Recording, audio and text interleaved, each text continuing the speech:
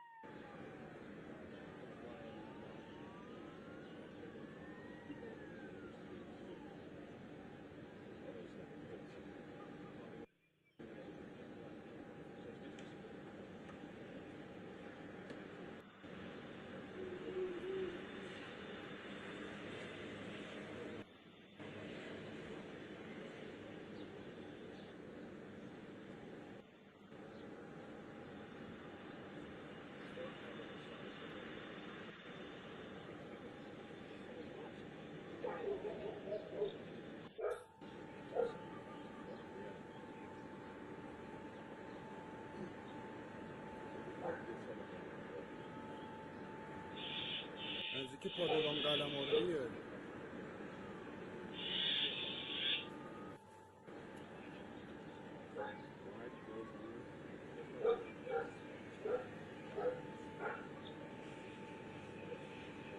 پادگان قلمرویه اینجا.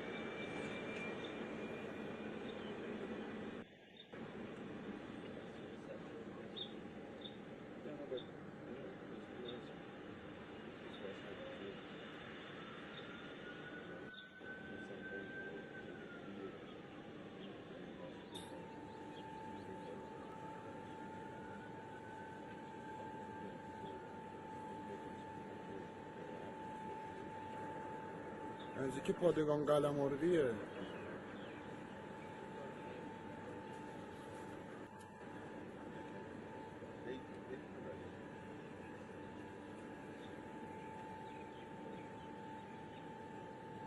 پادگان قلمرویه اینجا.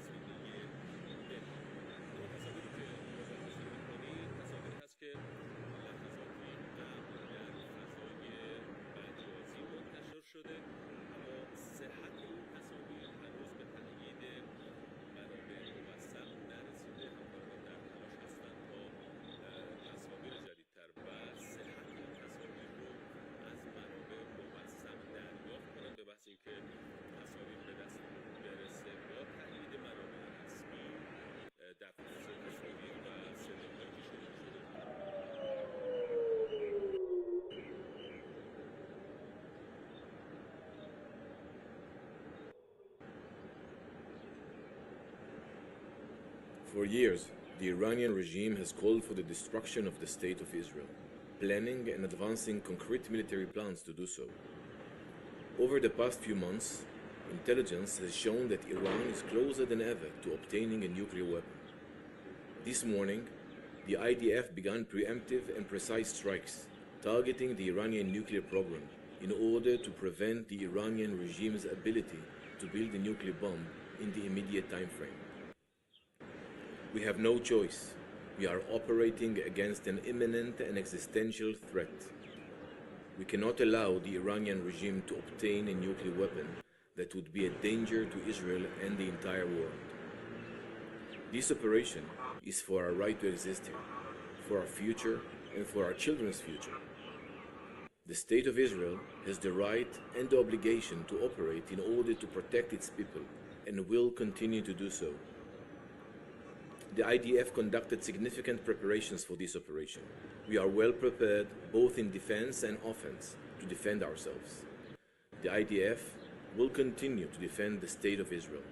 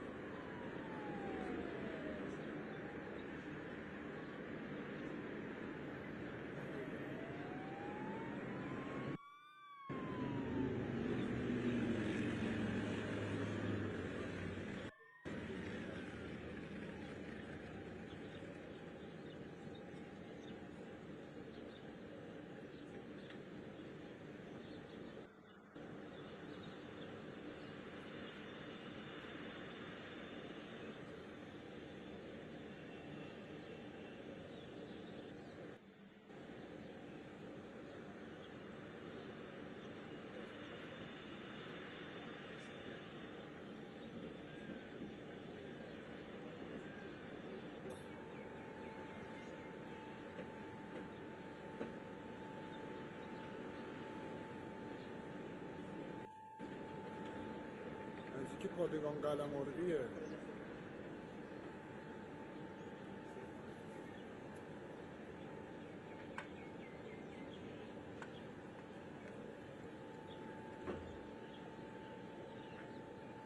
پادگان قلمردیه اینجا.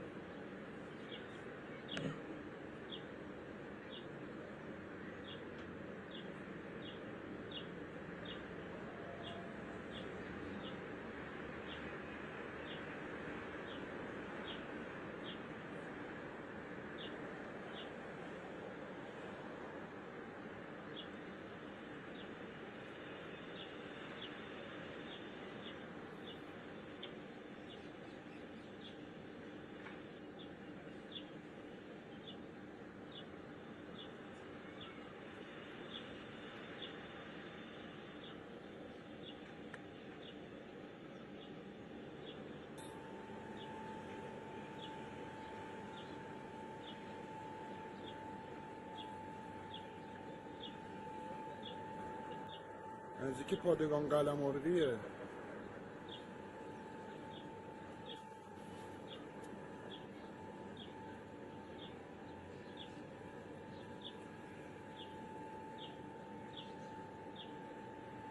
پادگان قلمردیه اینجا.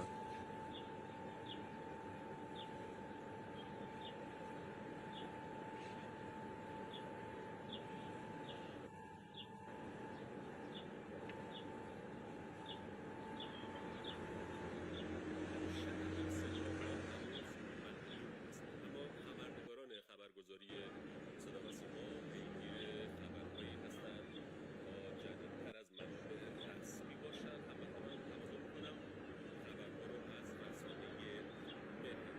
اما تصاویری که ملاحظه میکنید تصاویری هست که لحظاتی قبل در فضای مجازی منتشر شده، اما صحت این تصاویر هنوز به تحلیل منابع موثق نرسیده.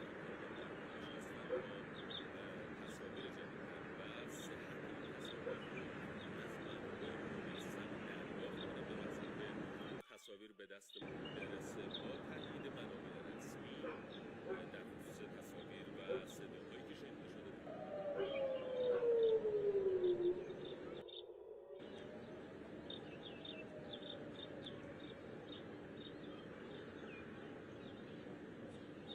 For years, the Iranian regime has called for the destruction of the State of Israel, planning and advancing concrete military plans to do so.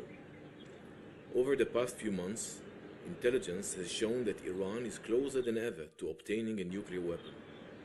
This morning, the IDF began preemptive and precise strikes targeting the Iranian nuclear program in order to prevent the Iranian regime's ability to build a nuclear bomb in the immediate time frame. We have no choice. We are operating against an imminent and existential threat. We cannot allow the Iranian regime to obtain a nuclear weapon that would be a danger to Israel and the entire world. This operation is for our right to exist here, for our future and for our children's future.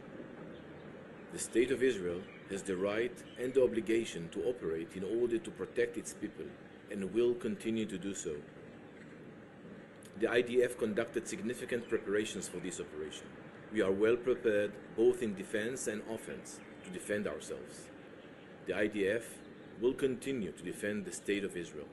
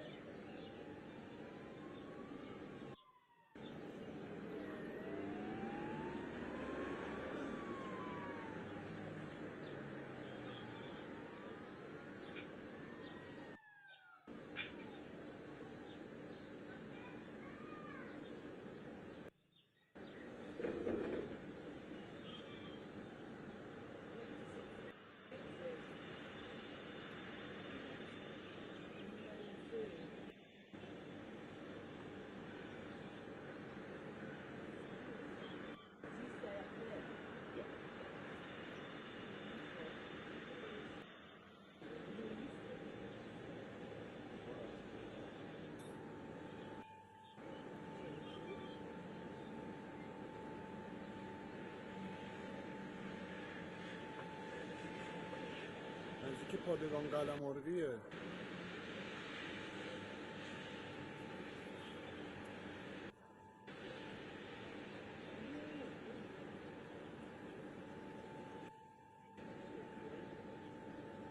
پادگان قلمردیه اینجا.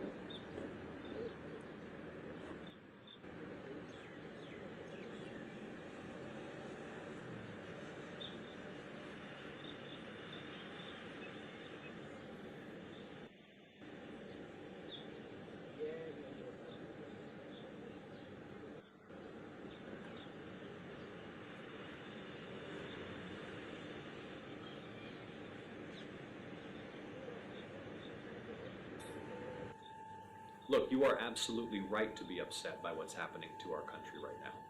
The president has launched an unprecedented power grab. He is targeting his نزدیک critics and his پادگان political قلمرویه. opponents with the power of the government. It's unlike anything in the history of our republic, and we have to defend our republic. And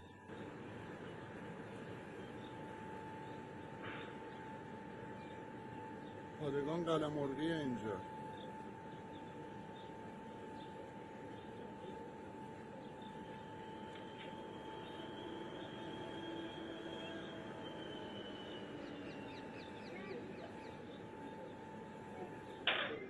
منشأ این صداها هنوز معلوم نیست، اما خبرنگاران خبرگزاری صدا و سیما پیگیر خبرهایی هستند تا جدیدتر از منابع رسمی باشند و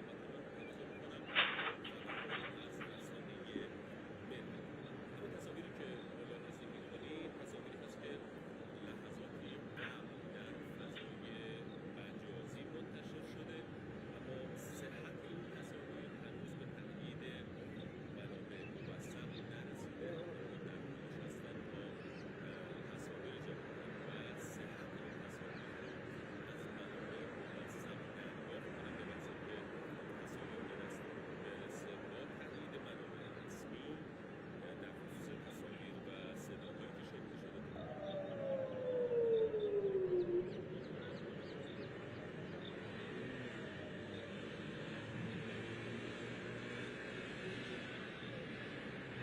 For years, the Iranian regime has called for the destruction of the State of Israel, planning and advancing concrete military plans to do so. Over the past few months, intelligence has shown that Iran is closer than ever to obtaining a nuclear weapon. This morning, the IDF began preemptive and precise strikes targeting the Iranian nuclear program in order to prevent the Iranian regime's ability to build a nuclear bomb in the immediate time frame. We have no choice. We are operating against an imminent and existential threat. We cannot allow the Iranian regime to obtain a nuclear weapon that would be a danger to Israel and the entire world. This operation is for our right to exist here, for our future, and for our children's future. The State of Israel has the right and the obligation to operate in order to protect its people and will continue to do so. The IDF conducted significant preparations for this operation. We are well prepared both in defense and offense to defend ourselves. The IDF will continue to defend the State of Israel.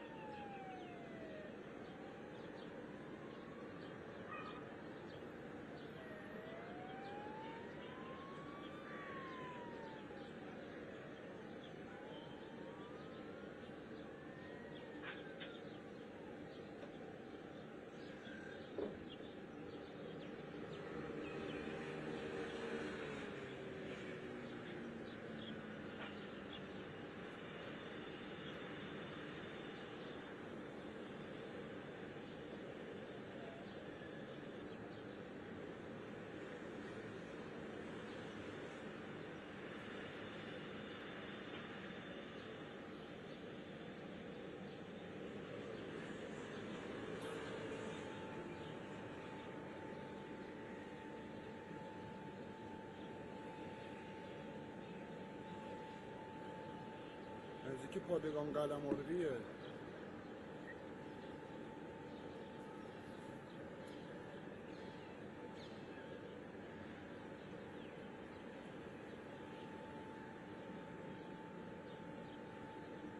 قلمردیه اینجا.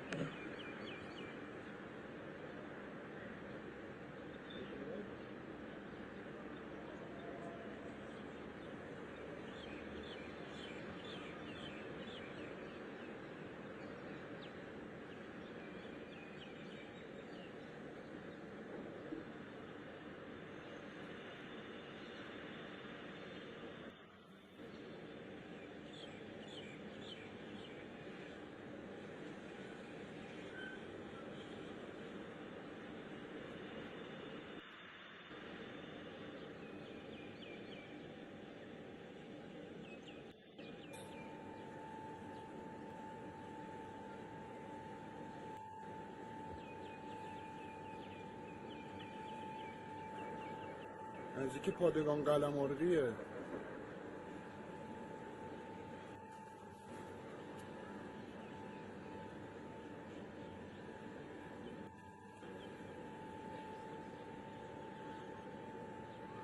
پادگان قلمردیه اینجا.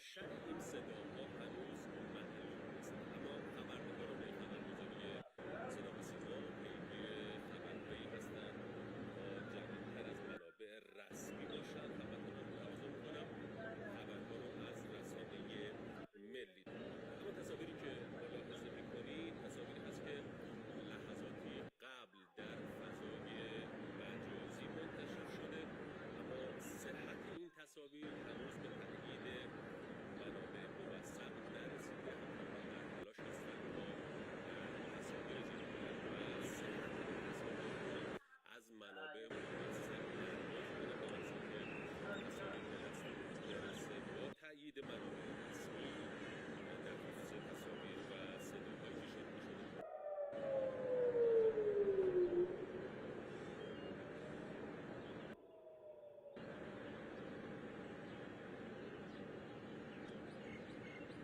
For years, the Iranian regime has called for the destruction of the State of Israel, planning and advancing concrete military plans to do so. Over the past few months, intelligence has shown that Iran is closer than ever to obtaining a nuclear weapon. This morning, the IDF began preemptive and precise strikes targeting the Iranian nuclear program in order to prevent the Iranian regime's ability to build a nuclear bomb in the immediate time frame. We have no choice. We are operating against an imminent and existential threat. We cannot allow the Iranian regime to obtain a nuclear weapon that would be a danger to Israel and the entire world. This operation is for our right to exist here, for our future and for our children's future. The State of Israel has the right and the obligation to operate in order to protect its people and will continue to do so. The IDF conducted significant preparations for this operation. We are well prepared both in defense and offense to defend ourselves. The IDF will continue to defend the State of Israel.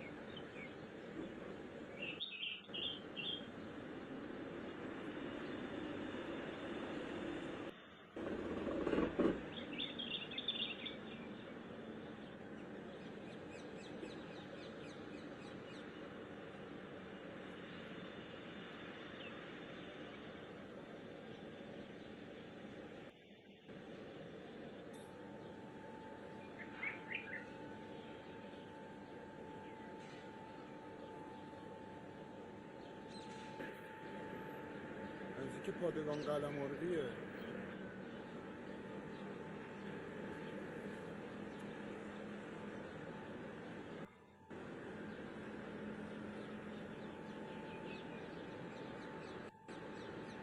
پادگان قلمردیه اینجا.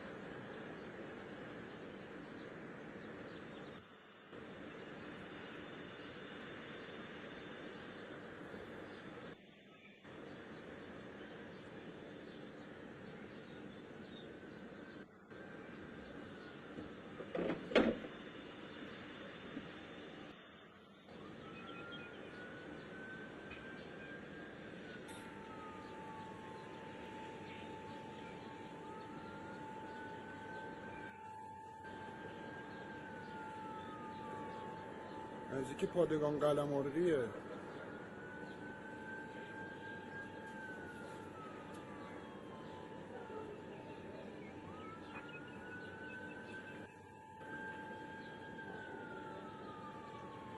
پادگان قلمردیه اینجا.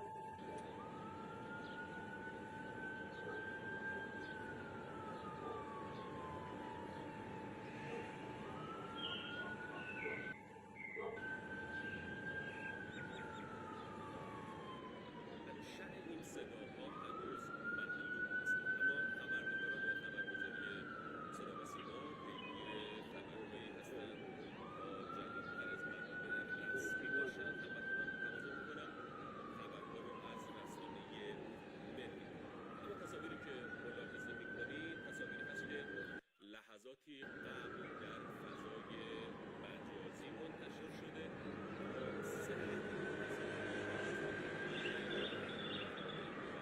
نرسیده همکاران در کوچ هستند تا تصاویر جدیدتر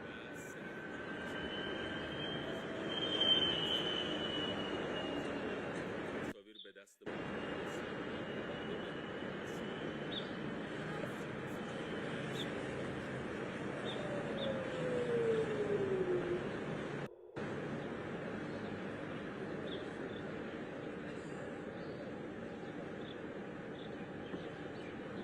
For years, the Iranian regime has called for the destruction of the state of Israel, planning and advancing concrete military plans to do so.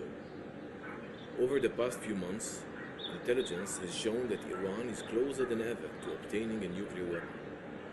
This morning, the IDF began preemptive and precise strikes targeting the Iranian nuclear program in order to prevent the Iranian regime's ability to build a nuclear bomb in the immediate time frame. We have no choice. We are operating against an imminent and existential threat. We cannot allow the Iranian regime to obtain a nuclear weapon that would be a danger to Israel and the entire world. This operation is for our right to exist here, for our future and for our children's future. The State of Israel has the right and the obligation to operate in order to protect its people and will continue to do so. The IDF conducted significant preparations for this operation. We are well prepared, both in defense and offense, to defend ourselves. The IDF will continue to defend the State of Israel.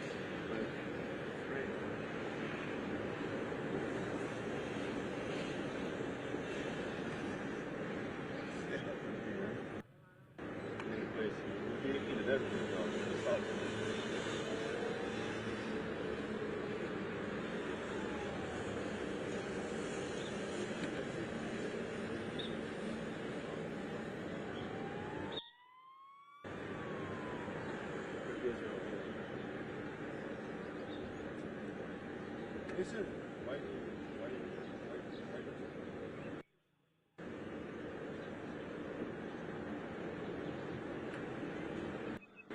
now it's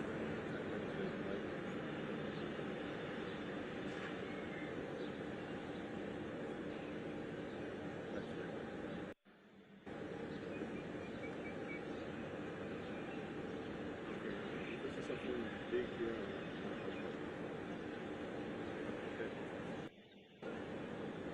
Yeah, big enough.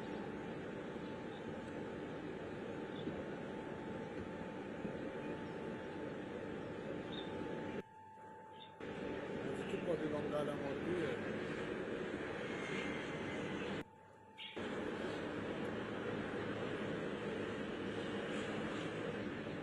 Such a lovely day.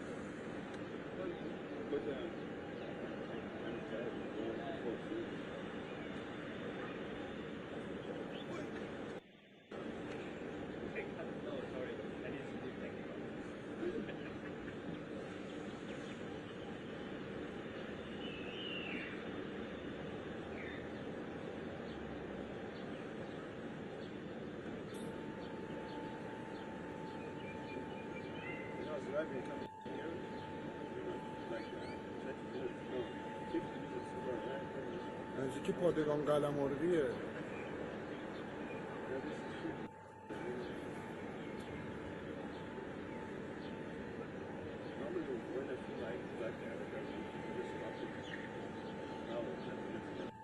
پادگان قلمرویه اینجا.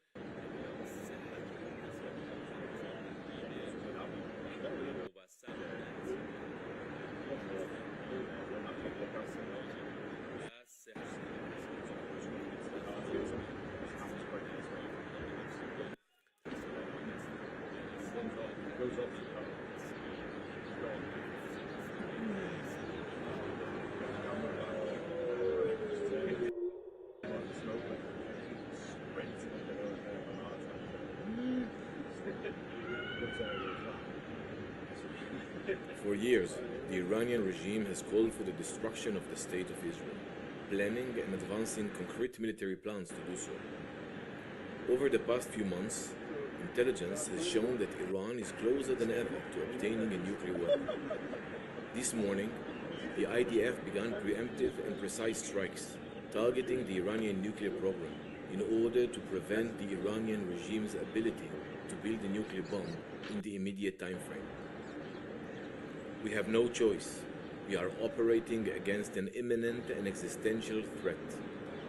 We cannot allow the Iranian regime to obtain a nuclear weapon that would be a danger to Israel and the entire world. This operation is for our right to exist here, for our future and for our children's future. The State of Israel has the right and the obligation to operate in order to protect its people and will continue to do so. The IDF conducted significant preparations for this operation. We are well prepared, both in defense and offense, to defend ourselves. The IDF will continue to defend the State of Israel.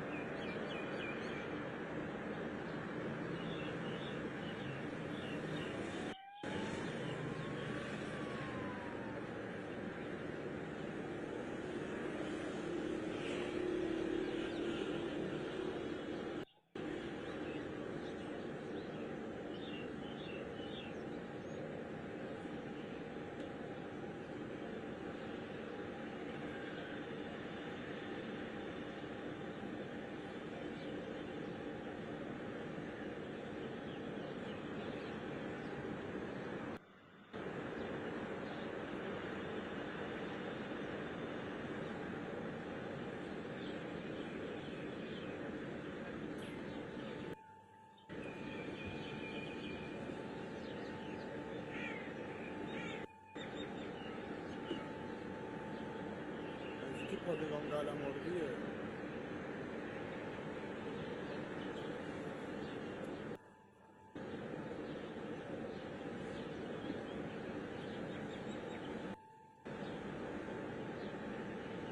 پادگان قلمردیه اینجا.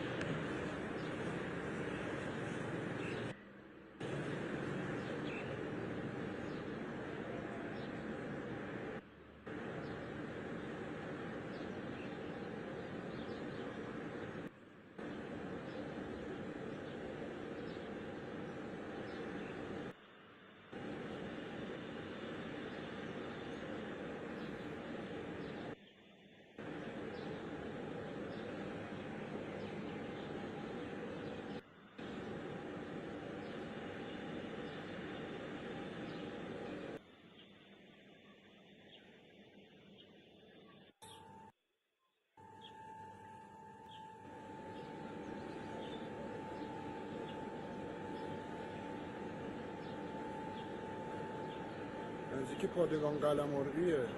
Monday.com is the best AI for work, and here's why. Let me show you some of the mind-blowing things thousands of companies are already doing with Monday.com's AI. If you're in marketing, sending bulk emails used to take hours. Now, AI summarizes, translates, personalizes, and sends them out in seconds.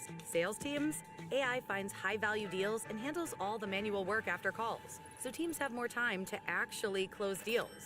Recruiting, AI sifts through hundreds of CVs, pulling the best candidates instantly, making your hiring process 10 times more efficient. That's why people love using it. Monday.com, the best AI for work. خبرهایی هستند تا جدیدتر از منابع رسمی باشن. هموطنان تقاضا میکنم خبرها رو از رسانه ملی دنبال کنم. اما تصاویری که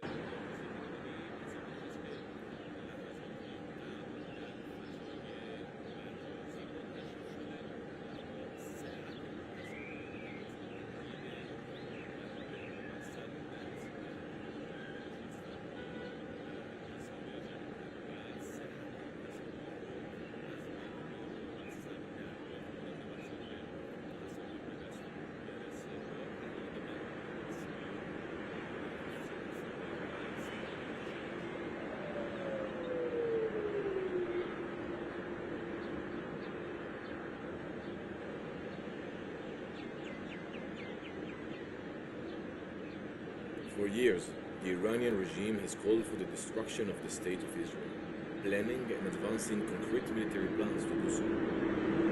Over the past few months, intelligence has shown that Iran is closer than ever to obtaining a nuclear weapon. This morning, the IDF began preemptive and precise strikes targeting the Iranian nuclear program in order to prevent the Iranian regime's ability to build a nuclear bomb in the immediate time frame. We have no choice. We are operating against an imminent and existential threat. We cannot allow the Iranian regime to obtain a nuclear weapon that would be a danger to Israel and the entire world.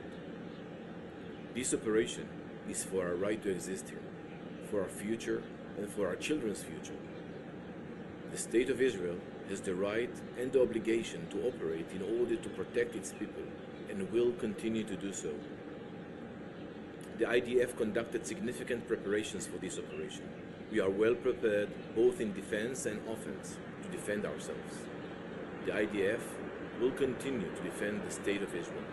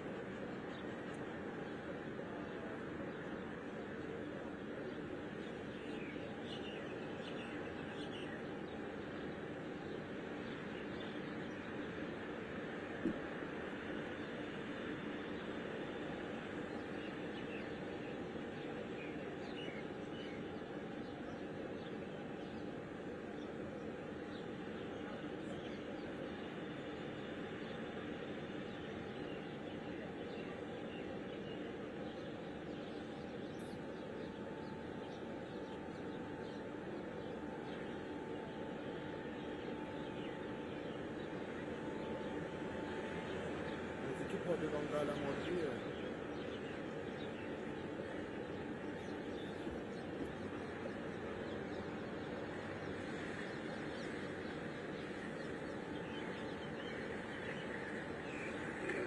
پادگان قلمرویه اینجا.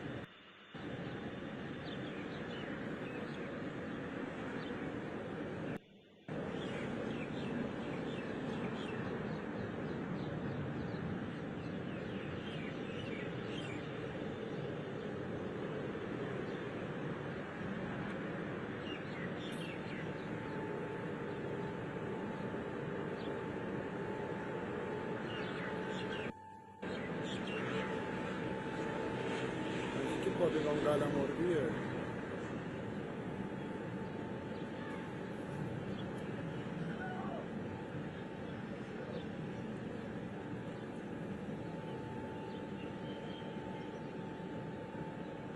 الان قلمرویه اینجا.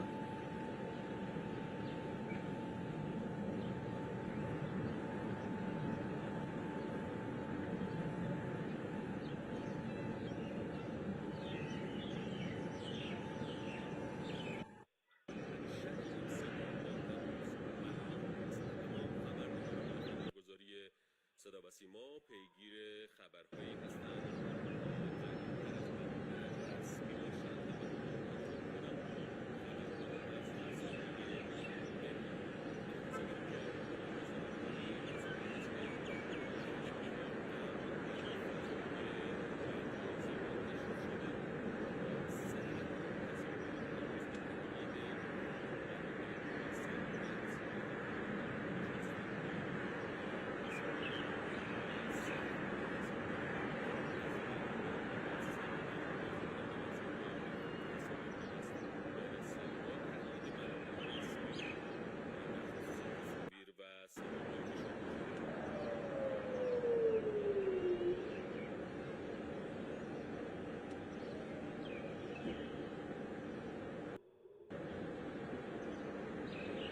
For years, the Iranian regime has called for the destruction of the State of Israel, planning and advancing concrete military plans to do so. Over the past few months, intelligence has shown that Iran is closer than ever to obtaining a nuclear weapon. This morning, the IDF began preemptive and precise strikes, targeting the Iranian nuclear program in order to prevent the Iranian regime's ability to build a nuclear bomb in the immediate time frame. We have no choice. We are operating against an imminent and existential threat. We cannot allow the Iranian regime to obtain a nuclear weapon that would be a danger to Israel and the entire world. This operation is for our right to exist here, for our future, and for our children's future. The State of Israel has the right and the obligation to operate in order to protect its people, and will continue to do so. The IDF conducted significant preparations for this operation. We are well prepared, both in defense and offense, to defend ourselves. The IDF will continue to defend the State of Israel.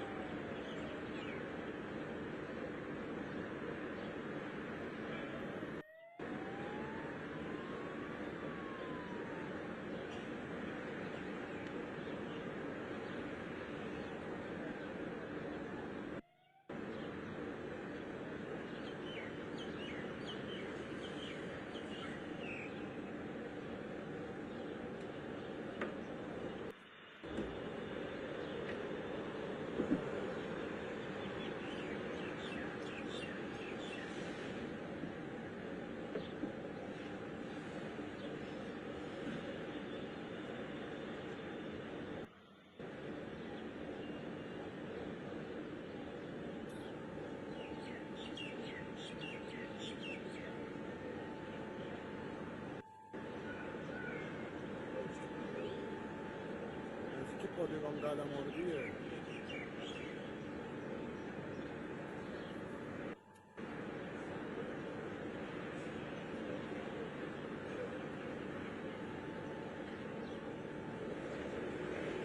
پادگان قلمرویه اینجا.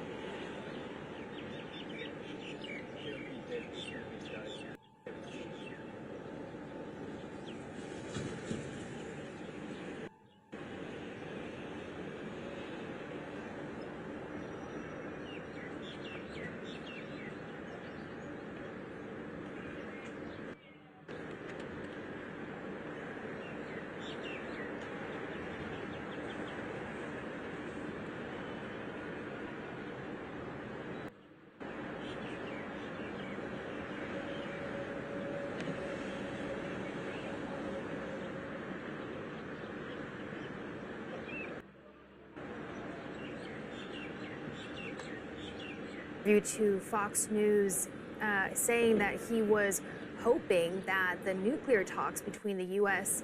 and Iran would still happen. Of course, this was now that we know that Iran is backing out of those talks, but Steve Witkoff, the U.S. envoy to the Middle East, had emphasized prior to that he was still planning to go to Oman on Sunday for those sixth round of talks. But like you said, the U.S. has been, in its statements, distancing itself from these Israeli strikes, emphasizing that the U.S. had no direct involvement, but noting that the U.S. was warned by Israel that this was coming prior to it happening. In fact, the U.S. had been moving some of its personnel around the region and having its diplomatic staff depart Iraq, perhaps in anticipation of these strikes in the days prior. And reportedly, Trump had been telling Israel, the U.S. had been telling Israel that the U.S. will not be directly involved in any Israeli strike on Iranian nuclear facilities. Again, this is something that the U.S. is watching, though, of course, as its U.S. policy is to defend Israel from any retaliatory attack. Trump emphasized that the U.S. recently replenished Israel's supply of missiles for its Iron Dome system. U.S. Central Command is on high alert as the Iranian counterattack is arriving in Israel, and the National Security Council has also been called for a meeting in the coming hours. I know that it's very early in the morning where you are, Heidi, and of course we're still waiting to see what, if any, reaction there is from the American public to what's been going on in the Middle East. How have other officials in Washington, though, been responding to these attacks? One would imagine that Donald Trump, part of the Trump administration, are not the only ones who've been woken up in the middle of the night to this news. That's right, and members of Congress were actually very quick to jump on reaction to this, and just after being made aware, just minutes after these strikes started to happen, we had some Republican congressmen saying that they were proud to stand next to Israel. We have one in particular, Lindsey Graham, the senator from the Republican Party, then saying, "Game on, pray for Israel," then being criticized for those comments, saying that he was making light of this and perhaps even expressing giddiness that Israel has launched this attack. House Speaker Mike Johnson, a strong Trump supporter, saying that Israel is right and has a right to defend itself. And there have been several notable high-ranking Democrats as well expressing support for Israel, saying that it had a right to do this. But then there's also been a handful of members of Congress, including Jack Reed, who is a Democrat, the top one in the Senate Armed Services, condemning the strike, saying that this is a reckless escalation. His response notable in that it was one of the few that mentioned the civilians who may be caught in the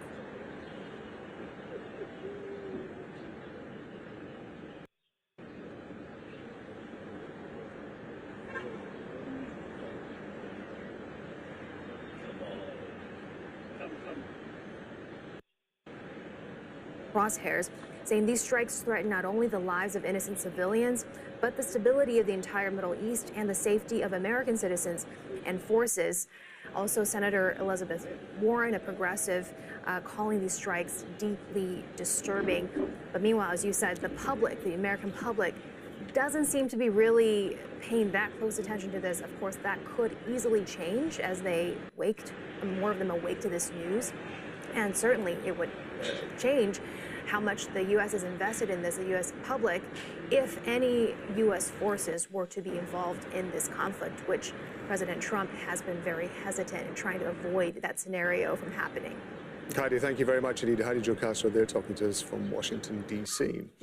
Well, Iran's atomic agencies confirm damage has been sustained at Natanz, Iran's primary uranium enrichment facility. However, investigations have not shown any radioactive or chemical contamination.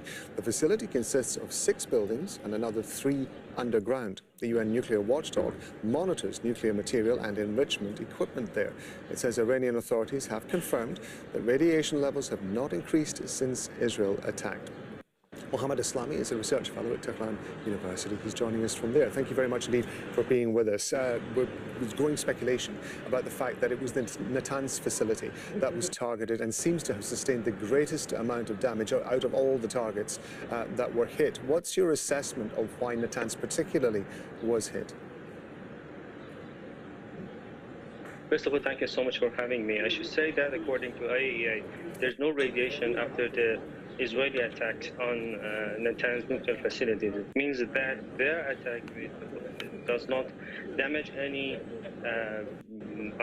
nuclear facilities, nuclear radiation sites. Maybe they have targeted around the Natanz or some places that would not some specific radiation facilities. So it seems that the Israelis wanted to send some kind of messages to the Iranians, but the question still remains if the Israelis have the capability to destroy the Iranian nuclear technologies or not. Seems that in these kind of attacks they do not have this kind of capability because even if they have destroyed all the Natanz site, it doesn't mean that they have destroyed the Iranian nuclear capability and technology. The Israeli government had said that it was attacked, and certainly the president has been quoted as saying that the attack was carried out predominantly because the Iranian nuclear threat was immediate as far as Israel was concerned. But Iran is, if I understand it correctly, is saying that this attack precisely indicates why Iran needs to have its own enrichment program and nuclear technology and missile power. What is your assessment of whether or not this is going to actually increase Iran's determination to build on its enrichment program? You know, last year when there was a confrontation between Iran and Israel, 2024, there was a serious debate in Iran about the nuclear, weapon-grade nuclear enrichment. So this time there is also from early this morning, all the political parties in their internal meetings, they are talking about this question: if the Iranian defense mechanism should have the capability of weapon-grade nuclear enrichment or not. I think that it is a question, but I don't think that the Iranian government wants to have this kind of technology yet. So we should wait for the future, and after the retaliation operation by the Iranian military forces, we should see how the Israelis respond to that retaliation, and after that, they will decide about these kind of questions. Of course, on Sunday there were planned talks between the US and Iran with regard to Iran's nuclear program. They were going to be happening in Muscat, in Oman. I understand that Iran has pulled out of that. What's your assessment of where those talks stand? Have they essentially just ended, or are they suspended? A very good question, because the only thing that the Israeli attack destroyed it totally was the diplomatic solution that was undergone between the Iranian diplomatic persons and the Americans. So right now there's no decision by the Iranians to come back to the negotiations, because for sure from the Iranian point of view this attack was by the support of the Americans. Even if the Americans did not engage directly, but it doesn't mean that they were not supporting them in the operation. So we should wait. As I told you, I think that it depends on the second response by the Israelis after the Iranian attack and Iranian operation, because the operation has not started yet. They are thinking about the possible scenarios for attacking Israel, and after that we should see the American response to that attack, and also the future decision by the Iranian government. Mohammed Islami, we appreciate you being with us on Al Jazeera, so thank you very much indeed. Governments and leaders around the world have been reacting to Israel's strikes. Saudi Arabia says the attacks violate Iran's sovereignty and safety, as well as international law. United Nations Secretary General Antonio Guterres says he condemns any military escalation in the Middle East. He said he's particularly concerned the attacks targeted nuclear sites, while talks between Iran and the US on the status of Iran's nuclear program are ongoing. Qatar has also condemned and calling the attack a flagrant violation of Iran's sovereignty and security. Turkey has called Iran's actions a provocation that violates international law and risks further escalation in the region. Well, joining me again on set is Mohanad Saloom. He's an assistant professor in critical security studies at the Doha Institute for Graduate Studies. And we have Dorsa Jabari, our correspondent who spent a long time in Iran. Mohammed, I'm going to start with you first of all. In terms of the regional response that we're seeing, particularly from Saudi Arabia, Qatar as well, amongst others, there has also been response from the UAE, all of whom, of course, are allies of the United States. The United States pulling its staff out of some parts of the Gulf, distancing itself from this Israeli attack. What's your assessment of the dynamic, if you like, between what we're seeing between Israel and Iran and also the rest of the Gulf nations? I think this was very much expected. Most of the states in the region, they are against any kind of military escalation. The region has already seen quite a bit of violence, and everybody here wants to de-escalate. They don't want any kind of military confrontation added to them. Also Turkey condemned the attack earlier today, and so nobody wants war. But still, this is a conflict between Israel on one side, behind it its allies, the United States and co, and on the other side, Iran. Now, Iran already launched a response, and the Israeli side is saying that we have intercepted most of the drones and the missiles before they reached Israel, and most of the interception went on in the skies of Iraq and Syria, and some of it over Jordan, but I think that was done by the Jordanian side. What we are looking at here is a collective action by regional states, especially GCC states, to de-escalate, to bring Iran back to the negotiating table and try to push the United States and to pressure it so that the United States would pressure Israel to stop the attacks, because Netanyahu, the prime minister, said that he would continue attacking Iran for the next few days, which is a serious escalation. I think what the Iranians are seeking now is to see what is the response from both the Israeli side and the United States, and if there are any offers for de-escalation, because the cards now in the Iranian side, not in the US or the Israeli, because they have the right now to respond. And if they can get something for that, I think that would be a starting point. Still, it's very precarious, it's very tricky for the Iranian government, because they would have to respond. The symbolic response that we have seen over the last 2 to 3 hours is not really enough. So they would have to get something political maybe in addition to that.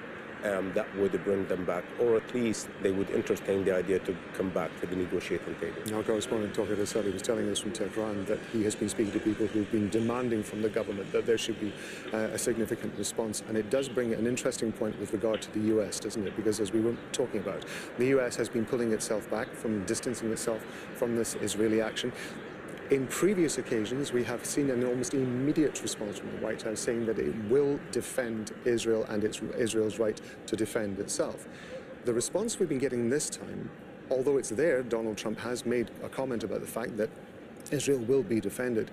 In comparison to those of us watching on the outside, seems somewhat lukewarm. And I was just wondering what, if any, response you think the US might take in the event that we see an attack from Iran that is different, or a continuation of the attack that we're seeing at the moment with the drones. My reading of the signals coming out of the White House is that they're meant for the Iranian side, not for the Israeli side. They're trying to tell the Iranian side that this is not the start of a major war. This is a limited strike, and let's treat it and deal with it that way. And we are not going to be involved. We don't want you to attack our allies or our bases or embassies in the region, so that the conflict does not get out of hand. But if you do, we will respond.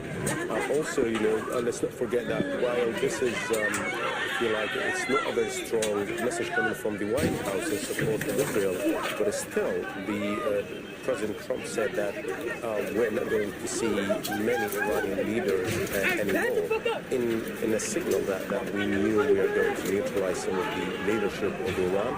So there are mixed signals, but still, I think the message coming from the White House to the Iranian government: do not respond as if there is a major war. So do not use overwhelming power to attack Israel or our assets, because if that happens, then we would have to respond, and that would be not in the favor of the Iranian government. Dorsa, you said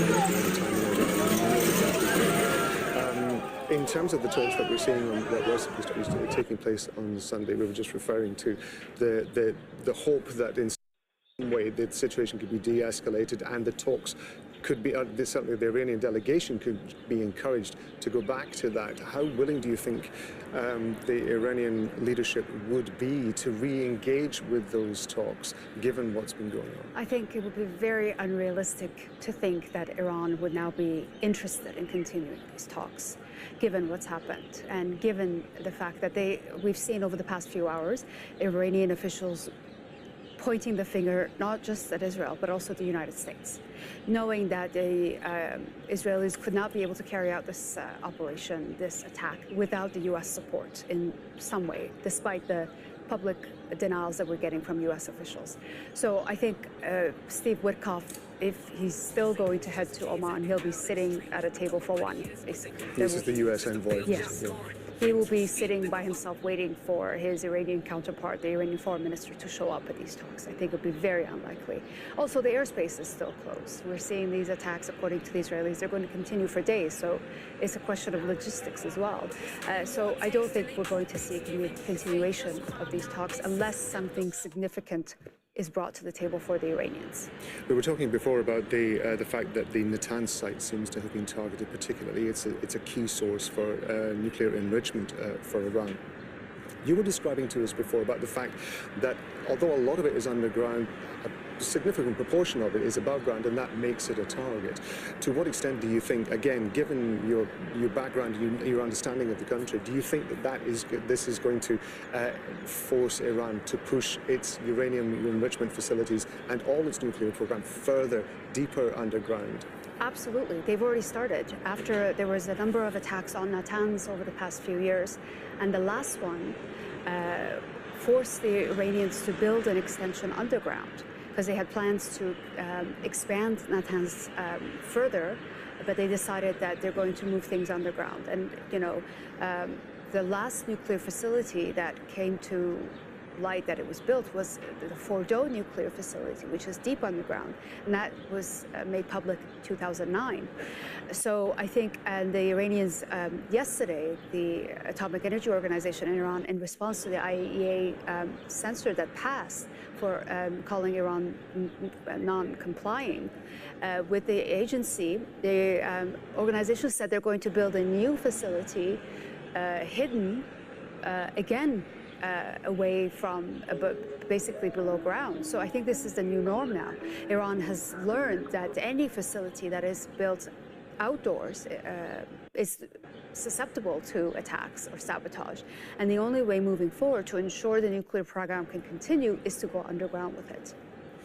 Mohammed, I'm going to, with regard to the security element in Iran particularly, Israel is already making claims that it had teams on the ground that have been taking out vital sites, air defense sites within Iran. And we have spoken before about the importance of in any conflict, having those teams in order to be able to bring in targets, to be able to allow missiles to target specific areas. One would imagine this is going to be an intelligence crisis really for Iran. It's going to have to re-examine its whole security apparatus. Of course, I mean, Iran has been suffering many intelligence setbacks. The leader of Hamas, for example, Haniya, has been targeted inside a military IRGC installation inside Tehran. And also the Iranian president, while he had an accident, the mood inside Iran was accusing Israel of assassinating him. Well, let's talk also about Israel's attack earlier this morning. It has an intelligence element, but the messages coming from Israel is, you know, it's not about whether Israel has the military capability to hit nuclear facilities under the ground or over the ground. It's also about Israel's targeting the second line of command of the Iranian government and Iranian IRGC, and also killing the second man after the supreme leader, which means Israel is saying that if we want to end your nuclear program, it's not going to be through only military means. We might actually go for regime change. I know this sounds too early, but the type of attacks and the type of targets it would tell us that, you know, Israel is going for the head. They're not only going for technically targetable, if you like, sites. They're also going for figures, and I think that was the stronger message. They could have used special kind of weapons to attack also underground facilities, but I think that is not on the cards at this point, and it might happen in the future. But I think the message coming by assassinating key figures, the chief of the IRGC, the special advisor to the supreme leader, and other figures like the chief of staff of the Iranian army. These are very, very clear messages coming out from Israel that the target is not only the nuclear facilities, it's the government itself. We might have to regime change so that we get what we want. And I think the Iranian side have already, the Iranian government and the leadership has already got the message that this is what's going on. I think they would have to think and choose their timing to respond, because we are now expecting Iran to respond, true, but at the same time, they have been forced to respond now. They're not prepared for it. They might take their time. Just like Israel is saying that we need days, they might take days to respond. And what kind of response we would see, I think it depends on what the Iranian government is capable of and what kind of options they would be presented with by regional allies and international community. Just very briefly, as a final question, in terms of regional allies, we're now looking at a situation where Israel has carried out sustained attacks on Hezbollah in Lebanon. Obviously, Hamas in Gaza, but also the Houthis in Yemen have been responding. We've seen them firing rockets towards Tel Aviv just in the last couple of weeks. If there is an Iranian response that is wider than a direct response, if you like, from Iran to Israel, what form do you think that might take? And are these organizations in a position to be able to take action on behalf of Iran in the way that they would have been before? Well, there are two, if you like, two entities that can actually launch attacks. First is the Houthis, and the second Iraqi militias. The Houthis have their capabilities has been attacked by the Israelis and by the United States, and also by limiting their access to resources through Oman, through Saudi Arabia, and through the sea. And so I don't see them having the military capabilities to really harm Israel. And the Iraqi militias, they don't have the same military capabilities that Houthis have, but they can attack U.S., if you like, targets inside Iraq. But the problem with that is the Iraqi government and its economy is really fragile at this point. If these militias decide to take military action, the Iraqi government would be in a very fragile situation. That's why Iraq, as we see, is making statements to distance itself and saying they're against the war and they don't want Iran to be attacked. But at the same time, they have been very cautious in their measures. Even the militias in Iraq have been very measured compared to, if you like, a year ago and what they have been threatening to do against Israel. Mohanad Saloom Dossajabari, thank you very much indeed. If you're just joining us, you're watching our breaking news coverage of Israeli strikes on Iranian nuclear and military facilities. Sites across Iran have been hit. Senior military and nuclear figures have been assassinated. Iran's responded by launching dozens of armed drones. Israel says it's been intercepting them outside its territory. Iran's confirmed that its nuclear facility in Natanz has been damaged, but the country's Atomic Energy Organization says its investigations show there have been no radioactive or chemical contaminations outside the site. Iran's Supreme Leader Ayatollah Ali Khamenei says Israel will receive a harsh punishment. The U.S. Secretary of State Marco Rubio has warned against any retaliation by Iran on U.S. positions in the Middle East. The chief of Iran's Revolutionary Guard, Hossein Salami, has been killed in the strikes. Some Iranian commanders and nuclear scientists are also understood to have died. And Israel struck residential buildings in Iran's capital. Sources in Tehran say women and children have been injured. The Israeli government's declared an emergency across the country. Iranian authorities have suspended flights to and from Tehran's international airport. Ori Goldberg is an Israeli political commentator, and he's joining us from Tel Aviv. Good to have you with us on Al Jazeera, Ori. I want to talk to you about the timing of this attack. We understand, of course, that it has been in the planning stages for a long period of time. Why do you think that the Netanyahu coalition has chosen this particular moment to carry out the attacks? Because there's nothing whatsoever to suggest that Netanyahu's claims, as well as other senior Israeli leaders' claims, that Israel was facing an imminent and existential threat are true. that is, Israel was not facing an imminent and existential threat. I think the decision to carry out the strike at this time has much to do with the fact that Israel has just about exhausted its options with regard to its genocidal campaign in Gaza. I think Israel is aware of that. I think Israel understands that the world is shifting, that it will no longer enjoy the impunity it once had. And I think this is a going for broke attempt to rally everyone around the very familiar themes that Israel likes to use in situations like these: the Holocaust, world peace, and Iran being the threat to world peace, and so on and so forth. This was a last desperate attempt to get the world to side with Israel. Of the backdrop to what we've been seeing with regard to the IAEA, for example, just 24 hours ago, holding Iran accountable for or accusing Iran for not being accountable in terms of its commitments to its nuclear program. And of course, there were supposed to be negotiations that were going on at the moment between the US and Iran over its nuclear program. What do you think that Israel's intention is in terms of the future of Iran's nuclear program and any possible arrangement that could have been made between the US and Iran? I think that it is in Israel's current interests to disrupt any kind of resolution-based settlement in the Middle East at the moment.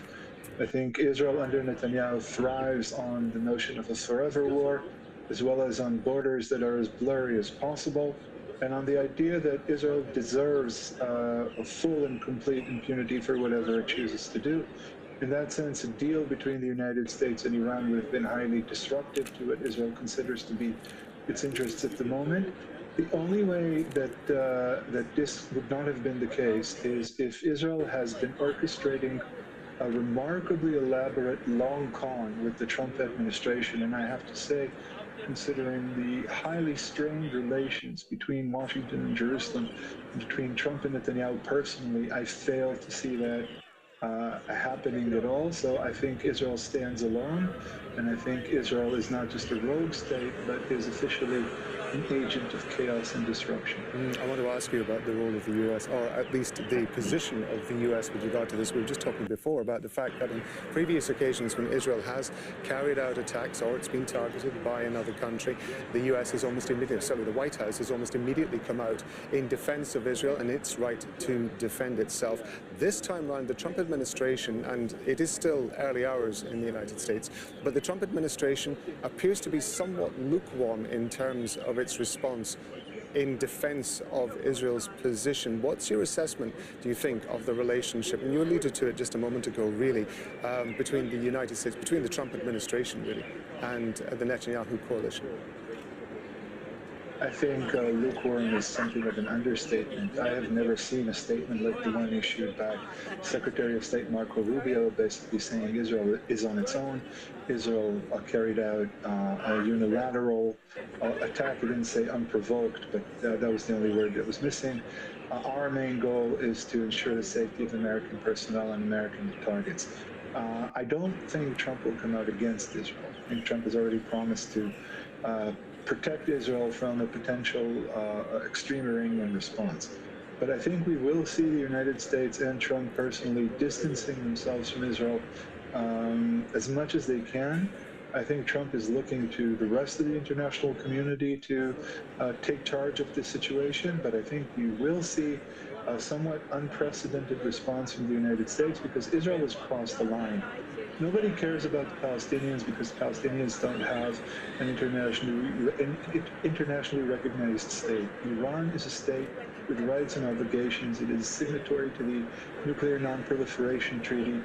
It has all sorts of rights and it has all sorts of responsibilities. If Iran chooses to press its case internationally, there's very little international institutions and international superpowers can do to dissuade Iran from doing so, or to defend Israel from the implications of its unilateral, unprovoked actions. As we've seen over the last, certainly over the last couple of years or so, domestic politics within Israel invariably play a role when it comes to decisions made by the coalition of Benjamin Netanyahu. He barely survived an effort, a vote to dissolve Israel's parliament just in the last couple of days or so. Certainly he did survive it, but he came out, as commentators are saying, fairly badly bruised. How do you think the domestic political scene in Israel is playing into what we're seeing in the last 24 hours? I think that as far as Netanyahu is concerned, there's very little distinction between domestic and foreign politics. I think we should also take into account another major player on the Israeli domestic political scene, and that is the IDF, the Israeli military. Netanyahu and the IDF have reforged their alliance after about a year of very pronounced tension regarding Gaza. Both the IDF and Netanyahu hope to find redemption in this strike against Iran. I have to say, looking at the list of targets and understanding that the main point of the strike was not decapitating Iran's nuclear program, but carrying out assassinations of senior Israeli leaders, senior Iranian leaders, obviously, which is the Israeli MO and has been for some time. Looking at that, I think it's almost immediately apparent that Israel has not solved anything. It has not broadcast a single, clear, coherent message to Iran. This is mainly for domestic purposes, to restore faith in Netanyahu and make him potentially eligible for the next elections, or perhaps even to be acquitted at his trial, but also for the IDF and the Israeli defense establishment, and for the general populace to rally around a flag and to leave behind disagreements about questions like the fate of the hostages. The Israelis are now very much afraid, but they are also very much rallying around said flag. Ori Goldberg, we appreciate you being on Al Jazeera, so thank you very much indeed. Well, the Chinese Foreign Ministry has also commented on the strike, saying the Chinese side is deeply worried about the severe consequences that such actions might bring, and it calls on relevant parties to take actions that promote regional peace and stability and to avoid further escalation of tensions. Katrina News live from Beijing with more. What else have we been hearing from China's Foreign Ministry? Well, China is watching this situation very closely. Earlier on Friday, it already warned all of the Chinese citizens living in both Israel and Iran to take cover, to avoid going outside unless it's very necessary. Also, we had China's Foreign Ministry speak in the afternoon at its press conference, saying that it's extremely concerned about the potential fallout of this Israeli attack on Iran. It says that this does not benefit any of the parties involved. It's called all of the parties involved to do what it can to de-escalate tensions. It's also indirectly criticized Israel, saying that it opposes any violation of Iran's sovereignty, of its territory. And interestingly, Beijing has offered itself up as a possible mediator, saying it's willing to play a constructive role in easing tensions. And it did famously, was able to mediate a deal between Saudi Arabia and Iran in 2023, and perhaps that is what Beijing is alluding to, that experience, saying it could perhaps play that role again. It's an interesting note that it is offering itself as a mediator for the reasons that you're talking about, and also, of course, we have to remember that Israel and China have very strong trading links as well. Just how closely is China going to be watching these developments? I think very closely. I think China wants stability. It's got a slowing economy. It doesn't want anything to disturb the economic growth of its own country, as well as the international community. And China offering itself as a mediator, I think it speaks to what Beijing believes is equally good relations between Israel and China, as well as Tehran and Beijing. But I think it is very clear that China is closer to Iran than it is to Israel. In 2016, President Xi Jinping declared a comprehensive strategic partnership with Iran. China is Iran's biggest trading partner, its biggest buyer of oil. Its economic ties to Iran really are really crucial for Iran, given the sanctions placed on it by other Western countries. And while China's foreign minister met the foreign minister of Israel earlier this year, and they do have good economic ties, in recent years, those ties have been strained because of Beijing's vocal criticism of Israel's war on Gaza. It's been calling for a ceasefire, its support for Palestine, as well as a two-state solution. Katrina, thank you very much indeed. Katrina, you there talking to us from Beijing. NATO Chief Mark Rutte has called for parties to de-escalate the situation during a news conference in Stockholm. Allies within NATO really navigating this crisis. Everybody is focused on de-escalating it. The US, of course, is working on that with other allies. NATO not being involved as an alliance because it is really focusing on the Euro-Atlantic, but obviously NATO allies very much involved to make sure that the conflict is de-escalated as soon as possible. Israel has also continued its attacks on Palestinians in Gaza. More than 30 have been killed since dawn on Friday, including 11 who've been waiting for aid in Gaza City. In the south, the Israeli military has pushed deeper into Khan Yunis, where fighting is ongoing between Israeli troops and Palestinian armed groups. Tariq Abu Zoum is joining me now live from Deir al-Balah in central Gaza. Tariq, just bring us up to date, first of all, with the fighting that we've been seeing in the last few hours. Well, we are still witnessing developments coming out from across the entire Gaza Strip. Let me first start with what was happening here in the central areas of Gaza, where the Israeli military simultaneously targeted two residential areas in Deir al-Balah city, where at least 9 Palestinians have been killed, while in Al-Maghazi refugee camp, which is too close from where we are, a group of civilians was targeted. As far as we know, that 6 Palestinians were killed in the attack. But in the south, as you have mentioned, Rock, the Israeli military is advancing deeper into the city of Khan Yunis amid more fierce fighting raging between the Israeli ground forces and the Palestinian armed faction. Now, this new round of escalation has really triggered a new wave of displacement as more families are fleeing from main residential zones of the city of Khan Yunis toward Al-Mawasi area, which has been designated as a safe humanitarian zone, as people have run out of options but just moving to Al-Mawasi. And in a tragic development elsewhere in the central areas of Gaza and near all distribution points run by the controversial Gaza Humanitarian Foundation, 32 aid seekers were killed while they were trying to collect food aid from these designated aid hubs. We have been told by eyewitnesses that the scenes there have swiftly turned chaotic as the Israeli military opened fire on hungry crowds, turning the entire situation into a new sight of desperation, adding more layers of misery to the already unfolding humanitarian crisis in Gaza. But what we can say for sure at the moment is that there is a relative absence for the Israeli drones and fighter jets from the sky of the central areas as the escalation in Iran is still taking place. Tariq, thank you very much. Indeed, Tariq Abu Zoum talking to us from Deir al-Balah. I want to take you back to our main story, the Israeli strikes on Iranian nuclear and military facilities. International Atomic Energy Agency is saying that it is in contact with Iranian nuclear authorities to assess the impact of areas that have been hit. This morning, the International Atomic Energy Agency was informed of the military operation launched by Israel, which includes attacks on nuclear facilities in the Islamic Republic of Iran. We are currently in contact with the Iranian nuclear safety authorities to ascertain the status of relevant nuclear facilities and to assess any wider impacts on nuclear safety and security. At present, the competent Iranian authorities have confirmed that the Natanz enrichment site has been impacted and that there are no elevated radiation levels. They have also reported that at present the Esfahan and Fordow sites have not been impacted. This development is deeply concerning.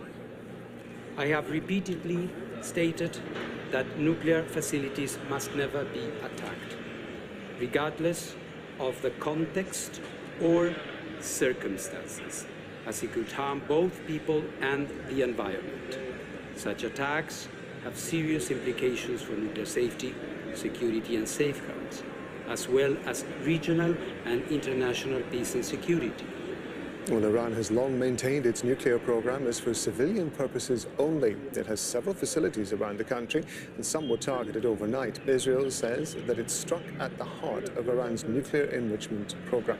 let me take you to give you a closer look at that. Well, there are several research facilities, uranium mines, and a nuclear power plant sited in different locations. 2 uranium conversion plants are in Arak and Isfahan. Lastly, there's the uranium enrichment plant in Natanz that was also struck by Israel. Susie Snyder is the program coordinator at the international campaign to abolish nuclear weapons. She says a negotiated solution is the only way to prevent an escalation and harm to civilians. Any attack on nuclear infrastructure is a potential hazard for those living within the region and anyone downwind from that area. We're lucky that the IAEA has said and repeated that there are no radiation releases at this time. However, if there are further attacks, or there's a decision to attack, for example, the Bushehr nuclear reactor, that could cause massive damage in the region, damage that could not be constrained within borders. It can cross the border. That's the problem with ionizing radiation. It's indiscriminate and it travels faster than we think. As much as we understand the legitimate right to self-defense, restraint is called for. There needs to be a de-escalation. Israel is the only country in the region that has nuclear weapons, and Israel may, if attacked, respond by increasing the type of weapons that it uses. What we are recommending is negotiated solutions, because a negotiated solution has halted Iran's nuclear program in the past. It has allowed Iranians to continue with the enrichment to a place that is safe and does not divert material into weapons programs. And Israel also needs to bring its nuclear weapons to the table to negotiate their elimination, as has been called for decades. That is what we need to see happen. It's going to take some time, but right now cooler heads need to prevail so that no more civilians in particular are harmed as this escalation. The consequences of attack on a nuclear facility are unpredictable. Nobody knows what the weather is going to bring tomorrow or where the wind may blow. And that's what we've seen over time, and that's why we work so hard. The international community works very hard to protect and monitor and ensure that nuclear facilities are isolated from attack. So we need to make sure that that continues, that those facilities are not harmed. At the same time, we do know that when those attacks happen, or if they do, again, it's a broad regional impact. It is not constrained within borders. So it's a harm that is more than to one population. And we've seen it time and time again, if nuclear weapons are employed, we've seen from nuclear weapons testing, the damage that they cause, if it goes to that level, can last for multiple generations. That's the problem with ionizing radiation. It lasts for generations and leaves a legacy of harm that cannot be controlled within time or space. We need to have cooler heads, we need to have negotiated outcomes, and we need to prevent escalation and especially prevent the use of nuclear weapons. Well, as we've been saying, Israel's assassinated senior leaders of Iran's military and nuclear institutions during its strikes across the country, including the Chief of Staff of Iran's armed forces, Major General Mohammad Bagheri, and Hossein Salami, the head of Iran's Revolutionary Guard. There are unconfirmed reports that Commander Major General Gholam Ali, who ran Iran's military command center, the Khatam al-Anabiya Central Headquarters, was also killed. Ferdowne Abbasi, the former head of the Atomic Energy Organization of Iran, and top nuclear scientist Mehdi Tehranchi have also been killed in Israeli strikes. Al Jazeera's correspondent Dosa Jabani is joining us here in the studio. She spent a lot of time in Iran. The names that we've got here at first glance seem to be very significant. Talk to us about what kind of impact that is likely to have in terms of the military structure within Iran, but obviously also nuclear research and the nuclear program. Well, certainly, Rob, these are the top commanders, the top people that have been in power in Iran for many, many years. They are very well-known figures. They have a long history inside Iran in military background from either the IRGC or the army. So their assassination is a very alarming development. So it means that Israel is not just targeting nuclear facilities, but also top military commanders, as well as nuclear scientists that used to be active in Iran's nuclear program. For example, Ferdowne Abbasi, he survived an assassination attempt in 2010. And he has been sort of in the peripheries of the establishment for a few years as well. So taking them out now is a message, clearly, to really the supreme leader and whatever is left in the establishment, that Israel has not only the capability to attack nuclear facilities, but also the intelligence and the means inside Iran to attack and target the highest ranking officials inside the country. Mohammad Bagheri is the second in command of the entire country's forces, both the army and the Revolutionary Guard. Hossein Salami was somebody who was always heavily guarded.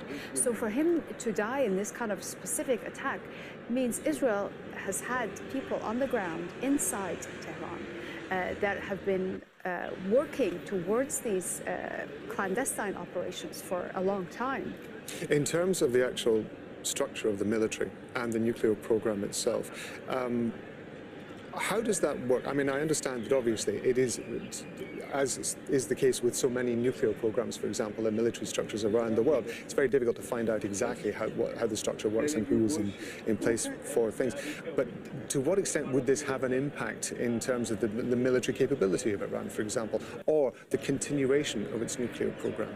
Look, in the broader picture, it's not going to have any direct impact. It's actually going to make things much more advanced for Iran. It's going to give them incentive to continue, and not only continue, but advance their program and their capabilities. The Iranians have had practice for many years of assassinations and sabotage, so they have people in line to replace these high-ranking officials, so they will be replaced. Now, one thing to understand is Iran's power structure. When it comes to the nuclear program, it is an entity on its own and the military on its own. Now, the defense ministry is in charge of the ballistic program. There's also the Revolutionary Guard that has involvement in the country's ballistic missile program, as well as the space program. But the nuclear program, the security of it is also with the IRGC. So they're all interconnected, but it's not to say if one entity is compromised, the entire system falls apart. It doesn't work like that. And the Iranians have had practice for a long time, for 47 years now, ensuring that the system that they have put in place is solid and can withstand these kinds of attacks. So these attacks that are continuing now in Iran do serve a purpose of actually trying to diminish or limit Iran's nuclear program, but also the assassinations are a message.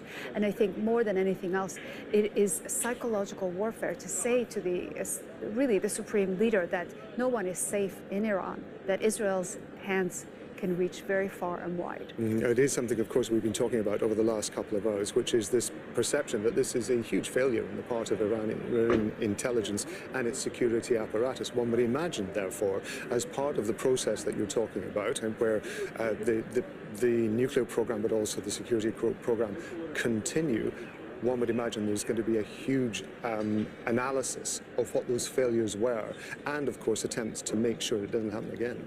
Absolutely. I think it's going to be at the top of the agenda. And the Supreme Leader, Ali Khamenei, after Ismail Haniyeh was assassinated in Tehran while he was visiting for the inauguration of President Masoud Pezeshkian, he was the first person to say we have to make sure that this kind of security breach doesn't happen again.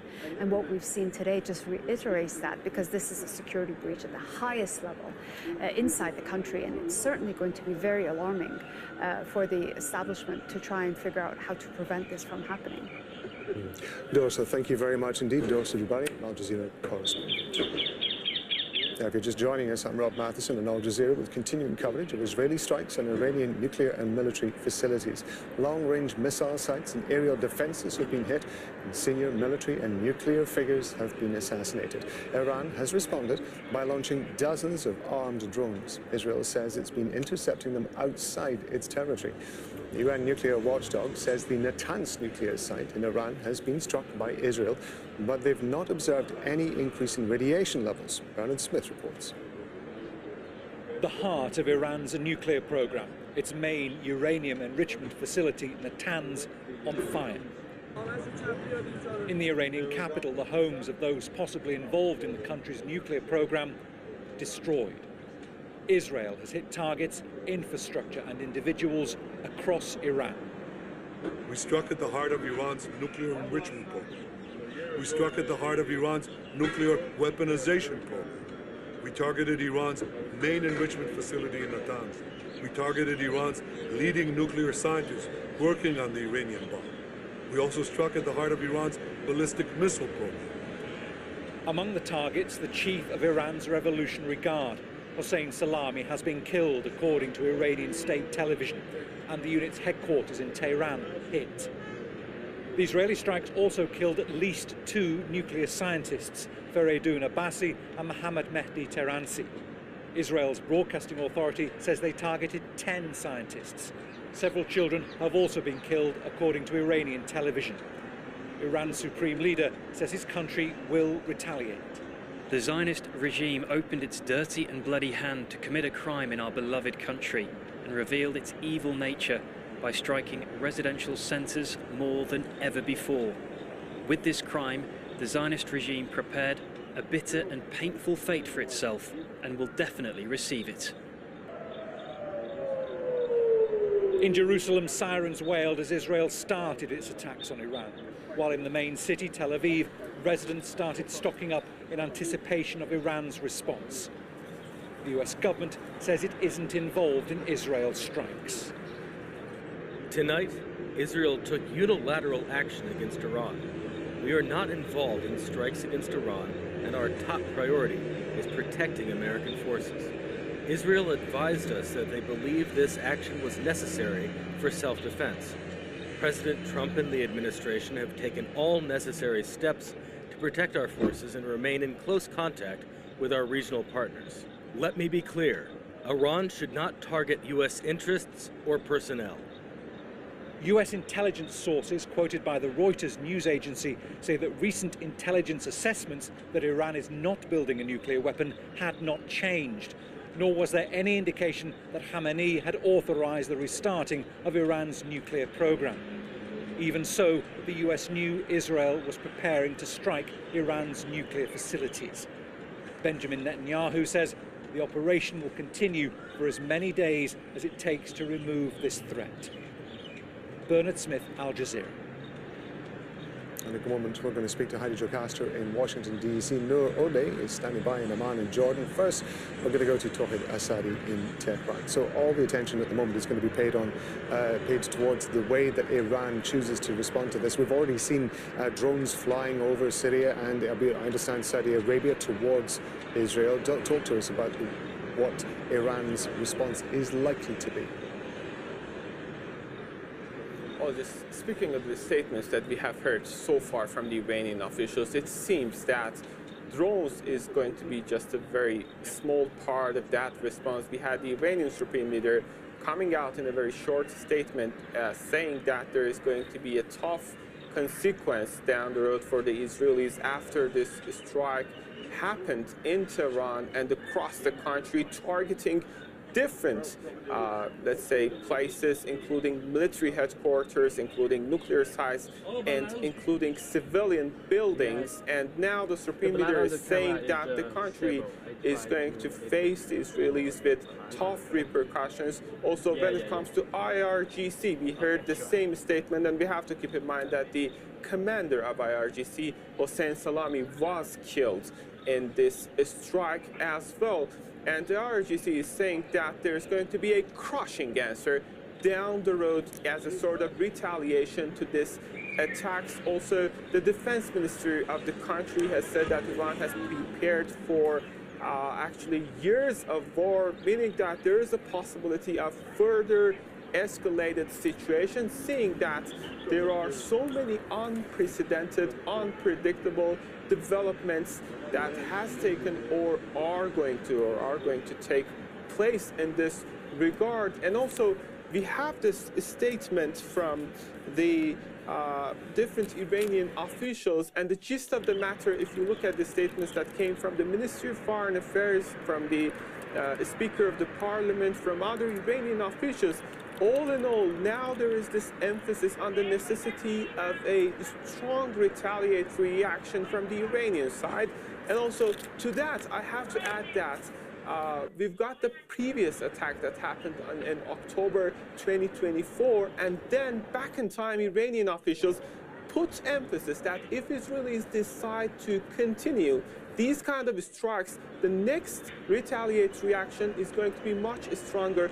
And now we are seeing an extensive damage to the infrastructures of the country when it comes to nuclear facilities, when it comes to some military targets across the country in different provinces, including Azerbaijan, including Ilam, including Hamadan, and elsewhere. Now we see a very critically escalated situation that runs the risk of any potential scenario down the road. We're following the developments, we're following the statements that we hear from the Iranian side, and what we can say at the time being is that this is just the beginning, and Iran is going to continue this retaliation. This is one side of the coin. The other side of the coin is that from the Israeli sources, we are hearing that there is a possibility for further next waves and rounds of a strike, which is going to, again, further ramp up the escalation in between, and that runs the risk of dragging even the entire region into a full-fledged, all-out war scenario. So far, we know that the latest developments, if I may talk about that, was that the supreme leader of the country announced that Abdurrahim Musavi is going to be the next chief of the staff of the country, replacing Mohammad Bagheri, who was killed in this recent strike. Also, he said that Mohammad Pakpour is going to be the head or the commander of IRGC, the former commander of which Hossein Salami was assassinated in these strikes, added to top nuclear scientists, including Dr. Tehranchi, who was actually a president of Azad University, as well as Feridun Abbasi, who was the former head of the atomic organization of the country, as well as his deputy. All in all, we know that at least 6 important nuclear scientists have been killed. Military officials, in addition to those names that I gave you, have been either injured or killed. And now we're expecting a seriously tough, crushing answer coming from the Iranian side, and for that we have to wait for the next days, if not hours, to see how future could unfold. Tawhid Asadi talking to us there from Tehran. Tawhid, thank you very much indeed. Noorod is joining us from Amman. She's there because the Israeli government's banned Al Jazeera from reporting inside Israel and the occupied West Bank. Tawhid was just talking about the response from Iran to the Israeli attacks, and looking at the map, of course, between Iran and Israel, we have Iraq, Syria, Jordan, and to some extent Lebanon as well. And of course we do know that in the last couple of hours or so sirens have been heard in Amman. What is the latest on that, first of all? Well, Rob, the Jordanian army has announced that the emergency sirens and the emergency situation has now ended. They have urged Jordanians to continue looking out for any further instructions should there be any new developments. But it seems that at least as far as the drones flying in Jordanian airspace, the Jordanian Army and Air Force considers that situation to have been resolved. The Jordanian foreign minister also issued a very strong statement condemning the Israeli attack on Iran, calling it destabilizing and provocative, and saying that it will not bring security to any party. Now, of course, in Israel, there is almost a sense of euphoria. The reports that we're monitoring and seeing talk about a very decisive, very large scale attack that has achieved much of its objectives. The latest we heard was a debriefing that the Israeli Minister of Defense received, in which he was told that most of the commanders and the chiefs of the Iranian Air Force of the Revolutionary Guards were killed during a meeting in an underground bunker. So we haven't heard confirmation about such a large attack or such a large scale assassination from Iran. But certainly the assessment in Israel seems to be that the attacks were decisive, they were effective, and they reached a very large number of high commanders in the Iranian army and the Revolutionary Guard, in addition to the scientists, the experts, and the academics that were also targeted by suicide drones. No, we heard just a couple of minutes ago in Bernard Smith's report, Israeli Prime Minister Benjamin Netanyahu in a television address that he made giving the details of the attack itself. Are we hearing any more about the justification for the attack? Well, look, domestically, Israel doesn't really need to justify the attack on Iran. This is a point of consensus. There is no division, if you will, between the government and the opposition. All the heads of the opposition parties in Israeli politics, the Jewish Israeli parties, I have to say, welcome the attack and express support for the Israeli army. The public is anxious, of course, listening to the instructions, stocking up on food, but generally there is support for this. Internationally, however, and as we've been monitoring, the world is worried. The region is on edge, and Netanyahu wanted to paint this attack as not just justified, but inevitable, necessary. He said that this was a preemptive strike, necessary to protect Israel's national security, but also the interests of the United States and its national security, really focusing his message on Donald Trump, the U.S. president, showering him with praise, talking about the shared values, saying that Israel was carrying out this attack in defense of the civilized world. Of course, those are his words, not ours. And so for now, that is really the focus of the narrative, of the messaging of the Israeli government, that Israel was justified. It had to preempt Iran, that Iran posed a threat, not just to Israel, but to all its Western allies. And the reactions so far, despite the concern, don't seem to have condemned the Israeli attack or oppose it in a manner that would concern the Israeli government for the moment. No, I'm just looking at a line that's come out from the Reuters news agency. It's quoting an unnamed Israeli military official saying, quote, "We are prepared to keep this going for days. Depends partly on the Iranian response." And Israel quite clearly putting the ball in Iran's court to tailor its response, and that will then dictate how Israel carries this forward. Absolutely. I mean, from the get-go, as soon as those strikes started, and there were 5 waves of Israeli airstrikes, the Israeli government said that the public should prepare themselves for the long haul, that this could take up to 2 weeks. We're hearing that the Tel Aviv airport is perhaps not scheduled to go back and become operational for another 3 to 4 days. So there are preparations for this. Israel seems to have readied itself for a longer confrontation, but it is opening space, I guess, for a de-escalation if Iran would choose a seemingly self-defeating response by not responding to the Israeli attack. We saw those 100 attack drones launched. It seems that Israel has been able to thwart most, if not all of them.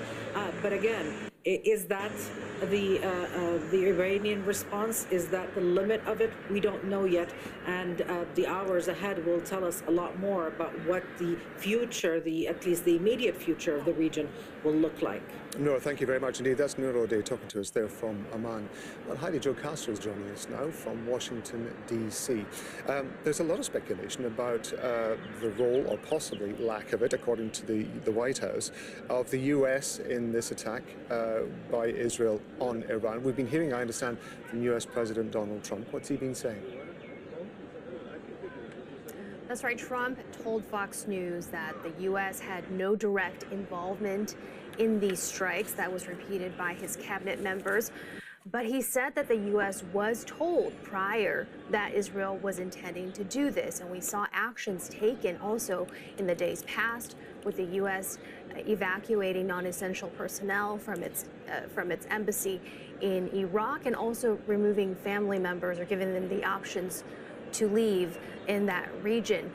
But Trump said that Iran should not have a bomb, and he said that even despite this, he is hoping that negotiations to strike a new nuclear deal between the U.S. and Iran could still take place. Those are still scheduled as far as the U.S. side goes for this Sunday in Oman, with the Middle East envoy Steve Witkoff still saying that he would be attending those meetings. Of course, that was before we learned that Iran has now backed out of those talks.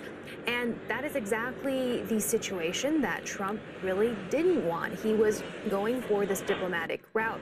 He reportedly had been urging Prime Minister Benjamin Netanyahu of Israel to refrain from striking Iran while those negotiations were ongoing.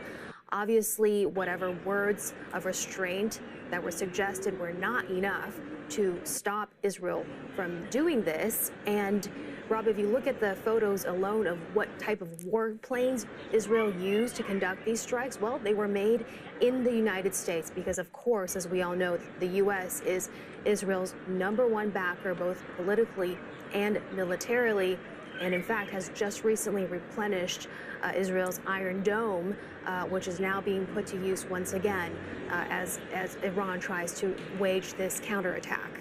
Heidi, if I'm correct, I think it's about 5:15 a.m. on the East Coast there. It's about 2:15 a.m. on the West Coast. And of course, therefore, it's very difficult to get some sort of steer on how the American public are going to be responding to this. One would imagine, however, there are going to be officials in Washington who've been woken up to this news. Any indication of how some of them are responding to these attacks?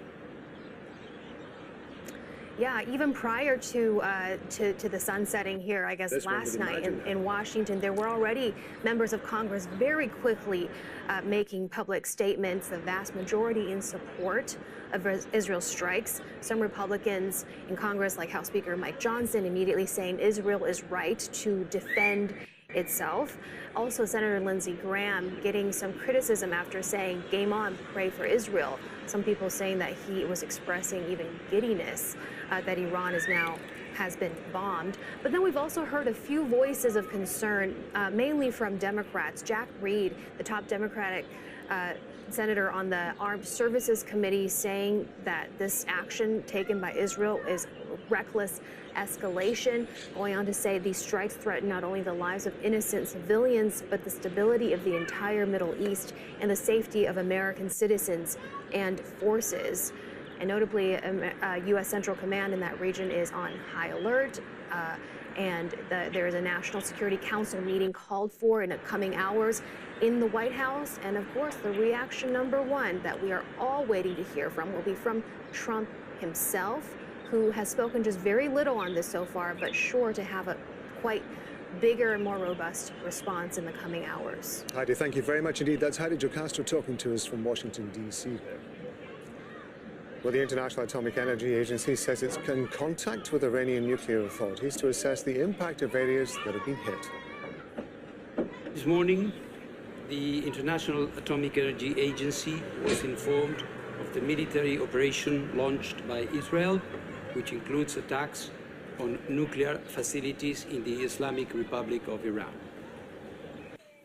We are currently in contact with the Iranian nuclear safety authorities to ascertain the status of relevant nuclear facilities and to assess any wider impacts on nuclear safety and security.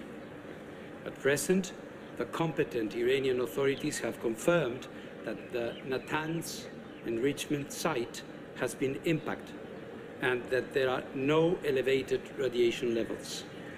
They have also reported that at present the Esfahan and Fordow sites have not been impacted. This development is deeply concerning. I have repeatedly stated that nuclear facilities must never be attacked, regardless of the context or circumstances, as it could harm both people and the environment. Such attacks have serious implications for nuclear safety, security and safeguards, as well as regional and international peace and security. Hashim Akbar is live for us in Vienna. With the Board of Governors of the UN's nuclear watchdogs been meeting this week. Hashim, it was only 24 hours ago you and I were talking about the IAEA vote on the resolution that condemning Iran for not maintaining its responsibilities within its nuclear program. What's been the reaction there to these attacks on Iran? Rob, the attack has overshadowed the remaining of the day, which was supposed to be about different issues related to non-proliferation and stockpile of enrichment across different parts of the world. The Iranian ambassador just asked for an emergency meeting of the Board of Governors to discuss the attack. We've been talking to some delegations here, and they said that they got a message from their embassies telling them you have to wait for your capitals to come up with an official statement later in the day. But we're expecting more ambassadors to take to the podium and update the journalists on the situation. Now, it is a very, very difficult situation because now the International Atomic Energy Agency is trying to figure out the scope of the attacks, particularly when it comes to the enrichment facilities that were targeted. Now, the Iranians told them you don't have to worry about Natanz because there is no significant release of radiation, and that Fordo, which is widely believed to be one of the most important uranium enrichment facilities, has not been targeted along with Esfahan, but they are still in touch about the potential for what could happen next. Now, Grossi, the Director General of the IAEA, is saying now that he's willing to travel to Iran if needs be.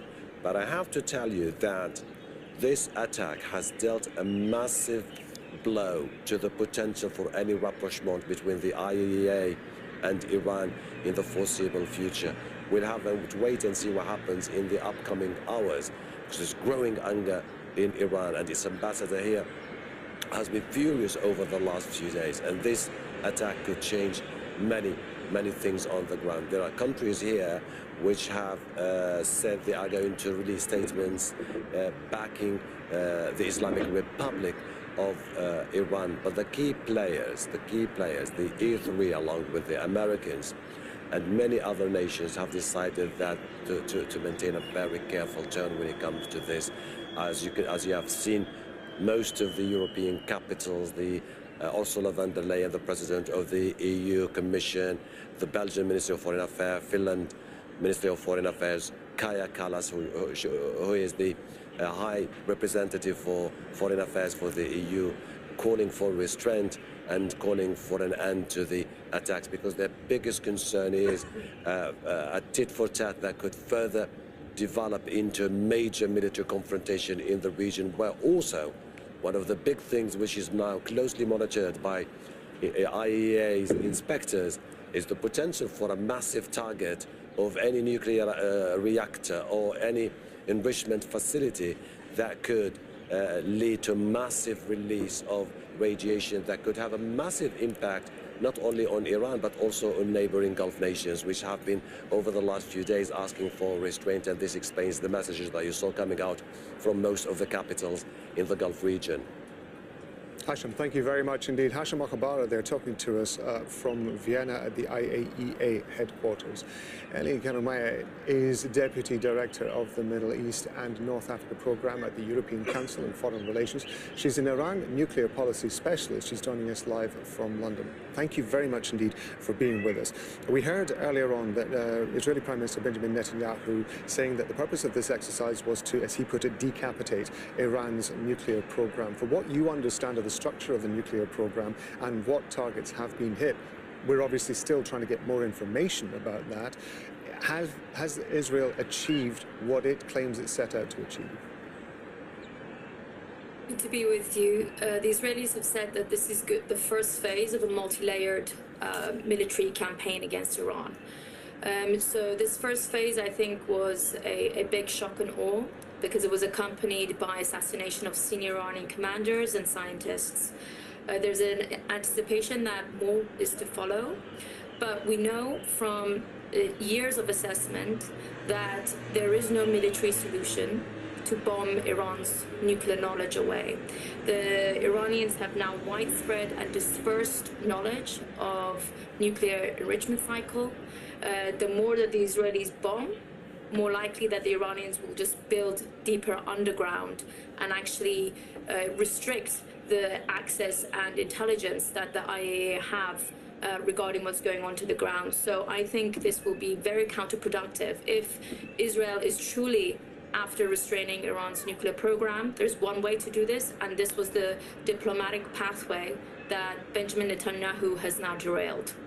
I want to ask you, given your experience and your understanding of Iran's nuclear program, given and also the length of time over which it has been happening, is it perhaps surprising that more of Iran's facilities are not buried further underground than they already are? I understand from our correspondent, Dossa Jabari, who spent a lot of time in Iran, that, for example, Natanz, albeit that a significant proportion of it is underground, there's still a lot of it above ground, and that makes it a viable target. Yes, look, I mean, this is a really delicate dance that Iran has had to play, because it wants to have a civil nuclear program, but it also wants to build confidence in that program by not hiding its facilities and building them deeper underground. But over the years, it has been forced to do certain elements, and my estimate is that this wave of attack and the future ones will change the nuclear doctrine of Iran, potentially very dangerously so. We were just talking earlier to Hashim Al-Khabar, our correspondent in Vienna, who's at the IAEA meeting that's going on there. And of course, I'm sure you're aware, yesterday, 24 hours ago, the IAEA passed a vote criticizing Iran for its lack of transparency over its nuclear program that you just alluded to there. Had Iran, do you think, been more transparent about its nuclear program earlier, would it be at the situation that it is facing at the moment? So let's be very clear, the censure that was passed recently against Iran, which is something that hasn't happened for 2 decades, this relates to Iranian nuclear activities in the early 2000s relating to Iran's past military dimension of its nuclear program. US intelligence in recent months has reaffirmed that the Iranian leadership has not made a decision to weaponize its nuclear program. Iran remains to this day, well, up to 24 hours ago, the most highly inspected nuclear program in the world. More resources, more inspectors on the ground from the IAEA compared to any other country in the world. So Iran has been, I think, forthcoming regarding this. And let's not forget, the 2015 nuclear deal provided the most vast inspection and verification that any country has voluntarily given to the IAEA, bar being essentially occupied by another country. So it's, you know, Iran has been forced over the years since the US withdrew from the nuclear deal and given successive bombardment campaigns to basically restrict certain elements of the access. My sense is that Benjamin Netanyahu's plan is not really about dismantling Iran's nuclear program, but it's about killing off any prospects for diplomacy between Iran and the US. This came 48 hours before Iran and US were meant to meet in Amman for a potential breakthrough in the negotiations. And this is about dragging the United States into a potentially open-ended war with Iran to destabilize the leadership in that country. So I think we need to be very clear-eyed that this isn't about just the nuclear program inside Iran. It's a much broader vision that Benjamin Netanyahu and his government have for the Middle East and Israeli security going forward. Given your understanding of Iran's nuclear program and those involved in it, do you think, given what has happened, that there is something that would encourage Iran back to the negotiating table and to rejoin the negotiations that have been going on? So look, as I understand, the Iranian government has suspended going to the next round of talks in Amman. This may change, I'm not sure, but my sense is that we may be entering a hiatus period for these direct and indirect talks that were being mediated by the Omanis. It's now going to be a military phase between Iran and Israel. My sense is that this is going to be more aggressive and dangerous than what we saw in October, which was more of a tit-for-tat escalation. I think the widespread nature of the Israeli attacks overnight is being interpreted by Iran as a declaration of war. So we'll have to see how Iran responds. But I think right now, the Omani-mediated talks will go into hiatus period, but it will be very, very critical, especially for countries like Saudi Arabia, Qatar, UAE, to use their high-level access to White House and Tehran to try and bring the two sides back to the negotiating path. Elegam is from the European Council on Foreign Relations, and ma'am, we appreciate you giving us your time. Thank you very much indeed. As we've been saying, Israel's assassinated senior leaders of Iran's military and nuclear institutions during strikes across the country, including the Chief of Staff of Iran's armed forces, Major General Mohammad Bagheri, and Hossein Salami, the head of Iran's Revolutionary Guard. There are unconfirmed reports that Commander Major General Gholam Ali, who ran Iran's military command center, the Khatam al-Anbiya Central Headquarters, was also killed. Feridoun Abbasi, the former head of the Atomic Energy Organization of Iran, and top nuclear scientist Mehdi Taranchi have also been killed in Israeli strikes. I'm going to bring in Elijah Magnier. He's a military and political analyst. He's joining us live from Paris. Thank you very much for being with us. Iranian media apparently reporting a renewed strike by Israel on the northwestern city of Tabriz. Can you give us some indication why Tabriz would be a target? Thank you for having me. I think this is the beginning of the war. It's not just one-off. Therefore, we have to expect all 7 to 9 locations where the Iranians have not only their nuclear sites or the heavy water or the bulk of the centrifuge from 1 to 7 generation, but also all the locations where there are the missile production industry, because it is important for the Israelis not to hit a one-off, but also aiming to change the regime.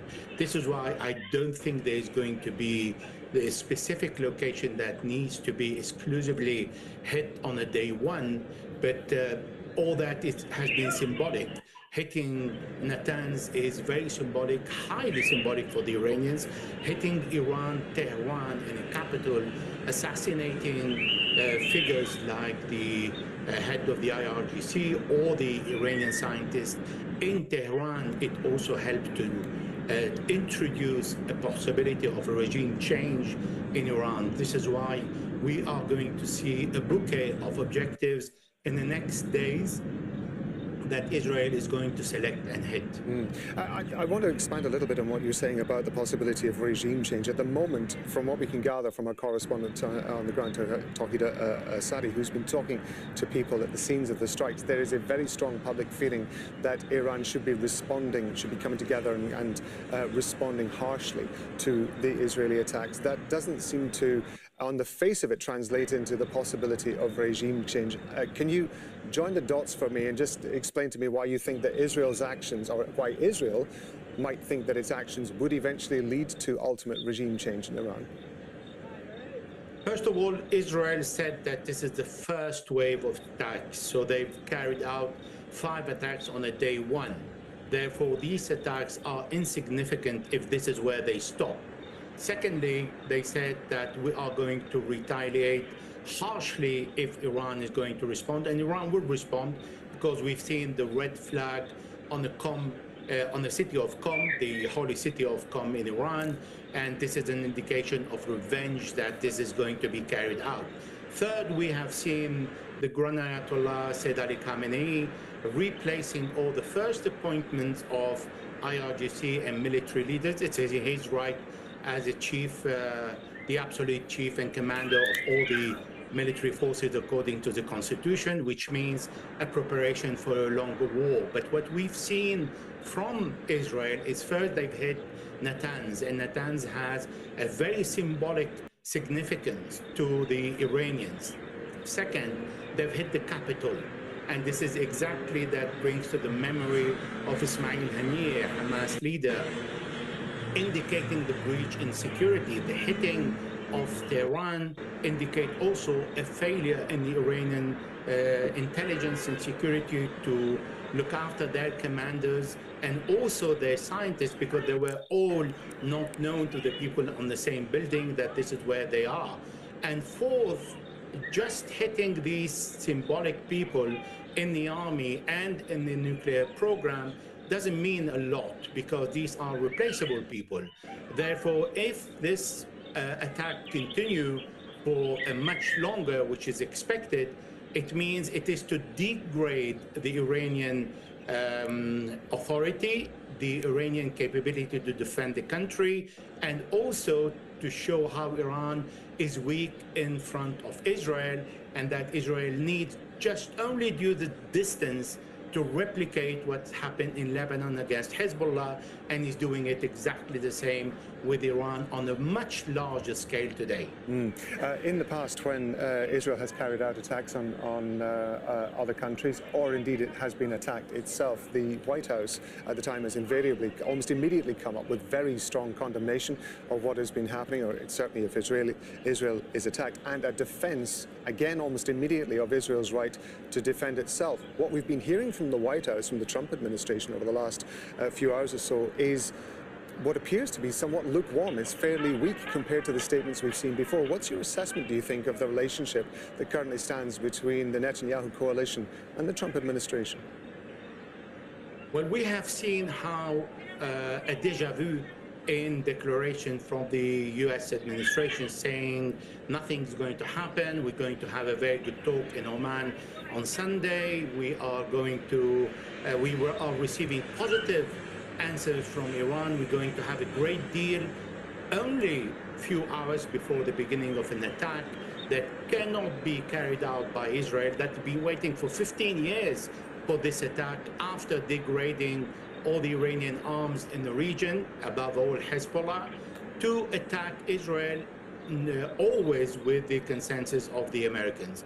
This is an attack that cannot be carried out of this scale, particularly when the Americans said just a week ago we have refilled all the Israeli interception missile system because they are expecting an Iranian retaliation. Therefore, America can never let go of Israel and Israel's security.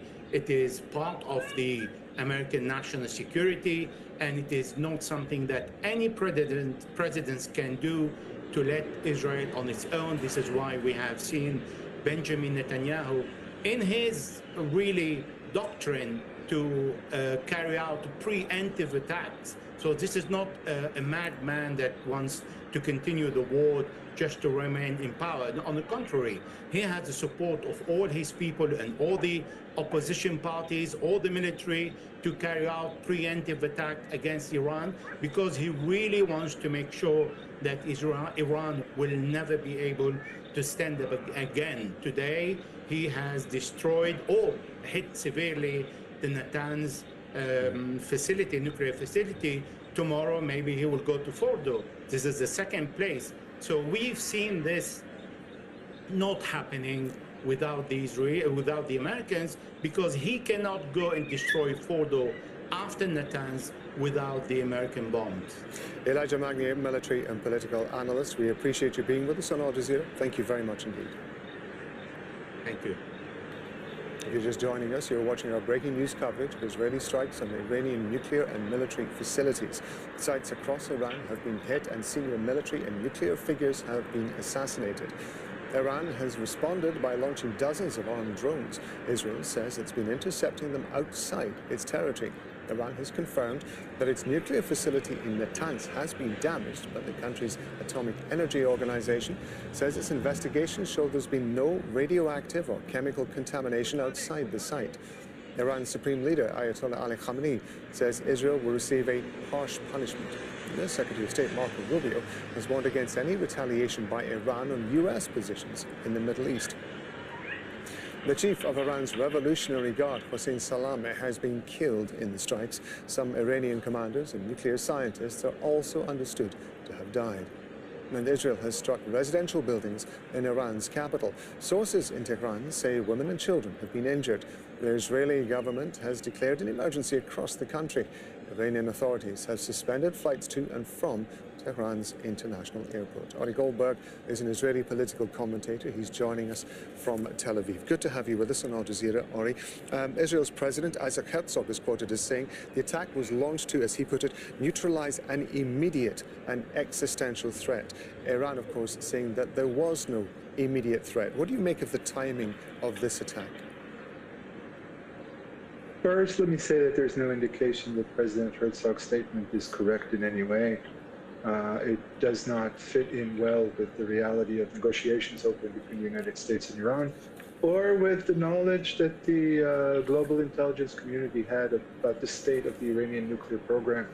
The IAEA report did not reveal new or dramatic information, so nothing imminent, nothing inevitable.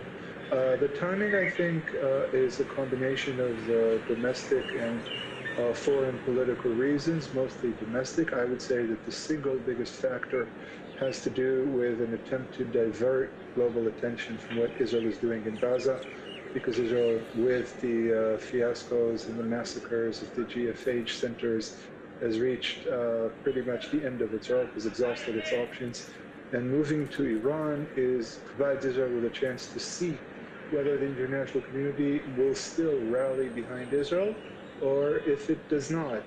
This is an attempt to go for broke, to make it impossible for the international community to refuse Israel the impunity it has always given Israelis. And I think that was the reason for this decision, mostly about Gaza, somewhat about domestic political troubles in the Israeli parliament, but mostly because Israel has exhausted its options. We're getting reports that Israel is carrying out additional attacks. We understand that one of them at least has been hitting the city of Tabriz, and it appears that those attacks are continuing. It seems as though Israel is not waiting to see or kind of assess what kind of reaction Iran is supplying. We know that Iran, of course, has been launching drones towards Israel, but it does seem as though Israel intends to carry on these attacks over a longer period of time. What's your sense of what you're getting from where you are about how long Israel is prepared to keep this going? I wouldn't commit to a number of hours or days, but certainly the second or the third wave is now being carried out. I would assume there would be a few more. I think this demonstrates my theory about Israel going for broke. Israel doesn't have another opportunity to strike Iran. Once Israel has committed to doing so, now it is all or nothing. And it's not all or nothing in terms of eliminating Iran's capability for utilizing its ballistic missile option or a potential nuclear option. It's all or nothing in the sense of, can Israel get away with this flagrant violation of international law, this unprovoked unilateral attack, or can't it? That is what Israel needs to see. This is, like I said, an attempt to convince the world that all is well, despite Gaza. This is still Israel, and Prime Minister Netanyahu said as much in his recorded statement to the international press. This is Israel fighting the good fight, fighting on behalf of the forces of civilization. He even tried to co-opt the United States by repeatedly declaring, "Long live America," and so on. This is Netanyahu, the final act of despair, trying to show that all is well and everything is as it was. Ari Goldberg is an Israeli political commentator, and we're grateful to you for being with us on Al Jazeera. Thank you very much indeed. Thank you for having me. While governments and leaders around the world have been reacting to Israel's strikes, Saudi Arabia says the attacks violate Iran's sovereignty and safety, as well as international law. United Nations Secretary General Antonio Guterres says he condemns any military escalation in the Middle East. He said he's particularly concerned that the attacks targeted nuclear sites, while talks between Iran and the US on the status of Iran's nuclear program are ongoing. Qatar has also condemned the attack, calling it a flagrant violation of Iran's sovereignty and security. Turkey has called Iran's actions a provocation that violates international law and risks further escalation in the region. The Chinese Foreign Ministry has also commented on the strikes, saying the Chinese side is deeply worried about the severe consequences that such actions might bring, and calls on relevant parties to take actions that promote regional peace and stability and to avoid further escalation of tensions. Katrina Liu is live for us from Beijing with some more. So what else have we been hearing from China's Foreign Ministry, Katrina? Well, China has been watching this very closely since the strikes first took place. It's already issued its warnings to Chinese citizens living in both Israel and Iran, saying that they should take cover, avoid going outdoors unless absolutely necessary. And China's foreign ministry on Friday has called for cooler heads. It doesn't believe that the spiraling out of control of this situation will benefit anyone. It's saying that all parties should do what they can to de-escalate the situation and return to dialogue. It's also criticized Israel, albeit indirectly, saying it opposes any violation of Iran's territory, of its sovereignty. And lastly, Beijing has also offered to do its part. It says that China is willing to play a constructive role in easing the situation, perhaps offering itself up as a mediator. And although it seems like an unlikely candidate, China did successfully broker a deal between Saudi Arabia and Iran in 2023, and perhaps it's signaling that it's willing to do something similar. As well as they offered to mediate, as you say, there is a history there. At the same time, both Israel and China do have strong trading links, don't they? And one would imagine China is going to be watching very carefully, primarily also because of that. I think you're right. I think what makes China a bit unique in the international stage when it comes to this situation is that Beijing does have good relationships with both Israel and Iran. But I think it's very clear that Beijing is much closer to Tehran than it is to Tel Aviv. China declared a comprehensive strategic partnership with Iran. Xi Jinping declared that in 2016. China is Iran's biggest trading partner and its biggest customer of oil. So Beijing does really have a stake in the survival of the current regime in Iran. And although China does have a good relationship with Israel, strong economic ties, the foreign ministers met earlier this year and they said they wanted to deepen that. That relationship has been strained in recent years, and that's because Beijing has been a vocal critic of Israel's war in Gaza. It's constantly calling for a ceasefire, for support of Palestine, and a two-state solution. So I don't think people sitting in Tel Aviv really do see Beijing as a feasible mediator when it comes to this particular conflict. Thanks, Katrina, you talking to us there from Beijing. Thank you. Well, NATO Chief Mark Rutte has called for the conflict to be de-escalated during a news conference in Stockholm. The allies within NATO are really navigating this crisis. Everybody is focused on de-escalating it. The US, of course, is working on that with other allies. NATO not being involved as an alliance because it is really focusing on the Euro-Atlantic. But obviously NATO allies very much involved to make sure that the conflict is de-escalated as soon as possible.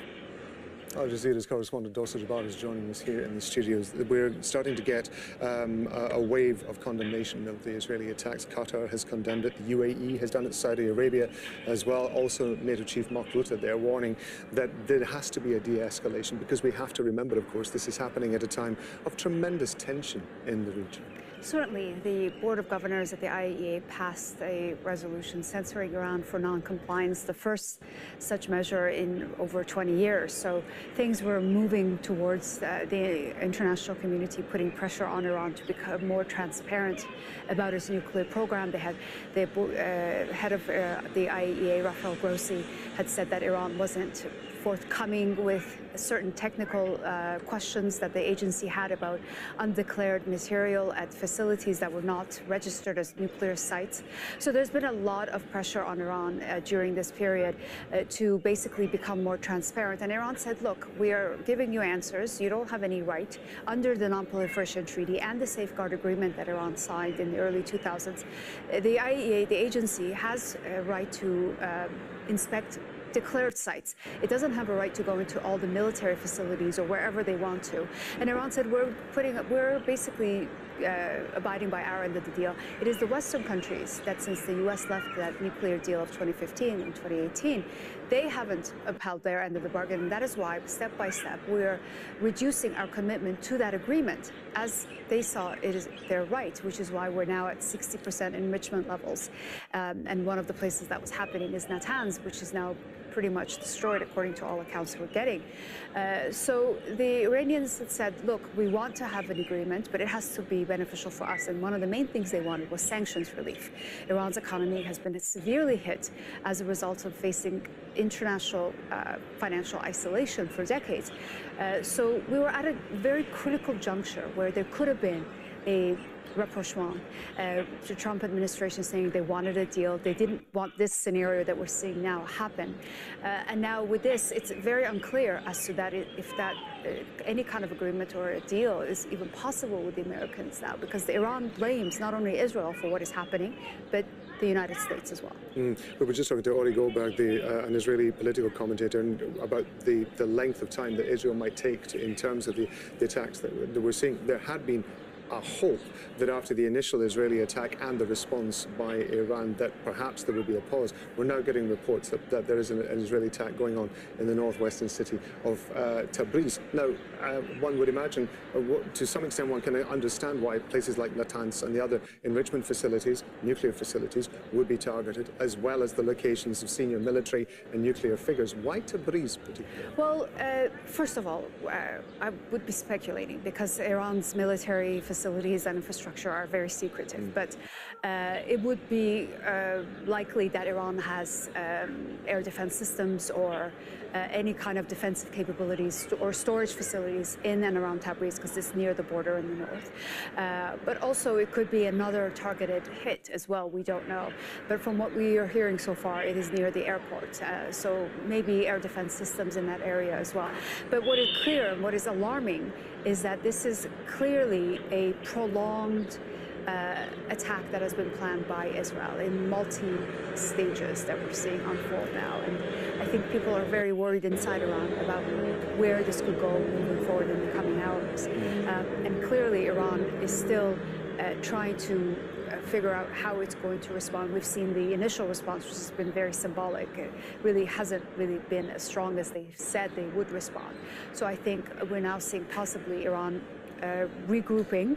And also, we are now seeing the Iranian foreign minister having calls with other officials in the region and international partners. So maybe some diplomatic pressure can see this come to an end. Dosa, thank you very much indeed for breaking that down for us. Dosa Jabari. Israel has also been continuing its attacks on Palestinians in Gaza. More than 30 have been killed since dawn on Friday, including 11 who have been waiting for aid in Gaza City. In the south, the Israeli military has pushed deeper into Khan Yunis, where fighting is ongoing between the Israeli troops and Palestinian armed groups. Tariq Abu-Zoum is joining me live from Deir al-Balah in central Gaza. Tariq, just bring us up to date with the latest that you know about these attacks. Well, Rob, in light of the ongoing and current internet blackout across the entire Gaza Strip, we are still witnessing a very disturbing pattern of attacks on heavily built-up neighborhoods and residential areas across the entire Gaza Strip, and in particular in Al-Maghazi refugee camp, which is only 3 kilometers away from Deir al-Balah and in the city of Deir al-Balah, where people have nowhere to run. We understand that Gaza's health officials have confirmed at least 14 Palestinians have been killed following a deadly series of airstrikes that was simultaneously carried out in both cities here in the central areas, and 15 Palestinians were killed, and eyewitnesses on the ground confirmed that the attacks have left behind swathes of destruction and significant casualties among civilians. And elsewhere in the south, in the city of Khan Yunis, the situation is deteriorating rapidly as the Israeli military is deepening its ground operations, and armed clashes between the Israeli ground forces and Palestinian armed factions have been reported constantly in the eastern parts of the city of Khan Yunis. But apparently the Israeli military is still urging families to move to Al-Mawasi, which has been designated relatively to be safe for families. But paradoxically, in the past hour, Israeli drones have targeted a makeshift tent in Al-Mawasi, killing at least 2 Palestinians, leaving everyone on the ground quite confused about where they can go in order to find safety. But this has been not the main grim milestone in today's attacks. The Israeli military since midnight has been targeting aid seekers across the Netzarim corridor, where 32 Palestinians have been killed while they were trying to collect food aid from these designated aid distribution points. As such attacks speak volumes about the desperation here on the ground, as people in Gaza are literally starving, and right now the act of getting food is completely life-threatening. That cannot be guaranteed, as people have left quite vulnerable and trying to navigate unthinkable circumstances in order to survive the next day. Tariq, thank you very much indeed. Tariq Abozum, you're talking to us from Deir al-Balah. Well, Iran has long maintained its nuclear program is for civilian purposes only. It has several facilities around the country. Some were targeted overnight. Israel says it struck at the heart of Iran's nuclear enrichment program. Let's take a closer look at that. Well, there are several research facilities, uranium mines, and a nuclear power plant sited in different locations. 2 uranium conversion plants are in Arak and Isfahan. Lastly, there's a uranium enrichment plant in Natanz that was also struck by Israel.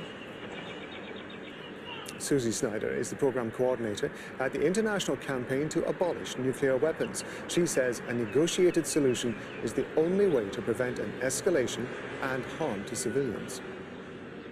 Any attack on nuclear infrastructure is a potential hazard for those living within the region and anyone downwind from that area. We're lucky that the IAEA has said and repeated that there are no radiation releases at this time. However, if there are further attacks, or there's a decision to attack, for example, the Bushehr nuclear reactor, that could cause massive damage in the region, damage that could not be constrained within borders. It can cross the border. That's the problem with ionizing radiation. It's indiscriminate and it travels faster than we think. As much as we understand the legitimate right to self-defense, restraint is called for. There needs to be a de-escalation. Israel is the only country in the region that has nuclear weapons, and Israel may, if attacked, respond by increasing the type of weapons that it uses. What we are recommending is negotiated solutions, because a negotiated solution has halted Iran's nuclear program in the past. It has allowed Iranians to continue with the enrichment to a place that is safe and does not divert material into weapons programs. And Israel also needs to bring its nuclear weapons to the table to negotiate their elimination, as has been called for decades. That is what we need to see happen. It's going to take some time, but right now cooler heads need to prevail so that no more civilians in particular are harmed as this escalation. The consequences of attack on a nuclear facility are unpredictable. Nobody knows what the weather is going to bring tomorrow or where the wind may blow. And that's what we've seen over time. And that's why we work so hard. The international community works very hard to protect and monitor and ensure that nuclear facilities are isolated from attack. So we need to make sure that that continues, that those facilities are not harmed. At the same time, we do know that when those attacks happen, or if they do, again, it's a broad regional impact. It is not constrained within borders. So it's a harm that is more than to one population. And we've seen it time and time again, if nuclear weapons are employed, we've seen from nuclear weapons testing, the damage that they cause, if it goes to that level, can last for multiple generations. That's the problem with ionizing radiation. It lasts for generations and leaves a legacy of harm that cannot be controlled within time or space. We need to have cooler heads, we need to have negotiated outcomes, and we need to prevent escalation and especially prevent the use of nuclear weapons. Iran's atomic agency has confirmed that damage has been sustained in Natanz, Iran's primary uranium enrichment facility. However, investigations have not shown any radioactive or chemical contamination. The facility consists of 6 buildings and another 3 underground. The UN nuclear watchdog monitors nuclear material and enrichment equipment there. Mohammad Islami is a research fellow at Tehran University. He says nuclear negotiations between Iran and the US will hinge on what happens next. You know that Iran had signed JCPOA about 10 years ago, and the Americans withdrew from that deal. This time, Iranians were in a very, very serious negotiations with the Americans to find a political solution for this kind of conflict, but this time again, Bibi Netanyahu sabotaged the possible deal. I think that Netanyahu last night went too far. This is international community's responsibility to think about these barbaric decisions by the Israeli regime. We should think about the consequences of these kind of attacks that will make problems not only for Iran but also for all the region. I think that as the first step, Iran will respond to the Israeli attack. If Iranian will try to retaliate.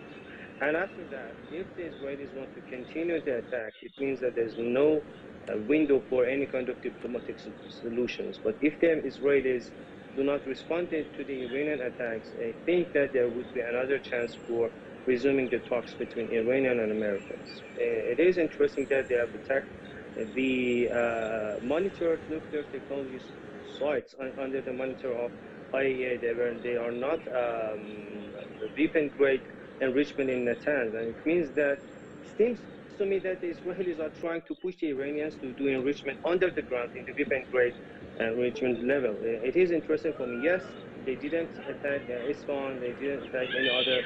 We do have some kind of some nuclear sites inside Tehran. They didn't attack that site as well. And yes, they have sent a message, but the question is about the way that Iranians will think about the message. I think that from the Iranian point of view, it means that the Iranians should think much more seriously about their defense capabilities, and not also their defense capability, but also about their capabilities to attack adversaries.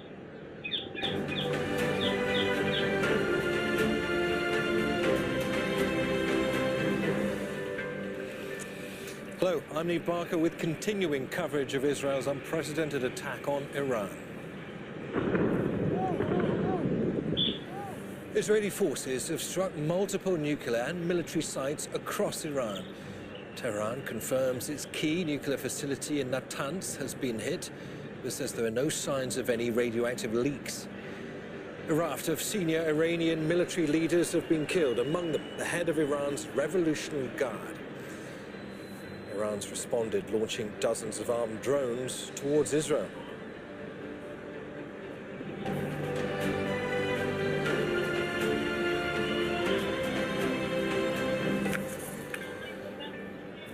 Israel has launched an unprecedented attack on Iran, carrying out a wave of strikes on nuclear and military facilities. Long-range missile sites and aerial defenses have been hit across the country, and senior military figures and nuclear scientists have been assassinated. The latest strike has hit near Tabriz airport, that's northwest of Iran. Iran's responded by launching dozens of armed drones. Israel says it's been intercepting them outside its territory. Well, we have correspondents across continents monitoring all the developments. In a moment, we'll speak with Kimberly Halkett in Washington, D.C. Ashim Albar is standing by in Vienna, and Toda Sadi's in Tehran. But first, this report from Bernard Smith. The heart of Iran's nuclear program, its main uranium enrichment facility, Natanz, on fire. In the Iranian capital, the homes of those possibly involved in the country's nuclear program destroyed. Israel has hit targets, infrastructure and individuals across Iran. We struck at the heart of Iran's nuclear enrichment program. We struck at the heart of Iran's nuclear weaponization program. We targeted Iran's main enrichment facility in Natanz. We targeted Iran's leading nuclear scientists working on the Iranian bomb. We also struck at the heart of Iran's ballistic missile program. Among the targets, the chief of Iran's Revolutionary Guard, Hossein Salami, has been killed, according to Iranian state television, and the unit's headquarters in Tehran hit. The Israeli strikes also killed at least 2 nuclear scientists, Fereydun Abbasi and Mohammad Mehdi Tehransi.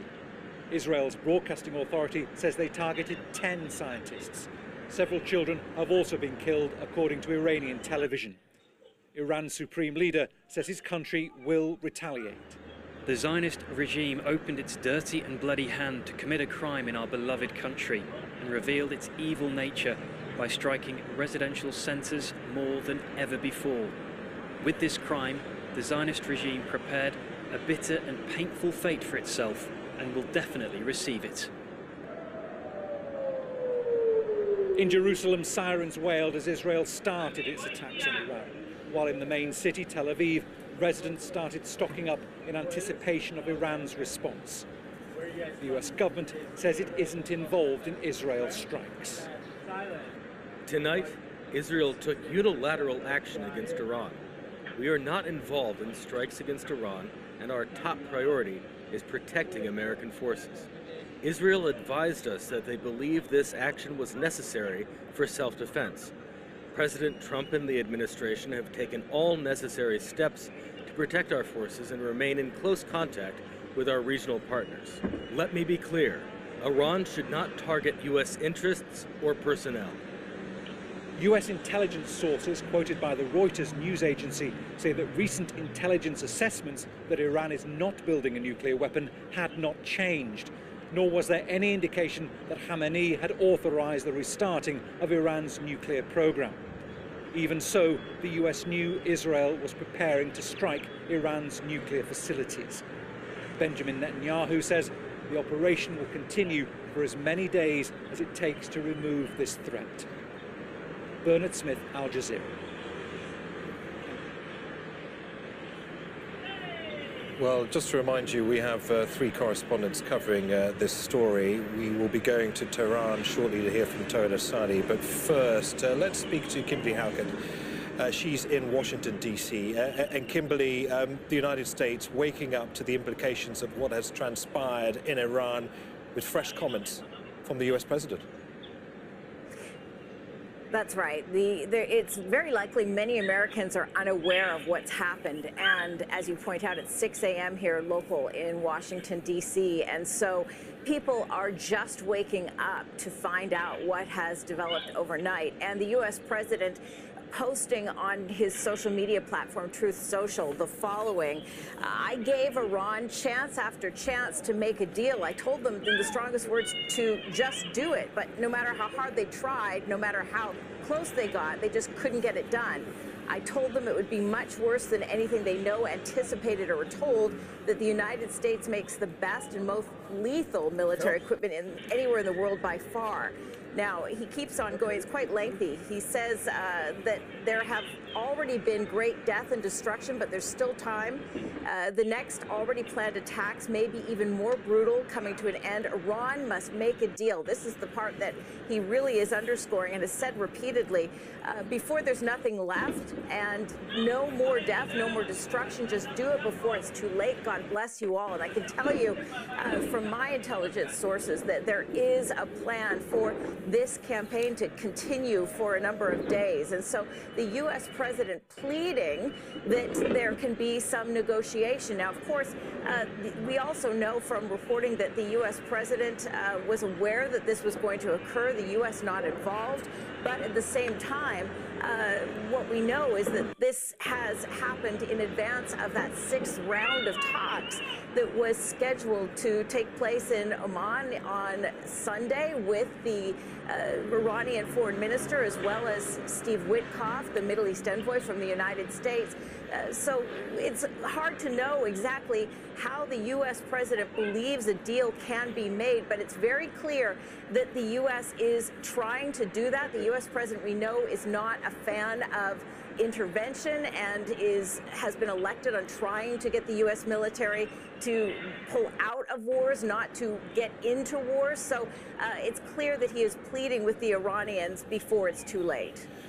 Kimberly, I suppose there's a big difference between America being consulted about this attack and actually sanctioning this attack by Israel, although by the sounds of it, with this latest comment from Donald Trump, even if the United States wasn't involved at all, they see an opportunity here to continue applying maximum pressure on Iran. It's clear from the comments the president has made to the news outlet Fox News here in the United States that there is, as always has been the case in the United States, a desire to support Israel, the #1 ally for the United States in the region. We know that in the last few days, weeks, that the United States had been replenishing from a military standpoint the Iron Dome and the missiles necessary for that. So the bottom line is that Israel can't fight any conflict without the support of the United States, even though the commander-in-chief of the U.S. President Donald Trump may not have given his approval. There is no question that the funding comes from the United States. And we know from reporting here in the U.S. that the United States did advise at least one of his allies in advance that this was going to occur. occur. So there is the question now, what happens next? We know that when it comes to the advance of this occurring late on Thursday evening, that the cabinet secretaries were at the White House as some of this was unfolding. So there's no question that the United States, without giving its tacit approval, was in many ways involved in the execution of this. Kimberly, Netanyahu talked about rolling back the threat from Iran as a justification for this operation. He said the operation could take several days, and also claimed Iran had enriched enough uranium to make 9 nuclear bombs. Also that the time to enrich uranium to weapons grade may be down to a matter of weeks. I just wonder whether the United States shares that full assessment of the threat from Iran. Look, it's very curious of the timing that the report from the United Nations, IAEA, came out saying that Iran, for the first time in 20 years, was violating the terms of the treaties it had been bound by. And then just within 24 hours of that report, we have the Israeli strikes. There's a lot of questioning about that here in the United States. And also, there's no question that the United States is not sharing all of its intelligence with the general public. But the bottom line in all of this is that there's a concern now from a U.S. standpoint whether or not it's been involved or not in the implementation of these strikes on Iran is the retaliation. And that is what most Americans, as well as the U.S. president, is concerned about. We know from the Central Command in the region that in fact, there is high alert for all of the bases that are where there are U.S. troops employed by the tens of thousands of personnel. And we also know that there is a warning, a very stark warning that is coming from the United States. And that is, if there is any retaliation, there will be force, there will be support of the U.S. In terms of its ally, Israel. So this is a very dangerous precipice that the United States is on at the moment, given the fact that there is no appetite for further conflict in the United States and from the general public. And yet, and one of the biggest fears has been that Israel would launch an attack that would draw the United States into a broader conflict. All right, Kimberly, of course, we will be checking in with you in the coming hours as, of course, the United States wakes up to this major news in the Middle East. For now, Kimberly, many thanks for that. Let's bring in Toed Asadi now, who's in the Iranian capital, Tehran. Firstly, Toed, reports of more Israeli attacks in Tabriz in northern Iran. What more do we know about the target and the impact of these attacks? Well, actually, as Kimberly said, this is a very dangerous situation, and it's now about more than 10 hours that Israelis have started extensive strikes on Iran, the latest of which is something that you already mentioned, a strike that happened in an area near the Tabriz airport. This is said to be a military site, but further details remain to be seen. We see footages showing smoke coming out of this scene. Also, there is a similar report saying that there is another new strike that happened in Shiraz city in the center, at the center of Iran. So we see this continuation of strikes on Iran, and still, when you look at the Israeli sources, they're saying that there is a possibility for next hours and next days further continued strikes against Iran. On the other hand, Tehran is saying that Iran is going to retaliate and that the answer is going to be crushing. We have heard a lot of statements from different Iranian officials, ranging from the Supreme Leader, Defense Minister, IRGC new head, and the Deputy Commander of IRGC, as well as other army officials, all saying and all putting on the emphasis for a retaliatory action. So far, we know a little bit about drone attacks of the country intercepted by the Israelis, but still we can rest assured that this is going to be just a beginning, as if you look at the statements, the tone is really harsh, and it seems that Iran is going to go with tough retaliatory action, specifically if you look at the previous strike that happened in 2024, October, Iran said that if Israelis decide to continue with new strikes in the future, the response from Iranian side is going to be much stronger. And now there is this crucially important, unprecedented development that is taking place.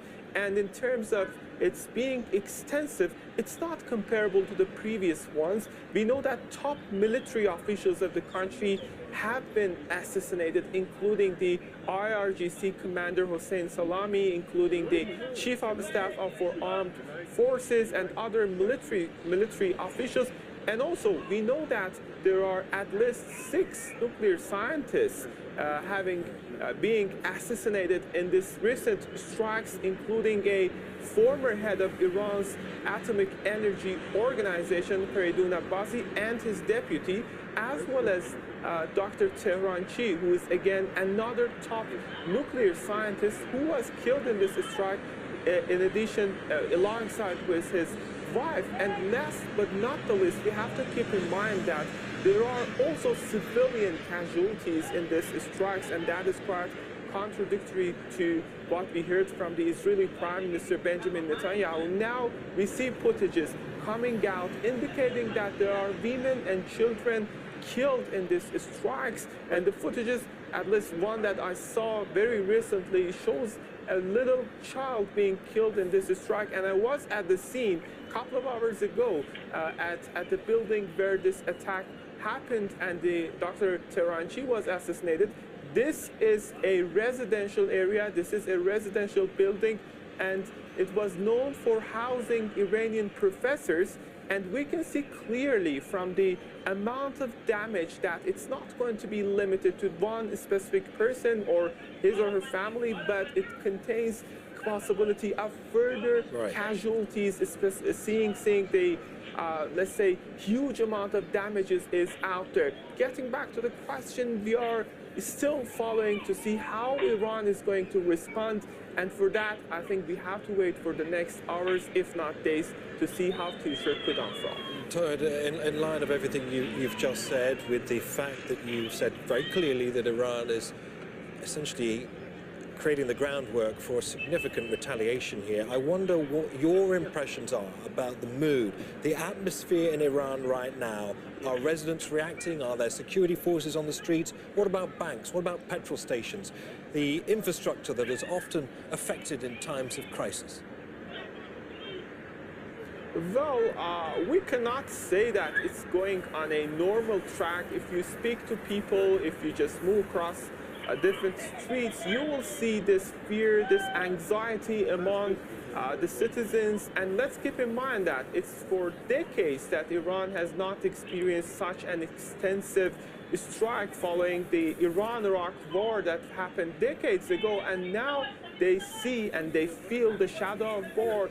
And with that respect, if you look at the sentiment, and as I spoke to people, first they are very angry, and this is sentiment very common among many citizens, and specifically those who were there in the affected area. They were not happy with the situation, saying that if it's sort of military to military, or if it's a sort of political action, then civilians might not be affected, and people are not happy in this regard. Since things seem to be relatively normal, but still we see this anxiety, we see this fear, and also we know that there are a couple of people, groups of people gathered at different parts of the capital or other cities, calling for a sort of retaliation, putting a pressure on the state to act urgently to respond to Israelis with tough, crushing response that is required. Let's keep in mind that right now Iran is seeing it as a part of bigger picture in which there are sanctions crippling the economy of the country. There are further assassinations that happened earlier, and there are other courses of hostile behaviors from the US, from the Israelis, and other parts. Okay, Tawhid, many thanks for the update update there, Toda Sadi there, live in Tehran. We will, of course, go to Vienna and speak to Hashim al-Bara shortly. But first, introducing Alon Liel, who's the former Director General of Israel's Foreign Ministry. He's part of an Israeli delegation that's travelled to Paris to meet with the French president on the sidelines of a conference that's discussing a possible French recognition of the state of Palestine and a two-state solution. He joins us live from Paris. A very warm welcome to the programme, Alon. As I mentioned there, you're part of this Israeli delegation to discuss France's recognition of the state of Israel, of the state of Palestine. What are your initial thoughts, though, on the scale and severity of Israel's attack on Iran? First, it's not an Israeli delegation, it's an Israeli-Palestinian delegation. Thanks we for are clarifying. over 300 peace activists, half-half, Israelis and Palestinians. Started discussions in the morning, and we will meet Macron in the afternoon and try to convince him to recognize the state of Palestine. So you can imagine that you have 300 plus peace activists in a state of shock. We are discussing peace in the middle of an unbelievable war, and all of us worried. All of us left the families back in Israel and Palestine, and worried because this war can change the world order and again come to the pre-Second World War world order, where military decided everything and diplomacy meant nothing. So we're very worried here in Paris. You sound extremely deflated by what's been happening overnight in these attacks on Iran, given that you are there as a diplomatic mission, joined by Palestinians as well, to push essentially for peace. I mean, you will be meeting, though, with senior French officials, including President Macron. France, we know, was involved in intercepting Iranian drones targeting Israel last year. I wonder, given the level of frustration towards the Netanyahu government over Gaza, whether Israel feels like it can lean on its Western allies, France, the UK, for defense this time around. I think Israel always believed that it will take care of its own defense. I think the problems in the last almost 2 years of the Gaza war are not military problems for Israel, it's mostly diplomatic problems. And the question in front of us is not if Israel can handle the situation militarily, but if Israel can handle the situation diplomatically. I think we got close prior to this Iranian attack to a situation that the world was close to stopping the war in Gaza. And I think the world has to decide if it will allow Israel in the future to conduct international relations through the military only and paralyze the diplomatic arm, not only of Israel, but the diplomatic arms of the whole Middle Eastern countries and maybe the whole world. We are speaking on a new pattern of behavior internationally where military forces decide everything, and I think it makes the world less safe than before. The Americans were quick to distance themselves from having any direct involvement in this Israeli attack on Iran. Nevertheless, Donald Trump has just spoken, saying it's the time to make the situation come to an end, with the next already planned attacks being even more brutal. Given that the United States are saying that the attack was took place unilaterally by Israel, nevertheless, America seems to be willing to seize the opportunity to put more pressure on Iran. Look, if we really did it without fully coordinating with Americans and without American blessing, the Americans can easily act next week in a way that will teach Israel quite a lesson on the diplomatic level by endorsing Macron's initiative in the UN. As you know, the United States approached all its the countries where it's represented not to participate next year in the Macron MBS peace conference. The United States has to change its position and attend the meeting in New York and reach a decision in New York on the recognition of Palestine and on the end to the Gaza war, because this is endless. If we will continue for another 1 or 2 years of fighting, we will ruin the Middle East. And I don't think it will make Israel safer.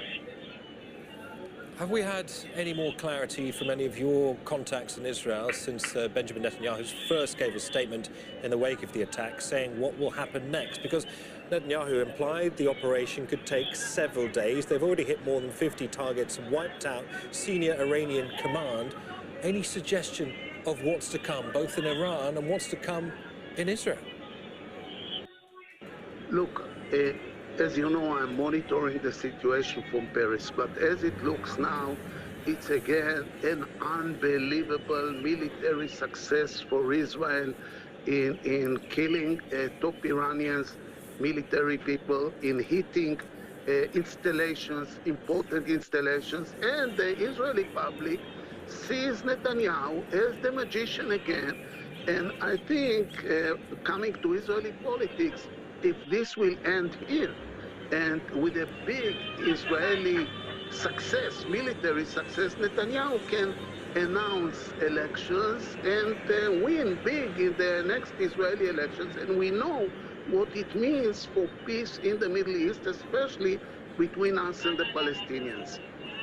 Alon Liel, former Director General of Israel's Foreign Ministry, many thanks for joining us on Al Jazeera. Iran's atomic agencies confirmed damage has been sustained at Natanz. That's Iran's primary uranium enrichment facility. However, investigations have not shown any radioactive or chemical contamination. That facility consists of 6 buildings and another 3 underground. The UN nuclear watchdog monitors nuclear material and enrichment equipment there. It says Iranian authorities have confirmed that radiation levels haven't increased since Israel attacked. Well, the International Atomic Energy Agency says it's in contact with Iranian nuclear authorities to assess the impact of areas that have been hit. This morning, the International Atomic Energy Agency was informed of the military operation launched by Israel, which includes attacks on nuclear facilities in the Islamic Republic of Iran. We are currently in contact with the Iranian nuclear safety authorities to ascertain the status of relevant nuclear facilities and to assess any wider impacts on nuclear safety and security. At present, the competent Iranian authorities have confirmed that the Natanz enrichment site has been impacted and that there are no elevated radiation levels. They have also reported that at present the Esfahan and Fordow sites have not been impacted. This development is deeply concerning. I have repeatedly stated that nuclear facilities must never be attacked, regardless of the context or circumstances, as it could harm both people and the environment. Such attacks have serious implications for nuclear safety, security and safeguards, as well as regional and international peace and security. Well, Hashim El-Bara is in Vienna for us at the IAEA's headquarters there. Hashim, this attack comes shortly after the UN's nuclear watchdog concluded that it believed Iran wasn't complying with its nuclear non-proliferation obligations. Clearly, its priority now, though, is not to build on that, is to establish whether or not there is any immediate safety risk to the environment and, of course, to human life. What's being said there, Hashim? Well, basically, Niv, the biggest concern now is to try to talk to all the parties for self-restraint. The Director General Rafael Grossi said that there have been many resolutions in the past, all saying and stating that targeting uranium enrichment facilities are a red line, and their biggest concern is that radiation releases, if a major installation is hit, could be very dangerous, not only for Iran, but for neighbor countries. And this is why they were pretty much concerned initially when they heard about Natanz being targeted. But then they said they felt confident because recent reports suggest that the level of radiation is not really considerable, and that Fordow and Isfahan, which are widely perceived to be much, much bigger, was not targeted. I have to say, New, that what is happening behind me there, this closed door meeting of the Board of Governors is extraordinary by all standards. Iran's ambassador was furious, and he said that what happened was a criminal act, and he blamed the Board of Governors for failing to deliver and say, if you don't act now, it's going to be a serious dereliction of your duty as Board of Governors. You have a moral obligation to call for an emergency summit now here in Vienna and to discuss the attacks targeting Iran. The American representative said that his country is monitoring the situation, but at the same time he said, we strongly urge Iran to refrain from targeting U.S. personnel interest in the region. I spoke with a Western diplomat just a while ago about whether there's going to be any potential once this is over for the IAEA to build normal ties with Iran. He said, listen, it's too late. There are new dynamics in the region, and it seems that this military operation is going to change many things on the ground. And I think it's against the backdrop of what happens next that is having a massive, massive impact on this final day of the Board of Governors meeting here in Vienna. Iran, backed by Russia, Venezuela, and many other countries, have denounced the attack and said there needs to be an emergency meeting. But we have to wait and see whether there's going to be a consensus, particularly among European countries and the United States of America, on whether to have it this afternoon or maybe later next week. So it's a fast-moving situation, massive, massive concerns here, especially by the International Atomic Energy Agency's experts who are monitoring the potential for any radiation levels if any of the enrichment facilities is targeted by Israel. Hashem, just to remind our viewers, off the back of that decision by the IAEA to rule that Iran wasn't complying with its non-proliferation obligations, Iran was enraged, wasn't it? And I suspect that it's very likely to conclude that the ruling in itself by the IAEA perhaps even helped prop up this decision by Israel to strike Iranian targets now.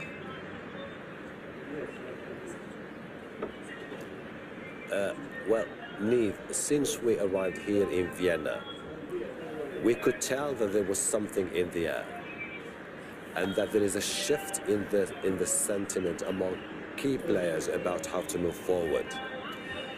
Then the debate took a dramatic turn when the European countries, backed by the United States of America, said to go for a very strong resolution against Iran.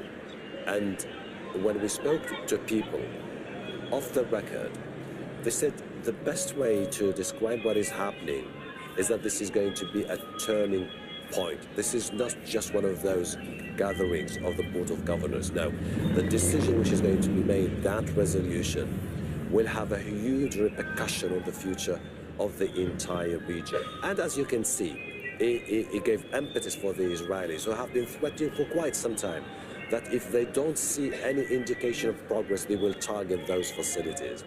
And one of the questions that were debated behind closed doors and among key experts is, there was a challenge here. If we are ever going to allow Iran to further enrich uranium, what about the breakout time, which is the moment when Iran be able to acquire a nuclear capability if they decide to further refine uranium to 90%, which is a weapons grade level? And there were all those sorts of debates. And it seems that at a certain point, the Israelis decided that this is our moment to take action and strike facilities inside Iran. And they are backed by many, many countries who think that Iranians are not doing enough to give strong indications to the international community that their program is solely for civilian purposes. It remains to be seen. Now, Rafael Grossi, the Director General of the Nuclear Watchdog, said that he was hoping to travel to Iran and talk to the Iranians. Will the Iranians at this particular moment be happy to see him? That's the question. Will the Iranians still believe that that track, multilateral track with the international community, will make sense against the backdrop of this military operation which is underway and the targets which are still being targeted as we speak by the Israelis. There is a shift in the thinking, there's a shift in the dynamics, and everybody understands it. And this explains why you see people coming in and out. When the session that took place a while ago was supposed to be about Israel's nuclear program, it was backed by Arab nations. This is something that they have been doing every year here in Vienna. They come out with statements denouncing Israeli capabilities. But it was completely overshadowed by the strikes targeting Israel. And everybody now is pretty much concerned that if there is no attempt to further contain the situation there, and if the Israelis decide to go, for example, and target Fordo, widely perceived to be one of the most important uranium enrichment program, with the activities happening deeper underground, the potential for radiation could be this time much bigger and extremely difficult to contain. And it will have massive repercussions, not only on the Iranian people, on the Gulf region. One last thing here, Niamh. I've seen Arab diplomats, particularly from the Gulf region, extremely anxious over the phone with their ministers of foreign affairs, with their authorities back home, talking about every single detail of what is happening here at the Board of Governors meeting, because they are all concerned that they could reach a moment that no one will ever be able to control it, particularly if one of the biggest facilities is targeted by the Israelis. And they're hoping that ultimately somebody will be able to convince the Americans to use their own leverage to stop this military attack which is happening. And also here, others believe that this attack could be conducive to massive concessions by the Israelis, by the Iranians, because if they ever decide tomorrow to come and talk to the Americans about the potential to come up with a new agreement, they know in advance that after what happened, the Americans will ask for major concessions from the Israelis, from the Iranians, something they were not contemplating just 2 days ago. Hashem, many thanks for walking us through all of that in great detail. Thank you, Hashem in Vienna there.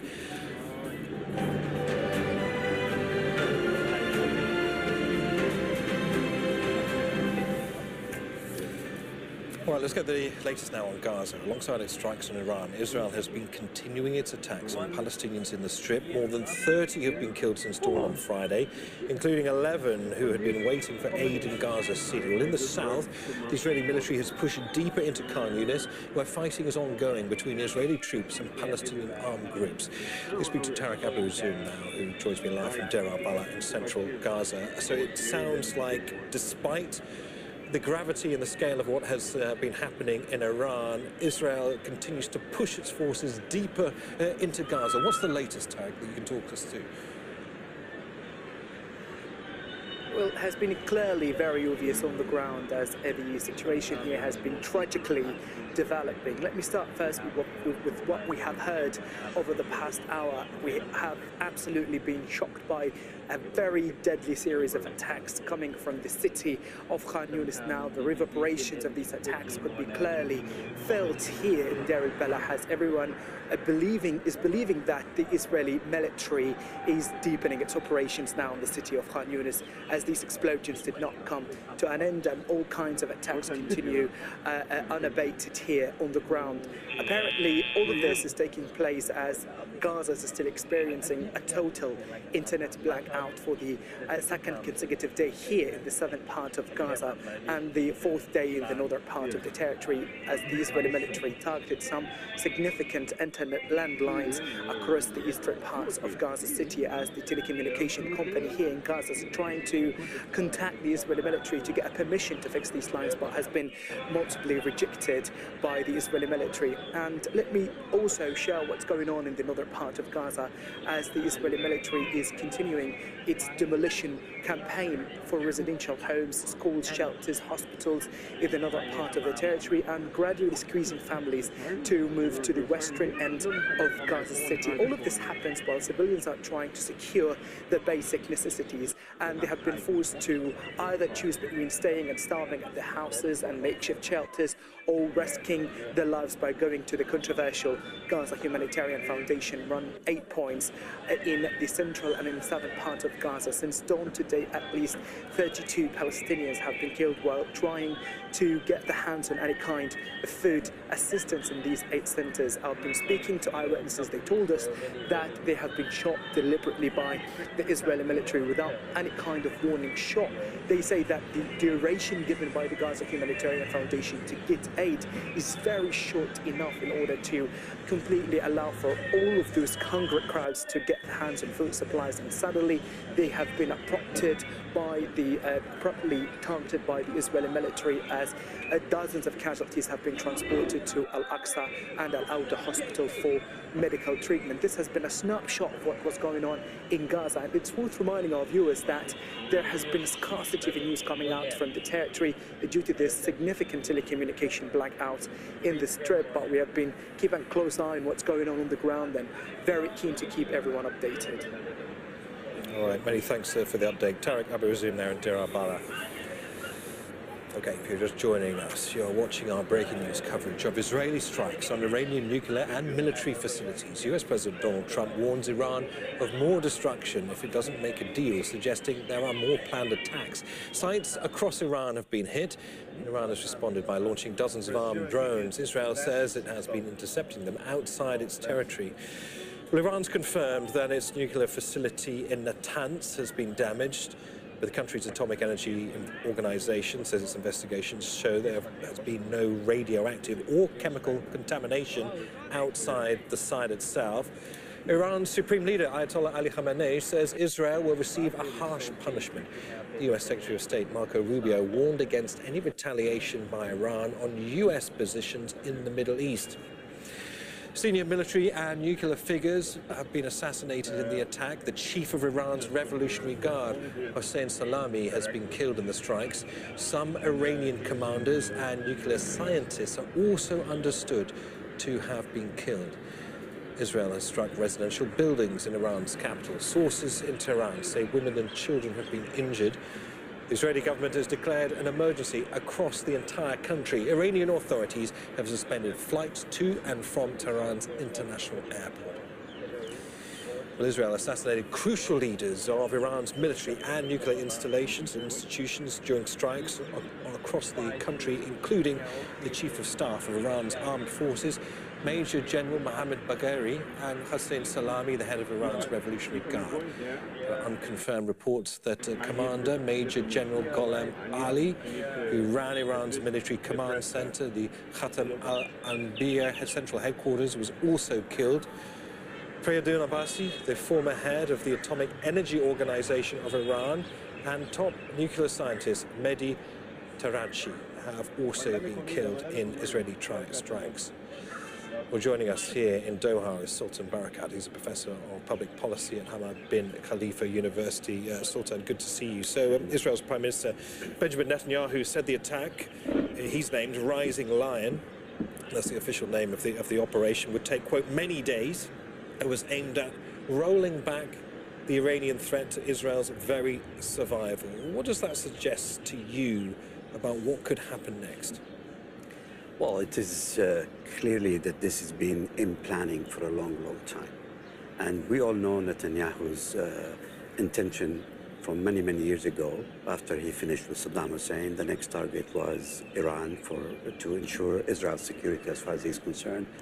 But the 7th of October has really helped him line up his ducks, if you like, in a way that he could undertake this kind of attack on Iran with very little consequences.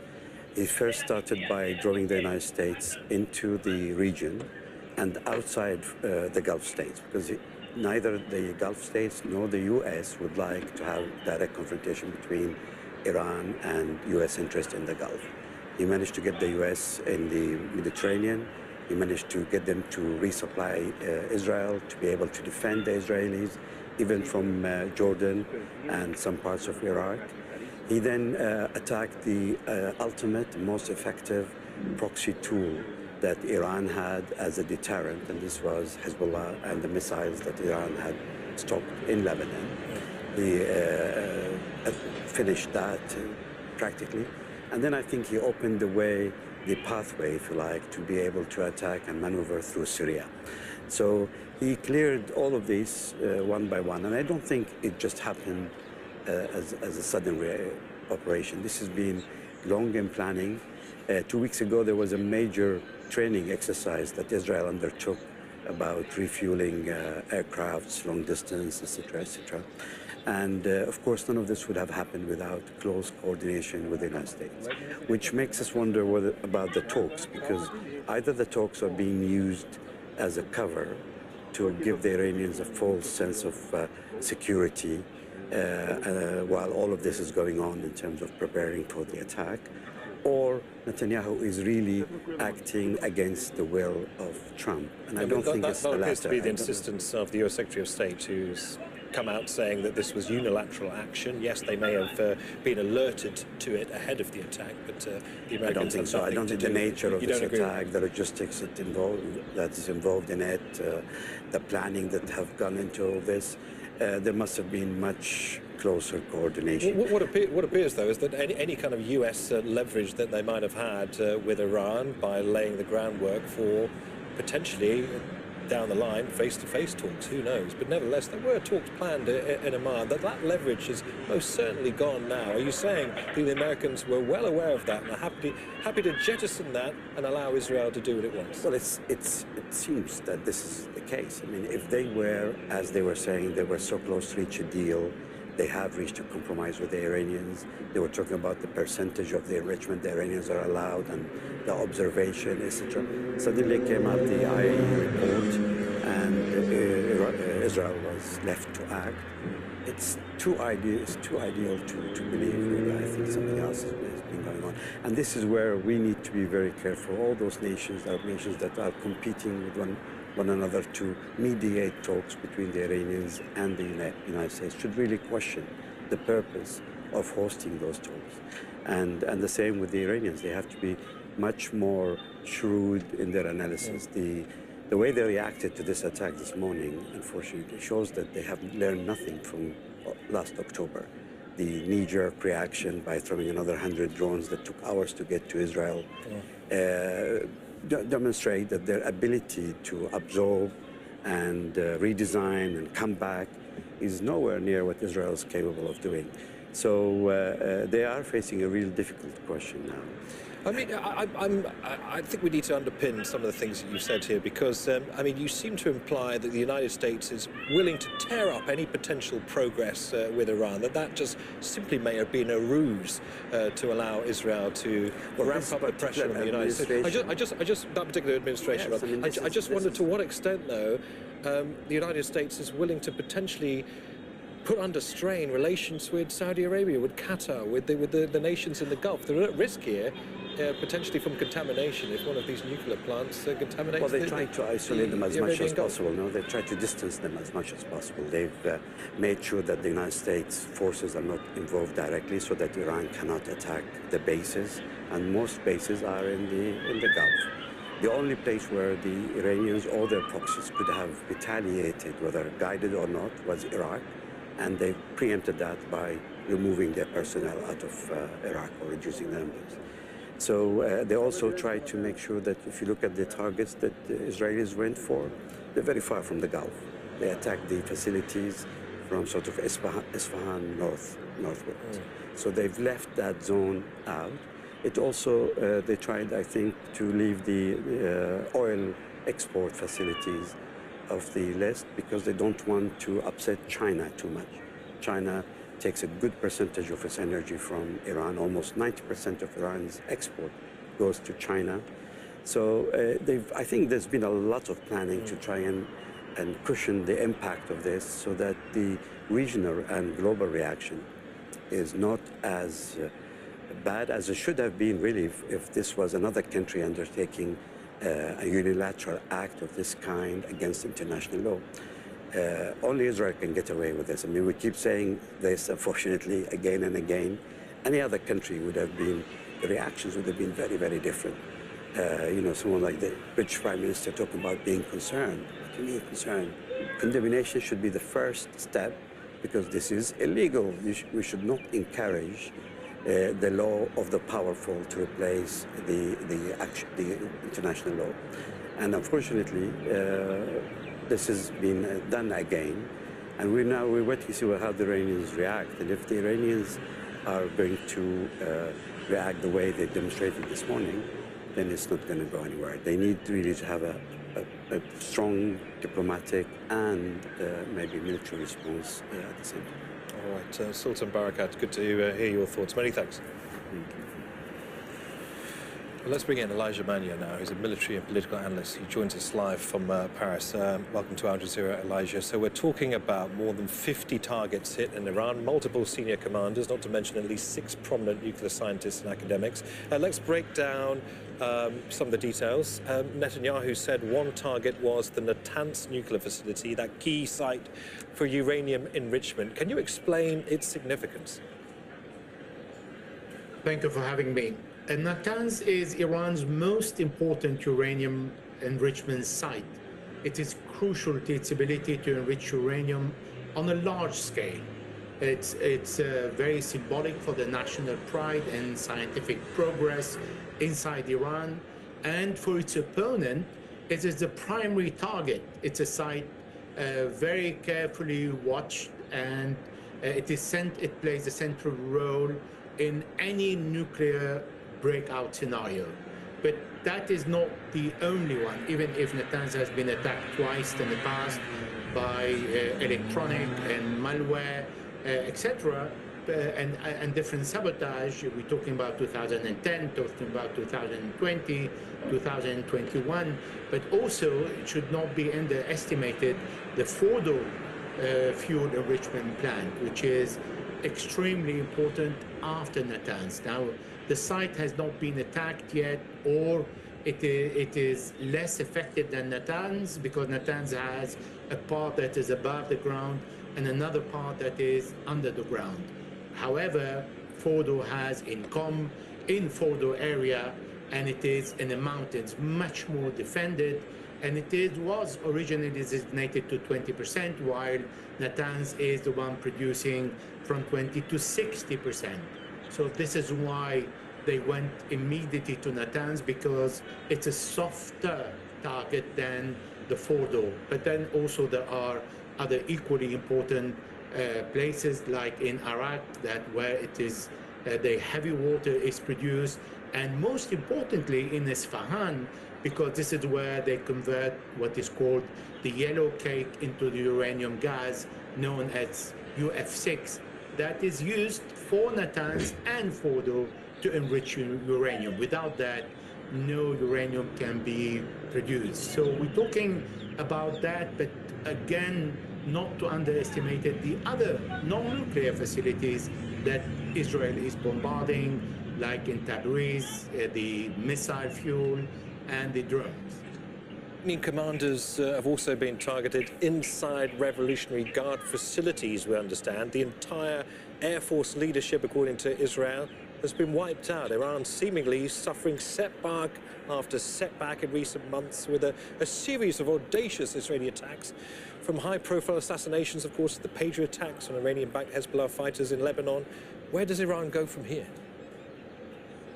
This is a very good point. Making the comparison between what Israel is doing now in Iran and what it has done in Lebanon. This is something, it seems, with such a successful operation in Lebanon and in Iran, the Iranians did not learn the lesson, because it seemed there are still many commanders under the ground. Now, the difference is Iran is a country with an army. Yes, it is true that in classical army, the first thing to hit is a command and control center. And this is what the Israelis did in non-state actors like Hezbollah and in a state actor like Iran.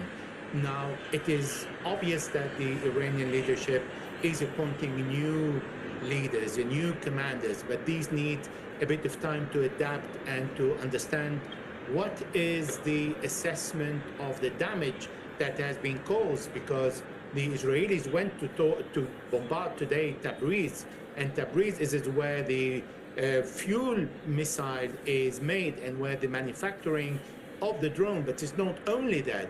So there is a need to assess the damage, particularly when the Israelis are saying this is a long war, and the Americans are confirming that. So this is not a one-day off.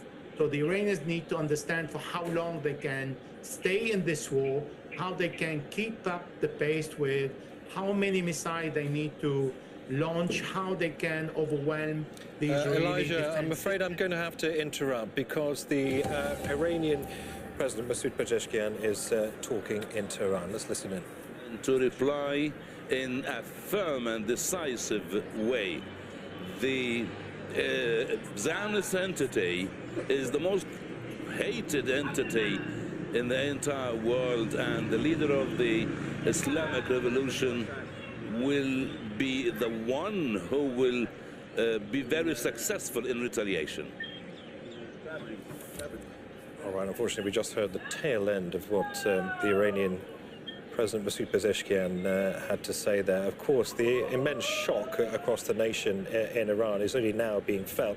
And this, of course, is still an Israeli operation that is underway, given reports of further Israeli attacks on a military airfield in Tabriz in northern Iran. Elijah Manier is still with us. He's live for us in Paris to talk about the implications and on the scale, of course, of this Israeli attack. Elijah, we were talking within the context of how audacious Israel's targeting of these sites has been within the context of many other audacious attacks across the region. We cited, of course, Hezbollah, but also targeted assassinations of very senior figures, including the head of Hamas in Iran last year. It does beg the question, where does Iran go now, given that, at least when it comes to the Air Force, Iran is claiming that an entire generation of senior officers has been wiped out in this operation. So where next for Iran? Now, this is a very good point you have raised. It indicates and it leads me to talk about the rule of engagement that the Israelis successfully are imposing on Iran, like it has imposed on Hezbollah. So they're targeting the military. They're inviting Iran to do exactly the same in their retaliation. Don't target civilians, can concentrate only on the military, even if the Israelis targeted civilian houses and buildings, killing several civilians. But this is argumentative because the Israeli can say this is a collateral damage and I'm killing only commanders, but also the nuclear scientists. So I think Iran is going to retaliate in the same way and abide by the rule of engagement, because they don't want the civilians to be the first target on both sides. And the Israelis will respect that within the formula of rules of engagement.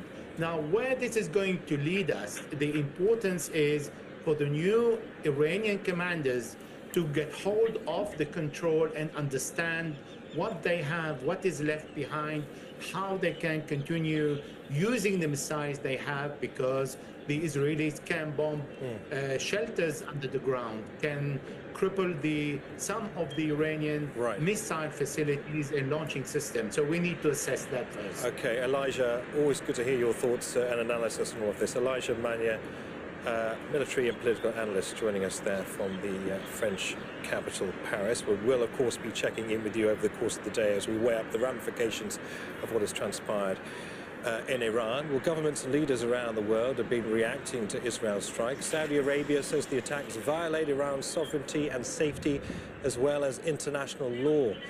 United Nations Secretary General Antonio Guterres says he condemns any military escalation in the Middle East. He said he's particularly concerned the attacks targeted nuclear sites, while talks between Iran and the US on the status of Iran's nuclear program are ongoing.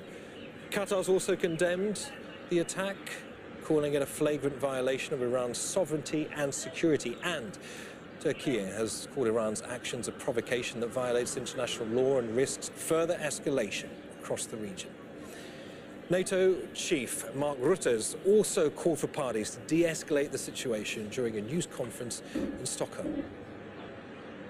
Allies within NATO are really navigating this crisis. Everybody is focused on de-escalating it. The US, of course, is working on that with other allies.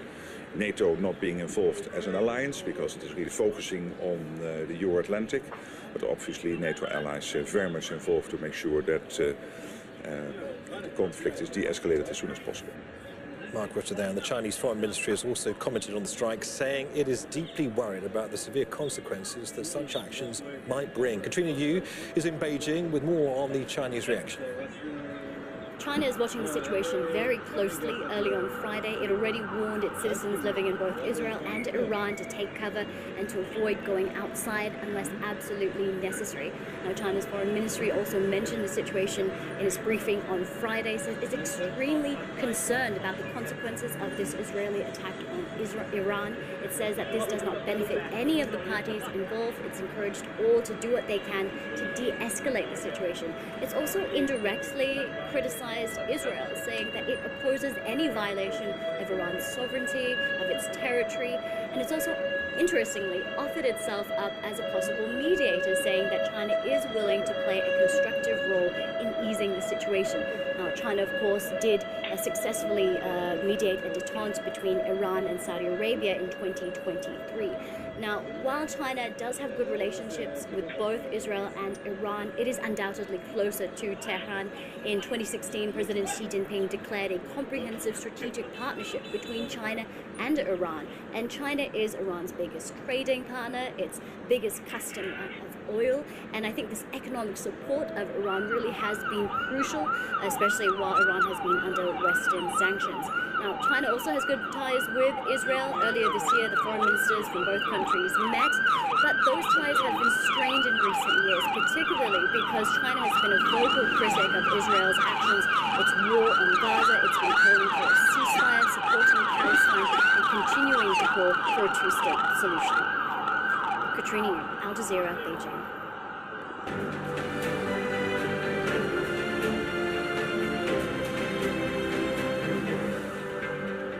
I'm Rob Matheson. This is Al Jazeera Live from Doha with continuing coverage of Israel's unprecedented attack on Iran. US President Donald Trump warns Iran of more deaths and destruction if it doesn't accept a nuclear deal proposed by Washington.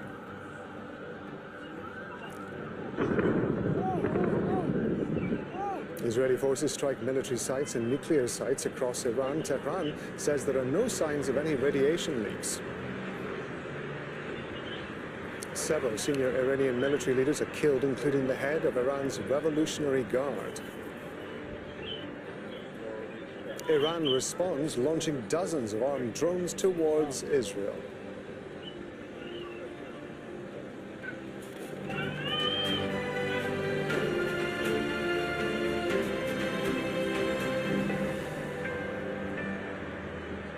US President Donald Trump's warning Iran of more destruction if it doesn't make a deal over its nuclear program, suggesting that more attacks are planned. Israel launched an unprecedented attack on Iran overnight, carrying out a wave of strikes on nuclear and military facilities. Long-range missile sites and air defenses have been hit across the country, and senior military figures and nuclear scientists have been assassinated. Israel says it's preparing for a lengthy operation. Iran has responded by launching dozens of armed drones towards Israel. In a post on his social media site, Truth Social, US President Donald Trump wrote, "I gave Iran a chance after chance to make a deal, but no matter how hard they tried, no matter how close they got, they just couldn't get it done. There is still time to make this slaughter, with the next already planned attacks being even more brutal, come to an end. Iran must make a deal before there is nothing left and save what was once known as the Iranian Empire." We've got correspondents across continents monitoring developments. Hashim Al-Khabarit standing by in Vienna, Toher Asadi is in Tehran, Kimberly Hawkins in Washington, D.C. First, this report from Bernard Smith. The heart of Iran's nuclear program, its main uranium enrichment facility, Natanz, on fire. In the Iranian capital, the homes of those possibly involved in the country's nuclear program destroyed. Israel has hit targets, infrastructure and individuals across Iran. We struck at the heart of Iran's nuclear enrichment program. We struck at the heart of Iran's nuclear weaponization program. We targeted Iran's main enrichment facility in Natanz. We targeted Iran's leading nuclear scientists working on the Iranian bomb. We also struck at the heart of Iran's ballistic missile program. Among the targets, the chief of Iran's Revolutionary Guard, Hossein Salami, has been killed, according to Iranian state television, and the unit's headquarters in Tehran hit. The Israeli strikes also killed at least 2 nuclear scientists, Fereydun Abbasi and Mohammad Mehdi Tehransi. Israel's broadcasting authority says they targeted 10 scientists. Several children have also been killed, according to Iranian television. Iran's supreme leader says his country will retaliate. The Zionist regime opened its dirty and bloody hand to commit a crime in our beloved country and revealed its evil nature by striking residential centres more than ever before. With this crime, the Zionist regime prepared a bitter and painful fate for itself and will definitely receive it. In Jerusalem, sirens wailed as Israel started its attacks on Iran, while in the main city, Tel Aviv, residents started stocking up in anticipation of Iran's response. The US government says it isn't involved in Israel's strikes. Tonight, Israel took unilateral action against Iran. We are not involved in strikes against Iran, and our top priority is protecting American forces. Israel advised us that they believe this action was necessary for self-defense. President Trump and the administration have taken all necessary steps to protect our forces and remain in close contact with our regional partners. Let me be clear, Iran should not target U.S. interests or personnel. US intelligence sources, quoted by the Reuters news agency, say that recent intelligence assessments that Iran is not building a nuclear weapon had not changed, nor was there any indication that Khamenei had authorized the restarting of Iran's nuclear program. Even so, the US knew Israel was preparing to strike Iran's nuclear facilities. Benjamin Netanyahu says the operation will continue for as many days as it takes to remove this threat. Bernard Smith, Al Jazeera. Going to go to our correspondent Kimberly Hawken, who's in Washington, D.C. for us. I was reading out that social media post by President Donald Trump just a couple of moments ago, where he was basically saying one of the ways to be able to stop all of this is for Iran to do a deal about its nuclear program. What has it been saying about this? Yeah, and this is really significant, this Truth Social post, because initially when these strikes first started by Israel, we know that there was a statement from the administration, from the Secretary of State, Marco Rubio, that essentially said, look, we're not involved. This is something that is being unilaterally done by Israel. That has now shifted with the president's Truth Social post, because what he's now saying is, even though there is a need to make a deal, he's also saying and touting the lethality of Israel's, or rather the United States' weapons, basically saying that the United States makes the best and most lethal military equipment anywhere in the world, and they know how to use it. In other words, that the United States is going to defend its ally Israel. In other words, saying that it is involved, that the United States is involved. And we know that the United States has known about this for many days in advance, likely as early back as Monday, when the U.S. president spoke with the Israeli Prime Minister Benjamin Netanyahu, given the fact that there had been a replenishment of missiles for Israel's Iron Dome that had been positioned in the area, as well as the fact that the U.S. president is saying that it will be there to defend its allies. So this is a significant shift. The U.S. president saying he wants a deal, but at the same time saying that the United States is now in this fight. At the same time, I know, of course, we're in the early hours as far as the day is concerned in the United States, but I know also that there has been some response from officials in Washington to what's been going on, although one would imagine the public is just kind of catching up with what's been happening overnight. What's been the response from those officials who've been aware of what's going on? Look, we know that there were cabinet secretaries that were in position as this was unfolding. They are obviously in support, and there's no surprise that when it comes to the United States, the Congress particularly is behind Israel 100% for the most part. But look, at the American public feeling very different than many of the elite leaders in Washington.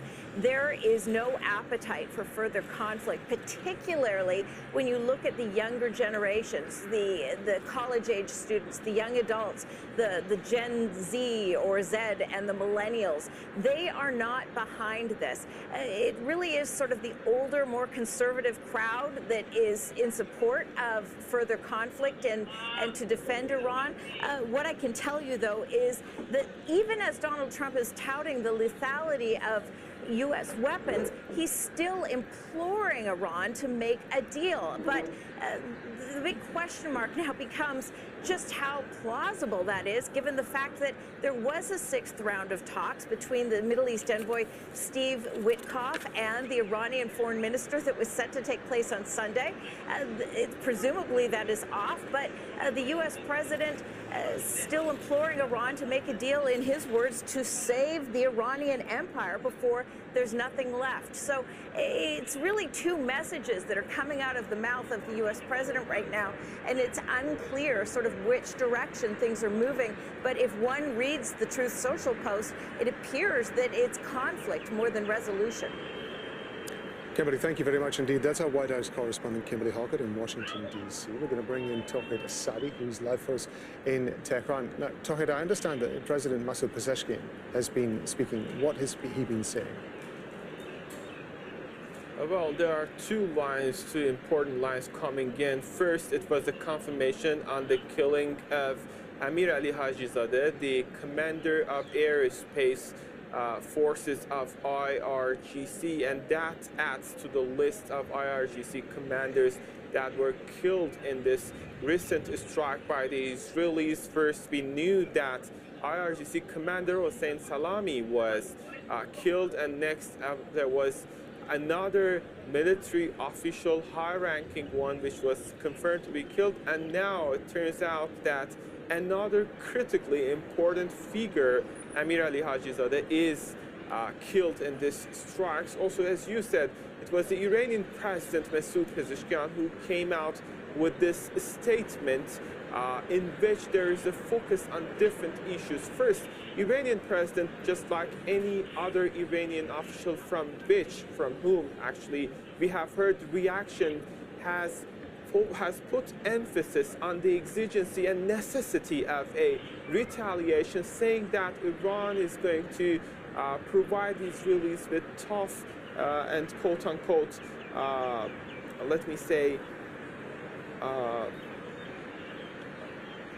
there is going to be a tough, crushing answer for what Israelis did. And also, he asked people to stay calm, to keep the unity.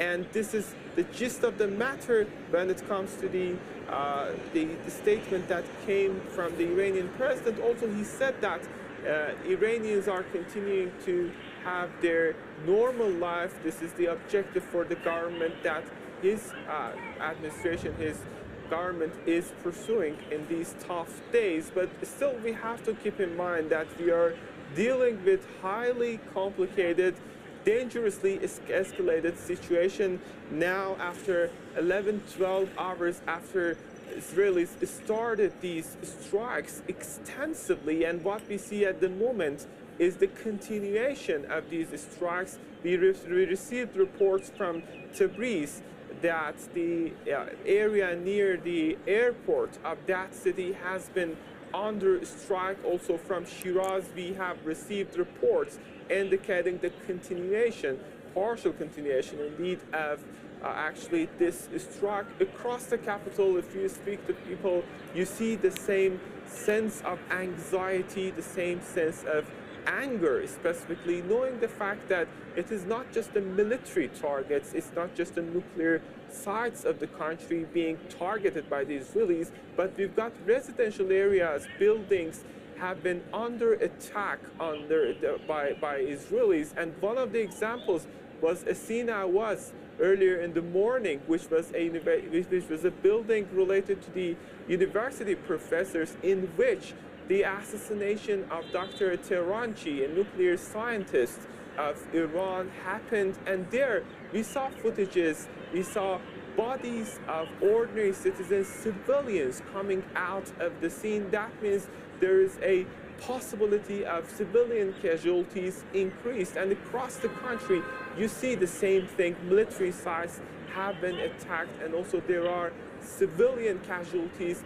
On the other hand, for the time being, we know that we hear this strong message from Iranian officials saying that there is going to be a tough, crushing, retaliatory action down the road. They have started, and reports are coming about the attack by drones coming from Iran to Israeli territories. But we have to keep in mind that this is just a beginning, as Iranians have called for a strong response. And then we have to keep in mind that it happens in the context of previous attacks that happened earlier in October 2024. And then Iranians said that in case Israelis do such things, there is going to be strong retaliation. And also, at the same time, it happens when Iran was engaged in a diplomatic trajectory in order to deal with the concerns related to the nuclear program of the country. There was a next round of Iran-US talks scheduled, but for the time being, it seems that there is going to be no talk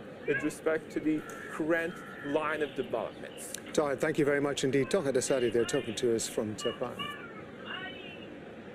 Iran's atomic agency has confirmed its primary uranium enrichment facility has suffered damage. However, investigations have not shown any radioactive or chemical contamination. The facility consists of 6 buildings and another 3 underground. The UN nuclear watchdog monitors nuclear material and enrichment equipment there. It says Iranian authorities have confirmed radiation levels have not increased since Israel attacked. The International Atomic Energy Agency says it's in contact with Iranian nuclear authorities to assess the impact of areas that have been hit. This morning, the International Atomic Energy Agency was informed of the military operation launched by Israel, which includes attacks on nuclear facilities in the Islamic Republic of Iran.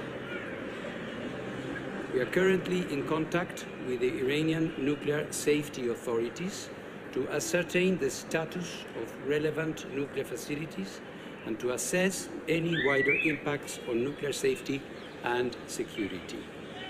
At present, the competent Iranian authorities have confirmed that the Natanz enrichment site has been impacted and that there are no elevated radiation levels. They have also reported that at present the Esfahan and Fordow sites have not been impacted. This development is deeply concerning. I have repeatedly stated that nuclear facilities must never be attacked, regardless of the context or circumstances, as it could harm both people and the environment. Such attacks have serious implications for nuclear safety, security and safeguards, as well as regional and international peace and security. Well, Hashim Al-Khabar is live for us in Vienna at the headquarters of the IAEA. Hashim, it was only about 24 hours ago or so that you broke the news that the UN's nuclear authority had voted on a resolution supporting the view that Iran wasn't complying with its responsibilities when it came to its nuclear program. What is being said there today about what's been happening? The attack took many here by surprise, although over the last 3 days there was a totally different air here at the headquarters of the International Atomic Energy Agency, the IAEA. It was really, really different. First of all, the resolution, which was unprecedented in its tone and in its provisions, saying that Iran was practically not honest with the international community and that the IAEA cannot give any assurances to the international community or to the United Nations Security Council that Iran's nuclear program is solely, exclusively for civilian purposes. And the people I was talking to were basically saying you should not rule out the potential for military confrontation. And this is exactly what happened. Today, as we speak, there's now a break of the meeting of the Board of Governors. They've been grappling with how to move forward. Russia, China, Venezuela have backed a motion by the Iranians to hold an emergency meeting. We do understand from our sources this is something likely to happen in the next week. Gulf nations extremely anxious about what could happen next if the scope of the attacks widens and a potential target of different facilities. And this explains why the IAEA has been saying that its Director General, Rafael Grossi, is willing to travel to Iran. But you know, after this attack, many things will change on the ground. The future of Iran's cooperation with the IAEA is at stake. We don't know what will happen next, and many countries are pretty much concerned, and this is why they're putting more pressure on the Board of Governors to ensure that there is a constant monitoring for any potential release of radiation. Gulf nations are very, very concerned because they know some of those facilities are literally on the border, not really far away from many wealthy Gulf nations, and they have a huge concerns if Israel decides to go further and target particularly Fordo and Asfahan, which the UN says, which the IAEA says, according to Iranian sources, both facilities were not yet targeted. So all in all, great deal of anxiety, but at the same time, loads of uncertainty about how the international community is going to move forward today and tomorrow. Hashim, I'm just reading a line here from Reuters saying that the leaders of France, Britain and Germany currently holding a phone call about the situation in Iran. One would imagine, of course, that it is important to retain Iran's involvement in the engagement when it comes to negotiations about its responsibilities. Following, of course, the decision that you were talking about yesterday, the great concern, I would imagine, would be that as a result of everything that we've seen, Iran's incentive to be part of those negotiations is dwindling. I have to say that the dynamics have completely shifted. Yesterday, EU, and especially the three European countries, the UK, France and Germany, were hoping that the resolution that passed yesterday was going to give Iran a last chance to allow thorough inspection, particularly in the undeclared sites. Two, Iran has to put a break to its enrichment program. Now, they were no longer discussing whether it's legitimate or not. They said there's no way Iran can have more than 400 kilograms of enriched uranium at a purity of 60%. It should stop, because both the Americans and the Israelis were monitoring everything on the ground, and they were just skeptical that Iran could already be in position of all the know-how to be able to put together that uranium is further refined into nuclear warheads, and they thought that Iran could easily have 10 of them. 10 of them makes a massive geopolitical change in this region. Today, when we woke up about this new Israeli attack, the Europeans now don't really believe that there's going to be any potential for future cooperation with Iran, unless Iran decides to give major concessions. First of all, they have to overcome major obstacle about whether they want to pursue path of talks with the Americans, but the Americans now are saying that the provision there, the resolution is the backbone of any move forward. Number two, if they give any concessions, it won't be widely perceived as something positive by their own people. It could put more and more pressure on the military command there in Tehran. But for the Europeans now, they say that they are going to team up and to continue to ensure that Iran will never be allowed to acquire nuclear capabilities. And this is now for them as a red line. And they were not willing to talk back to the Iranians about potential of resuming negotiations unless Iran gives them tangible, credible evidence about the undeclared sites and the whereabouts of the nuclear material that disappeared from three particular areas. Hashem, thank you very much indeed for breaking that down for us. Hashem Akhabara there live for us in Vienna. Noor Odeh has been following developments in Israel, and she sent this update from Amman, and she's there because the Israeli government's banned Al Jazeera from reporting inside Israel and the occupied West Bank.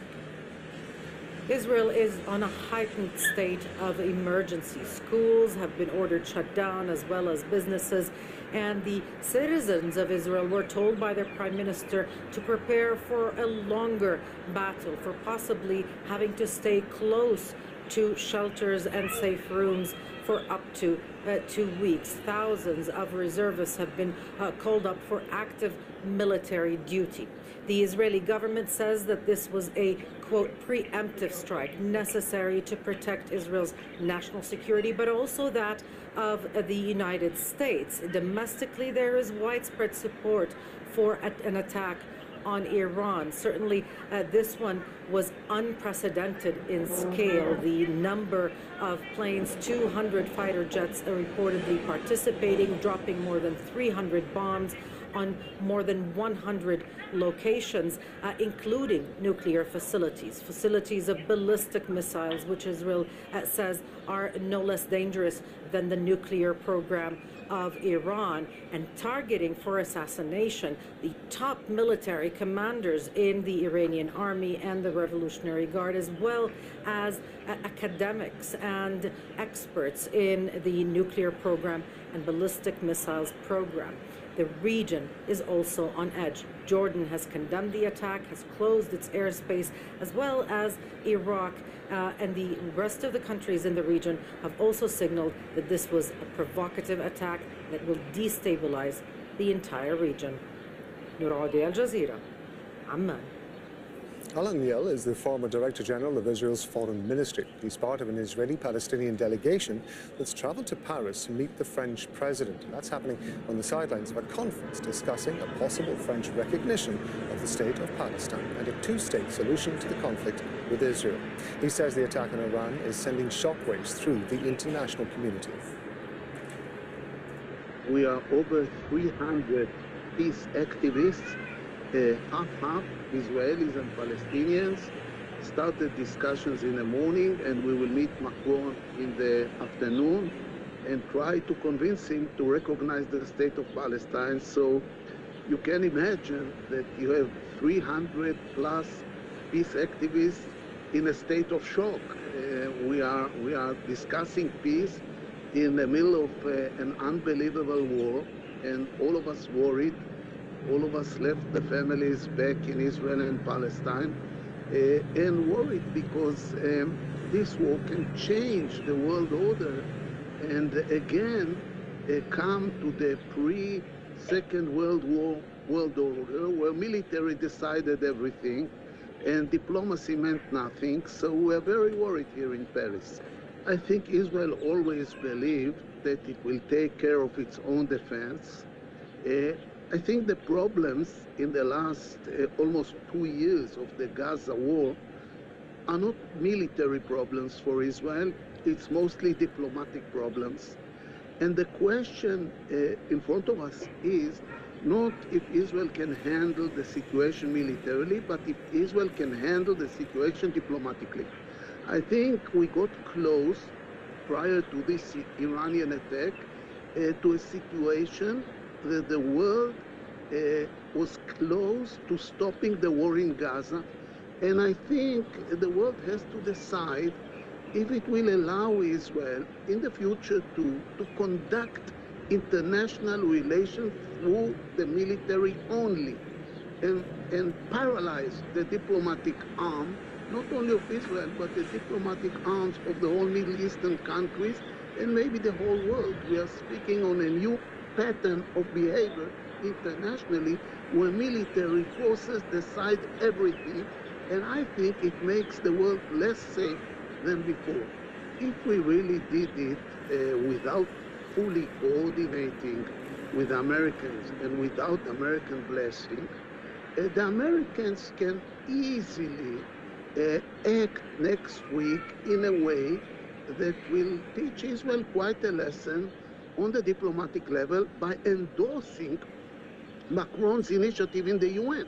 as you know, the United States approached all the countries where it's represented not to participate next year in the Macron MBS Peace Conference. The United States has to change its position and attend the meeting in New York and reach a decision in New York on the recognition of Palestine and on the end to the Gaza war, because this is endless. If we will continue for another 1 or 2 years of fighting, we will ruin the Middle East. And I don't think it will make Israel safer. As you know, I'm monitoring the situation from Paris, but as it looks now, it's again an unbelievable military success for Israel in killing top Iranians, military people, in hitting installations, important installations, and the Israeli public sees Netanyahu as the magician again. And I think, coming to Israeli politics, if this will end here, and with a big Israeli success, military success, Netanyahu can announce elections and win big in the next Israeli elections. And we know what it means for peace in the Middle East, especially between us and the Palestinians. Governments and leaders around the world have been reacting to Israel's strikes. Saudi Arabia says the attacks violate Iran's sovereignty and safety, as well as international law. United Nations Secretary General Antonio Guterres says he condemns any military escalation in the Middle East. He said he's particularly concerned the attacks targeted nuclear sites, while talks between Iran and the US on the status of Iran's nuclear program are ongoing. Qatar has also condemned the attack, calling it a flagrant violation of Iran's sovereignty and security. And Turkey has called Iran's actions a provocation that violates international law and risks further escalation in the region. NATO Chief Mahmoud has called for a de-escalation of hostilities during a news conference in Stockholm. Allies within NATO really navigating this crisis. Everybody is focused on de-escalating it. The US, of course, is working on that with other allies. NATO not being involved as an alliance because it is really focusing on the Euro-Atlantic, but obviously NATO allies very much involved to make sure that the conflict is de-escalated as soon as possible. Well, Natasha Bartos joining us for more reactions out of Europe. I was just reading that the leaders of France, Britain and Germany are currently holding a phone call to discuss the situation between Israel and Iran. What else have we been hearing from leaders in Europe?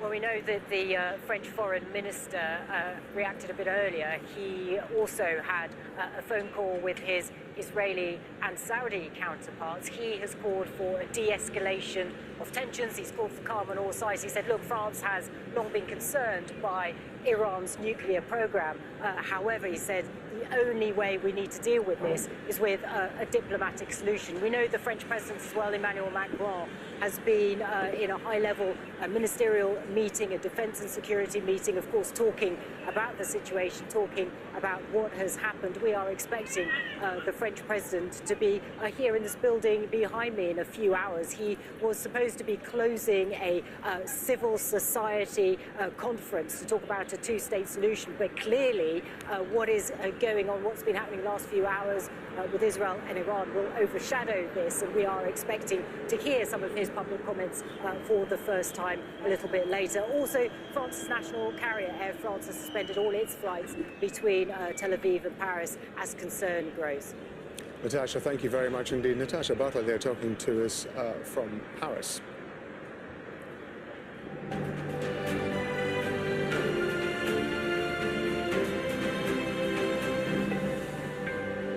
We're going to get the latest now on Gaza. Alongside its strikes in Iran, Israel's been continuing its attacks on Palestinians in the Strip. More than 30 have been killed since dawn on Friday, including 11 who have been waiting for aid in Gaza City. In the south, the Israeli military has pushed deeper into Khan Yunis, where fighting is ongoing between Israeli troops and Palestinian armed groups. Tariq Abouzim is joining me live from Deir al-Balah in central Gaza. Just talk to us about the latest Israeli attacks there, Tariq.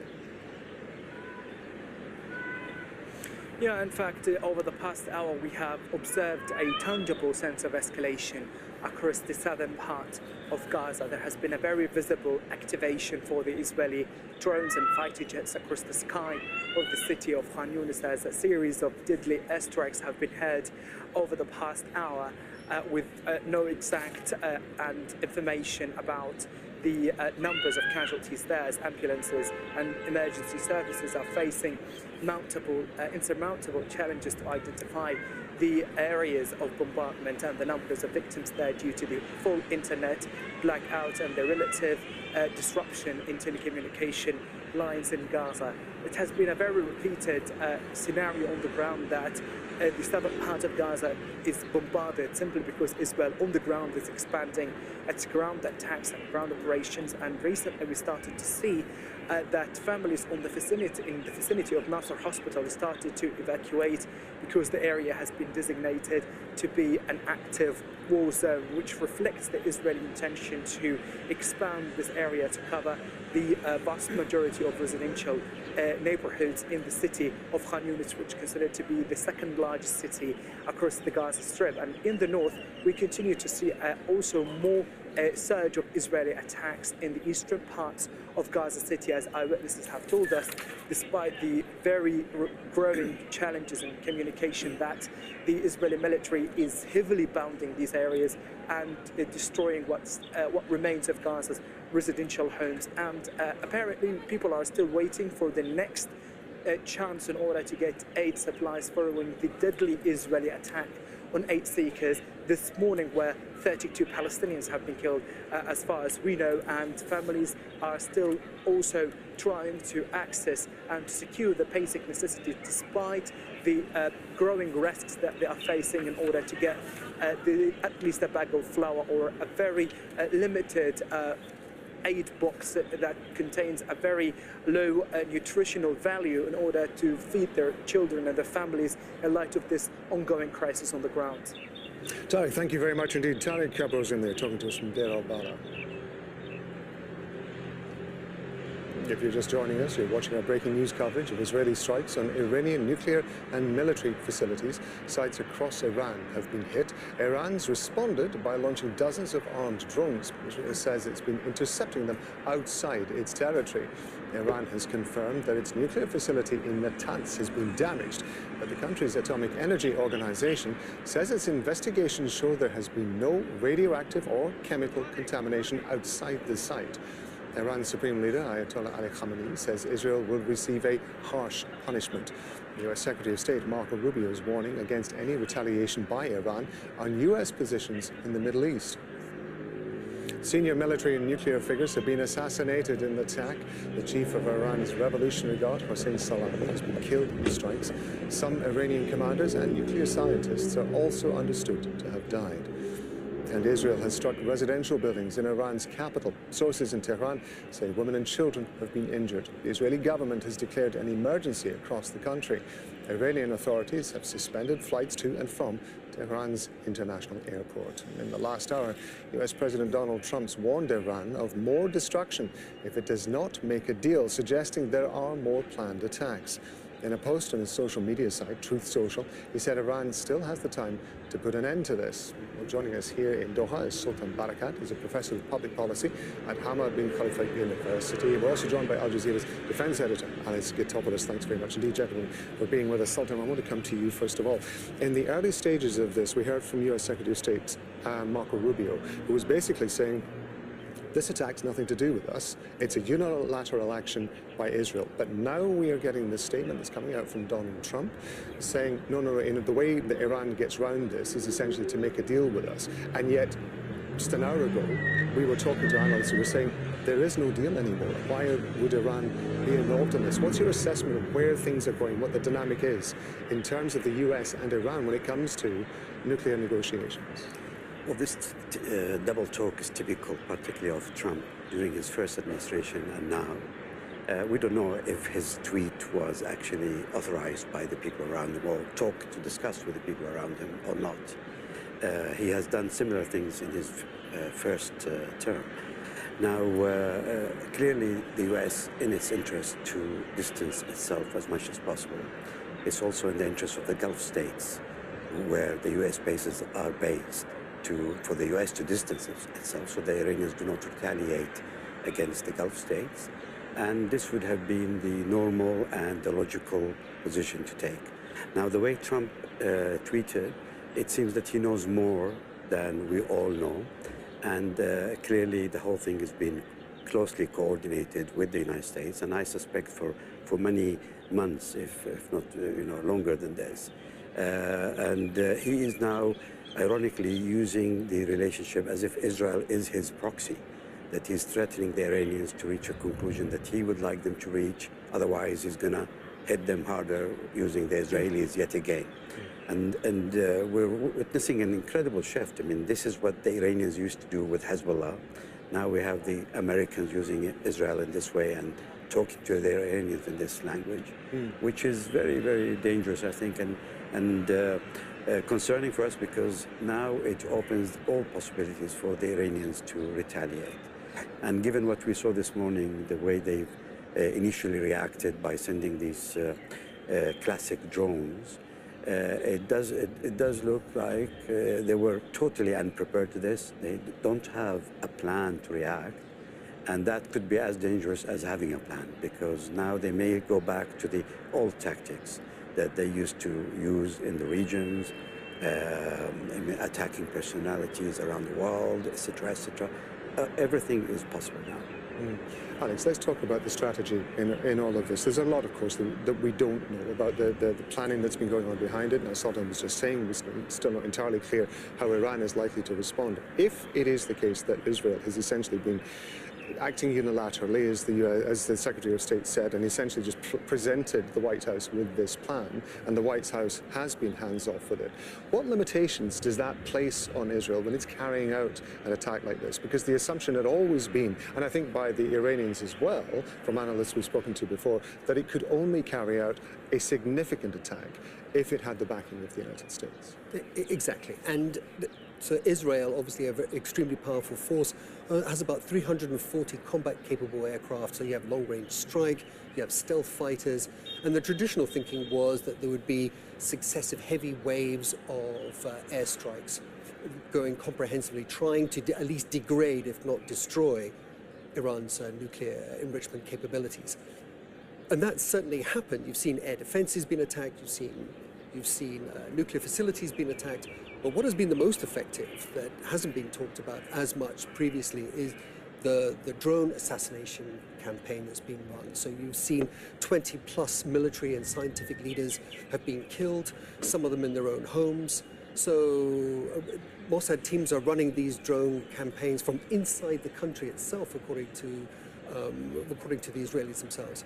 So you have teams within the country killing people where they sleep, where they live, and also when they meet to try and discuss this, they kill them then too. So you've had this command and control and military thinking of Iran that has been absolutely paralyzed. Everyone's afraid to rear their heads, and they're trying to organize. Now, they should have prepared for this, but one thing to prepare for it on paper, another thing to have it happen to you. So I think we've seen these rather anemic responses, these drone attacks that have been intercepted as well. And clearly the Israelis are holding back quite a bit of their air force and patrolling these likely areas that are going to be used as incoming pathways for drones that are going to be fired either from Iraq, from Iran itself as well. And they've been intercepted. And so far we've not seen any missile strikes. So again, the situation is extremely fluid, but I would imagine that the Iranian military is struggling now to be able to form some sort of effective command and control over their own forces and be able to retaliate. Which kind of leads me on to the next question, logically, which is what kind of response would Iran mount, given the nature of the attack that we've seen this time by Israel, that does not relate to the attacks we've seen previously, particularly in 2024, because of course there was a similar situation. Israel carried out an attack, Iran responded, it fired missiles, it flew in drones, and yet the majority of those were brought down by air defense systems, not just by Israel, but also by aircraft from Western governments as well. The Iranians must be thinking, well, what's the point of sending all of that? Because we know that the Israelis are going to be able to bring that down. My question to you is, what is Iran likely to have that it can use this time to be a proportionate response, that it would regard as a proportionate response to this attack? Well, what we've seen, I mean, both sides were testing each other out in previous conflicts as well. The Israelis have the best air defenses pretty much in the world. However, they're not fallible. They're not infallible. So you've had the Iranians being able to test these air defenses. They attacked the Israeli base at Netzarim in the south, and they hit it successfully because they overwhelmed the local air defenses there. So they knew what to do, and they knew how to do it. The question is, though, that we've not seen this response yet. Now, this is something they're going to be planning, and if so, how effective will it be? Because it's already been degraded. At that time, you know, Iran was operating and all its resources were intact, whereas that's not the case now. And Israel's promised that this is going to be the first of many such attacks. This isn't an attack, this is an air campaign. And it's going to be a drone and assassination campaign as well. So this is going to be ongoing. So we are going to see the comprehensive degradation of Iran's military structure, and they've had a good start. I mean, we talk about the shock and awe campaign as well. So it's already on the back foot. What can they do to try and intimidate the Israelis? I think their response is going to be limited at best. But again, it's a very fluid situation, and this is only the start of the campaign. Sultan, one of the things, of course, that the IEA was attempting to do yesterday when it voted on that resolution criticizing Iran for its lack of transparency, as it put it, with regard to its nuclear program, was to get that transparency, was to get Iran to open up about its nuclear program and all the different elements to it that, of course, also could have involved leading towards the development of nuclear weapons. Given everything that's happened, given the ruling that we saw in the last 24 hours, how likely is it, do you think, that Iran is going to be willing to do anything like that in the future?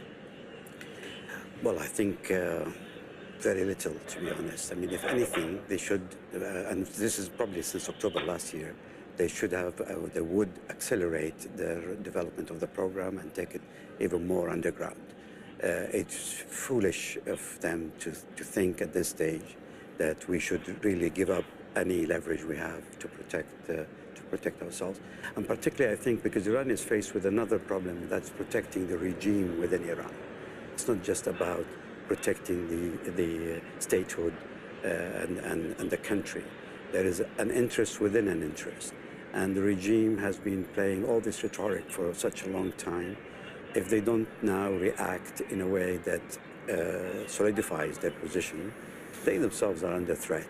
And this is the ultimate goal that the Israelis and the Americans would like to achieve, and that is, you know, regime change in the country, so that what happened in Syria, what happened in Iraq before then, what's happening in Lebanon, is paving the way for Israel to continue its existence, its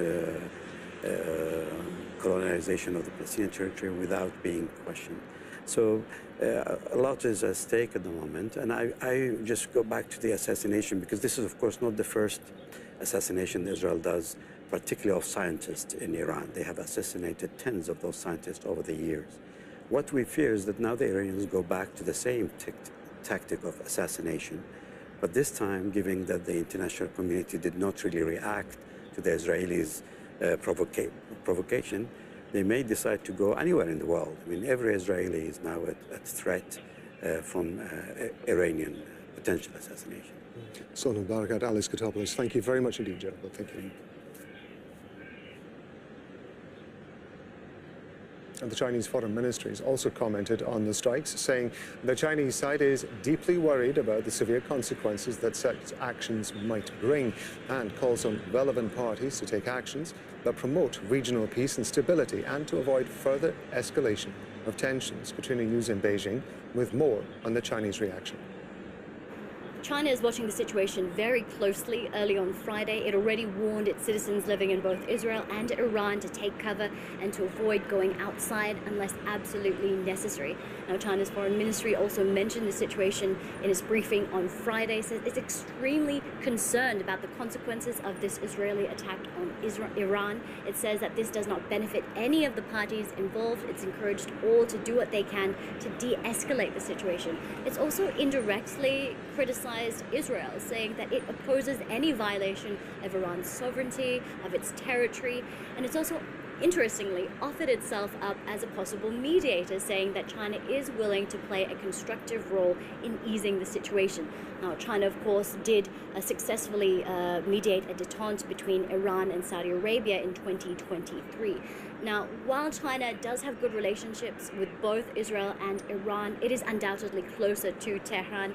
In 2016, President Xi Jinping declared a comprehensive strategic partnership between China and Iran. And China is Iran's biggest trading partner, its biggest customer of oil. And I think this economic support of Iran really has been crucial, especially while Iran has been under Western sanctions. Now, China also has good ties with Israel. Earlier this year, the foreign ministers from both countries met, but those ties have been strained in recent years, particularly because China has been a vocal critic of Israel's actions, its war on Gaza. It's been calling for a ceasefire, supporting Palestine, and continuing to call for a two-state solution. Katrina Yu, Al Jazeera, Beijing. I want to bring in Elijah Magnier. He's a military and political analyst. He's joining us live from Paris. So thank you very much indeed for being with us. I understand that there have been about 50 targets hit in Iran, multiple senior commanders, not to mention at least 6 prominent nuclear scientists and academics. Now, that's very specific. Why do you think it is that they have gone, Israel particularly, has gone for those targets and perhaps not risked civilian targets at this stage? Thank you for having me. First of all, Iran has so many vast area. It's 1.4 million square kilometers. Therefore, it is important for the attacking country, in this case Israel, to select the target and the objective. What Israel is trying to tell the world is it is attacking the Iranian nuclear facilities and scientists that can help Iran to become a military nuclear country. Therefore, it is trying to justify its aggression against Iran by saying the negotiations are going nowhere. Iran is still on its position to enrich uranium where it is, and I'm going to solve the problem, as Israel did with Iraq and it did with Syria whenever there were nuclear facilities to be built there or constructed there. So that is the main objective of Israel that Israel is trying to justify. It doesn't need to justify, really. It has been killing scientists for the last decades and without any serious or lawful justification. Now, why it is attacking also the generals and killing or hitting 20 generals is because it wants to cripple the Iranian command and control center and want to take away and assassinate all those military decision makers to create a kind of chaos, because the Israelis are still, until this moment, attacking Iran and doing wave by wave, because they need to calculate their jets between Iran and Israel. They need between 3.5 to 4 hours a round trip. And this is where they're sending one wave after another. And we learn from the Americans and the Israelis that this is only a day one. This is why they took away also all the defense system, or most of the defense system. They have a clear airspace, and now they can bomb as much as they want. This is why also they've sent a sabotage team, as we have seen from the Israeli side, to destroy the Iranian anti-air system, so they can bomb freely in Iran as much as they want, selecting military targets, so in case Iran retaliates, it retaliates only against military targets in day one. We don't know what's going to happen next. As we were talking about earlier on, the US has been somewhat lukewarm in its response to the Israeli attack, and there is a lot of speculation about whether or not the US is involved in this to some degree, whether it's through actual logistical support or intelligence support, for example. To what extent, in your estimate, does that limit the kind of action that Israel is able to take within Iran? Well, if we listen to what President Trump said yesterday, last night, just hours before the attack, describing how positive is the interaction with the Iranians over the nuclear negotiations, and then this morning saying that this is going to be only the first wave and Iran needs to come to the table before everything is destroyed or what is left, which means that he already knows the whole program of the Israelis, how far this is going to go, this air campaign and war against Iran, and what are the targets, that what is going to be left, because this is a very important sentence said by Donald Trump, and we understand that the Americans are saying they will continue supplying the Israelis with all the bombs they have used, and a couple of weeks before they supplied Israel with additional interception missile system in case Iran retaliate, and we're still waiting for the retaliation. So all this preparation and all this ruse that America played by saying things are well and things are good with Iran, and we're going to talk on Sunday, just to make sure that all the Iranian military officials go and sleep at their home. And this is what happened for most of them, because they were killed in their flats with their family members, including the scientists. So we understand this kind of collaboration between Israel and the US by the mouth of the American officials. We've been reporting on the responses from around the world, but also, of course, from Europe as well. We have about 50 seconds left, and I just wonder, just briefly, if you could just give me an idea, if you think there's anybody out with the Gulf region, for example, or out with the US, who might be able to bring some sort of pressure, if you like, on Iran to temper its response and perhaps de-escalate the situation? Throughout the decade, we have observed how the Israelis react and how the world react to the Israeli attacks and wars. Normally, there is an effective intervention only when Israel wants to end the war. So far, the Israelis are not willing to end. They're just starting, and they have a very generous bank of objective to hit in Iran. This is why I don't think anyone will influence the Israelis to stop their air campaign now if they're not willing to do so. The moment they are willing to stop the air campaign, then we will see the United Nations, the Americans, Europe, and everybody else calling for a ceasefire, and this is achieved, but not before that. Elijah, thank you very much indeed. Elijah Magni is a political and military analyst. Thank you. And Yaramaya is Deputy Director of the Middle East and North Africa Program at the European Council on Foreign Relations. She's an Iran nuclear policy specialist. She says the strikes could be counterproductive for Israel. This first phase, I think, was a big shock and awe, because it was accompanied by assassination of senior Iranian commanders and scientists. There's an anticipation that more is to follow, but we know from years of assessment that there is no military solution to bomb Iran's nuclear knowledge away. The Iranians have now widespread and dispersed knowledge of nuclear enrichment cycle.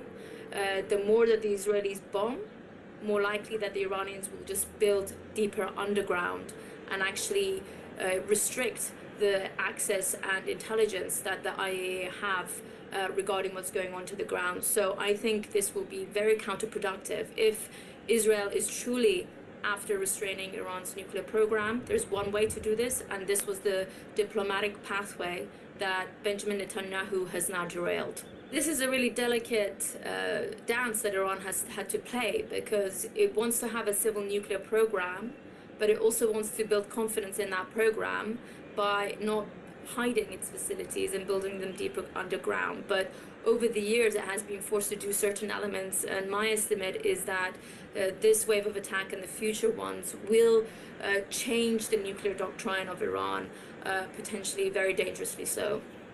Okay, let me give you just an update on where we are with this story. U.S. President Donald Trump's now warning Iran of more destruction if it doesn't make a deal over its nuclear program. It's suggesting that more attacks are planned. Israel has launched an unprecedented attack on Iran overnight, carrying out a wave of strikes on nuclear and military facilities. Now, Iran has long maintained that its nuclear program is for civilian purposes only. It has several facilities around the country, at least some of which have been targeted overnight. Israel says it struck at the heart of Iran's nuclear enrichment program. But what is that? Well, there are several research facilities, uranium mines, and a nuclear power plant spread in different locations. Then there are 2 uranium conversion plants in Arak and Isfahan.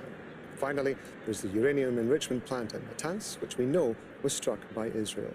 Susie Snyder is the program coordinator at the international campaign to abolish nuclear weapons. She says a negotiated solution is the only way to prevent an escalation.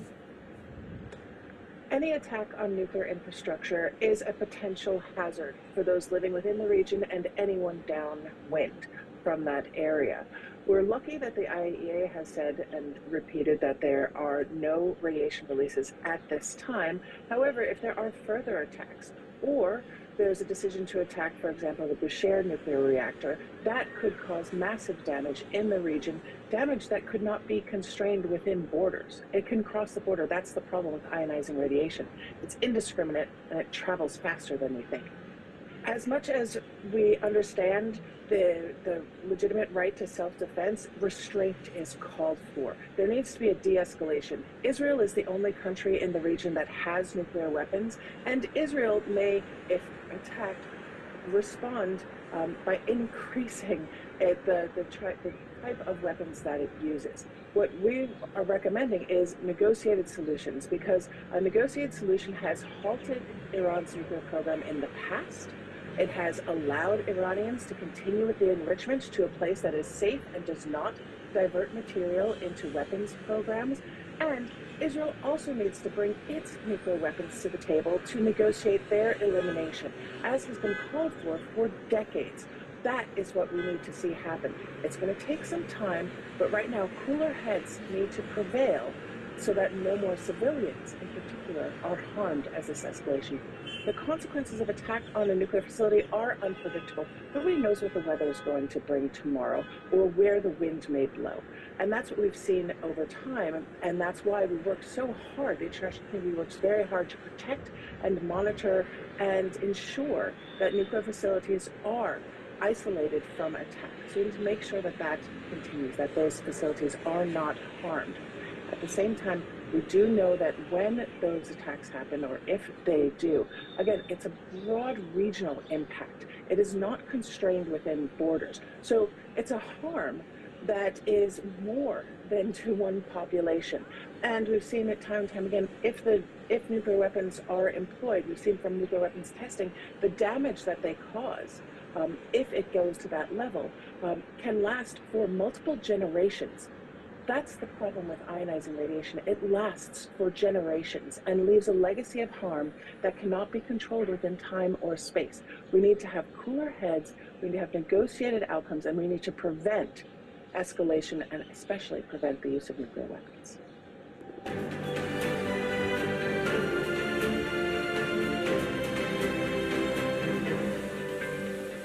I'm Neve Barker. This is Al Jazeera Live from Doha with continuing coverage of Israel's unprecedented attack on Iran.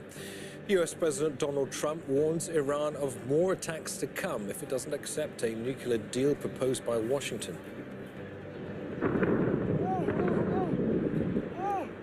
Israeli forces strike military sites and nuclear sites across Iran. Tehran says there are no signs of any radiation leaks. Several senior Iranian military leaders are killed, including the head of Iran's Revolutionary Guard. And Iran responds, launching dozens of armed drones towards Israel.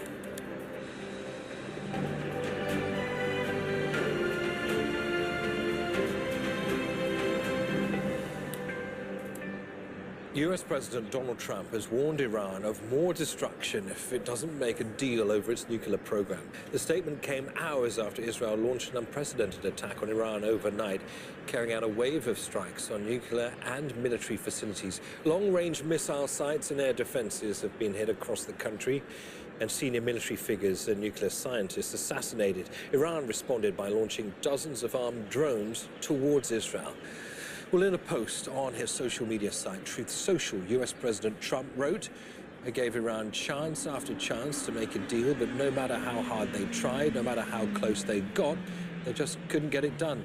There's still time to make this slaughter, with the next already planned attacks being even more brutal, come to an end. Iran must make a deal before there is nothing left and save what was once known as the Iranian Empire." Well, Iran's confirmed that its nuclear facility in Natanz has been damaged, but the country's Atomic Energy Organization says its investigations show there has been no radioactive or chemical contamination outside the site. Bernard Smith reports. The heart of Iran's nuclear program, its main uranium enrichment facility, Natanz, on fire. In the Iranian capital, the homes of those possibly involved in the country's nuclear program destroyed. Israel has hit targets, infrastructure and individuals across Iran. We struck at the heart of Iran's nuclear enrichment program. We struck at the heart of Iran's nuclear weaponization program. We targeted Iran's main enrichment facility in Natanz. We targeted Iran's leading nuclear scientists working on the Iranian bomb. We also struck at the heart of Iran's ballistic missile program.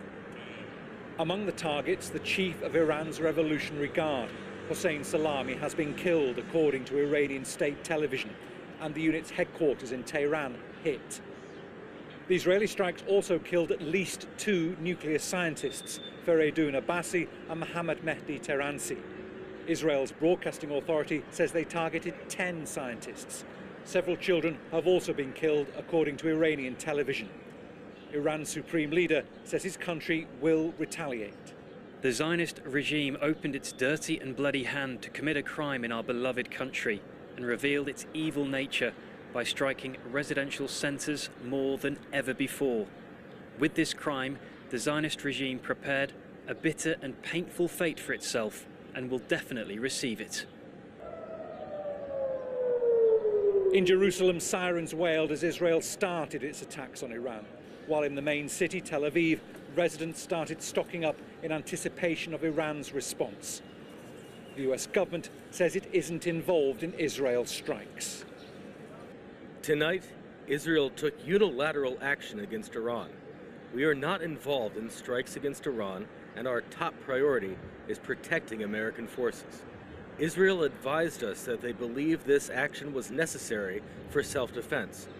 President Trump and the administration have taken all necessary steps to protect our forces and remain in close contact with our regional partners. Let me be clear, Iran should not target U.S. interests or personnel. US intelligence sources quoted by the Reuters news agency say that recent intelligence assessments that Iran is not building a nuclear weapon had not changed, nor was there any indication that Khamenei had authorized the restarting of Iran's nuclear program. Even so, the US knew Israel was preparing to strike Iran's nuclear facilities. Benjamin Netanyahu says the operation will continue for as many days as it takes to remove this threat. Bernard Smith, Al Jazeera. Let's go to our correspondent, Kimberly Halkett, who's live in Washington, D.C. for us. Kimberly, in a time of crisis across this region, the Middle East, Trump's comments appear to be turning up the heat even further. I mean, he called the attacks excellent, with more attacks to come. That's right. He made those comments to ABC News, that's the American Broadcasting Corporation, journalist John Carl in a telephone call early Friday morning. He said, then asked for reaction about how things have progressed thus far. He said, I think they've been excellent. We gave them a chance and they didn't take it. They got hit hard, very hard. They got hit about as hard as you're going to get hit. And there is more to come, a lot more. what this signals is that the United States has more involvement than initially was implied by the U.S. president or the Secretary of State Marco Rubio's initial statement that came out from the Trump administration shortly after those first Israeli strikes into Iran.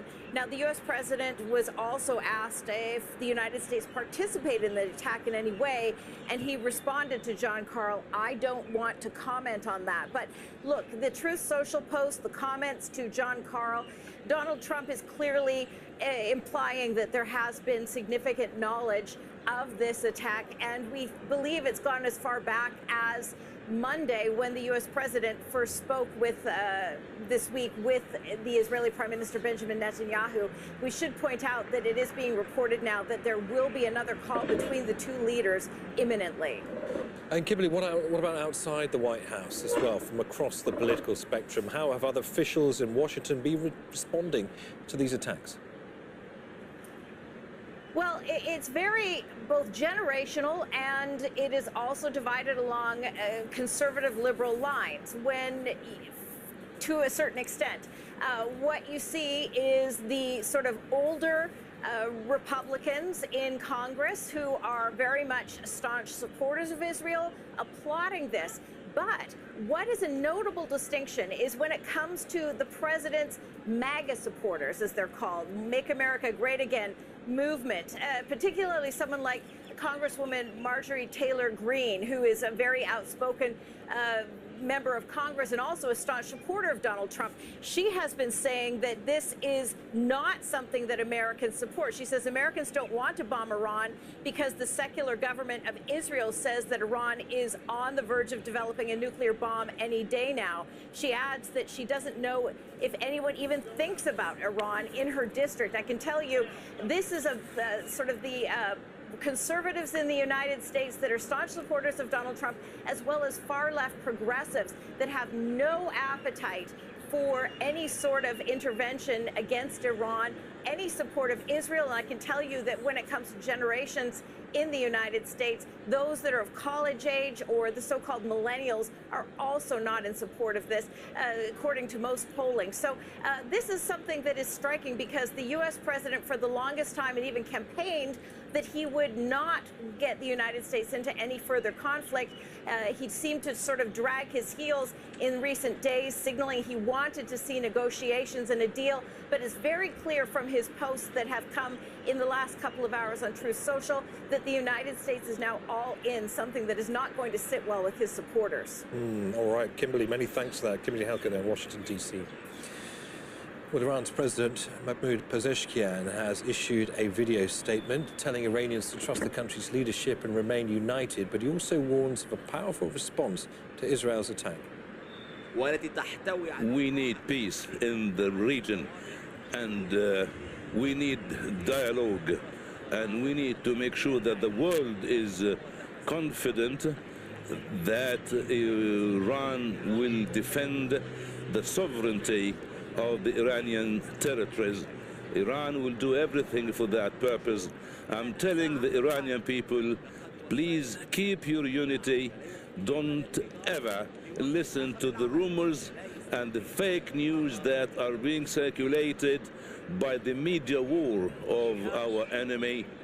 We have to have the proper ground to reply, to retaliate, and to respond. I need to tell my people that Iran will concentrate all its efforts to help the great people of Iran and to fill any gap and to get rid of all problems that are facing the Iranian people, because the unity between our people is quite important.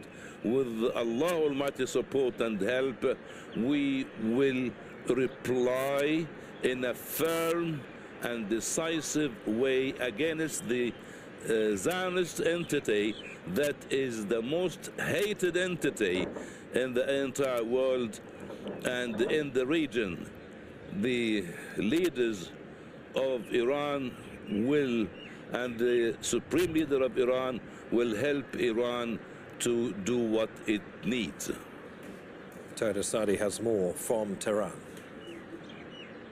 there are two important lines coming in. First, it was a confirmation on the killing of Amir Ali Hajizadeh, the commander of airspace forces of IRGC, and that adds to the list of IRGC commanders that were killed in this recent strike by the Israelis. First, we knew that IRGC commander Hossein Salami was killed, and next there was another military official, high-ranking one, which was confirmed to be killed, and now it turns out that another critically important figure, Amir Ali Hajizadeh, is killed in this strikes. Also, as you said, it was the Iranian president Masoud Pezeshkian who came out with this statement in which there is a focus on different issues. First, Iranian president, just like any other Iranian official from whom actually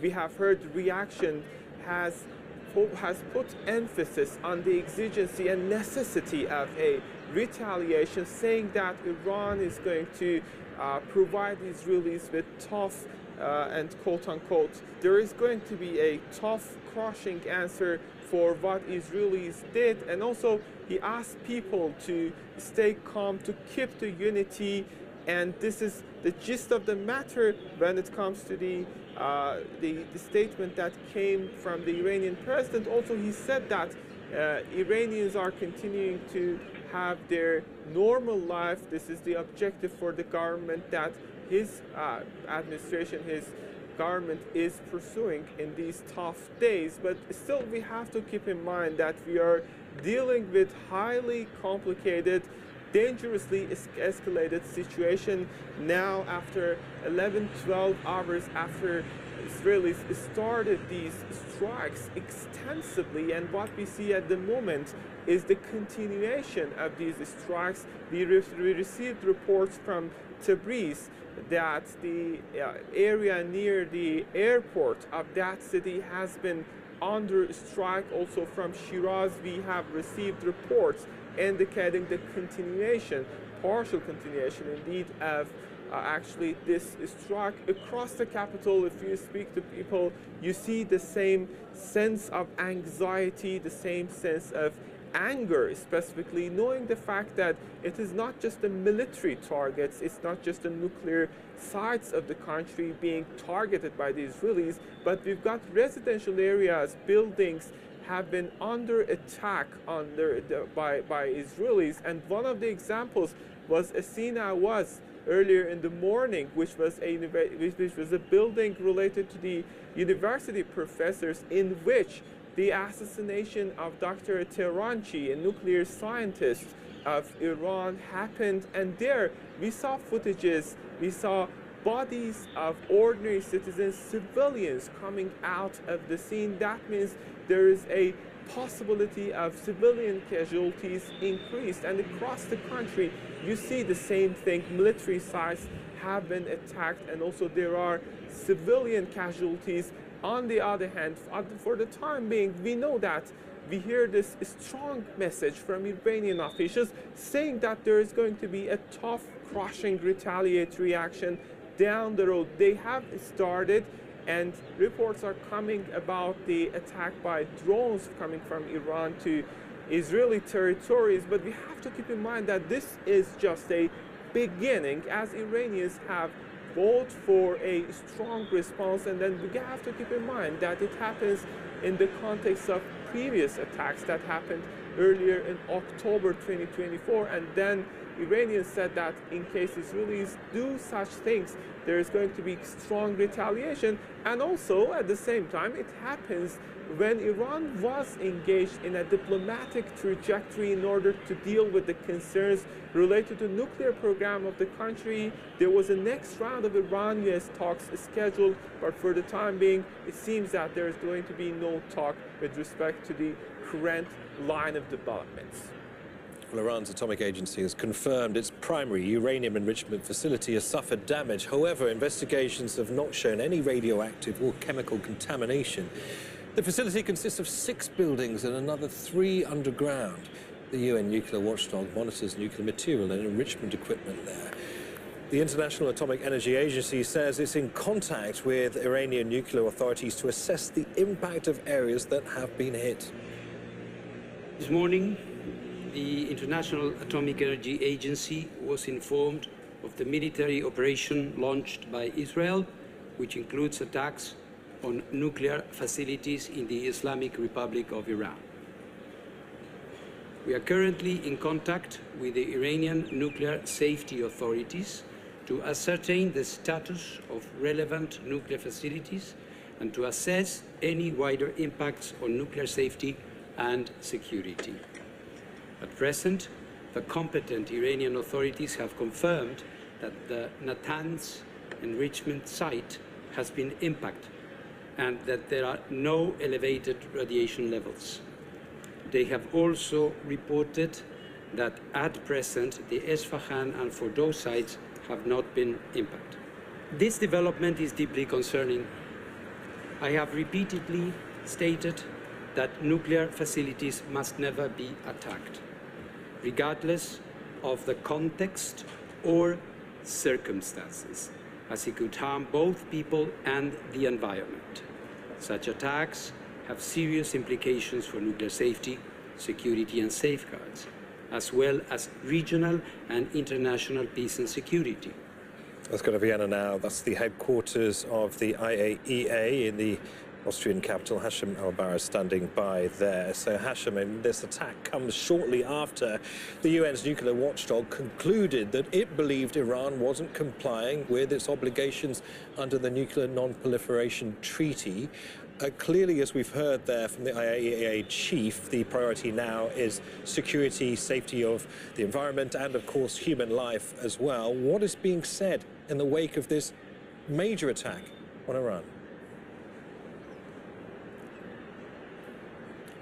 Niamh, let me update you on the latest as far as the ongoing reactions to the Israeli attacks. Arab countries decided in a last-minute ditch to come up with a statement which is going to be made public now. But we do understand from our sources that the Arab countries represented at the Board of Governors condemn in the strongest possible, this is the wording of the statement, condemn in the strongest possible terms the Israeli military attack against the Islamic Republic of Iran, and they express their growing concern about the escalation which is ongoing and its potential impact on the region. We call on all the parties to show self-restraint and wisdom to mitigate the impact of any danger that could engulf the entire region, and we reiterate our call for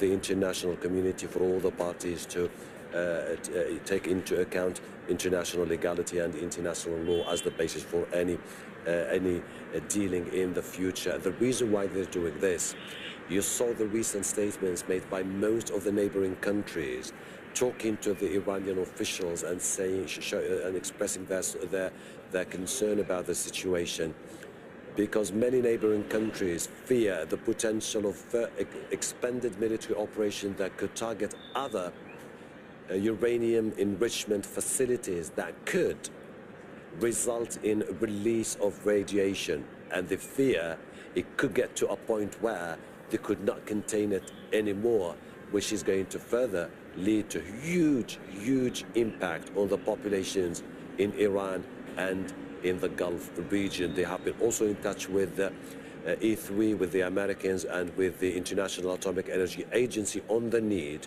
to maintain a protocol where they are constantly monitoring developments on the ground and look for any indication of any release of radiation. And this is quite interesting. Number two, they were hoping just 2 days ago to convince the Americans and the Iranians on the need to look for alternative ways to come up with an agreement. The Omanis have been in touch with both parties, saying that there are options that they are willing to discuss with them, including the potential for Iran to hand over its enriched uranium to a neighboring country, which is going to be then processed under the monitoring of the USA and then sent back to to Iran. That is no longer on the table because of what happened. The Iranians now, backed by Venezuela, China, and Russia, have said that they want a new emergency meeting of the Board of Governors to discuss the attacks and their impact on the future cooperation between the IAEA and also Iran. A while ago, I was talking to a Western diplomat about what does that all mean for them. He said, listen, tomorrow is going to be a different day. The dynamics have completely shifted. And as far as he was concerned, and he was trying to relay the consensus among many European countries, they don't really believe that the relationship between the IAEA and Iran will ever get back to the status quo that prevailed over the last 20 years. Now, at this particular moment, it is extraordinary what is happening in this room that you can see behind me. Delegations struggling, grappling with the situation, trying to convince all the key players to intervene and to step in, each concerned about the potential of a prolonged conflict that could further widen if the Iranians decide to retaliate, and then the Israelis decide to go further and target other uranium enrichment facilities across Iran. And that is precisely what the Iranians say they are duty-bound to do to respond to these attacks. For now, Hashem, many thanks. Hashem Al-Bara in Vienna. Well, Eli Jaranmir is the Deputy Director of the Middle East and North Africa Programme at the European Council on Foreign Relations. She's also an Iran nuclear policy specialist and says the strikes could be counterproductive for Israel. The Israelis have said that this is the first phase of a multi-layered military campaign against Iran. So this first phase, I think, was a big shock and awe because it was accompanied by assassination of senior Iranian commanders and scientists. There's an anticipation that more is to follow, but we know from years of assessment that there is no military solution to bomb Iran's nuclear knowledge away. The Iranians have now widespread and dispersed knowledge of nuclear enrichment cycle. The more that the Israelis bomb, more likely that the Iranians will just build deeper underground and actually restrict the access and intelligence that the IAEA have regarding what's going on to the ground. So I think this will be very counterproductive. If Israel is truly after restraining Iran's nuclear program, there's one way to do this, and this was the diplomatic pathway that Benjamin Netanyahu has now derailed. This is a really delicate dance that Iran has had to play because it wants to have a civil nuclear program, but it also wants to build confidence in that program by not hiding its facilities and building them deeper underground. But over the years, it has been forced to do certain elements, and my estimate is that this wave of attack and the future ones will change the nuclear doctrine of Iran, potentially very dangerously so. The censure that was passed recently against Iran, which is something that hasn't happened for 2 decades. This relates to Iranian nuclear activities in the early 2000s, relating to Iran's past military dimension of its nuclear program. US intelligence in recent months has reaffirmed that the Iranian leadership has not made a decision to weaponize its nuclear program. Iran remains to this day, well, up to 24 hours ago, the most highly inspected nuclear program in the world. More resources, more inspectors on the ground from the IAEA compared to any other country in the world. So Iran has been, I think, forthcoming regarding this. And let's not forget, the 2015 nuclear deal provided the most vast inspection and verification that any country has voluntarily given to the IAEA, bar being essentially occupied by another country. So it's, Iran has been forced over the years since the US withdrew from the nuclear deal and given successive bombardment campaigns to basically restrict certain elements of the access. My sense is that Benjamin Netanyahu's plan is not really about dismantling Iran's nuclear program, but it's about killing off any prospects for diplomacy between Iran and the US. This came 48 hours before Iran and US were meant to meet in Amman for for a potential breakthrough in the negotiations.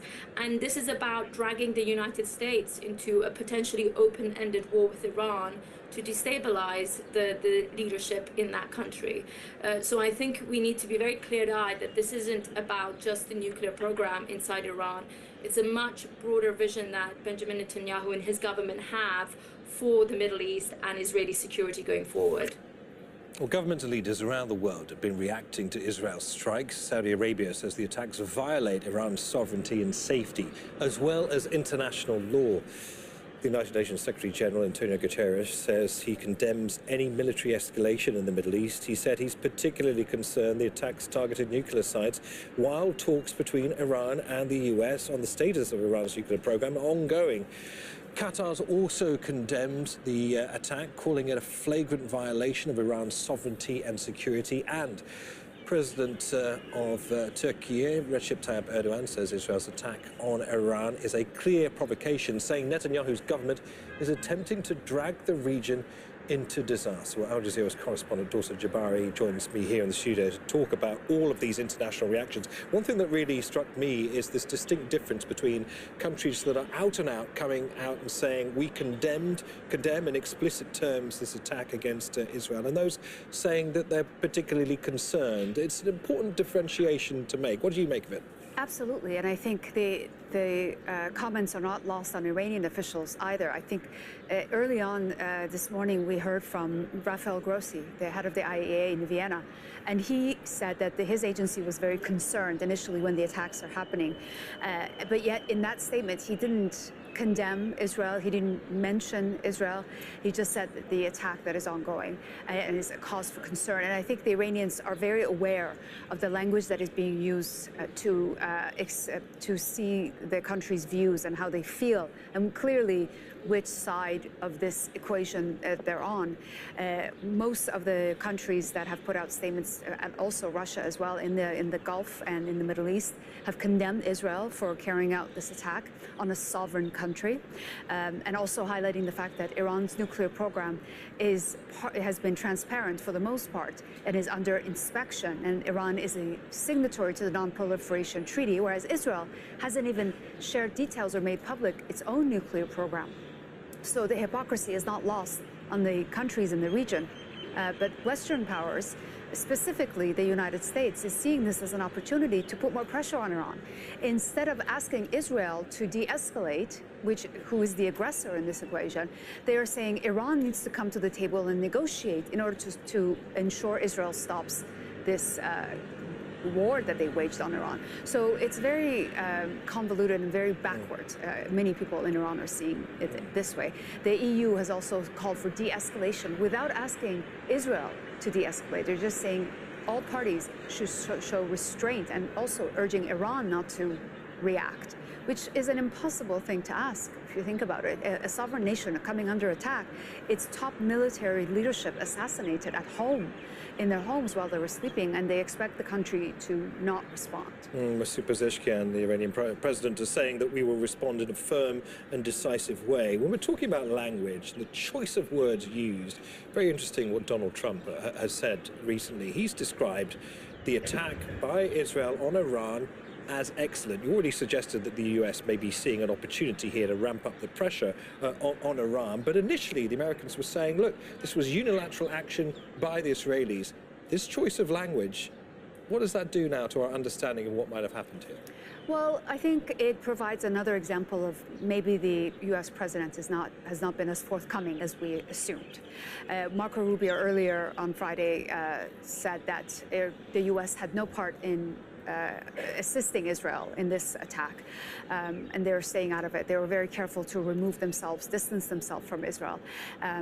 But now Donald Trump coming out this morning, making it very clear that he sees an opportunity, a very specific window for him to put the pressure on Iran and get what he wants, the deal that he wants, thinking that this is Iran at its weakest, and therefore it's an opportunity for him to pounce. We'll have to wait and see whether he gets what he's looking for, but it's going to be very unlikely that Iranians will succumb to his threats. All right, Dorsa, many thanks for that. Dorsa Jabari there. Well, Israel assassinated several crucial leaders of Iran's military institutions during strikes across the country, including the Chief of Staff of Iran's armed forces, Major General Mohammad Bagheri, and Hossein Salami, the head of Iran's Revolutionary Guard. Commander Major General Gholam Ali, who ran Iran's military command center, the Khatam al-Anbiya central headquarters, was also killed. The commander of the Iranian Revolutionary Guard Corps Aerospace Force, Brigadier General Amir Ali Hajizdeh, has also been killed. Wafoud Izadi is a professor of international relations at Tehran University. He joins us from the Iranian capital. Given that long list of very high-profile Iranian figures, top brass within the military, within the Air Force, within the army, that have been killed in this Israeli strike, I wonder to what extent the Iranian leadership is reeling in the wake of what it's experienced in the past 24 hours. You know, we haven't seen anything like this in many, many years. Iran was in the middle of negotiations with the United States. If this had not happened, the Iranian foreign minister would be in Oman negotiating with the Americans to find a peaceful solution. And in the middle of negotiations, you have tens of people killed, not just the generals, but their families, their children, and Iranian sites attacked. This is a full-fledged war. And there is a huge public opinion pressure on the government to hit and hit back hard. And Iran has no other choice. Iran didn't want to have a war, but the other side has given Iran no choice but to respond. And the response should be at a level to make sure that tonight the same thing doesn't happen again. So we are in a very sad situation. We are going to see a war, another war. Sorry to interrupt. The response that we've seen so far is not at a level that would, as you say, discourage or dissuade Israel from doing anything again in the future. We've seen armed drones being sent in the direction of Israel. What do you anticipate is coming? Yeah, I think that this is just the beginning. I think Iran's response is going to be much bigger than what we see. And I saw a report on Fox News, the Fox reporter quoting Trump, saying that he knew about the attack and he called some of the countries in this neighborhood and told them about the upcoming Israeli attack. And we know that there are bases, American bases, in the southern part of the Persian Gulf. We know that there are American bases in Iraq and other places. And it seems this is a joint American-Israeli venture. That's not good news for the United States. So you suggest that it's almost inevitable now that that American installations, facilities are legitimate targets in the eyes of Iran? You know, yes, Israeli planes cannot reach Iran and go back. They need refueling, and for that refueling, they need American refueling planes. So Iran did not want to have a military confrontation with the United States, but if Iran decides to attack American bases, they have very legitimate reasons to do that if they decide to do it. They have legitimate reasons to do that. Why? Because Israelis cannot do this type of operations alone. We've heard from President Masoud Pezeshkian, who sounded pretty earnest and concerned when he gave an address on Iranian television. He called for unity and the avoidance of disinformation at this current time. What did he mean by that? What levels of disinformation are the Iranian people facing in the wake of this attack on the country? You know, Iran has been experiencing a propaganda war by media outlets that are funded by Netanyahu. We have a couple of television stations that broadcast to Iran 24 hours a day. They call themselves news organizations, but they're not engaging in propaganda. So that is one problem. The other issue that Dr. Pezeshkian talked about today is what in English you call a rally around the flag. So there is this sense of popular dislike and hatred of what has happened in Iran in the last number of hours. People are in the streets, people are demonstrating. This is creating unity in the country. And this is what Dr. Pezeshkian is saying, that this unity is valuable. People should not pay attention to propaganda that's coming from outside. And I think at the end of the day, this is going to be a very bad decision by the Israelis. Right. You're saying that this attack has essentially strengthened Iranians' resolve rather than in any way weakened it. Fawad Izadi, good to have you on Al Jazeera. Thank you.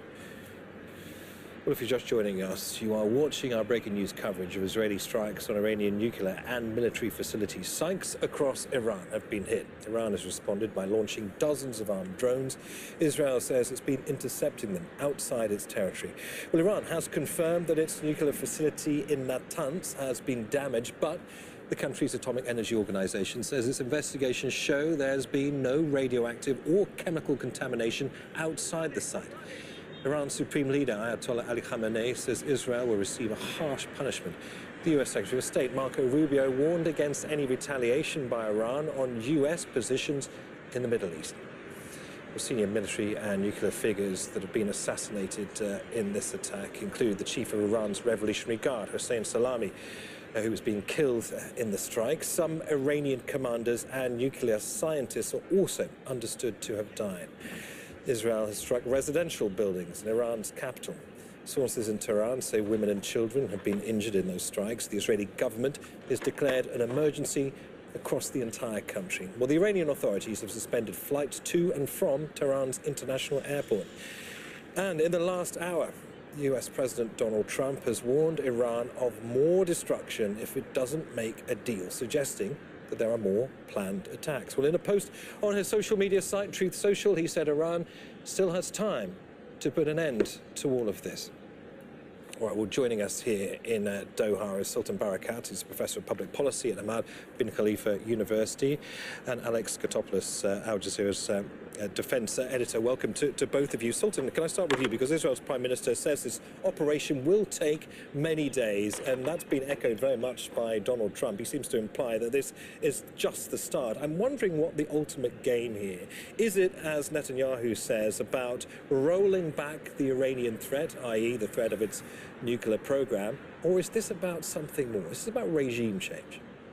Well, I think it's about regime change as far as Netanyahu is concerned. But in order to reach that stage, more immediately, it's about getting the United States involved directly. Netanyahu would wish nothing less than the U.S. get drawn directly into this. And this is where I think the Iranian response is very important. They need to do all their best effort to leave the United States out of this, despite the fact that we all know now that they have coordinated together, etc. They need to take at the face value what the U.S. State Department said, that we had nothing to do with this, distance them and their bases in the Gulf, and just focus on their issue with Israel. And deny Netanyahu the opportunity of drawing the United States into this. Because if the United States is drawn into this, it's going to be extremely devastating for the Iranians. And it will lead ultimately to a regime change, because the situation is so difficult at the moment, and any confrontation of that scale would affect the regime itself. Right. Any confrontation on that scale would affect the regime seriously. Alex, what would that mean for the Americans to be, essentially, as Sultan suggested, goaded by the Israelis into joining this conflict, given assets in the region, given essentially the supremacy of American firepower? True, but I don't think Israel needs American support at this time, certainly not military support. What it's shown to the world and to Iran is that traditionally everyone thought that the attacks on Iranian nuclear facilities were going to be waves and waves of Israeli airstrikes, and that would have been an issue at some stage whether Israel could keep up that sort of tempo of operations, because it's not a single strike like Osirak in 1980 where you destroyed the reactor and then you fly home. This is going to be an air campaign. But what Israel has done is kind of the culmination of this intelligence penetration of Iranian military structures, and we've seen this kind of assassination, not just attempts, successes, and a lot of these people that we've seen are being killed in their homes. So you have Iranian military leaders, you have Iranian military scientists who have been killed. What Israel is saying, basically, we operate in your country pretty much with impunity, and we know where you sleep, we know where you live, and we know where you're going to meet to discuss military plans, and we will kill you.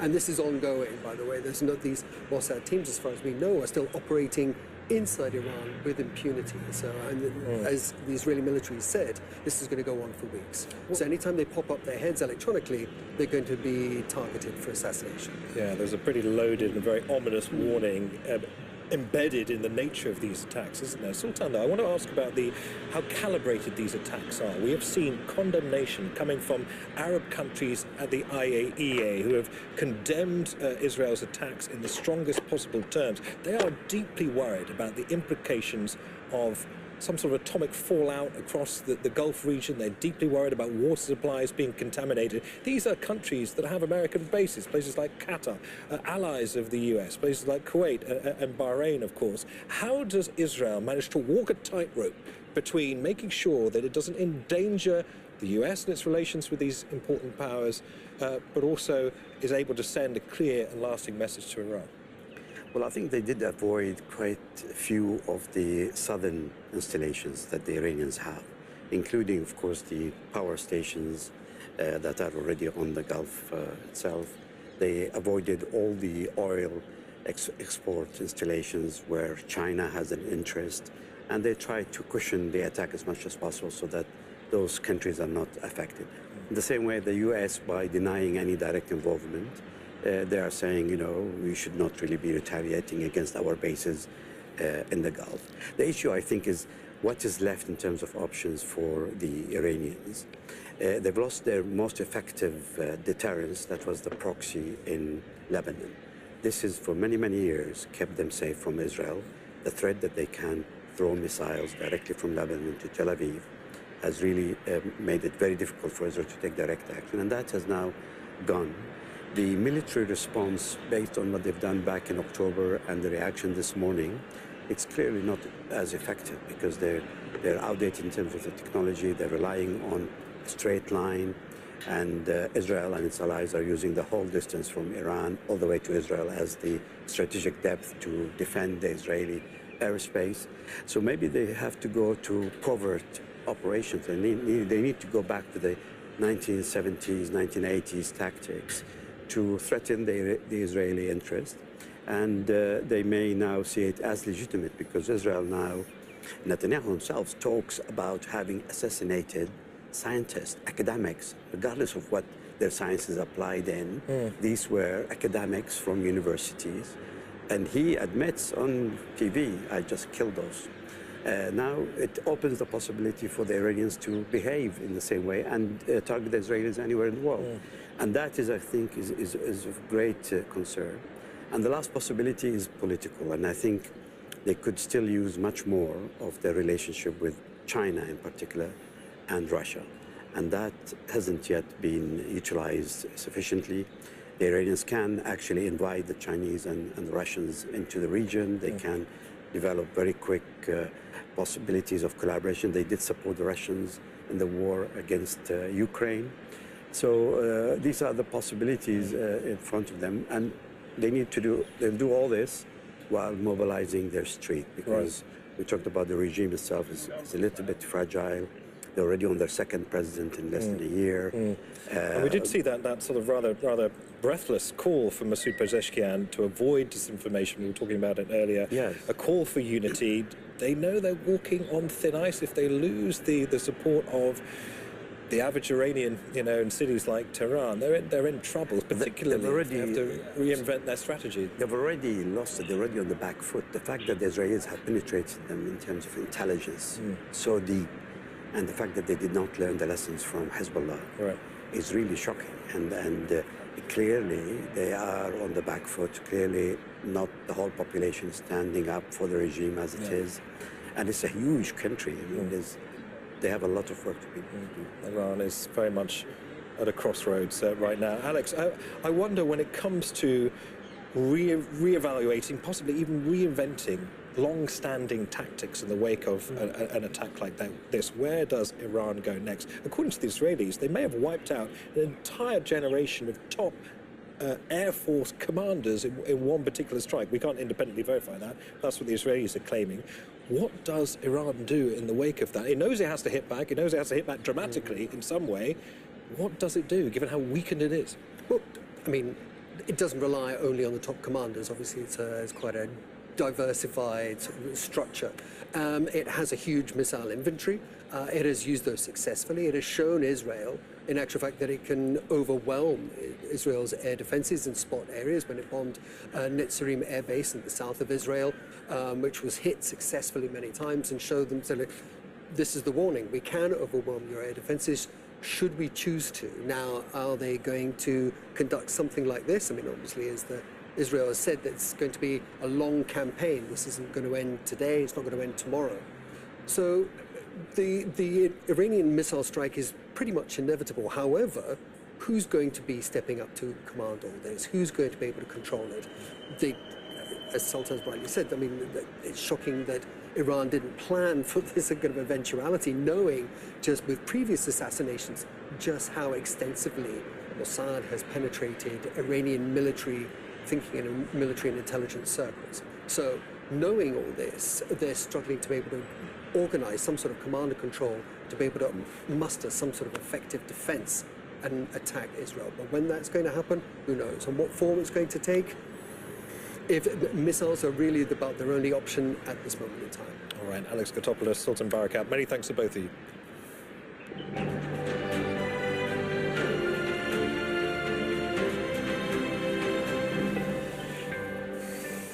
You're watching Al Jazeera. Let's get the latest now on Gaza. Alongside its strikes in Iran, Israel has been continuing its attacks on Palestinians in the Strip. More than 30 people have been killed since dawn on Friday, including 11 who have been waiting for aid in Gaza City.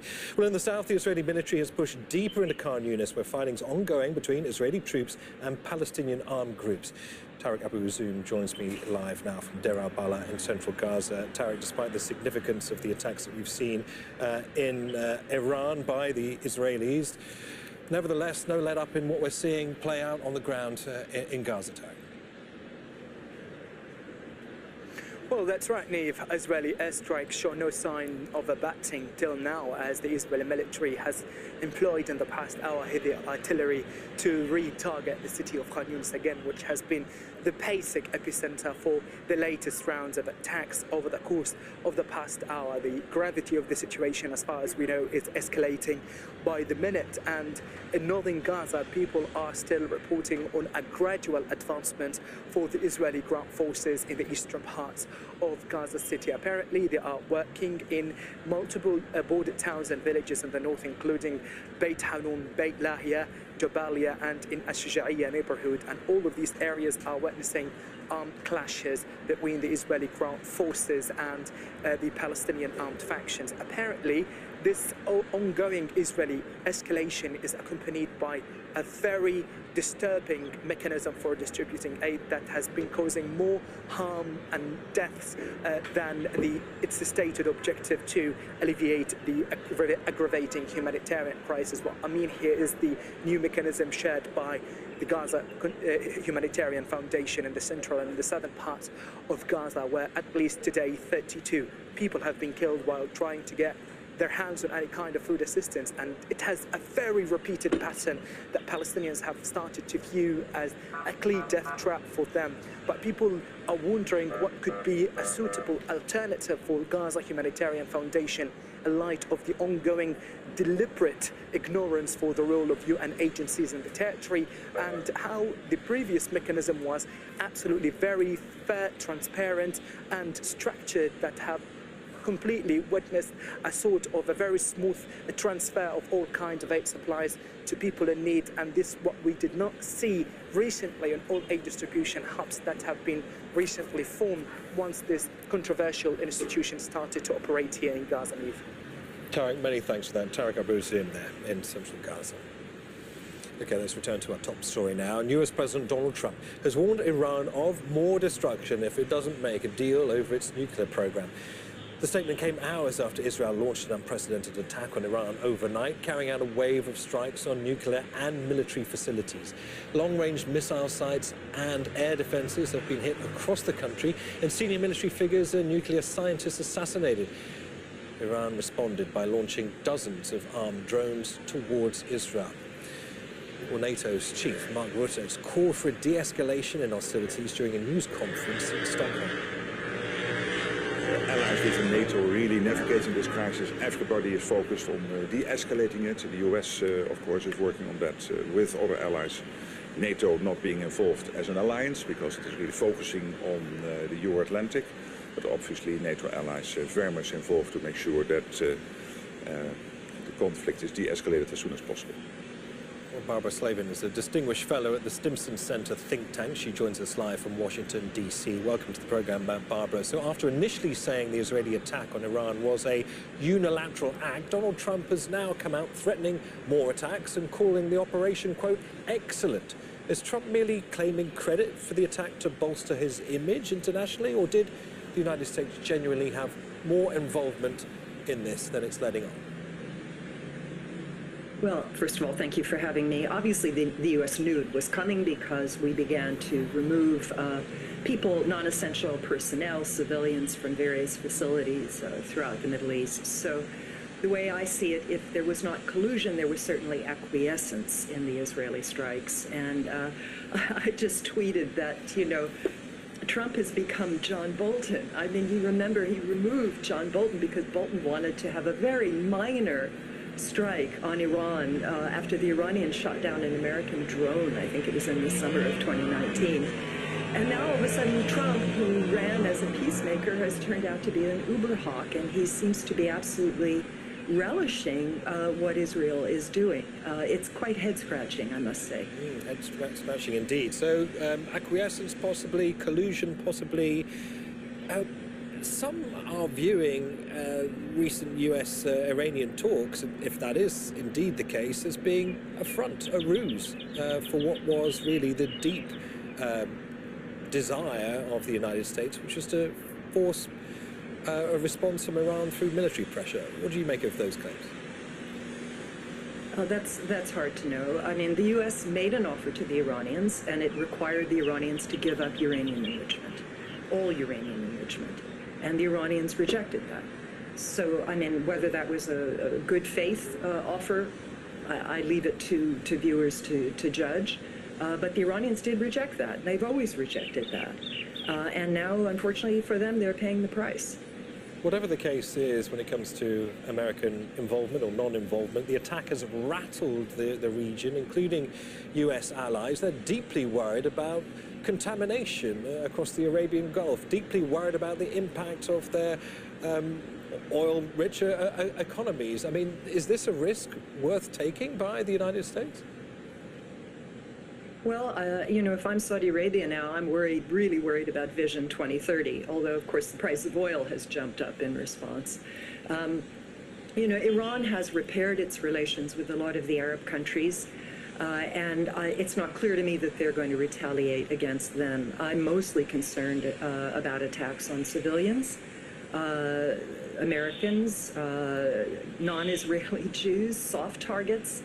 Throughout the world that may bear the brunt, if not from direct Iranian attack, then from people inspired by the Iranians and others to go after soft targets. You know, especially since this is coming on the heels of, 21 months of bombardment of Gaza and the deaths of 55,000 people in Gaza, most of them civilians. So there is plenty of animosity and hatred, and plenty of deranged people who will take the law into their own hands in the United States and Europe and throughout the Middle East. This is going to be an even more nail-biting bunch of months as we see how this plays out. I still firmly believe there is no military solution here. Iran is an old country, very proud. It will somehow recover. It will bide its time. And I don't think they're going to capitulate. Not to these kinds of attacks. That would be politically suicidal for Ayatollah Khamenei and the Islamic Republic. They are much more practiced in waving the bloody flag of the martyrs. And they're already doing that. They're already talking about the generals and the scientists who were killed and the children in the residential buildings as new martyrs. So I would expect a kind of replay of the 1980s when Iraq attacked Iran. Yeah, and we saw how the Iranians responded to that. I don't think the government's going to fall. I think people will coalesce against these attacks. Barbara Slavin, good to hear your thoughts on all of this. Barbara Slavin, though, Distinguished Fellow at the Stimson Center think tank, joining us from Washington, D.C. Many thanks. Iran has long maintained its nuclear program is for civilian purposes only. It has several facilities around the country, at least some of which have been targeted overnight. Israel says it struck at the heart of Iran's nuclear enrichment program, but what is that? Well, there are several research facilities, uranium mines, and a nuclear power plant spread in different locations. You go to great lengths. Then there are two uranium conversion plants in Arak and Isfahan. Finally, there's the uranium enrichment plant in Natanz, which we know was struck by Israel. So you have Susie Snyder is the program coordinator of the international campaign to abolish nuclear weapons. She says a negotiated solution is the only way to prevent an escalation and harm to civilians. Who get it done. Any attack on nuclear infrastructure is a potential hazard for those living within the region and anyone downwind from that area.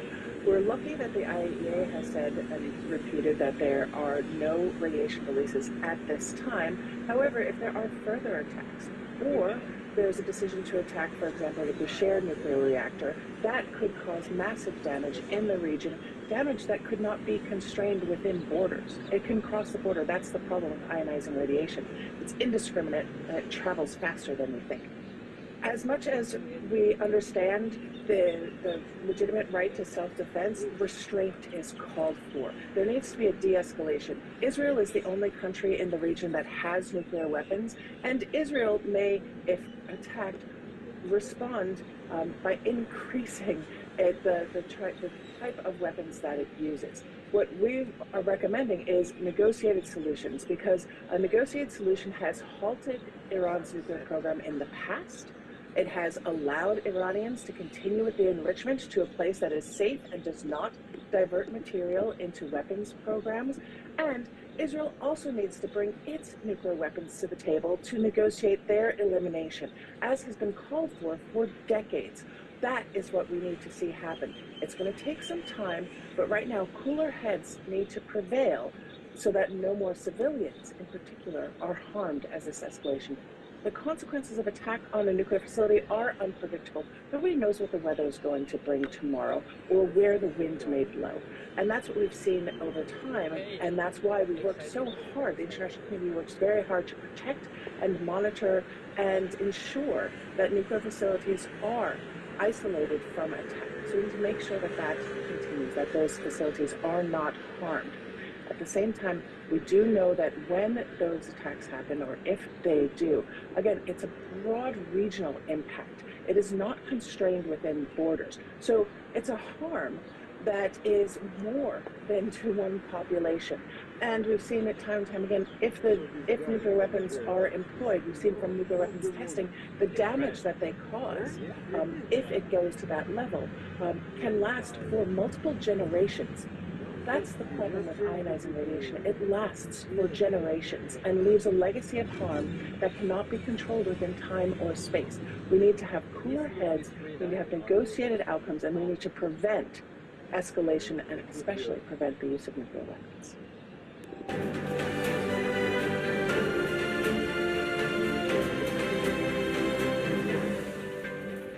Hello, I'm Niamh Barker with continuing coverage of Israel's unprecedented attack on Iran. US President Donald Trump warns Iran of more attacks to come if it doesn't accept a nuclear deal proposed by Washington.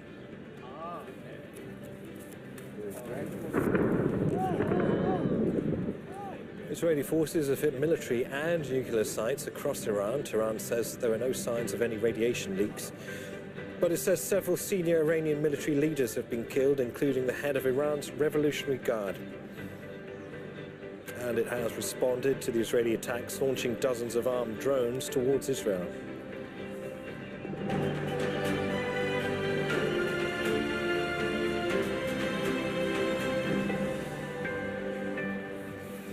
US President Donald Trump has warned Iran of more destruction if it doesn't make a deal over its nuclear program. The statement came hours after Israel launched an unprecedented attack on Iran overnight, carrying out a wave of strikes on nuclear and military facilities. At least 78 people have been killed in Iran, more than 320 injured. Long-range missile sites and air defenses have been hit across the country, and senior military figures and nuclear scientists assassinated. Iran has responded by launching dozens of armed drones towards Israel. Well, in a post on his social media site, Truth Social, US President Trump said he warned Iran, writing, 2 months ago, I gave Iran a 60-day ultimatum to make a deal. They should have done it. Today is day 61. I told them what to do, but they just couldn't get there. Now they have perhaps a second chance. Iran has confirmed that its nuclear facility in Natanz has been damaged, but the country's Atomic Energy Organization says its investigations show there has been no radioactive or chemical contamination outside the site. Here's Bernard Smith with more. The heart of Iran's nuclear program, its main uranium enrichment facility, Natanz, on fire. In the Iranian capital, the homes of those possibly involved in the country's nuclear program destroyed. Israel has hit targets, infrastructure and individuals across Iran. We struck at the heart of Iran's nuclear enrichment program. We struck at the heart of Iran's nuclear weaponization program. We targeted Iran's main enrichment facility in Natanz. We targeted Iran's leading nuclear scientists working on the Iranian bomb. We also struck at the heart of Iran's ballistic missile program. Among the targets, the chief of Iran's Revolutionary Guard, Hossein Salami, has been killed, according to Iranian state television, and the unit's headquarters in Tehran hit. The Israeli strikes also killed at least 2 nuclear scientists, Fereydun Abbasi and Mohammad Mehdi Tehransi. Israel's broadcasting authority says they targeted 10 scientists. Several children have also been killed, according to Iranian television. Iran's supreme leader says his country will retaliate. The Zionist regime opened its dirty and bloody hand to commit a crime in our beloved country and revealed its evil nature by striking residential centers more than ever before. With this crime, the Zionist regime prepared a bitter and painful fate for itself and will definitely receive it. In Jerusalem, sirens wailed as Israel started its attacks on Iran, while in the main city, Tel Aviv, residents started stocking up in anticipation of Iran's response. The US government says it isn't involved in Israel's strikes. Tonight, Israel took unilateral action against Iran. We are not involved in strikes against Iran, and our top priority is protecting American forces. Israel advised us that they believe this action was necessary for self-defense. President Trump and the administration have taken all necessary steps to protect our forces and remain in close contact with our regional partners. Let me be clear, Iran should not target U.S. interests or personnel. US intelligence sources quoted by the Reuters news agency say that recent intelligence assessments that Iran is not building a nuclear weapon had not changed, nor was there any indication that Khamenei had authorized the restarting of Iran's nuclear program. Even so, the US knew Israel was preparing to strike Iran's nuclear facilities. Benjamin Netanyahu says the operation will continue for as many days as it takes to remove this threat. Bernard Smith, Al Jazeera. Noah Erde is keeping track of the developments in Israel from the Jordanian capital Amman on this developing story for us. But first, let's cross to our White House correspondent Kimberly Halkin in Washington, D.C. And Kimberly, initially the White House was reticent about indicating in any way that the United States may have had involvement in this operation by Israel, saying that it was a unilateral act. Now Donald Trump's come out saying that it was excellent. What should we make of these comments? Well, the latest comments from the U.S. president, and he's continuing to reach out to journalists here in the United States, as well as posting on Truth Social, and it's clear that the United States has had some involvement, whether it's in support militarily or in the acknowledgement and knowledge that this was to take place. The fact is that we know that the U.S. President spoke with Israeli Prime Minister Benjamin Netanyahu last Monday, and we should point out that there is another call that is either imminent or taking place. We're trying to get confirmation of that, but we expect that they are speaking in the right now, or it is has just wrapped up. We also know that the Secretary of Defense, Pete Hegseth, also speaking with his Israeli counterparts. So a number of calls being made indicates the level of coordination, but also in the statements he said to journalists, not only saying that there's a lot to come, a lot more, and but that there's been a very successful attack. And he goes further, speaking to one journalist, saying, of course we support Israel. So that's a very firm acknowledgement. Jonathan Karl, an ABC News journalist, asked directly, what was the level of involvement of the United States? And the U.S. president was evasive, saying, I don't want to comment on that. But the latest Truth Social post from the president is very clear that yesterday, being Thursday here in the United States, was a deadline that he saw as a red line for giving diplomacy a chance. The U.S. president writing 2 months ago, I gave Iran a 60-day ultimatum to make a deal. They should have done it. Friday is now day 61. I told them what to do, but they just couldn't get there. Now perhaps they have a second chance. In terms of not being able to get there, the real sticking point, we know, has been the issue of whether or not Iran can maintain some enrichment for civilian energy purposes, something that the U.S. president at one point weeks ago seemed to intimate was a possibility, but as of late has said there is no possibility of that. And that seems to be one of the major issues that prevented Iran from having a deal. Now, when the U.S. president talks about perhaps they have a second chance, it leaves open that window for negotiation. We know that as of Thursday, there was the scheduled negotiations to take place between the Middle East envoy Steve Witkoff and the Iranian foreign minister in Oman. It's unclear where things stand now, but the U.S. president intimating that there is the possibility to still strike some sort of deal to limit Iran's nuclear program. But right now he is promising from his words that there is still more to come in terms of the attacks, given the fact that Iran did not meet the deadline, that arbitrary deadline of 60 days that the U.S. president put in place. Yeah, Kimberly, right now there doesn't appear to be any mood in Iran for talking. They are merely focusing on a firm and decisive way of responding. But I'm very curious about opinions outside the pressure cooker of the White House regarding this. How have other officials in Washington been responding, including from the Republican side as well as the Democrats?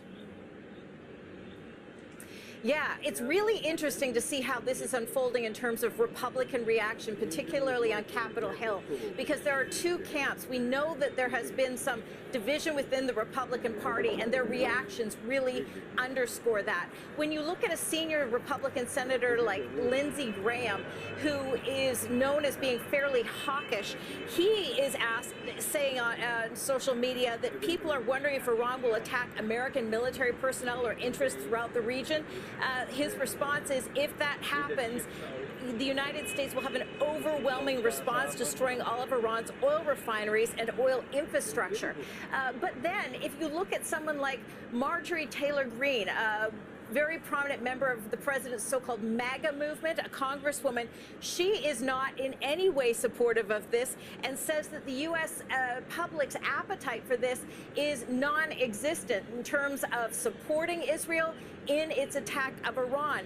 But when it comes to Democrats seem to also be lining up with that view. In fact, what they're saying is a very strong statement from Senator Jack Reed, a top Democrat on the Senate Armed Services Committee, saying Israel's alarming decision to launch airstrikes on Iran is a reckless escalation that risks igniting regional violence. And I can tell you that that is a sentiment shared by a good portion of the American public, who not only is fearful fearful of the repercussions, but also is fearful of the price tag involved in supporting Israel and the fact that perhaps the U.S. is being drawn into a conflict in a part of the world that is so far away and so foreign to so many Americans that they feel that there is no role for the United States to play in it.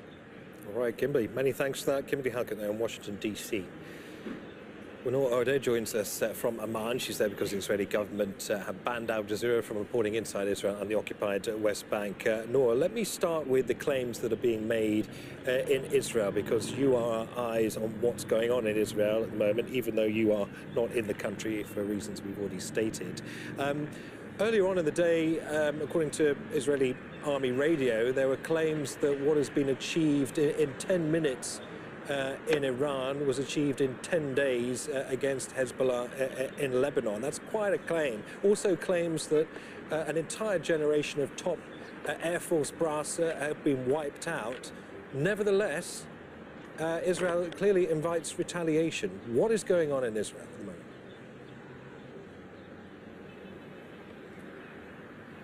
Well, for the moment, Neve, there is a sense of euphoria. Israel celebrating what it considers a decisive first strike at Iran, something unprecedented even to see the Mossad, Israel's spy agency, also disseminate information about its operatives setting up attacks inside Iranian territory, those happening at the same time that the first wave of airstrikes started taking place in the pre-dawn hours. But Israel making it very clear it has the power, it has the means, it has penetrated and infiltrated these security systems of the Iranian government and the Iranian army, and it has taken out an impressive number of top leaders in the chain of command in Iran, as well as prominent scientists and academics. And so for now, there is celebration. The latest statement we heard is that the last wave of attacks targeted Iran's surface-to-surface missiles in order to curtail Iran's ability to respond to those attacks. But there were already plans in place to protect Israel, to respond and to anticipate that kind of retaliation. And those were set in motion as soon as the first missiles started raining down on Iran, Nave. Noor, many thanks. No order there in Amman.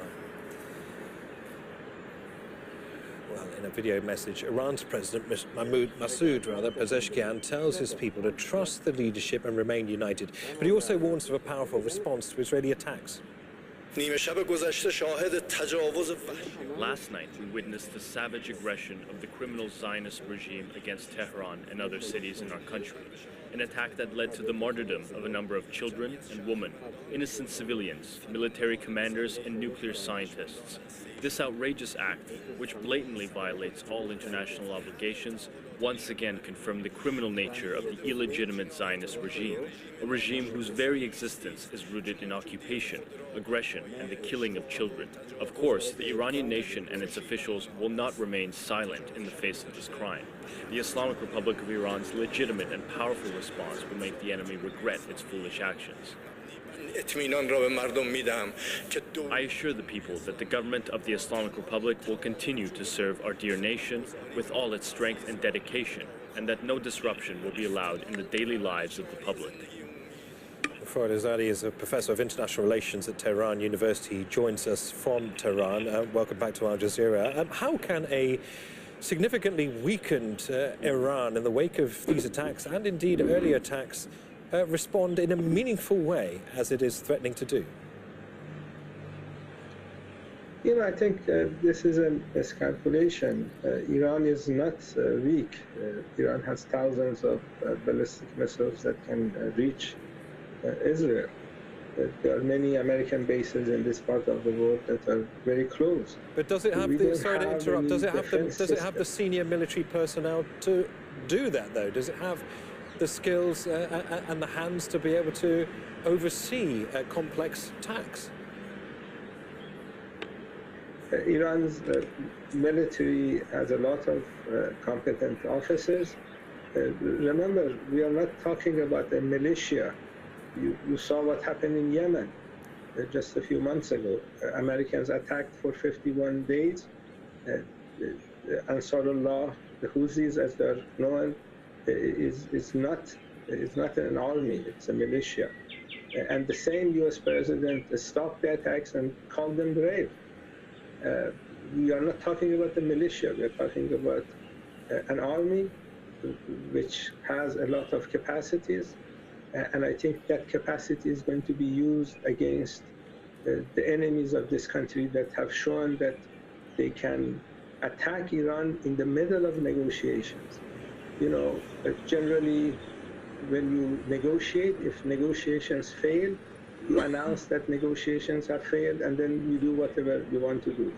But Mr. Witkoff announced that he's going to be in Oman on Sunday. And then on Friday, you have this attack, and it seems, based on the tweets that Trump has, it seems this is a joint American-Israeli operation. Well, we'll get into that in a second. Donald Trump seems to suggest, in spite of everything that we've seen by way of these attacks on Iran, seems to suggest that there is still a door open for talks, and he expects to see some major concessions from Iran. Firstly, is Iran at this stage open to any kind of talks whatsoever, let alone concessions? You know, this isn't the word talks is not the correct choice. He wants Iran to surrender, and with all these ballistic missiles, why would Iranian leaders want to surrender to the United States at the beginning of a war? I think they will try to kill a few thousand Americans before they want to surrender to an American president.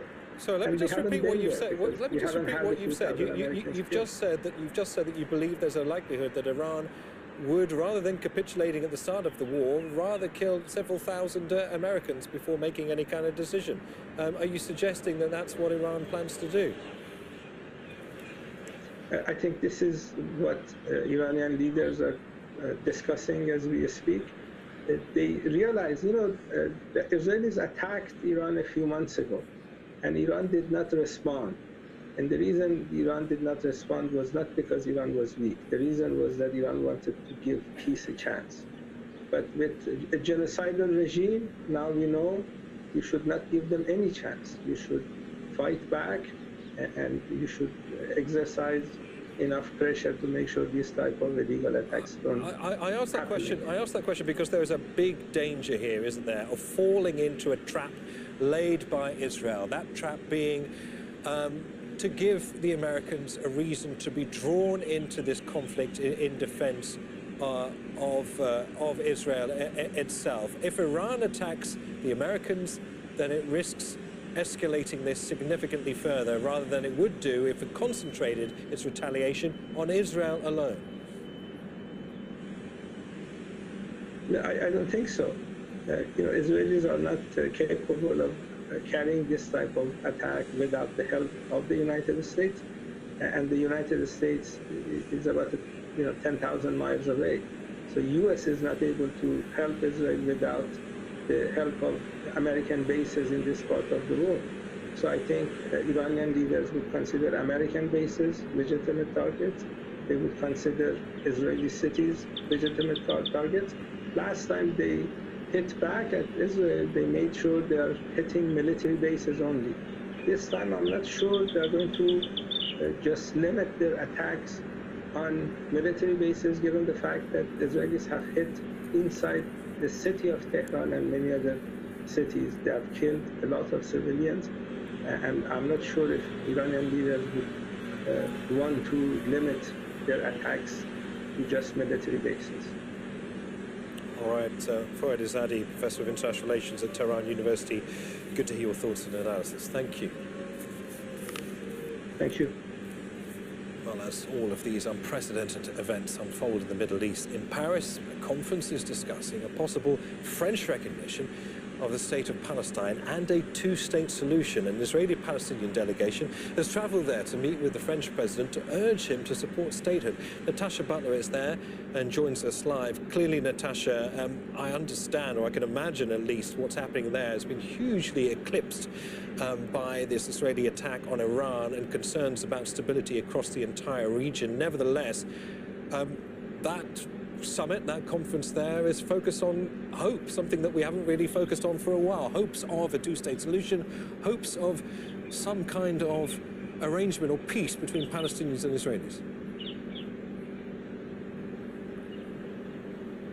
That's right. This conference in Paris was organised by the Paris Peace Forum. So that's an organisation that's linked to the French government. And what it's done is bring together people from civil society. So you have a lot of academics here, researchers, writers, even artists, who are all talking about steps that could be taken to a two-state solution for Israelis and Palestinians. There are some former politicians here too. We've just been hearing from Ehud Olmert, the former Israeli Prime Minister, who's talking about the urgent need for peace right now, for an end to the war in Gaza. The thing is, with this conference, is there are a large number of Palestinian organisations who decided not to come to it because, in their opinion, the aims of it just don't really tally with the reality of what's going on now. They're saying it's fine to talk about a two-state solution. We want to move towards that, but we can't just pretend that there is no war in Gaza. We can't just brush away Israel's responsibilities. And they feel that that is the narrative perhaps going on here.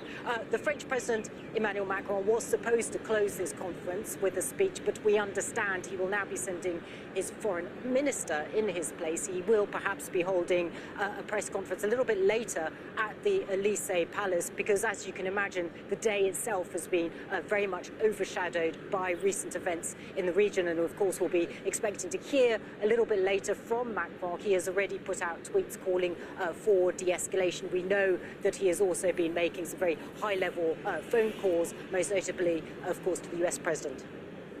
All right, Natasha, many thanks for that. Natasha Butler, live in Paris. Well, let's introduce Yossi Beilin now. He's a former Israeli Minister of Justice. He joins us from Tel Aviv.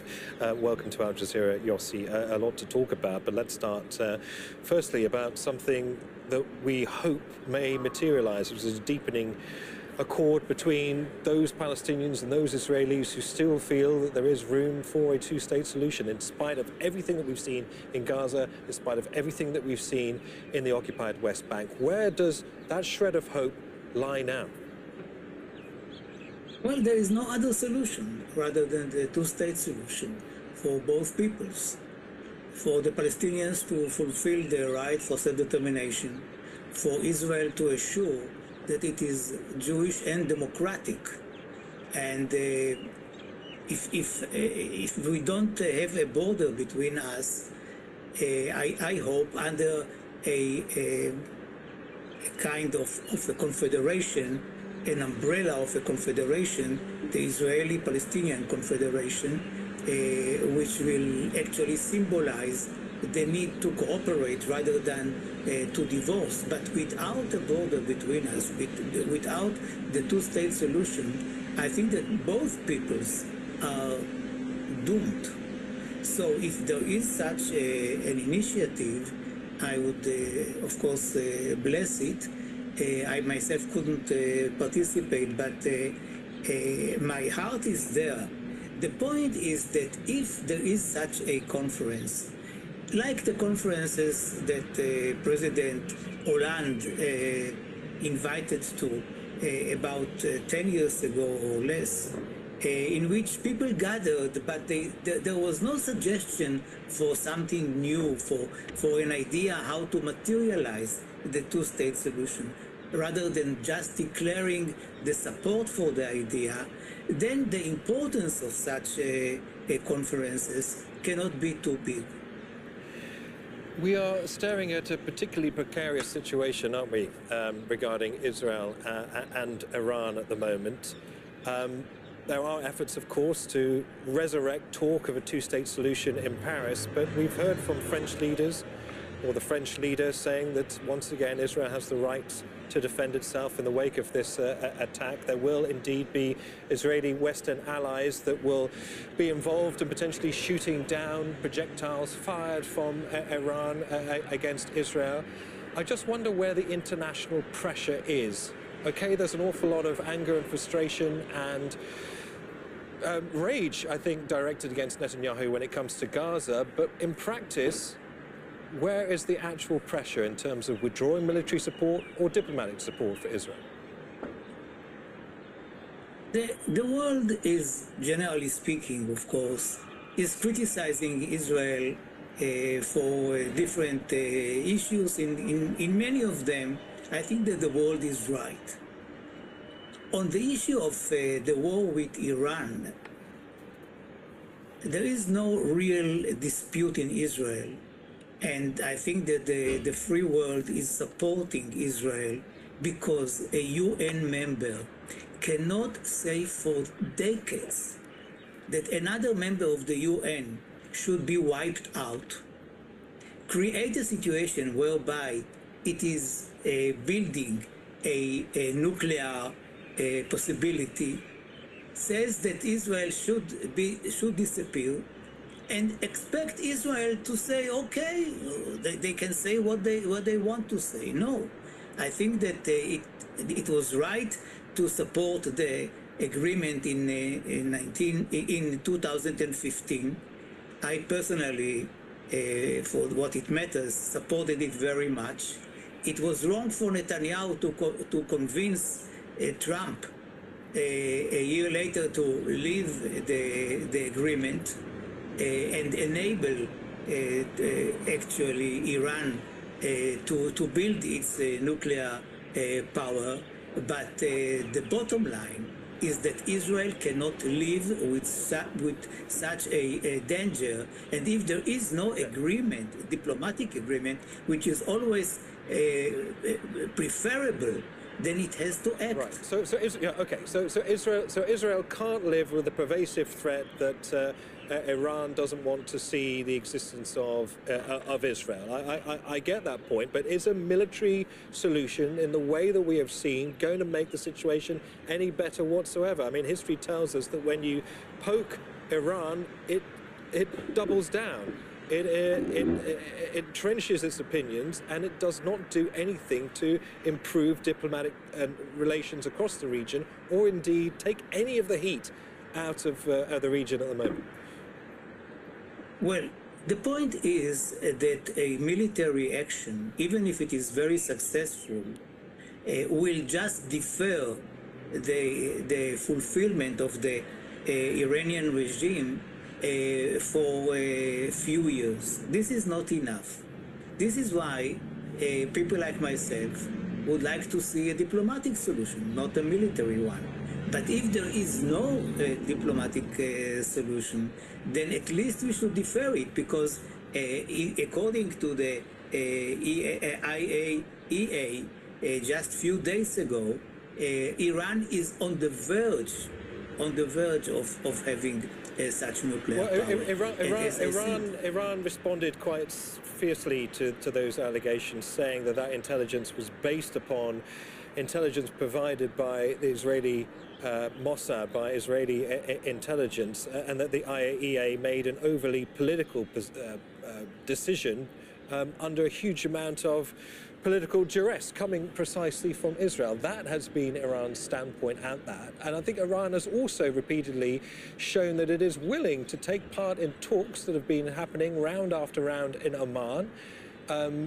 What has happened to whatever shred of trust Iran thought it may have been building with the United States? Donald Trump now calling this attack on Iran excellent. First of all, as you may know, the IAEA doesn't work for Israel. And if so many countries agree in the governor's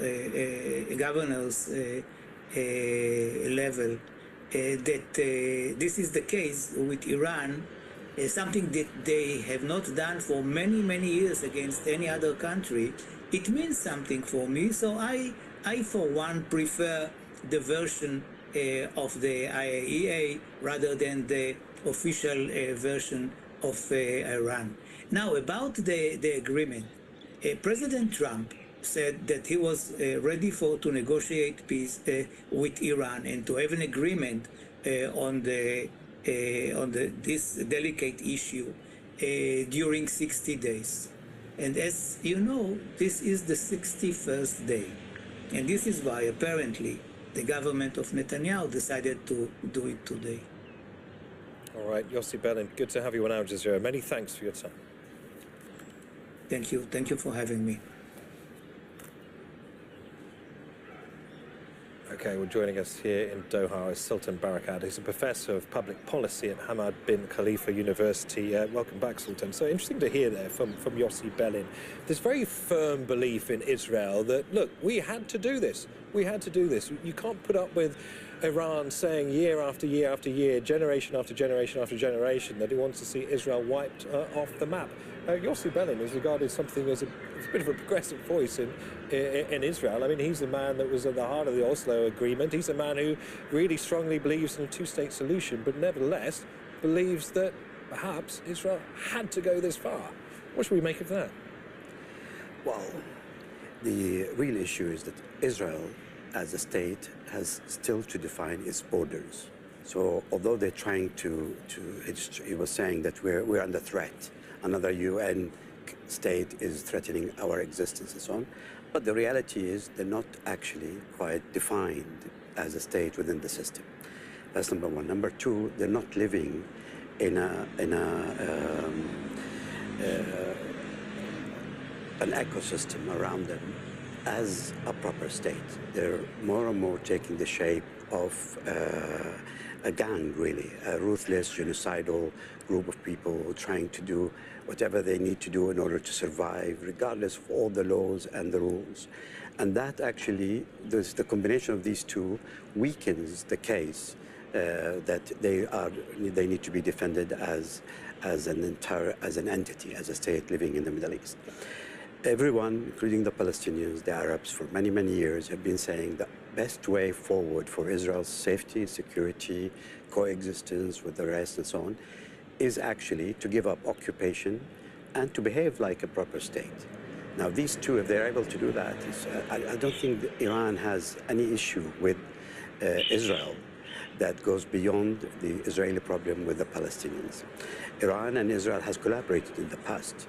You know, during the Iraq War, Israel did offer support to the Iranians. They passed on technology and so on.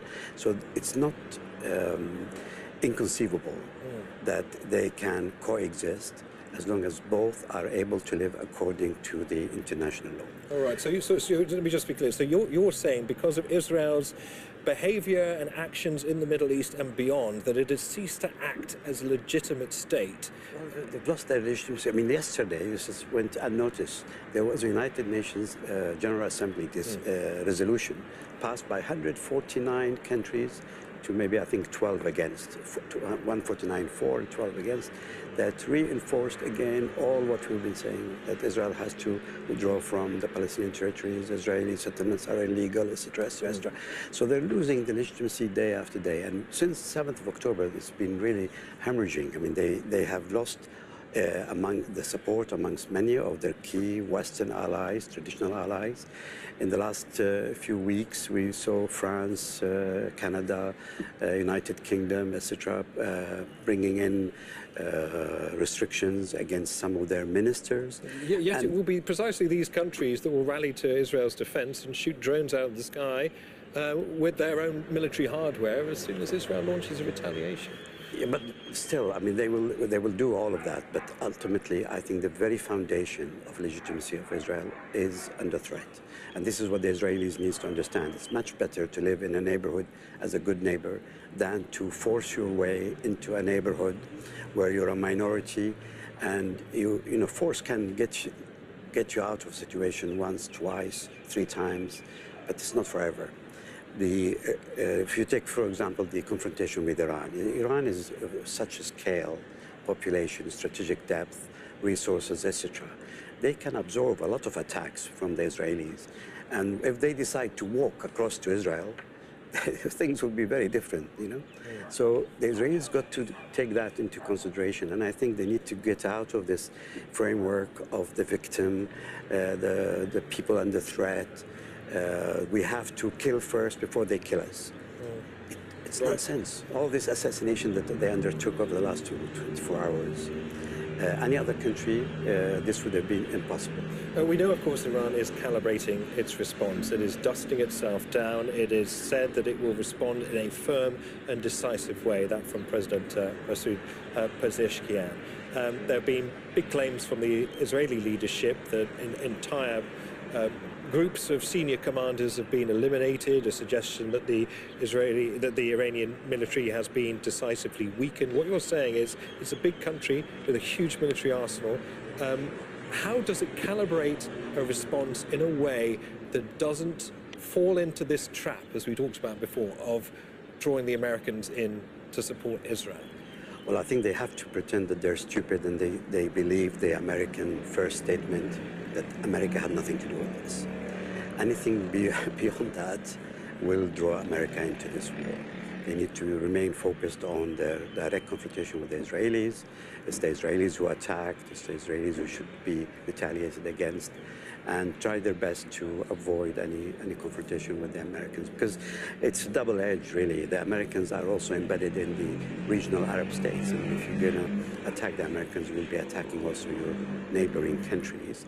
And if they were to retaliate the Americans on the installations around the Gulf and so on, so the environmental impact would that be enough, do you think, to appease the hawks within Iran itself? I mean, we've heard from some commentators earlier on in the program from Iran saying that there is a lot of heat there in the moment, a lot of passion in Iran, calling for the killing of American personnel in bases across the region. I wonder what happens to that hawkish element within Iran that right now, angered after what has happened, wants to see something decisive directly against American adventurists, I think one of the Iranian government officials described it as. Well, I think they will be controlled. I mean, the current government is very well aware of this possibility. They will moderate them.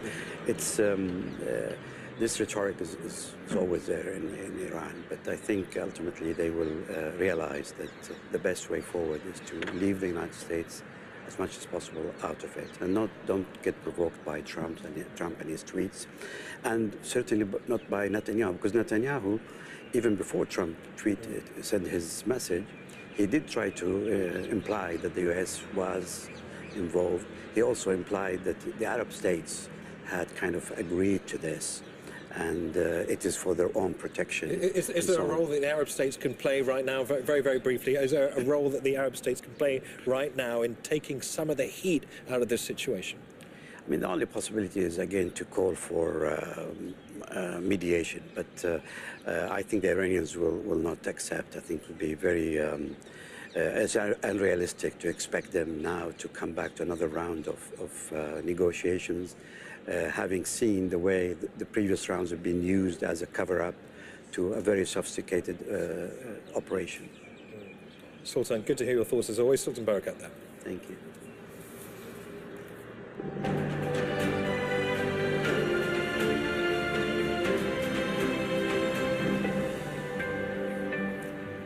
You're with Al Jazeera. Let's get the latest now on Gaza. Alongside its strikes on Iran, Israel has been continuing its attacks on Palestinians in the Strip. More than 30 have been killed since dawn on Friday, including 11 who'd been waiting for aid in Gaza City.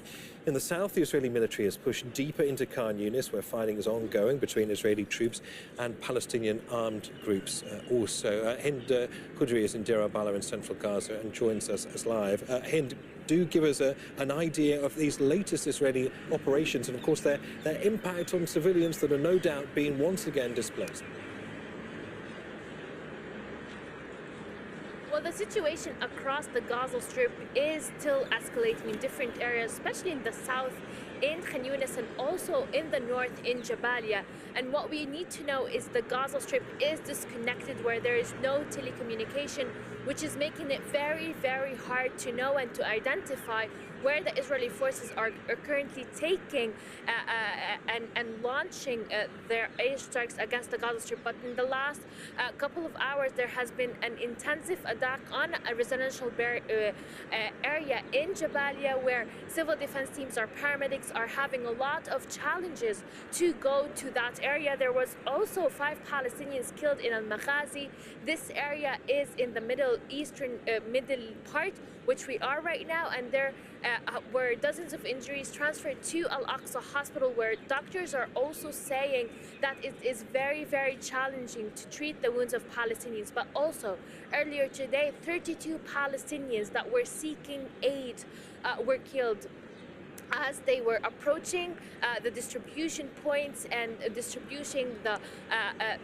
approaching the points that are all ready to deliver aid. We're seeing more than one distribution point opening now. There has been one in Zikib in the northern Gaza Strip.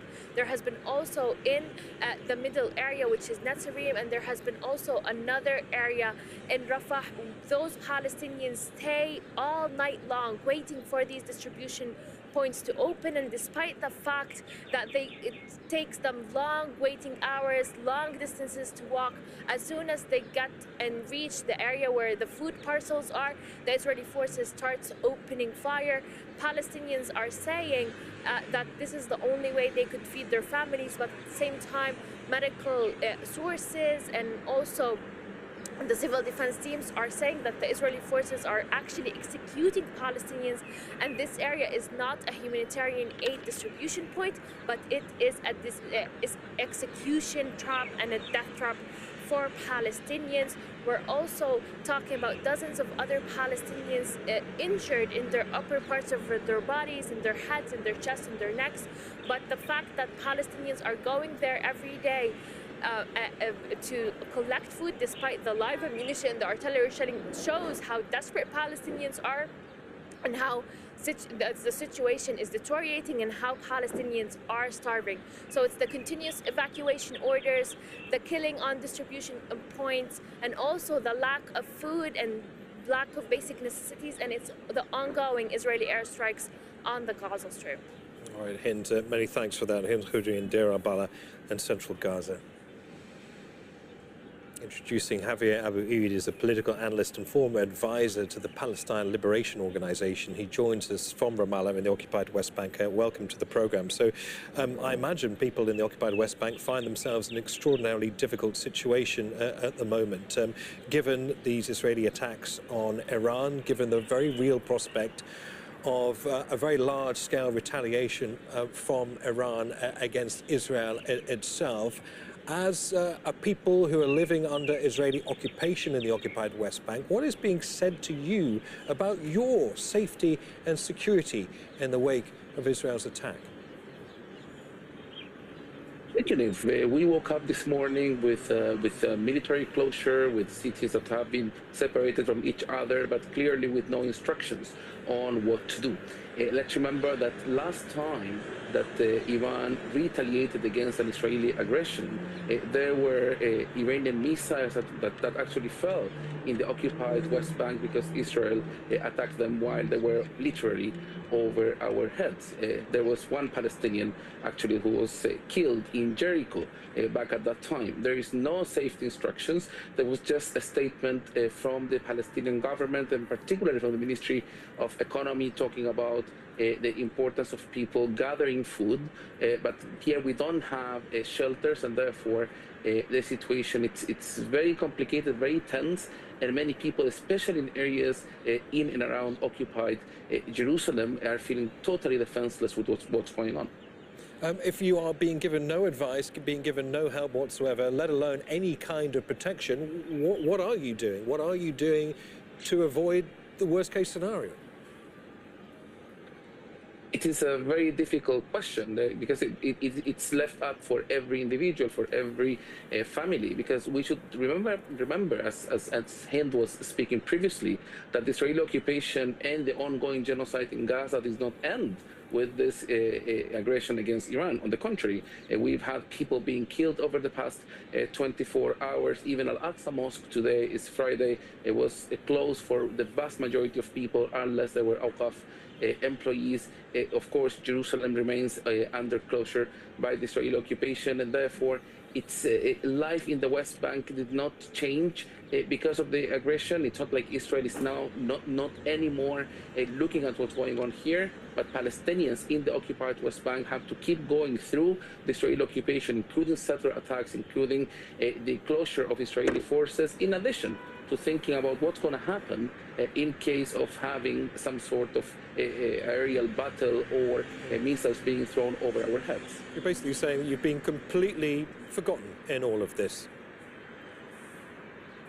Certainly, we are completely forgotten in all of this, and partially Benjamin Netanyahu and his government, they have been very successful today. First of all, they have shown that they have a political consensus among Israeli Zionist parties. You were talking before with Yossi Beilin, who was, as you remarked, is supposed to be a progressive Israeli politician who was actually backing this attack of Israel. So that's on one side, but eventually what Benjamin Netanyahu was pushing for was to get rid of any sort of diplomatic solution, either with regards to Iran or in the case of those countries that are pushing to recognize the state of Palestine.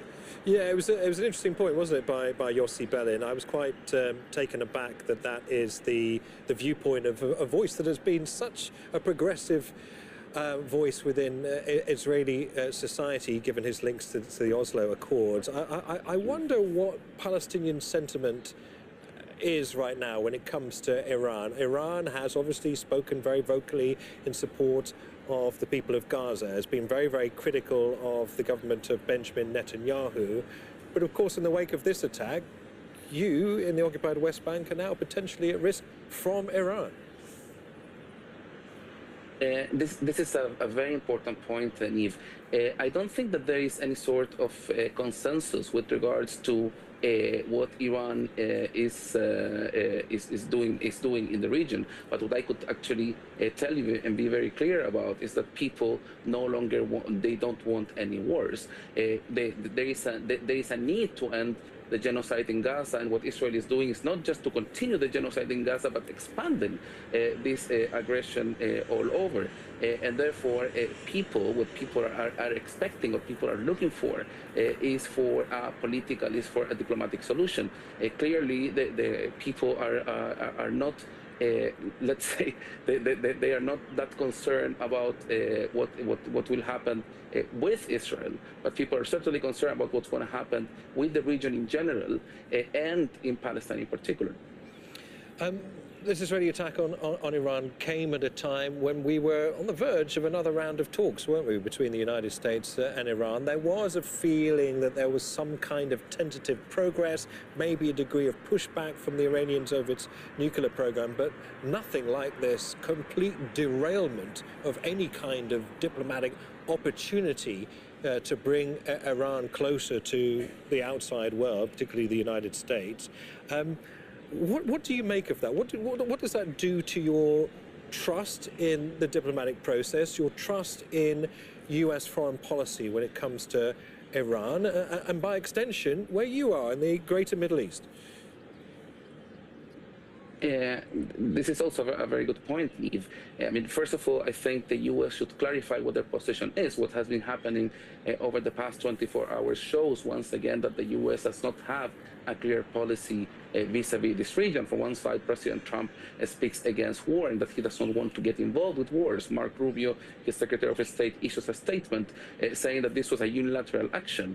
But very few people actually can believe that Israel would take an action of this perspective without having clearance from the U.S. And now President Trump is saying that Iran has a chance to sign an agreement before it's too late. But he should be remembered also that his chief mediator for the region was supposed to meet with Iranian officials in Oman in a couple of days, and this was totally sabotaged by the latest Israeli attack.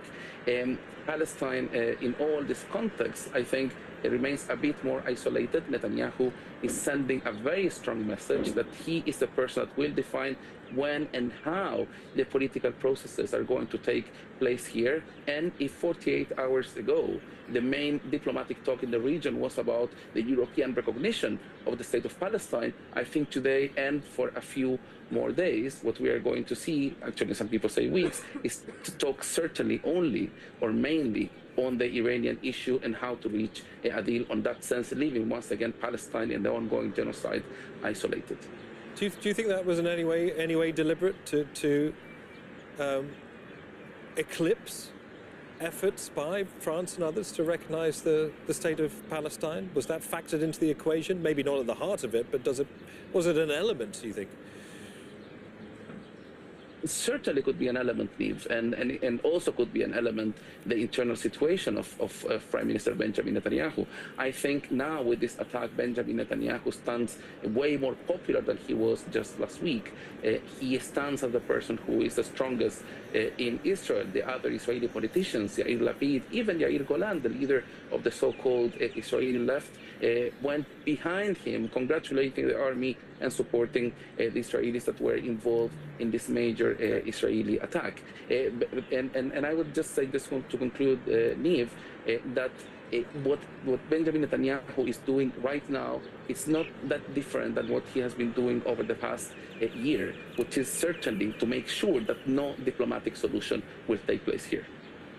Javier Abu Eid, it's been really eye-opening hearing the Palestinian understanding of what is going on here. Many thanks for joining us on Al Jazeera. Thank you, Niamh. Iran's atomic agency has confirmed its primary uranium enrichment facility has suffered damage. However, investigations have not shown any radioactive or chemical contamination. The facility consists of 6 buildings and another 3 underground. The UN nuclear watchdog monitors nuclear material and enrichment equipment there. The International Atomic Energy Agency says it's contact with Iranian nuclear authorities to assess the impact of areas that have been hit. This morning, the International Atomic Energy Agency was informed of the military operation launched by Israel, which includes attacks on nuclear facilities in the Islamic Republic of Iran. We are currently in contact with the Iranian nuclear safety authorities to ascertain the status of relevant nuclear facilities and to assess any wider impacts on nuclear safety and security. At present, the competent Iranian authorities have confirmed that the Natanz enrichment site has been impacted and that there are no elevated radiation levels. They have also reported that at present the Esfahan and Fordow sites have not been impacted. This development is deeply concerning.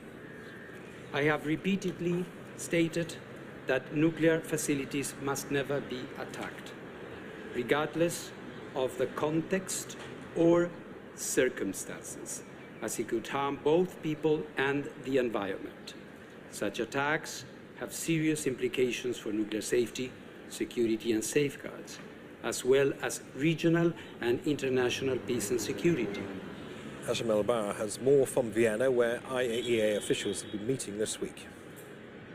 Many neighboring countries fear the potential of expanded military operations that could target other uranium enrichment facilities that could result in release of radiation. And they fear it could get to a point where they could not contain it anymore, which is going to further lead to huge impact on the populations in Iran and in the Gulf region. They have been also in touch with E3, with the Americans and with the International Atomic Energy Agency on the need to maintain a protocol where they are constantly monitoring developments on the ground and look for any indication of any release of radiation. And this is quite interesting. Number two, they were hoping just 2 days ago to convince the Americans and the Iranians on the need to look for alternative ways to to come up with an agreement. The Omanis have been in touch with both parties, saying that there are options that they are willing to discuss with them, including the potential for Iran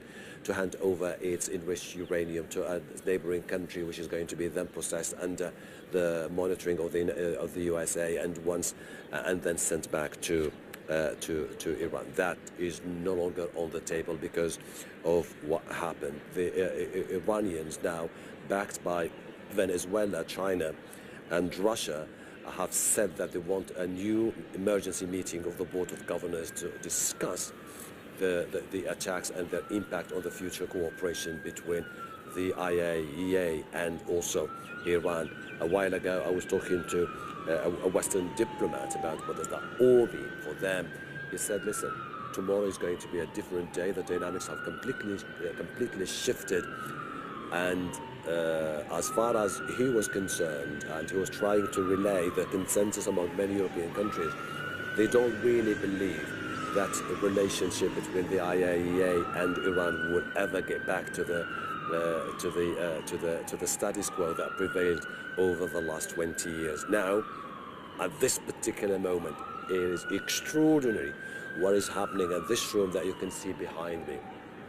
Delegations struggling, grappling with the situation, trying to convince all the key players to intervene and to step in, each concerned about the potential of a prolonged conflict that could further widen if the Iranians decide to retaliate, and then the Israelis decide to go further and target other uranium enrichment facilities across Iran. Susie Snyder is the program coordinator in the international campaign to abolish nuclear weapons. She says a negotiated solution is the only way to prevent an escalation and harm to civilians. Any attack on nuclear infrastructure is a potential hazard for those living within the region and anyone downwind from that area. We're lucky that the IAEA has said and repeated that there are no radiation releases at this time. However, if there are further attacks, or there's a decision to attack, for example, the Bushehr nuclear reactor, that could cause massive damage in the region, damage that could not be constrained within borders. It can cross the border. That's the problem with ionizing radiation. It's indiscriminate and it travels faster than we think. As much as we understand the legitimate right to self-defense, restraint is called for. There needs to be a de-escalation. Israel is the only country in the region that has nuclear weapons, and Israel may, if attacked, respond by increasing the type of weapons that it uses. What we are recommending is negotiated solutions, because a negotiated solution has halted Iran's nuclear program in the past. It has allowed Iranians to continue with the enrichment to a place that is safe and does not divert material into weapons programs. And Israel also needs to bring its nuclear weapons to the table to negotiate their elimination, as has been called for decades. That is what we need to see happen. It's going to take some time, but right now cooler heads need to prevail so that no more civilians in particular are harmed as this escalation. The consequences of attack on a nuclear facility are unpredictable. Nobody knows what the weather is going to bring tomorrow or where the wind may blow. And that's what we've seen over time, and that's why we worked so hard. The international community works very hard to protect and monitor and ensure that nuclear facilities are isolated from attack. So we need to make sure that that continues, that those facilities are not harmed. At the same time, we do know that when those attacks happen, or if they do, again, it's a broad regional impact. It is not constrained within borders. So it's a harm that is more than to one population. And we've seen it time and time again, if nuclear weapons are employed, we've seen from nuclear weapons testing, the damage that they cause, if it goes to that level, can last for multiple generations. That's the problem with ionizing radiation. It lasts for generations and leaves a legacy of harm that cannot be controlled within time or space. We need to have cooler heads, we need to have negotiated outcomes, and we need to prevent escalation and especially prevent the use of nuclear weapons. Well, governments and leaders around the world have been reacting to Israel's strikes. The Chinese Foreign Ministry says the Chinese side is deeply worried about the severe consequences that such actions might bring. Katrina Yu is in Beijing with more on the Chinese reaction there.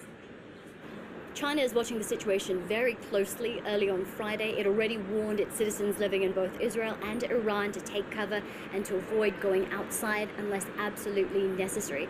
Now, China's foreign ministry also mentioned the situation in its briefing on Friday, says it's extremely concerned about the consequences of this Israeli attack on Iran. It says that this does not benefit any of the parties involved. It's encouraged all to do what they can to de-escalate the situation. It's also indirectly criticized Israel, saying that it opposes any violation of Iran's sovereignty, of its territory, and it's also interestingly offered itself up as a possible mediator, saying that China is willing to play a constructive role in easing the situation.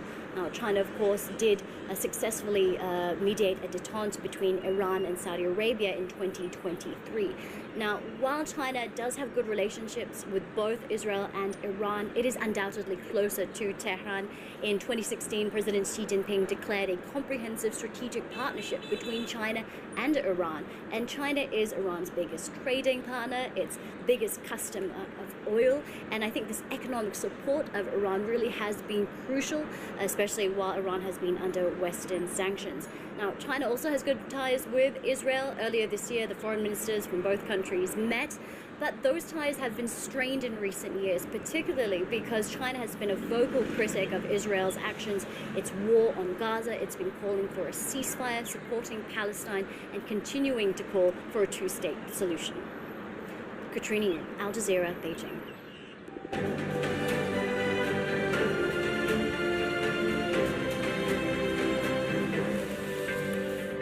Hello, I'm Lee Barker. This is Al Jazeera live from Doha.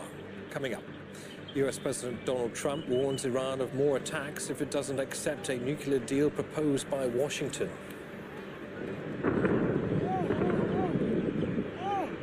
Israeli forces strike military sites and nuclear sites across Iran. Tehran reports leaked contamination inside its biggest plant. Several senior Iranian military leaders are killed, including the head of Iran's Revolutionary Guard. And Iran responds, launching dozens of armed drones towards Israel.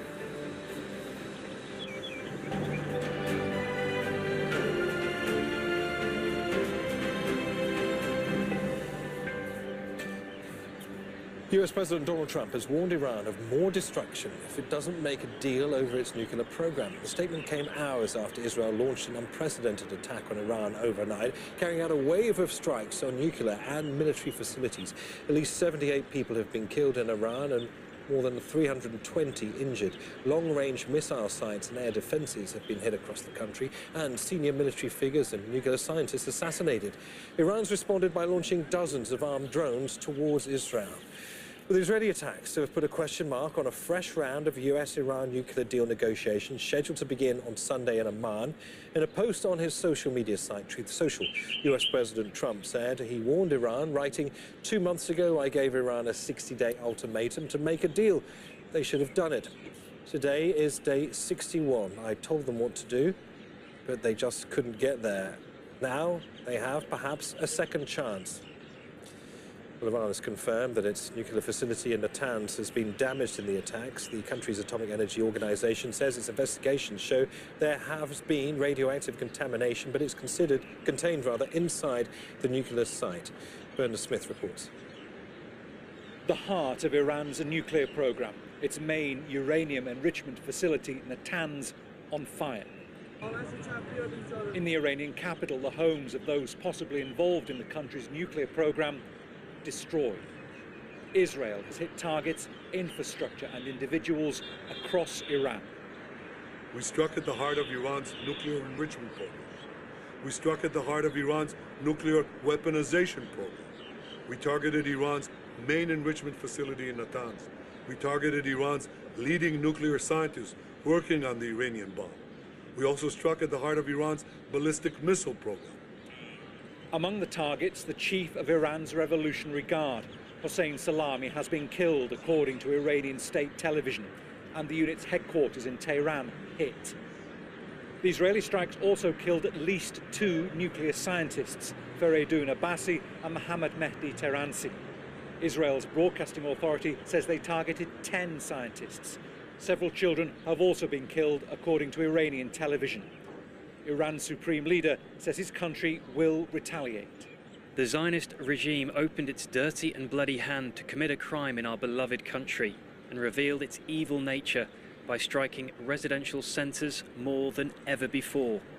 With this crime, the Zionist regime prepared a bitter and painful fate for itself and will definitely receive it.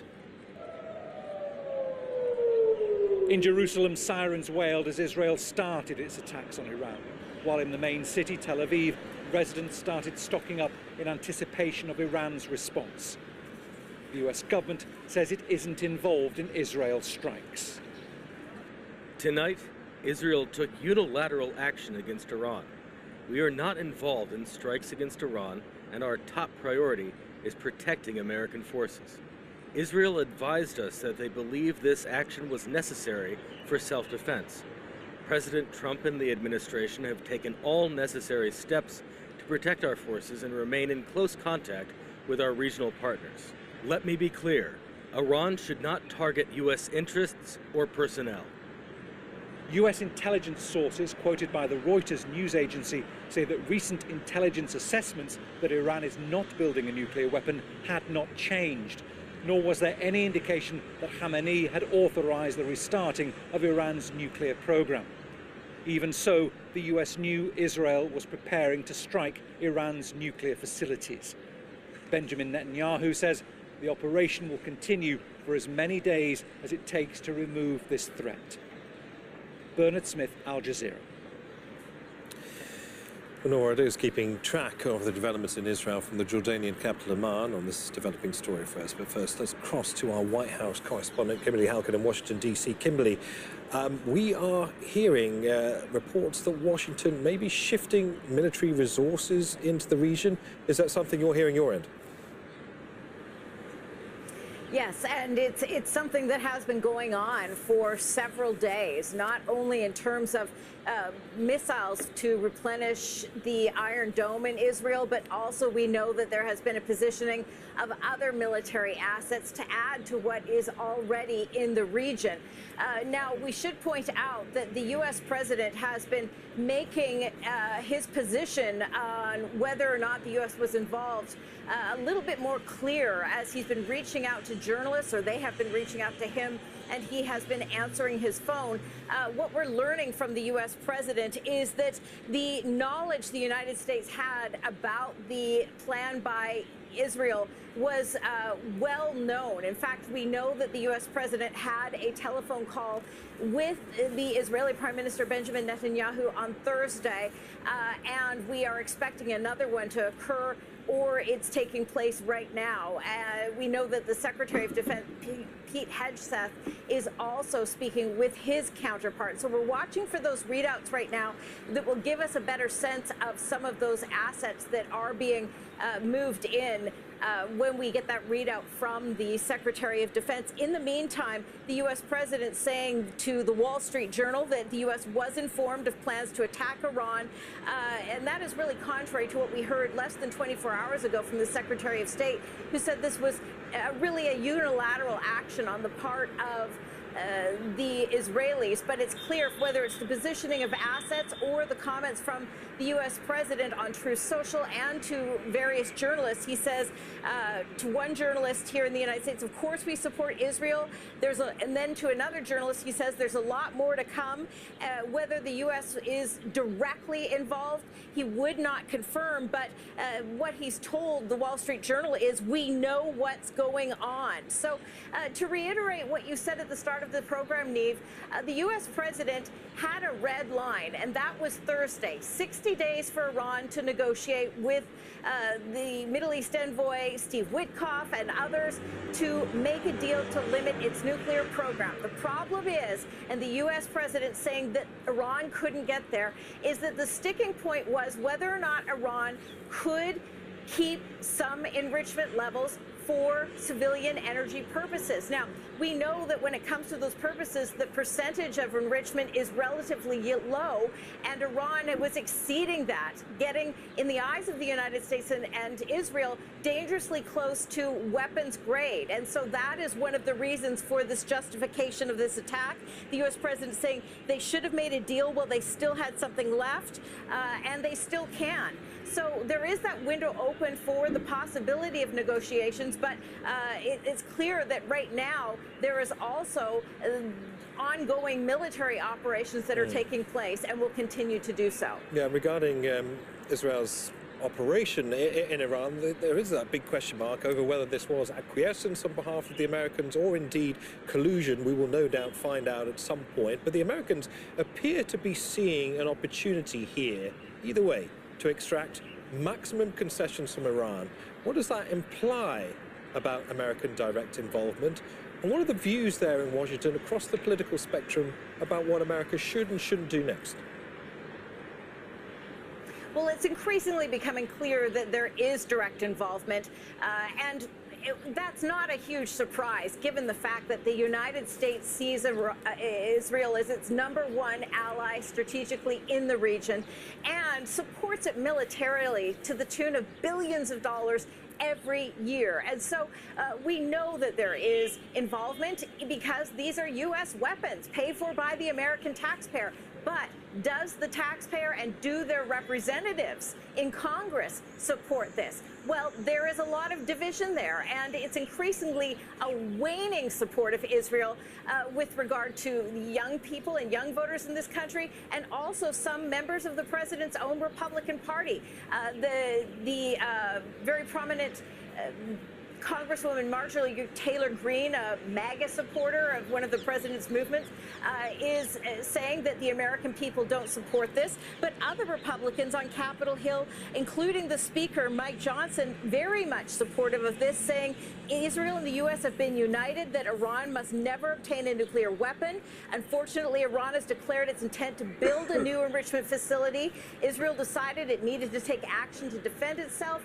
Iran will face grave consequences if it responds by targeting U.S. interests. So the United States very much behind, at least its prominent congressional leaders, behind Israel, and warning that there will be serious repercussions from the United States if their interests in the region are attacked. That seems like involvement if you take at face value what these leaders are saying. Kimberly, many thanks. Kimberly Hackett there in Washington, D.C. Let's go to Amman now, speak to Noor Odeh. She's there because the Israeli government has banned Al Jazeera from reporting inside Israel and the occupied West Bank. Noor, you probably heard Kimberly there talking about this repositioning of American military assets in the region. It is a time, we've been saying it for many hours, of extremely high tension, isn't it? I wonder whether, from your vantage point of what's going on in Israel, whether this is Israel's goal, to draw the United States into this conflict.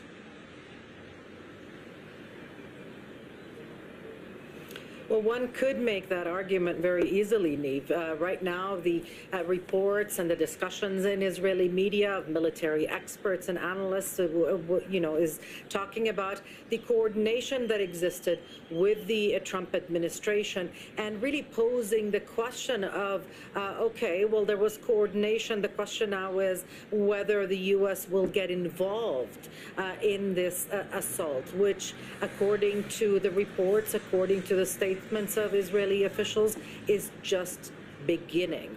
The entire region is on edge and really holding their breath, wanting to see how this is going to move forward, especially in light of the fact that there doesn't seem to be any efforts to calm tempers down. In fact, what we're hearing from the Israeli side is euphoria, celebration of a spectacular wave of attacks against Iran, the assassination of the top brass in the Iranian military establishment, and really attacking the surface-to-surface missiles, the air defenses in Iran, and promising of more to come if Iran thinks about retaliation. There was a volley of drones that were launched towards Israel. None reached Israeli territory. Only, in the past hour, we've seen one drone downed over the occupied Syrian Golan. No injuries reported. The Israeli Prime Minister will be speaking to the American President, Donald Trump, as well as the Russian President, Vladimir Putin. And this is interesting, of course, because Vladimir Putin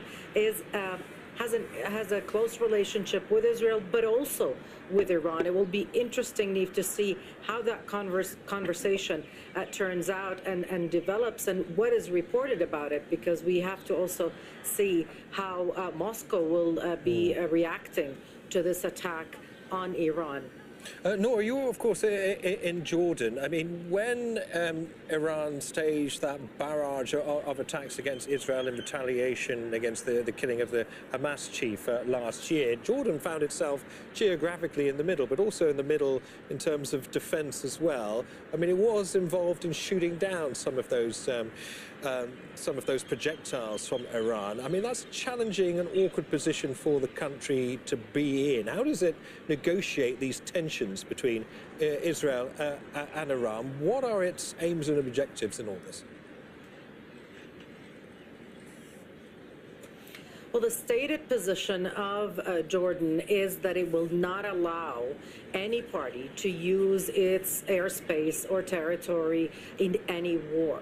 So it will not allow any airplanes, fighter jets to cross over its airspace. We heard not just from the foreign minister of Jordan, not just from the Air Force and the Royal Army, but we heard from the Jordanian monarch himself, who said in a very short statement, Jordan will not allow anyone to drag it into this war, of course, and into this escalation, an escalation that was condemned roundly by Jordan. This is a very difficult situation for the kingdom. Geographically, it's in the middle of all of this. For 20 months, it's been trying to maneuver these pressures and these tensions. Everything that has happened in the region has affected it, including the escalation in Lebanon, in the genocide in Gaza, in the occupied West Bank. So this is a very difficult situation, with the airspace, of course, now in Jordan also closed. Nora, many thanks for that. Nora there in Amman. Well, Iran's atomic agency has confirmed its primary uranium enrichment facility has suffered damage. However, investigations have not shown any radioactive or chemical contamination as yet. The facility consists of 6 buildings and another 3 underground. The UN nuclear watchdog monitors nuclear material and enrichment equipment there. The International Atomic Energy Agency says it's in contact with Iranian nuclear authorities to assess the impact of areas that have been hit. This morning, the International Atomic Energy Agency was informed of the military operation launched by Israel, which includes attacks on nuclear facilities in the Islamic Republic of Iran. We are currently in contact with the Iranian nuclear safety authorities to ascertain the status of relevant nuclear facilities and to assess any wider impacts on nuclear safety and security. At present, the competent Iranian authorities have confirmed that the Natanz enrichment site has been impacted and that there are no elevated radiation levels. They have also reported that at present the Esfahan and Fordow sites have not been impacted. This development is deeply concerning. I have repeatedly stated that nuclear facilities must never be attacked, regardless of the context or circumstances, as it could harm both people and the environment. Such attacks have serious implications for nuclear safety, security and safeguards, as well as regional and international peace and security. Hashim El-Barra has more from Vienna, where IAEA officials have been meeting this week. Many neighboring countries fear the potential of expanded military operation that could target other uranium enrichment facilities that could result in release of radiation. And they fear it could get to a point where they could not contain it anymore, which is going to further lead to huge impact on the populations in Iran and in the Gulf region. They have been also in touch with E3, with the Americans and with the International Atomic Energy Agency on the need to maintain a protocol where they are constantly monitoring developments on the ground and look for any indication of any release of radiation. And this is quite interesting. Number two, they were hoping just 2 days ago to convince the Americans and the Iranians on the need to look for alternative ways to come up with an agreement. The Omanis have been in touch with both parties, saying that there are options that they are willing to discuss with them, including the potential for Iran to hand over its enriched uranium to a neighboring country, which is going to be then processed under the monitoring of the USA and then sent back to Iran. That is no longer on the table because of what happened. The Iranians now, backed by Venezuela, China, and Russia, have said that they want a new emergency meeting of the Board of Governors to discuss the attacks and their impact on the future cooperation between the IAEA and also Iran. A while ago, I was talking to a Western diplomat about what does that all mean for them. He said, listen, tomorrow is going to be a different day. The dynamics have completely shifted. And as far as he was concerned, and he was trying to relay the consensus among many European countries, they don't really believe that a relationship between the IAEA and Iran will ever get back to the status quo that prevailed over the last 20 years. Now, at this particular moment, it is extraordinary what is happening in this room that you can see behind me. Delegations struggling, grappling with the situation, trying to convince all the key players to intervene and to step in, each concerned about the potential of a prolonged conflict that could further widen if the Iranians decide to retaliate, and then the Israelis decide to go further and target other uranium enrichment facilities across Iran. Well, in a video message released in the last few hours, Iran's President Masoud Pezeshkian told his people to trust the leadership and remain united, but he also warned of a powerful response to Israeli attacks.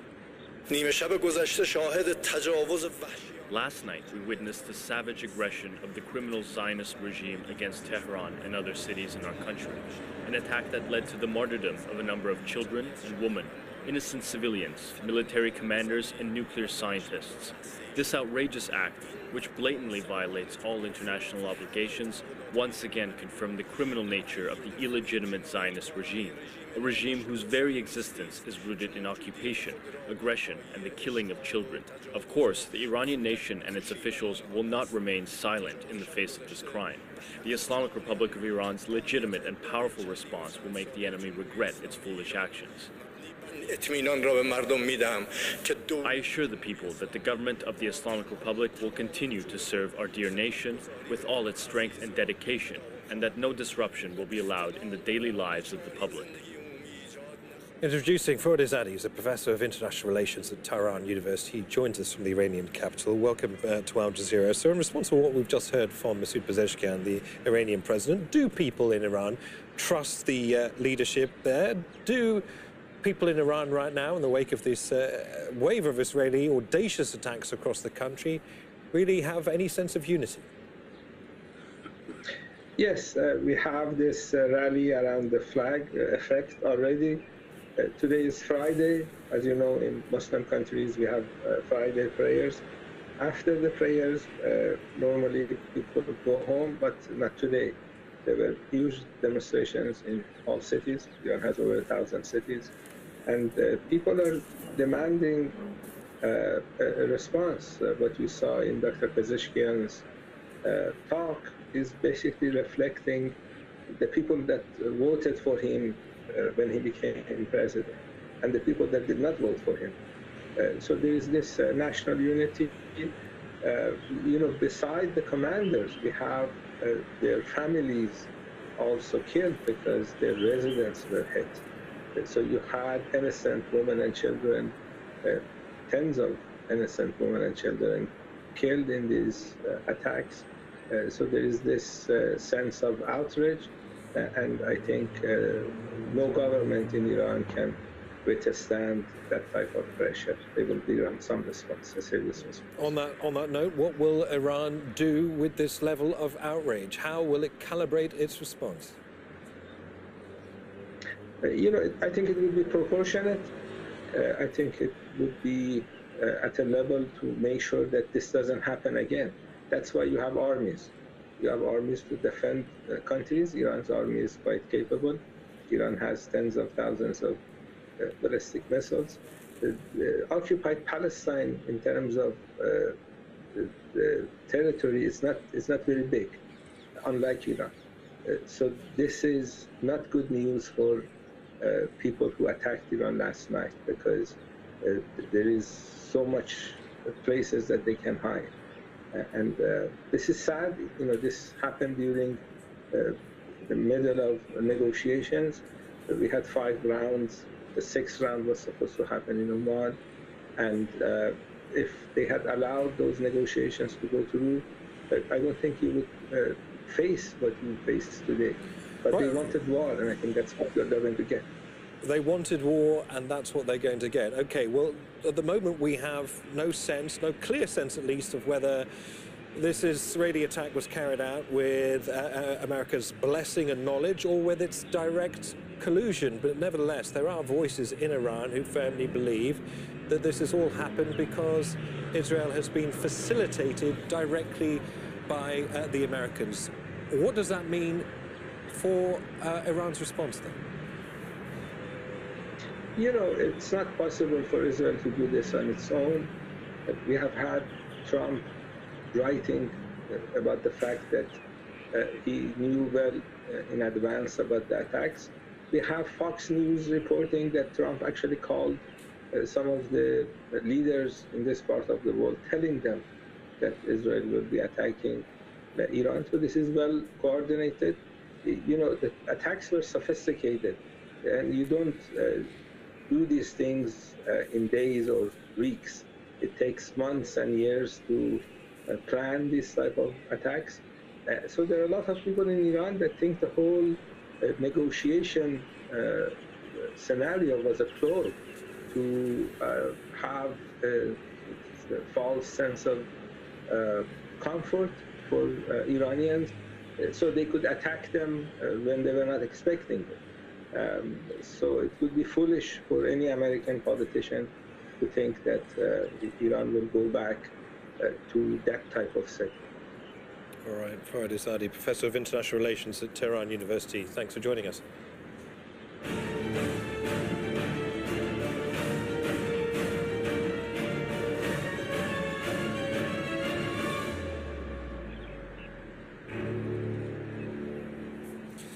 Well, as all these unprecedented events unfold in the Middle East, in Paris, a conference is discussing a possible French recognition of the state of Palestine and a two-state solution. An Israeli-Palestinian delegation has traveled there to meet with the French president to urge him to support statehood. Well, Natasha Butler's following developments from the French capital. Talk of a two-state solution has been hugely eclipsed, hasn't it, by the war in Gaza. Now, of course, these escalating tensions between Israel and Iran. What is it that people there hope will be achieved in this meeting in Paris? Well, look, the reason for this meeting was to talk about steps to a two-state solution. You have here people from civil society, academics, researchers, writers, some artists, Israelis and some Palestinians, talking about what can be done so that both Israelis and Palestinians can live side by side peacefully. We've heard from former Prime Minister Ehud Olmert. He is one of the former politicians here, talking about a need to urgently end the war in Gaza. We've also heard from a former Palestinian foreign minister, Nasser al-Karouat. He said, look, it is important that we talk about the recognition of Palestine, but what's really important, he said, and what's the most urgent is a ceasefire now. And what we've seen at this conference is that there have been a number of Palestinian organizations and groups who've decided not to come because they feel that the way the narrative is going at this conference isn't how they see things. They say, look, you can't just talk about a two-state solution without looking at the reality of what's happening now, which is Israel's war in Gaza, which is people in Gaza who don't have enough to eat, that are being blockaded, and Israel's responsibilities. That has to be part of this discussion, and they feel it is not, and that's why they have decided not to be here. Well, the conference is actually wrapping up now. In any case, the French foreign minister is supposed to give some closing remarks. He is taking the place of the French President Emmanuel Macron because he was supposed to do that. But because of the situation in the region, because of what is happening with Israel and Iran, the French president is expected to give a press conference at the Elysee Palace a little bit later. He has left the closing remarks as foreign minister, as I've said. We'll hear from Macron. We know that he has spoken to US President Donald Trump on the phone, also to Benjamin Netanyahu of Israel, and he is talking to other leaders in Europe. No doubt a lot of diplomacy, a lot of conversations going on in the background. We'll have to hear from him later. We know, though, that what France is saying, the message from France and Paris, is that they are calling on all sides for a de-escalation of tensions. All right, Natasha, many thanks. Natasha Butler there in Paris. Introducing Yossi Benin, who's the former Israeli Minister of Justice. He's with us live in Tel Aviv. Yossi, good to see you. So talks of a two-state solution, as I was just saying, have been, I mean, they've been lost, haven't they, in the agony of Gaza, not to mention these huge escalation now between Israel and Iran. What is there to be hopeful of when it comes to a two-state solution? Well, I hope that it will happen only because there is no other solution, neither for the Palestinians nor for the Israelis.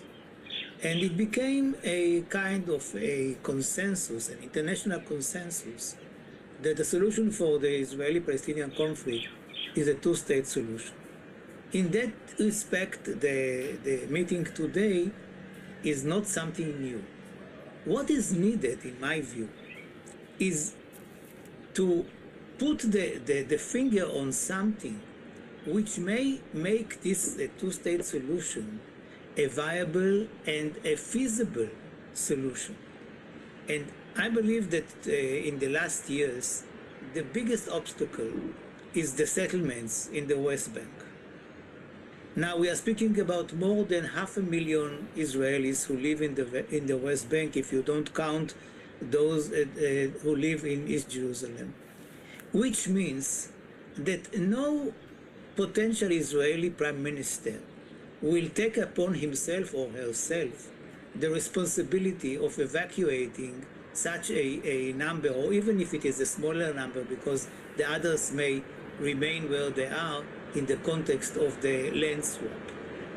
So I personally believe, and it is a result of the work of Palestinians and Israelis, the Palestinian side led by Hiba Husseini, that the way to implement today the two-state solution is by having a confederation between Israel and Palestine, which will allow the Israelis who would like to remain where they are in the West Bank to live there as Israeli citizens and Palestinian residents, and the same number of Palestinian citizens will be allowed to live in Israel. Now, maybe this is not a panacea, okay. but if you don't come with a key, then just a meeting of people who believe that the two-state solution is the best solution is not enough. Exactly. I appreciate the need to continue persistently pursuing a two-state solution, but when you have an Israeli government, a leadership of Benjamin Netanyahu that is actively destroying any possibility politically, legally, of that being the case, a leadership that is completely unreceptive to the prospect of a two-state solution, then it sounds like you're just shouting into the abyss. No, you don't shout into the abyss, because otherwise you are actually submitting to one side or the two sides, or the leadership which doesn't want to have a two-state solution. Just to say, let us leave this idea only because Netanyahu who in the past, as you remember, supported it, reneged on what he said in the past, and now he is against it. This is not our policy. I mean, as the two peace camps in Palestine and Israel, we will fight for the two-state solution, but we must do it in a realistic way. And the realistic way is to take the obstacles, and the issue of the 500,000 Israelis in the West Bank is something which is new. When we signed the Oslo Agreement, there were 90,000 settlers, so it was easier to remove them. Now, the question is, how are we tackle these issues? Because we already found solutions for all the other outstanding issues, Jerusalem and borders. Yossi, I hope you don't mind, a brief response if you could. Would a two-state solution have done anything to avert this current standoff with Iran? Indirectly, yes, because the Iranians used to say, I don't know whether today it is still their policy, but I remember that in the past they would say, yes, Israel should be wiped out and there is no room for Jews living there and whatever. But they said, if the Israelis and the Palestinians agree to the two-state solution, we will not prevent them from implementing the solution. And I believe that what is happening with the Iranians is that they are exploiting the suffering of the Palestinian by saying, oh, as long as these brethren of us are suffering, we cannot recognize Israel, we cannot support peace or whatever. So we will take from them the excuse. And then I believe that it will be much more difficult for them to suggest that just that we should be wiped out. Okay, understood. Yossi Beilin, a pleasure to have you on Al Jazeera. Many thanks. Thank you. Okay, let's get the latest now on Gaza. Alongside its strikes on Iran, Israel has been continuing its attacks on Palestinians in the Strip. More than 30 have been killed since dawn on Friday, including 11 who had been waiting for aid in Gaza City. In the south, the Israeli military has pushed deeper into Khan Yunis, where fighting is ongoing between Israeli troops and Palestinian armed groups. Hind Khoudary is monitoring developments in Deir al-Balah in central Gaza and joins us live. Hind, do bring us up to speed with the latest in terms of these Israeli operations pushing deeper into southern Gaza. Well, the situation continues to escalate in different areas across the Gaza Strip, but especially in the southern parts, which is in Khan Yunis, and also in the northern parts in the north, in Jabalia, Beit Hanun, and Beit Lahi, where the Israeli forces continue to launch extensive airstrikes and artillery shelling in those areas, pushing more people to evacuate to the western parts, which is very near the coastal areas, where there is a telecommunications blackout across the Gaza Strip, where there's no internet, there's no calls. That's why it's very hard to locate where these airstrikes are.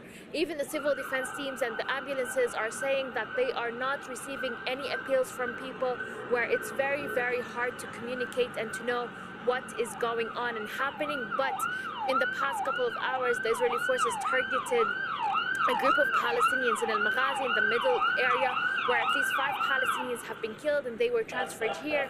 In Al-Aqsa Hospital, there was also another attack on Jabalia, where civil defense teams are saying it's very hard to reach those Palestinians.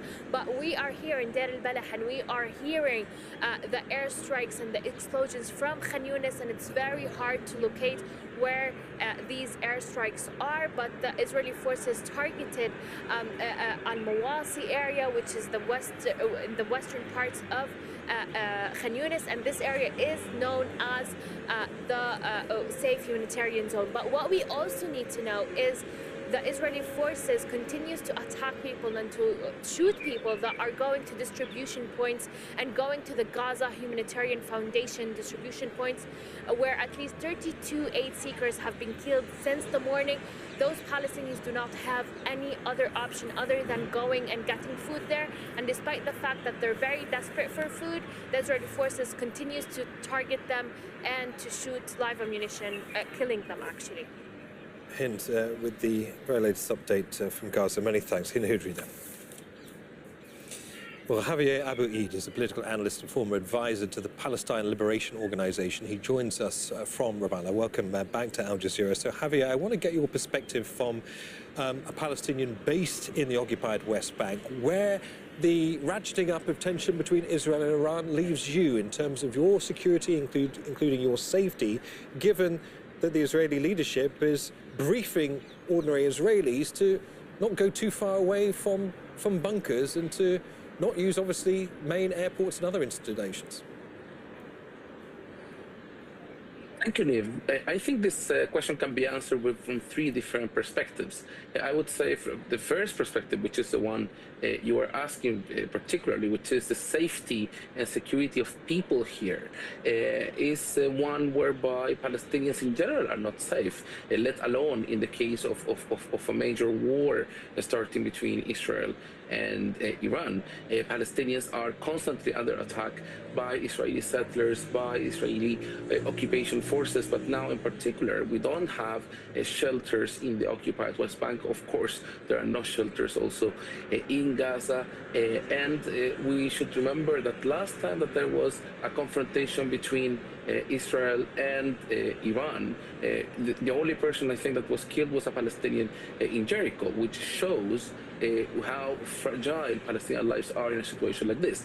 Now, from a political perspective, I think Benjamin Netanyahu continues to push the agenda that Palestine is insignificant, it's a tiny issue, there are bigger issues in the region, and perhaps any sort of alliance between Israel and some Arab countries that were trying to push through the Abraham Accords or whatever is going to happen with Iran should be, according to Netanyahu, the top of the agenda much more than whatever happens to Palestine. Why? And here we jump to the third point, because Israel does not have a peace plan. They do not have a peace vision. It's a country that will continue going through a constant state of conflict because they do not want to end the occupation and they do not recognize the Palestinian right to self-determination.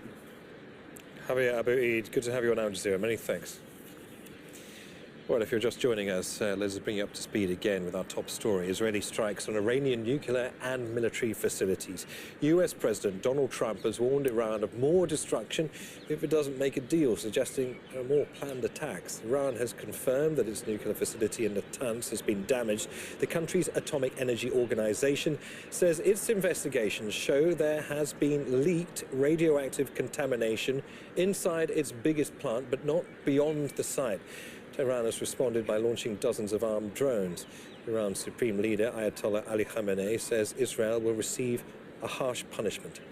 The commander-in-chief of Iran's Revolutionary Guard, Hossein Salami, has been killed in the Israeli attack. Several other senior Israeli military leaders were also assassinated, as well as some of the country's top nuclear scientists. Israel struck residential buildings in Iran's capital. At least 78 people have been killed and more than 320 injured. Iranian authorities have suspended flights to and from Tehran's international airport.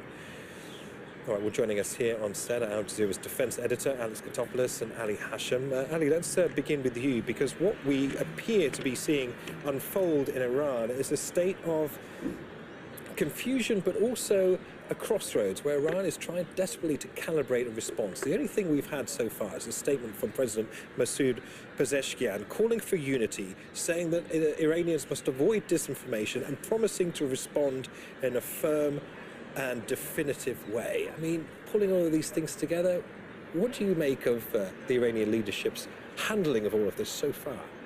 Well, it's a moment where Iran's command and control was overwhelmed. And this is not only militarily, I leave this to Alex, but it's also politically. The country was hit on different layers, and this is complicating the decision-taking process. Such decisions are taken in the Council, the National Security Council.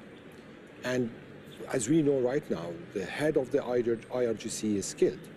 The chief of the Joint Staff was killed. Several senior commanders are gone. Add to that the names who we don't know till the moment. So all these people are essential and instrumental in the decision-taking process. It's not about Khamenei and the supreme leader and what he decides. It's about an institution. So there are several institutions within this institution, and they take the decision. Now, this is one. Second issue is that what's happening today is probably, yes, a crossroads, not only for Iran, for the whole region. Because what we are seeing isn't just a military campaign. It's not just about the nuclear program. What we are seeing is an attempt to dismantle an establishment, a regime change, at least from what we are seeing over the past hours, hitting different layers of security, different layers of military, different layers of Iranian infrastructure, plus the nuclear facility. Now, the issue here is that when there is such an attempt to topple a regime this way without calling it, the big question is, what is this establishment going to do? And what's its second step? Especially that this is not isolated from the regional developments. This has been going on for the past 9 months, since the Pagers attack in Beirut. And the promise is, of course, Ali, and turn to you, Alex, this is very much the start, isn't it? We've been promised this from the US President Donald Trump. We're being promised this by the Israeli Prime Minister Benjamin Netanyahu. He says the operation will take many days. I wonder what condition, what state politically the country will be in, but also militarily, if this does continue with the same force and ferocity as we've seen so far. Very much so. And at this moment, the Israeli Air Force is actively trying to hunt down Iranian mobile launchers, Iranian mobile sites, missile storage facilities, to try and degrade and hopefully destroy, in their eyes, Iran's offensive capabilities, its ability to be able to wage war against Israel as well. Now, there are going to be certain weapons that Iran can use, so long-range cruise missiles, which can be fired quickly, will travel under radar cover, which is what they're designed to do. This is one of the reasons why the Israeli Air Force has held quite a lot of its aircraft back, because what they are doing is patrolling likely approach routes into Israel as well, in an attempt to try and shoot down any long-range drones or long-range cruise missiles as well. And again, solid fuel missiles that can be launched very, very quickly from mobile launchers. But Israel's trying to actively discover them and destroy them. The thing is with the Israeli Air Force is it's a long way from Israel to Iran. It's 1,000 kilometers before you even get to the border. So the Israeli aircraft will have limited loitering time over Iran to be able to try and detect them and destroy them. Ali, lastly, as Iran is going through this process of trying to calibrate its response and choose its targets wisely that will not destabilize the country politically, economically, and so on, Iran's foreign ministry has said that the US, as Israel's main supporter, will be held responsible for the consequences of Israel's adventurism. We know apparently that there are US military assets being moved into the region. The anticipation is that when Iran does hit back, it may hit Americans. Well, Iran is now dealing with the United States and Israel as, in a way, in a manner of good cop, bad cop. There was this path of negotiations that is planned, and there's a sixth round that was planned for Sunday in Oman. And then in parallel came this attack. Now, let me just quote, this is something that just came in. The new commander-in-chief of the IRGC, General Pakpour, said in his letter to the leader of the revolution, the leader of the Iranian Republic, that the gates of hell will be opened soon to the Israeli regime. So now this is the first line coming from the new IRGC leader, which gives us an indication there might be cooking a kind of a retaliation. But at the end, will this retaliation really aim at American assets in the region, or it's going to be directed towards the Israelis? Because the Iranians are also concerned and very cautious not to drag the Americans into this battle.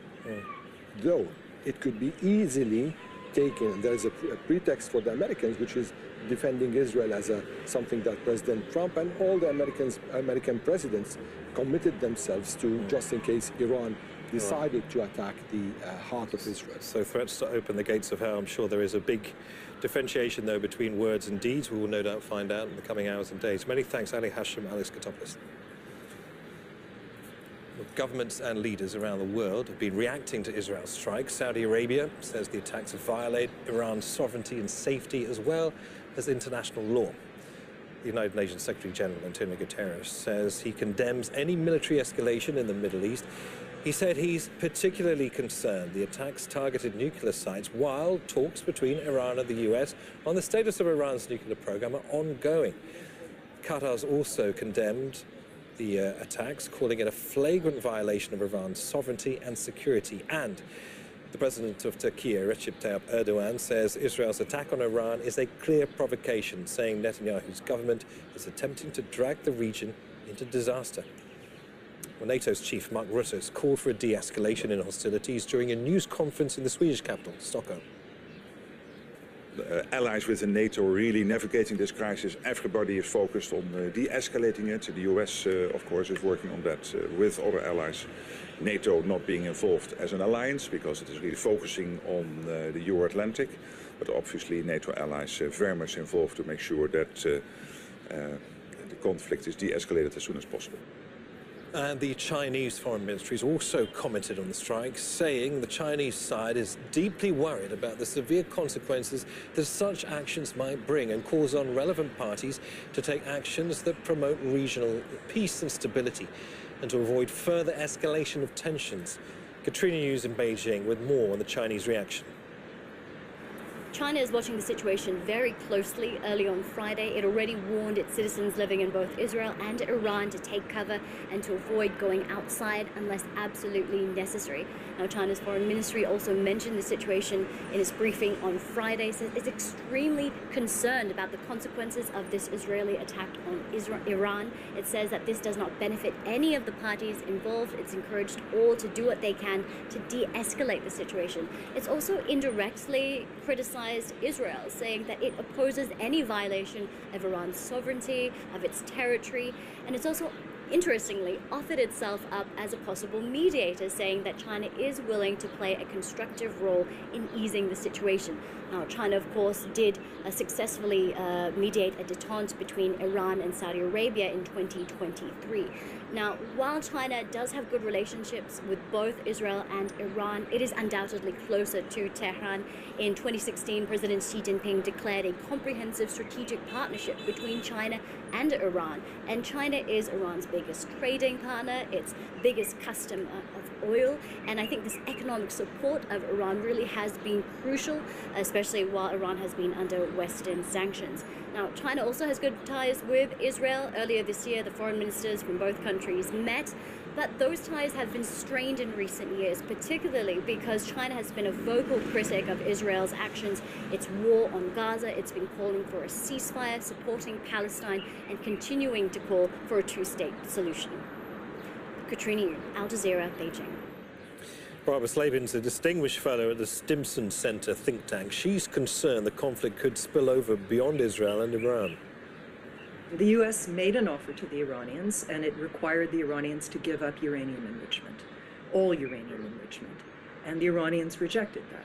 So, I mean, whether that was a good faith offer, I leave it to viewers to judge, but the Iranians did reject that. They've always rejected that. And now, unfortunately for them, they're paying the price. You know, if I'm Saudi Arabia now, I'm worried, really worried about Vision 2030, although, of course, the price of oil has jumped up in response. You know, Iran has repaired its relations with a lot of the Arab countries, and it's not clear to me that they're going to retaliate against them. I'm mostly concerned about attacks on civilians, Americans, non-Israeli Jews, soft targets, throughout the world that may bear the brunt, if not from direct Iranian attack, then from people inspired by the Iranians and others to go after soft targets. You know, especially since this is coming on the heels of 21 months of bombardment of Gaza and the deaths of 55,000 people in Gaza, most of them civilians. So there is plenty of animosity and hatred, and plenty of deranged people who will take the law into their own hands in the United States and Europe and throughout the Middle East. This is going to be an even more nail-biting bunch of months as we see how this plays out. I still firmly believe there is no military solution here. Iran is an old country, very proud. It will somehow recover. It will bide its time.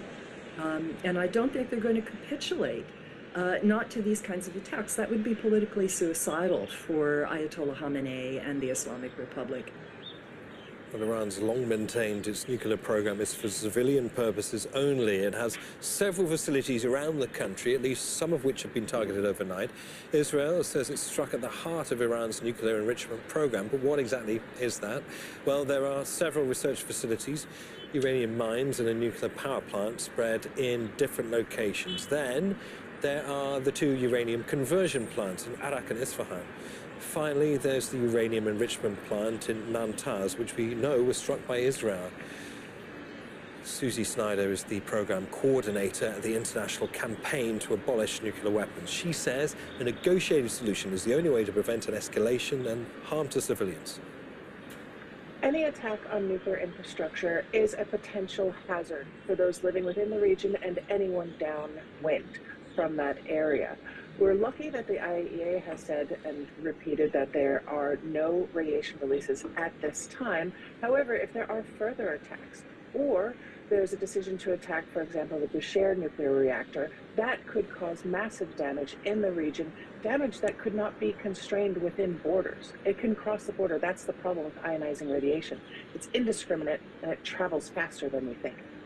As much as we understand the legitimate right to self-defense, restraint is called for. There needs to be a de-escalation. Israel is the only country in the region that has nuclear weapons, and Israel may, if attacked, respond by increasing the type of weapons that it uses. What we are recommending is negotiated solutions, because a negotiated solution has halted Iran's nuclear program in the past. It has allowed Iranians to continue with the enrichment to a place that is safe and does not divert material into weapons programs. And Israel also needs to bring its nuclear weapons to the table to negotiate their elimination, as has been called for decades.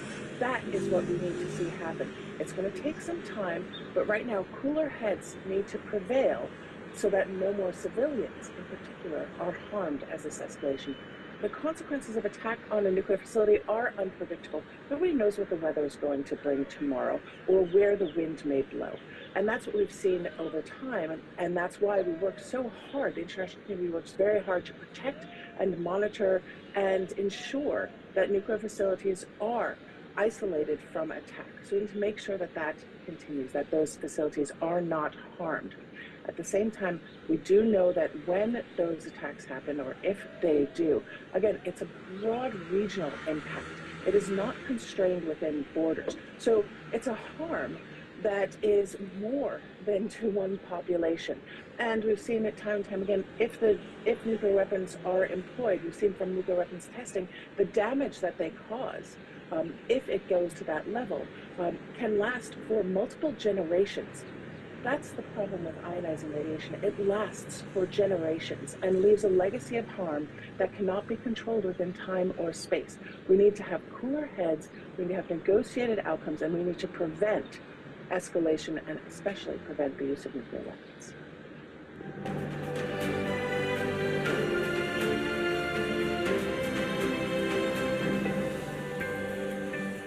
Investigators are identifying bodies and analysing digital flight data in the wake of the Air India crash, which left more than 240 people dead. The London-bound Boeing 787 crashed into a residential area of the northwestern city of Ahmedabad seconds after takeoff on Thursday.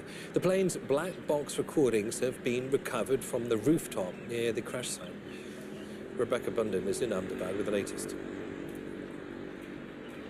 The focus has really shifted to the investigation into the accident to try to find out what happened, why that Air India plane came down just shortly after takeoff, killing 241 of the 242 people on board. Those black boxes will be critical to trying to find out what the cause of the accident was. And India's Prime Minister Narendra Modi has been visiting Ahmedabad today. He went to the site of the crash with the aviation minister. He also chaired a high-level meeting to review the situation. He also came here to the civil hospital in Ahmedabad, where all the bodies have been brought. There are people who have been injured on the surrounding site from that accident who are here in hospital, and also that sole survivor of the plane crash who was on board. He's also here at the hospital, and he met Prime Minister Narendra Modi. There have been forensic teams at the site of the crash all day. They've been looking through the debris, making videos, photos as those investigations begin. But certainly there are a lot of questions still being asked about what happened. It could take some time now for this information to come through. Here at the hospital, the process has been ongoing to try to identify the bodies. Relatives of the victims have been coming through here, giving DNA samples as that process continues to try to identify all the bodies. We still don't have a final death toll, including those people on the ground who may have been affected as well. Rebecca Bunden, Ahmedabad. All right, well, as always, please do not forget our website, aljazeera.com. There is so much more news and analysis on all the major news of the past 24 hours. That's it for me, Neve Barker. Sarah Hayat will be with you shortly with the 15G News Hour, with all the latest developments, of course, on Israel's unprecedented attack on Iran. Stay with us here on Al Jazeera.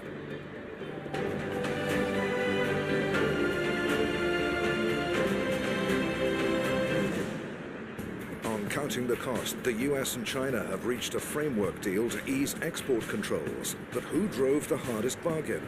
What's behind the rise of the Russian ruble, and at what cost to the economy? Plus, are the UK and other nations choosing warfare over welfare? Counting the cost on Al Jazeera. Ever wondered what a fairy tale sunrise looks like? Welcome to Uzbekistan, the land of 1,001 sunrises, where each dawn is like never before, where ancient palaces bathe in the golden morning hues. A journey that takes you to the most beautiful scenes. Live the adventure. And remember, make a wish on the many shooting stars that await. Uzbekistan, explore the magic.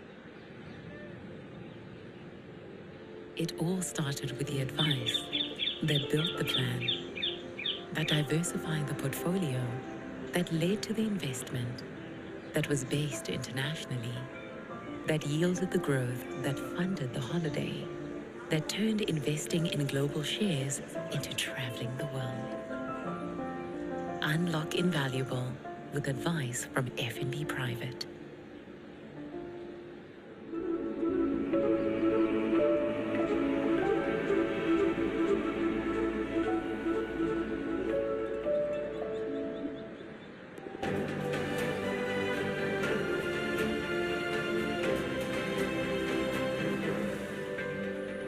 I'm Sarah Hayat, and you are watching Al Jazeera's continuing coverage of a major escalation in the Middle East.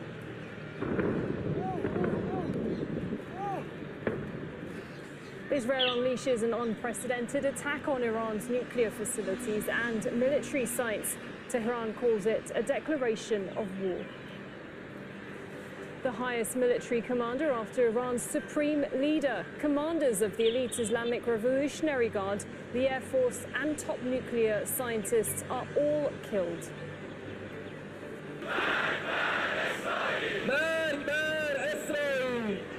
Iran launches hundreds of drones after supreme leaders. Ayatollah Ali Khamenei vows Israel will suffer a bitter fate. Israel's military says it's intercepted them. And US President Donald Trump warns Tehran the next attacks will be even more brutal unless it makes a deal over its nuclear program.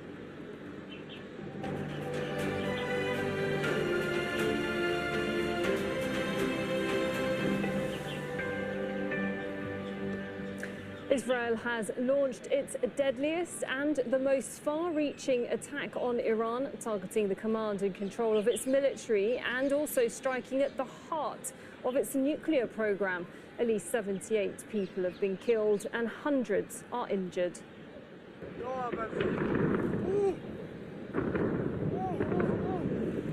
Long-range missile sites, air defences and nuclear sites have been hit across the country.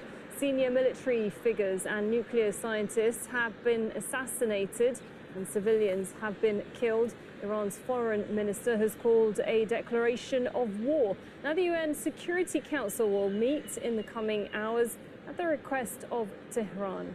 Now, the Revolutionary Guard, or IRGC as it's known, wields massive power and influence in Iran. Now, among the leaders assassinated by Israel are its chief, Hossein Salami, second only to the supreme leader in military influence. Others include the head of aerospace, the chief of staff of the armed forces, and its deputy commander. Now, Israel also killed 6 nuclear scientists. They include Iran's former nuclear chief and several university professors with nuclear backgrounds, now some who were not fully known to the public. Israel says it used more than 200 warplanes hitting cities across Iran, apart from Tehran. The attack go as far as Tabriz, that's in central Iran, and also Shiraz, that's in the south. Now, Israel hit Iran's largest uranium enrichment site, the Natanz nuclear facility. The UN watchdog says it's been informed radiation levels haven't increased there. Now, in Washington, US President Donald Trump is set to convene a meeting of his National Security Council this hour, and he's told US media that Washington was aware of Israel's plans to attack Iran and has warned Tehran of more brutal attacks if it doesn't make a nuclear deal with Washington. Now, he did also issue a statement on his Truth Social platform saying that 2 months ago I gave Iran a 60-day ultimatum to make a deal. They should have done it. Today is day 61. He also says, I told them what to do, but they just couldn't get there. Now they have perhaps a second chance. Right, well, Gabriel Elizondo is at the UN headquarters where the Security Council is expected to meet. We also have Hashim Ahalbara, that's in Vienna, where the UN nuclear watchdog is holding meetings, and we have Noor Adey in Amman following reaction from Israel. But first, let's go to Washington, D.C., where Kimberly Halkett is live for us at the White House. Kimberly, so just hearing there from Donald Trump, what do we know more about the U.S. knowing about this attack prior to it happening? Yeah, as that National Security Council meeting gets underway in the Situation Room involving the U.S. President, we know also the chair of the Joint Chiefs of Staff, Dan Kane, and the Secretary of Defense present in that meeting. There is now increasing acknowledgement by the United States of some level of involvement, whether it was knowledge of the attack in advance. We know the U.S. President speaking with the Israeli Prime Minister on Thursday, something set to take place Friday as well, possibly even as we speak. We also know that the U.S. President, in comments that he has made to American media, most recently NBC, that in fact there is quite a bit of knowledge as well as support. The U.S. President saying to the National Broadcasting Corporation, in addition to this being a very successful attack, the Israelis were using what he called the finest equipment in the world, which is American equipment. We should also point out the U.S. President saying, again, as he has said repeatedly on Truth Social and to other American networks, that Iran missed an opportunity to make a deal. However, they may now have another opportunity. We'll see. And we are hearing reporting that, in fact, the possibility of those 6th round of talks in Oman could still take place with Iran and the Middle East envoy Steve Witkoff. Having said that, NBC asking the president how he thinks Iran would want to negotiate in the midst of what is expected to be even more attacks in the future. The U.S. president saying the Iranians are reaching out to him. They're calling me to speak. Some of the people we worked with the last time are all dead now, however. So the U.S. president is certainly giving the sense that the U.S. had quite a bit of involvement in terms of providing the equipment as well as having knowledge, intelligence of the attack in advance. Also, though, saying that there is still opportunity to strike a deal to limit Iran's nuclear program in the days to come. Kimberly, we're also getting reports that Washington is shifting military resources in the region over here. What more do we know about that? Yeah, we first got indication of all of this confrontation between Israel and Iran in terms of the attacks when the U.S. began to notify its personnel that they needed to evacuate all non-essential personnel from Kuwait, Bahrain, as well as Baghdad. Well, now we know that there are shifting military resources in the form of at least one destroyer and a potential second going towards the eastern Mediterranean. The USS destroyer Thomas Hudner, which is significant because this is a ship capable of defending against ballistic missiles. We also know that there is the presence of some 30,000 up to 43,000 U.S. troops in the region. And we know that there is a stark warning from the United States, not just from the U.S. president, but also from members of Congress who have said very specifically that if U.S. interests and personnel are attacked, there will be a strong response as a result. Okay, thank you very much, Kimberly. Okay, keeping us up to date with those, what's latest that's happening there in the US when it comes to these Israeli attacks on Iran. Now, Noor Ardey joins us live from Oman, and she's there because the Israeli government have banned Al Jazeera from reporting inside of Israel and also the occupied territories. Now, Noor, Iran says it sent drones to attack Israel. How far have those got to? Not very far, Sarah. In fact, we haven't heard of an incident where there was impact. Israel was able to down most of those drones, if not all of them, outside of Israeli territory. In the occupied northern Golan, there were sightings of fires after one such drone made it into the occupied territory there to the north of Israel or the recognized borders of Israel. But otherwise, so far, the Israeli territory has not been touched by an Israeli response, although, of course, the country is on high alert, a state of emergency, really, across the board. No, just as we have been speaking just now, we're getting a report here that Israeli Prime Minister Benjamin Netanyahu says U.S. knew ahead of time about the attack on Iran, and this is just backing basically what Donald Trump has said. What do you know of that, and what are we also getting from the Israeli military in terms of the strikes that it's been carrying out in the last few hours? Well, what we know is that the decision to actually carry out these strikes was taken on Monday. So this was not a spur-of-the-moment kind of decision. Certainly the United States was informed, which explains all the actions that were taken before. But it also goes to also corroborate what Israel has been saying, which is that for days it disseminated conflicting information to kind of throw off Iran and not really give it an idea of what was in store. Now the efforts and the discussions are focusing on whether the U.S. would take part in the days to come. The Israeli military experts and officials are saying that even though these waves of attacks targeting Israeli nuclear sites, Israeli ballistic missiles, air-to-air defenses, and other facilities across the Iranian territory, those strikes were decisive, but they're just the beginning. So Israel is looking forward and seeing whether the United States would step in. They certainly count on the U.S. Military capabilities stepping in to defend Israel, as has been the case in the past. Okay, and what measures is Israel taking or advising its citizens in case of these major Iranian retaliations that Iran has promised?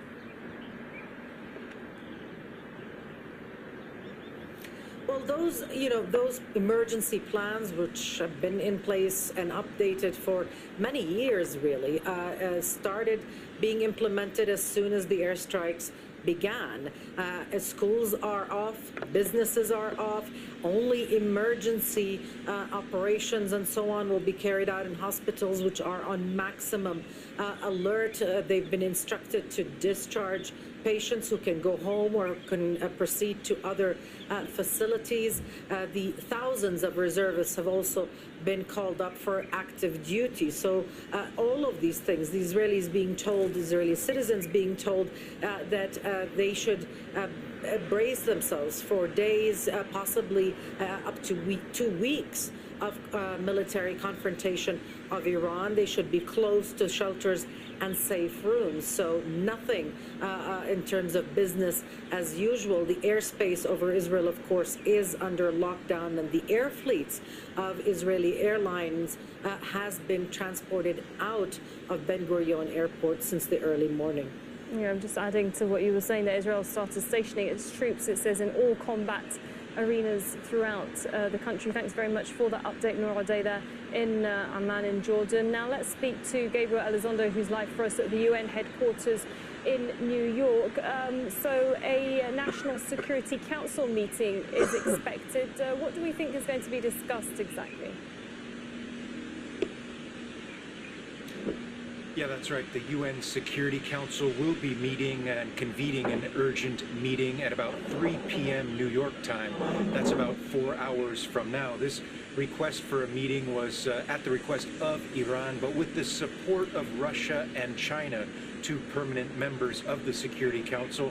The president of the council for the month of June is Guyana. So Carolyn Rodriguez Burkett, the ambassador to Guyana's ambassador to the UN for Guyana, received this letter and has scheduled this urgent Security Council meeting for 3 o'clock. We are told that Rafael Grossi, the Director General of the IAEA, is expected to brief the Security Council, as well as Rosemary DiCarlo, the Undersecretary General for Political and Peace-Building Affairs, and as well, we expect all 15 members of the Security Council to speak, as well as perhaps Israel and Iran. So we'll be watching this meeting very closely when it gets underway a little under 4 hours from now here in New York.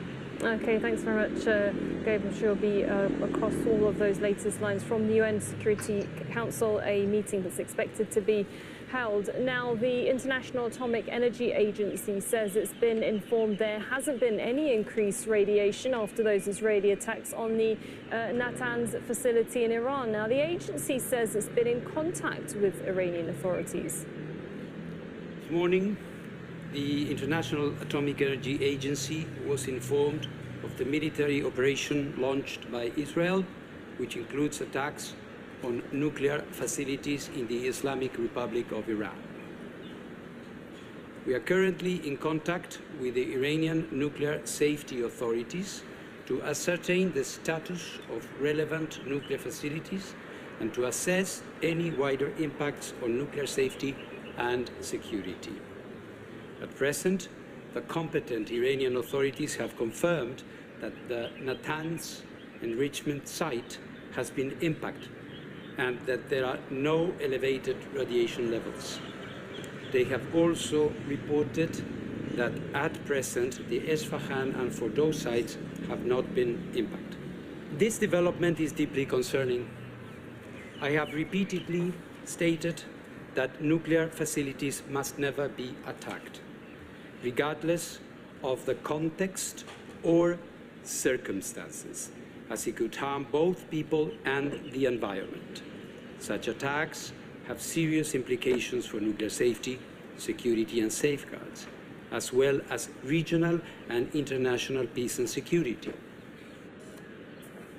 Right, well, Hashim Ahalbar is live for us in Vienna. Hashim, of course, a lot of discussions today after the Israeli attacks on Iran. Shortly after the IAEA, that's the UN nuclear watchdog, concluded just yesterday that it believed Iran wasn't complying with its nuclear non-proliferation obligations. And you were there yesterday speaking to those very people that were part of that resolution that was adopted.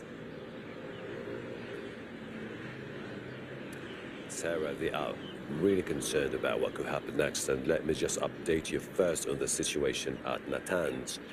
The IAEA has issued a new update saying that the radiation levels at the facility, widely reported to have been targeted many times today, remain exactly the same as earlier, but that the contamination inside, particularly when it comes to alpha particles, is within a range that could be maintained with protective measures. And this comes as many neighboring countries have been in touch with the international nuclear watchdog and saying that they have real concerns about what could happen next, and if the situation degenerates into a full-blown military confrontation where the Israelis could decide to target other uranium enrichment facilities, particularly if they decide to go after Fordo.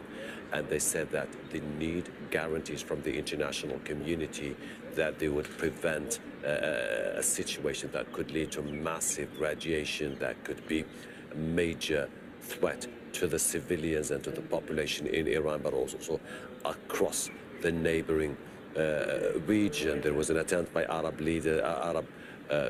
countries today to come up with a statement denouncing the attacks, but then at the last minute there was a disagreement about the final wording of that statement, and they decided to shelve it for the time being.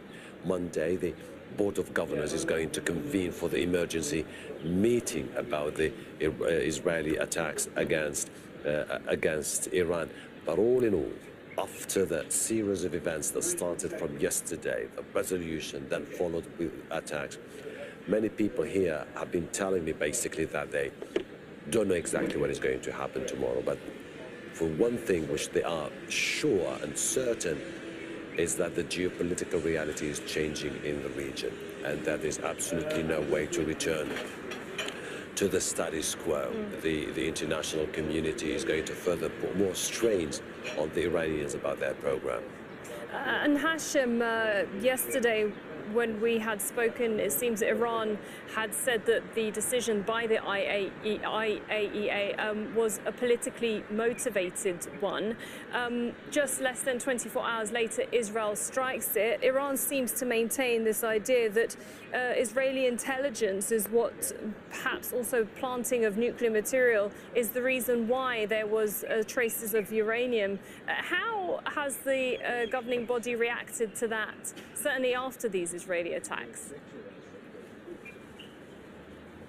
You know, I spoke with representatives of some of the key players here at the Board of Governors, and they dismissed Iran's statements, and they said Tehran has to understand that the new resolution is a strong indication that gone are those years when the agency would produce a very short statement, a short resolution that says everything is fine, and that praises cooperation between the two. The international agency, backed by the Americans and the E3 and many Western countries, were of the view until yesterday that there is absolutely no way they can come up to their own people and say, we know for sure that Iran's program is for exclusively civilian purposes. And they said that they have detailed cases which they have seen with their own eyes, with their own devices planted there along with their investigators, that show signs of man-made uranium particles in undeclared sites. And this is where they said, you know, this was an indication that there was a parallel program which has been operated by the Iranians. Number two, they say, with all the justifications presented to us by the Iranians, we cannot accept the fact that the only non-nuclear state has massive amounts of uranium that could easily be further refined and used to produce nuclear bombs. And this explains the message. It was unanimous. E3, along with the Americans, made it quite sure when they were drafting the resolution to all the Board of Governors that, listen, this is the way it has to go, and you have to back that resolution, and this explains that it was passed yesterday. Now, Sarah, what's next? That's the question I've asked a senior member of a delegation about whether he expects, for example, Iran to come back to cooperating with the IAEA. He said, listen, the strike is an indication of a new geopolitical reality in the region. Where it's going to end, nobody knows. Nobody has control over what could happen in the upcoming days. But the biggest concern by many countries that I've seen coming out from the meeting here is what if the Israelis decide to go and strike, for example, Fordo or Isfahan? That could be a turning point. Okay, thank you very much for the update there. Hashem Ahlbar in Vienna. Now, Iran's Ministry of Communication has just announced temporary restrictions on internet nationwide. And in a video message, Iran's President Masoud Pezeshkian told his people to trust the leadership and remain united. Last night, we witnessed the savage aggression of the criminal Zionist regime against Tehran and other cities in our country, an attack that led to the martyrdom of a number of children and women, innocent civilians, military commanders, and nuclear scientists. This outrageous act, which blatantly violates all international obligations, once again confirmed the criminal nature of the illegitimate Zionist regime, a regime whose very existence is rooted in occupation, aggression, and the killing of children. Of course, the Iranian nation and its officials will not remain silent in the face of this crime. The Islamic Republic of Iran's legitimate and powerful response will make the enemy regret its foolish actions. I assure the people that the government of the Islamic Republic will continue to serve our dear nation with all its strength and dedication, and that no disruption will be allowed in the daily lives of the public. Right, well, Fuad Izzadi is a professor of international relations at Tehran University and joins us now live from Tehran. Thanks very much, Mr. Fuad Izzadi, for your time. Israel has targeted Iranian assets and leaders at the highest level. Is Iran ready, do you think, for more of these kind of attacks? Because it does seem to have been taken by surprise. Yes, I agree that there was a level of surprise because we were in the middle of negotiations. We had five rounds of negotiations with the other side. We cannot separate Americans and Israelis. They work hand in hand. We were supposed to have the sixth round in Asfat, Oman on Sunday. And for this Israeli-American operation to go through just 2 days before the sixth round of negotiations, when yesterday Trump said that negotiations were going well, is a surprise. So that is true. But I think the Iranian military is fully capable of defending the country. We are not talking about a militia, we are talking about a country with thousands of years of civilization. Iran is actually the first government in the world, and that military has proven itself. 8 years of resistance against the war that was imposed on Iran by Iraq with the help of the United States and the Soviet Union in those years. So I think this culture of resistance in Iran is going to be admired by the people who resist imperialism, by the people who resist genocide, by people who resist Trump and Netanyahu. You say that, but Israel's defense on all of this is that actually, in fact, when you listen to Prime Minister Benjamin Netanyahu's message yesterday, he was making a direct appeal to the Iranian people to stand up against those that are in charge of the country. Fuad Izzadi, I just want to ask you, Iran has vowed a powerful response, what it's called, it will open the gates of hell on Israel. What do you think that will look like? Because at the moment what we're seeing is drones that haven't really, I think a few of them have been intercepted by Israel, but mostly haven't even reached Israel. That's fake news. Iran has not started its attacks yet. The source of that news is an Israeli television, and it's interesting to create fake news and then say that we destroyed of the drone. So don't take that very seriously. With regard to what Iran will do, last time when Iran responded to an Israeli attack, Iran made sure that only military sites were hit. This time we have had tens of civilians, women and children killed, not only the family members of these commanders and scientists. We have had neighbors killed, the whole buildings collapse, and that will let Iranian leaders to choose their targets in a much more relaxed Mr. fashion. Fuad, you say that. I just wanted to clarify earlier, saying it's Israeli propaganda about the drones. They have been intercepted outside of Israel as well. But back to your point, Iran was expecting this. It had already been hit by Israel. There was a lot of tit for tat between both countries. It's had enough months to prepare, surely, for an attack like this.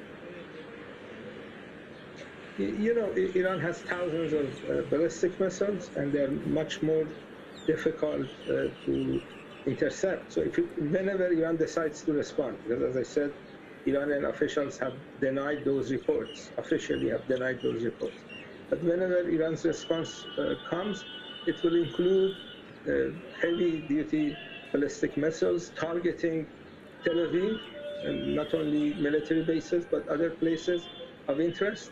And I think the price has to be high enough to make sure that we don't see a second round of attacks, because if Israelis feel they can attack Iran without cost, they will continue this process, and Netanyahu has already said that he's not done.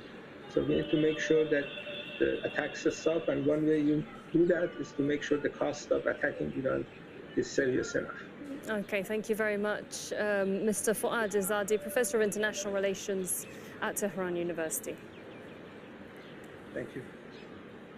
Now, the Israeli military says it has intercepted more than 100 drones outside its territory, believed to have been launched from Iran. Israel has closed its airspace to all civilian traffic, and international airlines have been diverted, with flights cancelled. Israel also announced it is temporarily closing all of its embassies around the world and urged citizens to stay alert.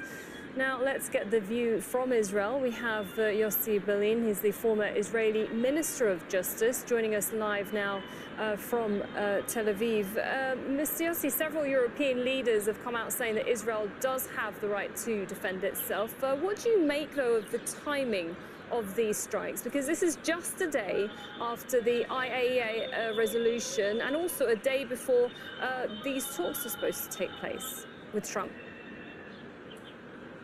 Yeah, but it is also one day after the 60 days in which President Trump said he would be ready to negotiate with the Iranians.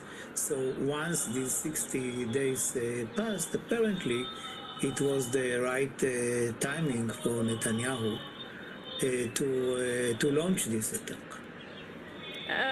Do you think that, we were talking there to Mr. Fuad Izzadi, saying that Iran will be carrying out bigger attacks on Israel, that it hasn't seen anything yet. But from what we're seeing, Israel is saying that it's managed to target those top leaders in Iran. This seems to have been a plan that was happening in the making for months on end now.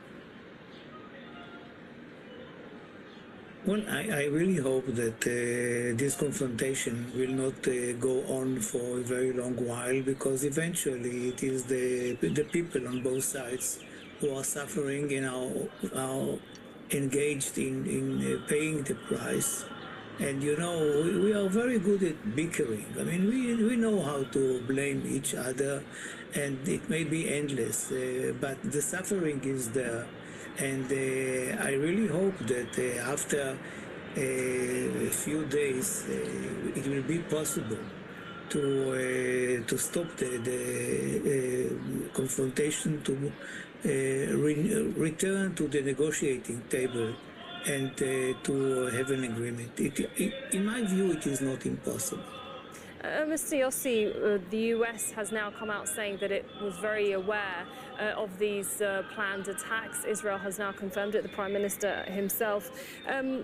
Could we say that this perhaps could be counterintuitive strikes? Because this is at a time when they're negotiating with the US, and also the IEA with their resolution yesterday came out not criticizing necessarily the amount of stockpiles or weapons, but it was more that they weren't perhaps safeguarding these nuclear sites in the way that they should, as according to international agreements.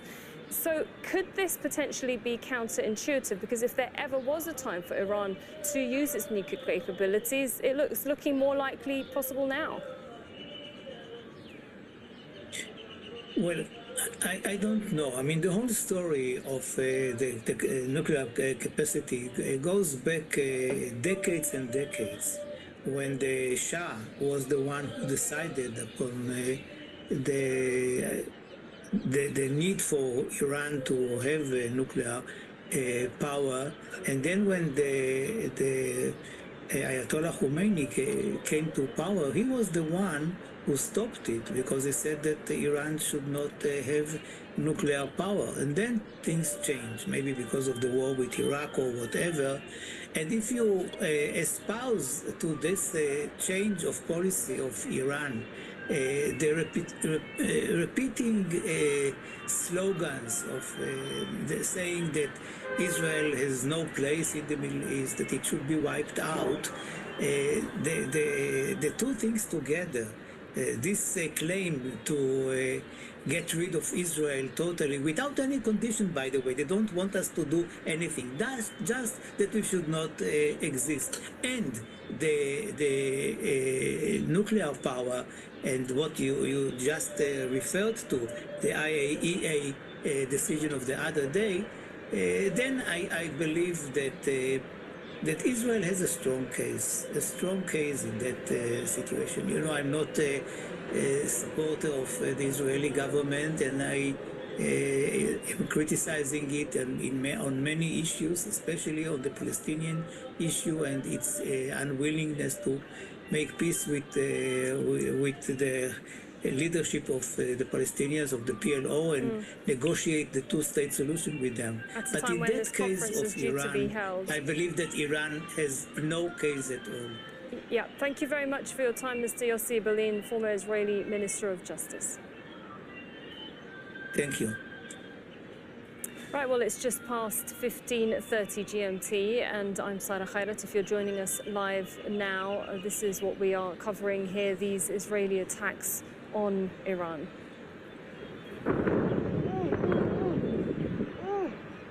Now, Israel has launched a wave of strikes across Iran, targeting the command and control of its military as well as its nuclear program. At least 78 people have been killed and more than 320 injured. Senior military figures and nuclear scientists were assassinated.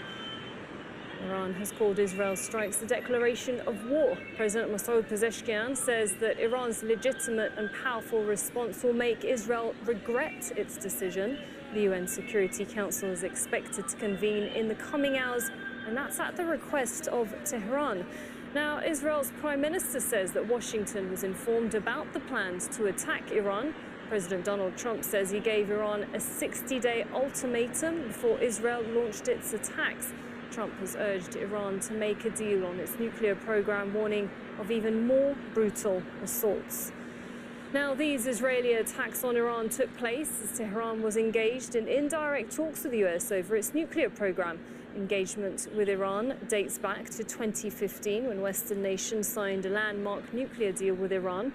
It enacted limitations to Tehran's nuclear program in exchange for sanctions relief.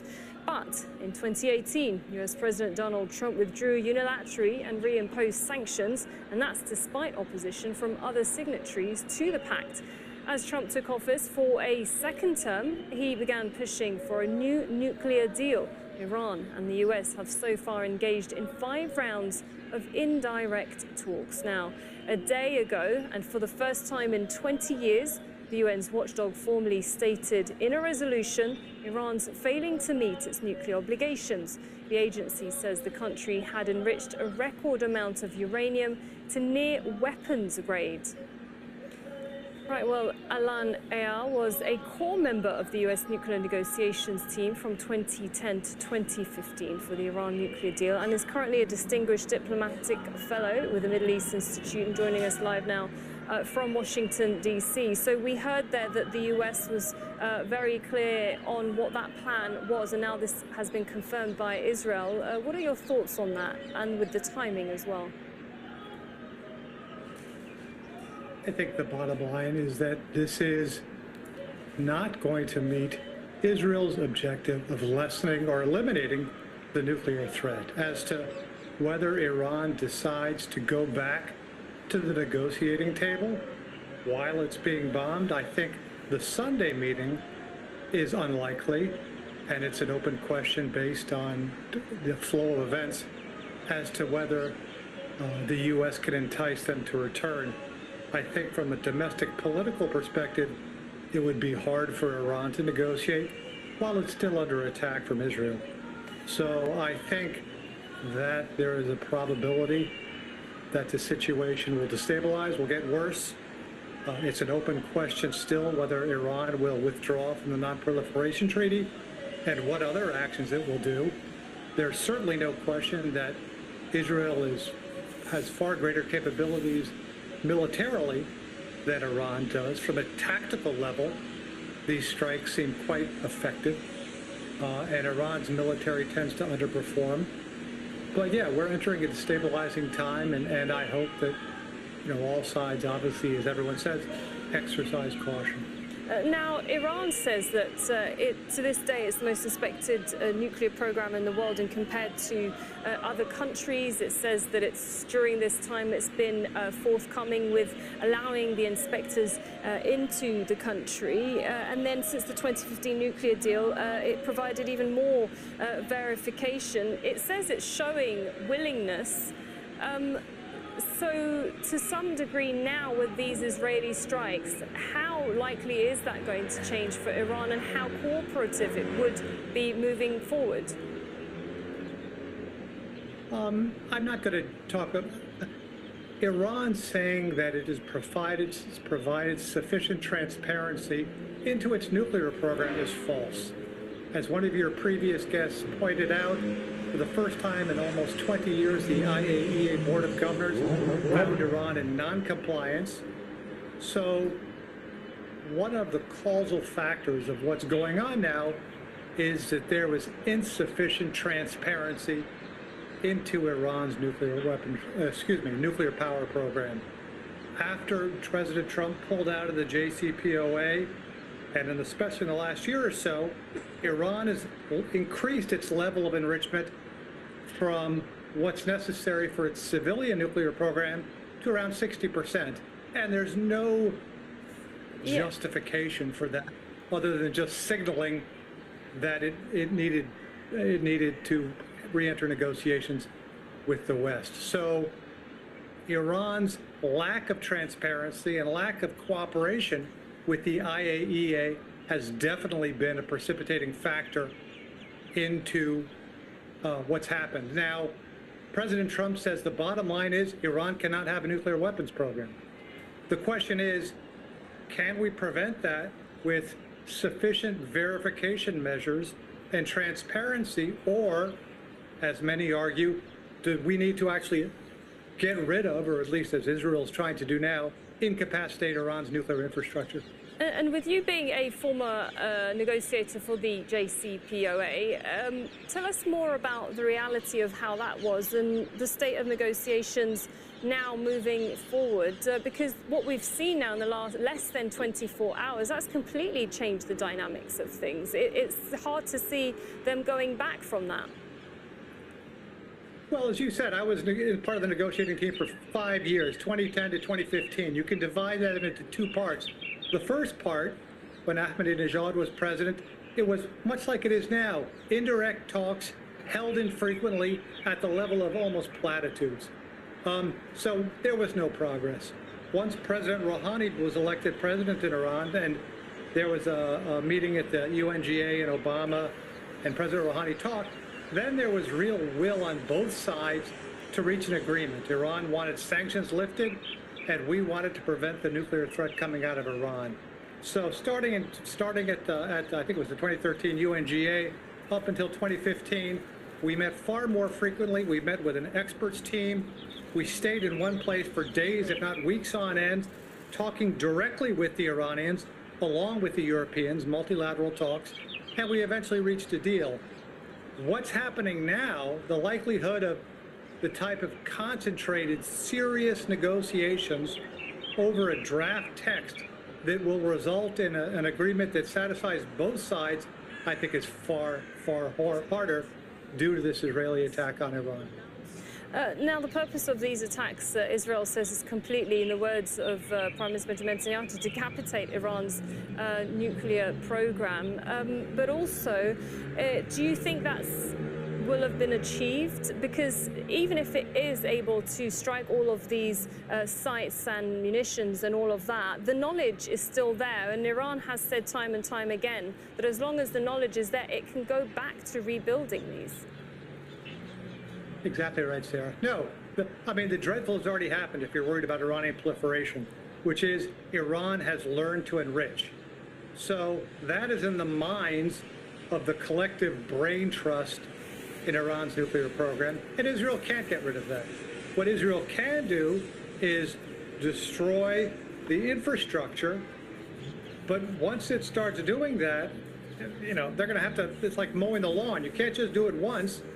If Israel does these attacks and weakens and vitiates and destroys much of Iran's nuclear infrastructure, though I will point out they're leaving certain installations untouched for now, Iran can commit to rebuilding, which would necessitate a subsequent Israeli attack to prevent whatever Iran is rebuilding. But Iran obviously can build deeper with more fortifications. So it's a very unhealthy escalatory spiral where, because of attacks on Iran perhaps, and many are saying this, might think it more desirable to seek a nuclear weapon. And don't forget, all intelligence showed that even though Iran had 60% enrichment now, they were not actively seeking a nuclear weapon. They were just seeking to maintain their ability to have their capability to surge toward a nuclear weapon.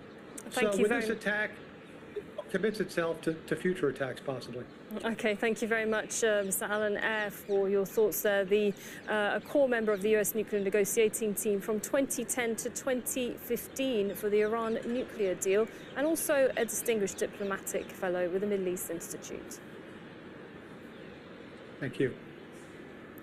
Now, governments and leaders around the world have been reacting to Israel's strikes. Saudi Arabia was among the first countries to condemn the strikes, saying the attacks violate Iran's sovereignty and safety as well as international law. Jordan says it will not allow any violation of its airspace. Qatar's called the attack a flagrant violation of Iran's sovereignty and security. And Turkey says Iran's actions are a provocation that violates international law and risks further escalation in the region. And the leaders of France, Britain and Germany have also discussed Israel's strikes on Iran in a call. The three nations make up the E3, a regional bloc that has been engaged in diplomatic efforts with Iran regarding its nuclear program since the early 2000s. Now, the E3 are signatories to the 2015 Joint Comprehensive Plan of Action. And for more on all of this, let's break this all down with Al Jazeera's Ali Hashim and our defense editor, Alex Kotopoulos, joining us here live on set. Thank you very much, as always, for your analysis on everything and just kind of putting everything really into context. Ali, there's a lot at stake here in terms of, we've just heard there, me reading out what some of the regional leaders have been saying. There's real major concern, including for us here in Qatar, in the Gulf region, as to the implications that these strikes could have on the whole region. Well, indeed, this is a regional, maybe even global turning point. And we're not just seeing an attack on a certain aspect of Iran's nuclear facilities or program or military facilities or infrastructure. We're seeing an attack on a country that looks like an attempt to change the whole structure of this country. And this is involving attacks on nuclear facilities like we saw in Natanz, And who knows if they're going to attack Bushehr, for example, which is on the Gulf. And this will have implications, as you've been saying, not only on Iran, but on the whole surrounding, including Iraq, Qatar, Bahrain, UAE, everyone, Saudi Arabia. What sorts of implications when we talk about that? What sorts of implications are we talking about? At least we won't be able to drink water, because there's going to be radiations and there's going to be a real serious pollution in the Gulf. This is the minimum. But what about the bigger picture and seeing the whole region on fire? Because till the moment, we didn't see what the Iranians are going to do, and we don't know. For the moment, there's a kind of ambiguity surrounding Iran's retaliation. Whether Iran is capable of retaliating or not, this is now a big question. Now, if we have an answer to this question, then we can see if the retaliation is going to lead to more tit for tat. And the Israelis are saying it clearly. Prime Minister Netanyahu was just talking and saying that this is going to continue for some time. What does some time mean? He's giving an open-ending time for this. Days or months. Or, is it going to be a Gaza style, especially that the Iranians now lack air defenses? That we've seen in Gaza. We don't know. I mean, this is just taking the whole region, and even globally, it's taking the whole world into an unknown destiny. Yeah, and speaking of tactics here, I wanted to ask you, Alex, so obviously Israel says that this is just really the beginning. This is the first sort of wave, if you like, in this recent development. What sort of capabilities is it going to carry out against Iran? Because we've seen the strikes, but it's also targeting these top leaders. What are the capabilities that Israel has? Because there's a lot of questions whether Iran can match that. And we know that Israel also has the backing of the US and potentially US intelligence. Yes, indeed. And obviously, in-depth intelligence assets all of its own.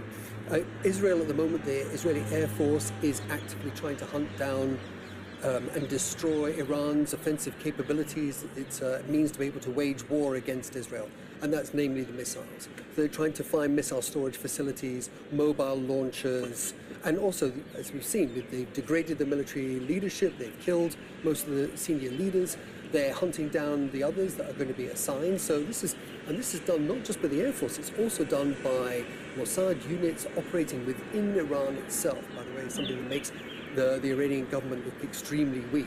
And they've been attacked by drones, they've been attacked where they sleep, where they eat, and this is the message that they're saying, that there's nowhere really for you to hide. So Iran's operating at a kind of degraded capability, but they still have resources of their own, by the way. They have, solid fuel missiles that could be launched at a moment. They have long-range cruise missiles like the Pave and the Suma that have a 2,500 kilometer range and fly under radar cover as well. So the Israelis have pulled back squadrons of their own jets that are patrolling the likely approach areas. Because on that point specifically, we've seen those videos of the Israelis going in there and planting those drones. So they're obviously in there on the ground in there somehow. And in as far as we know, they're still in there. So you have, Iran's enemy, mortal enemy, operating within the country, seemingly with impunity, does not make the Iranian government look particularly strong in any way, shape or form, especially when its leadership is being killed, on an hourly basis. So, yeah. Okay, thanks very much, Alex Kospolis and Ali Hashim, as always. Right, well, after the systematic targeting of its top military commanders, Iran has appointed new figures to replace them. Among them is Ahmad Vahidi, who's the new commander-in-chief of the Revolutionary Guard. He was formerly a commander and previously served as interior minister. Vahidi replaces Hossein Salami, who served as chief of the IRGC from 2019.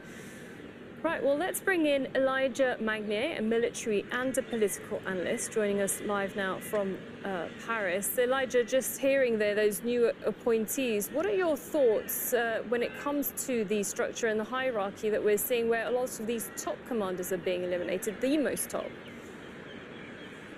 Thank you for having me. Well, first of all, the person who can appoint and has a right to do so is the leader of the revolution, Said Ali Khamenei, according to the Constitution, Article 110, who is the only and directly responsible for appointing or dismissing the chief of the armed forces, the commander of the IRGC, and the commanders of the Army, Navy, Air Force, and police, which maybe we will come to that if the air campaign continue and if they are eliminated. But if we see why Iran is not retaliating so far immediately, it's because of these new commanders.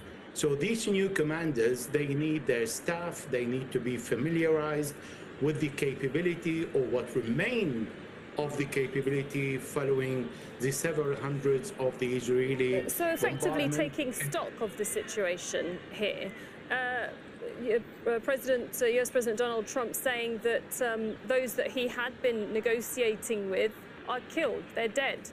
New people coming in. What do you think that's going to look like when it comes to Iran's response? Because the previous leaders had said that they would respond to Israel with force. The current leaders are saying the same. Are they capable of doing so? Well, they are, because if we look at the background, for example, the Major General Sayyid Abdurrahim Mousavi, he was the commander-in-chief of the Islamic Republic of Iran Army. So that's the Artesh, which means now he's moving up in the echelon, and he needs to be the second in command of all forces after Sayyid Ali Khamenei. That is chief of staff. Therefore, he needs to be more familiar with all the capability he has under his command and how he can coordinate all the forces to make sure that the instructions of Sayyid Ali Khamenei are delivered. Therefore, if he was the commander of the ground forces, now he is commander of all forces, and that needs some time. It's exactly the same with the Brigadier General Muhammad Pakpour. For example, he was the commander of the IRGC ground forces. Now he is commander of all forces, including the missiles, the drone, etc. So he is the one who commands all the forces in general. And for that, they need time to familiarize with what they have under their command, what they can use for how long, and what Israel has destroyed. And that is extremely important to calibrate the response. And Mr. Elijah Magne, can we just have a look here at the sites that have been hit? In your experience, what is the importance, for example, of Tabriz? And for those that might just be joining that don't know much about how nuclear facilities work, what is the thinking behind those, the areas that have been targeted, that Israel has targeted? Are we seeing a pattern here? Yeah, there are two different things. Israel actually is not destroying the Iranian nuclear facility, trying to, but not effectively, and is trying to destroy the missile production. So you mentioned rightly Tabriz. In Tabriz, the Iranians have a fuel missile that is produced in Tabriz. They have the drone factories, and this is where the Iranians have a large stock of warehouses with missiles. So what the Israelis are doing, reducing the response of Iran. The Iranians need to think how many missiles they still have and for how long they can last, because not even Benjamin Netanyahu knows for how long this campaign is going to continue. Now, for the nuclear facility is different. Okay. If we talk about Natanz, yeah, sorry. Elijah Magne, I'm afraid I'm just going to have to leave it there because we are running out of time. Thank you very much, a military and political analyst, for all of your thoughts on this. Thank you.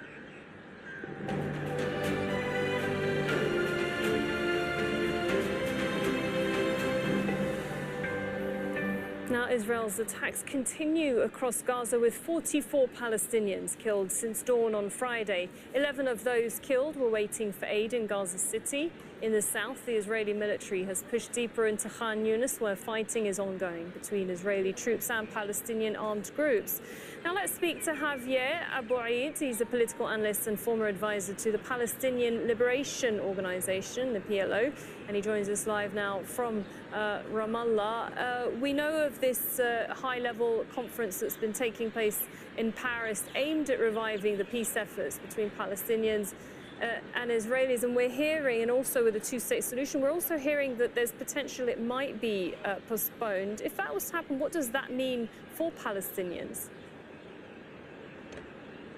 Thank you, Sarah. I think that, first of all, that would mean that Benjamin Netanyahu and his pro-war agenda would have succeeded in the sense that the attack against Iran, this latest aggression, it has a very strong message, which is Netanyahu and Israel, they control the agenda here. They are going to boycott the negotiations between Iran and the U.S., and of course now the attempts to recognize the state of Palestine by certain European countries. Palestine now, of course, stands way more isolated because even though, as you were presenting earlier, the killings in Gaza did not stop, the annexation in the West Bank did not stop. Today, the Israeli army distributed a new map in Gaza showing basically areas that they call on people not to be there. It's basically an annexation map, once again, in most of Gaza. This is all ongoing, and this will continue with way less international attention than it had till today. And Javier, we've heard of what Israel has warned its citizens to do to prepare for any imminent Iranian attack. You're in Ramallah. What's the situation for you and others in the occupied territories? That's occupied West Bank and occupied East Jerusalem.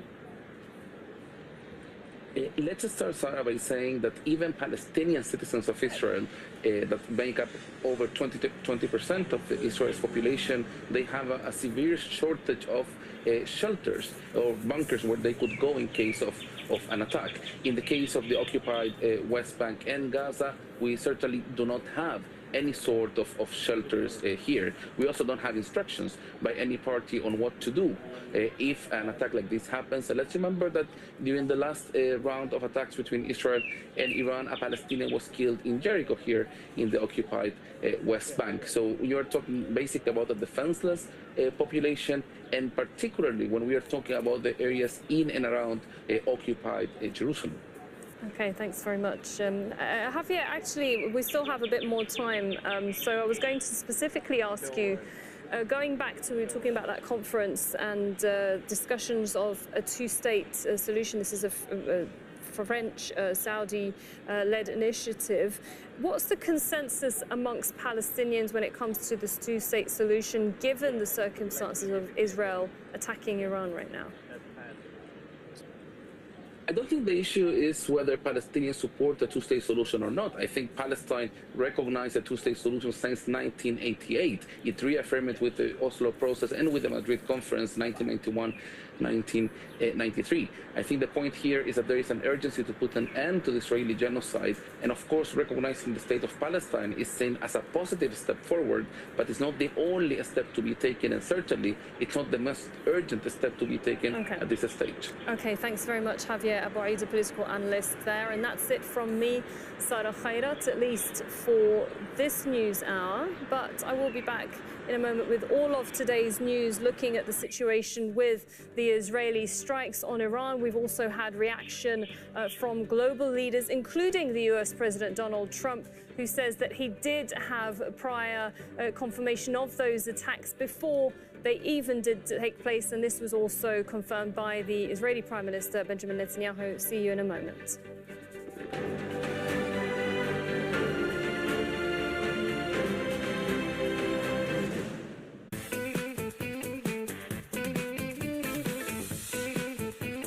So Turkish.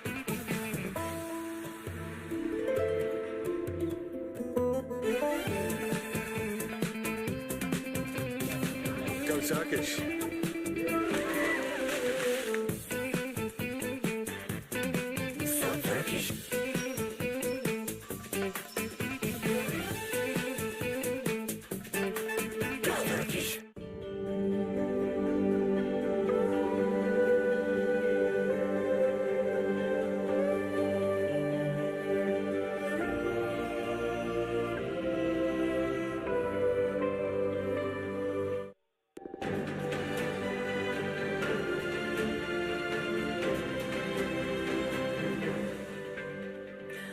I'm Sarah Khairat, and you are watching Al Jazeera's continuing coverage of Israel's unprecedented attack on Iran.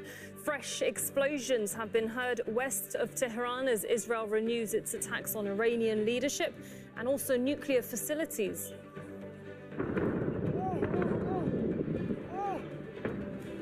Israel unleashes an unprecedented attack on Iran's nuclear facilities and military sites. Tehran calls it a declaration of war. The highest military commander after Iran's supreme leader, commanders of the elite Islamic Revolutionary Guard, the Air Force, and the top nuclear scientists have all been killed.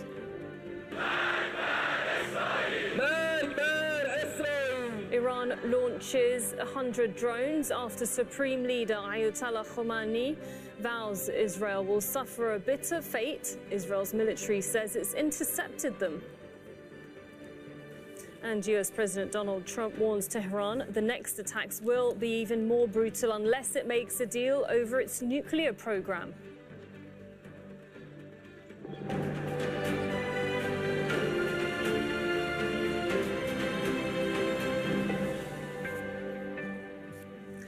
Israel has launched its deadliest and the most far-reaching attack on Iran, targeting the command and also control of its military and striking at the heart of its nuclear program. Now, at least 78 people have been killed and hundreds are injured.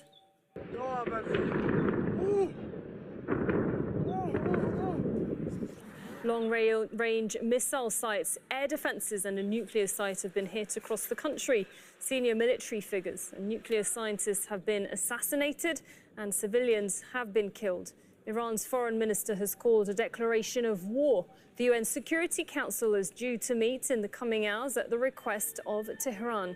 Now, the Revolutionary Guard, also known as the IRGC, wield massive power and influence in Iran. Among the leaders that have been assassinated by Israel are its chief, Hossein Salami, second only to the supreme leader, and military influence.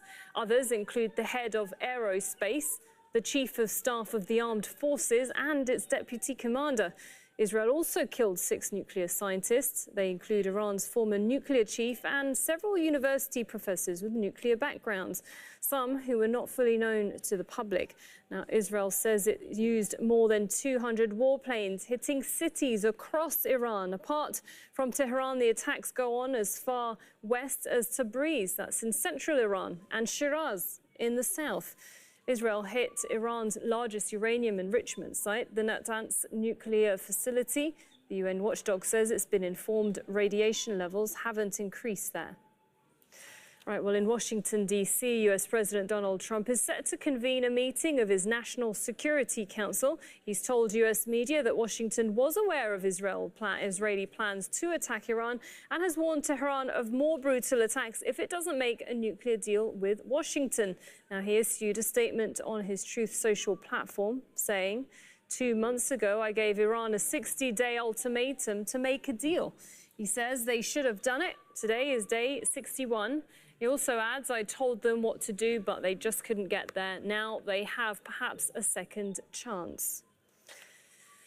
Right, well, we do have correspondents across continents monitoring all of these latest developments. We have Noor Adey, who's in Amman, following reaction from Israel. Washington, D.C., we have Kimberly Holkett at the White House, and we've also got Tohed Asadi, who's in Tehran. But let's go to Tohed now, because we are receiving the latest on what sounds like fresh attacks that we're hearing now west of Tehran. What more do we know? Yes, indeed. Yes, indeed. We heard the sound of explosion in the west of Tehran, where the bureau is located. I personally heard that. Also, we have reports indicating that another explosion sound was heard in the southern parts of Tehran. And also, we are having reports on the activation of the air defense system at the place near Parchin, a military complex that belongs to the Ministry of Defense. And added to that is sounds of explosion that comes from Pakdash, the town in the southern part of Tehran province. In this regard, we've got the statement from the IRGC new commander. As you previously mentioned, the former commander of IRGC, Hossein Salami, was just killed in the strike that took place today.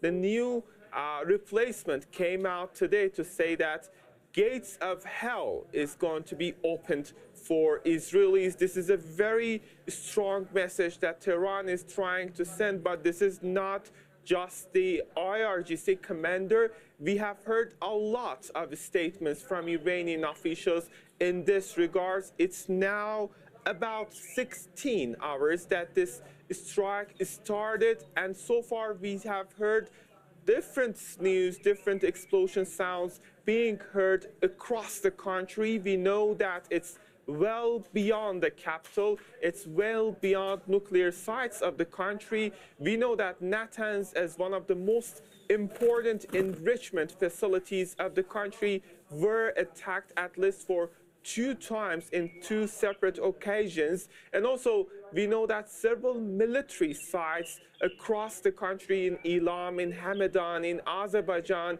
and other provinces of the country have been targeted in this strike. And also, when it comes to figures, as you already mentioned, we've got a list of top officials when it comes to military, in addition to IRGC commander. Other commanders of other military commanders were confirmed to be killed, including the aerospace commander of IRGC. Added to that is a list of actually nuclear scientists that were killed in this strike. Earlier in the morning, I was at the scene of one of these buildings to which this attack happened. It was a massive strike showing that a building that belonged to university professors was attacked, as a result of which Dr. Tehranji, Iranian top nuclear scientist, was killed alongside with his family and a couple of ordinary citizens. But the casualties for ordinary citizens does not stop actually there. We see that in other places, in other scenes, pictures are coming that showing the bodies of women and children being taken out from the scene. And this is certainly a critically important development that further paves the way for escalations. Iran is now talking about retaliatory actions in return to these attacks. And let's keep in mind that it's not the first time that we see such strikes in Iran. Earlier in October, it was a similar strike by Israelis. And back in time, Iranian officials said that in case Israelis decide to continue these kind of strikes, there's going to be tough consequences down the road.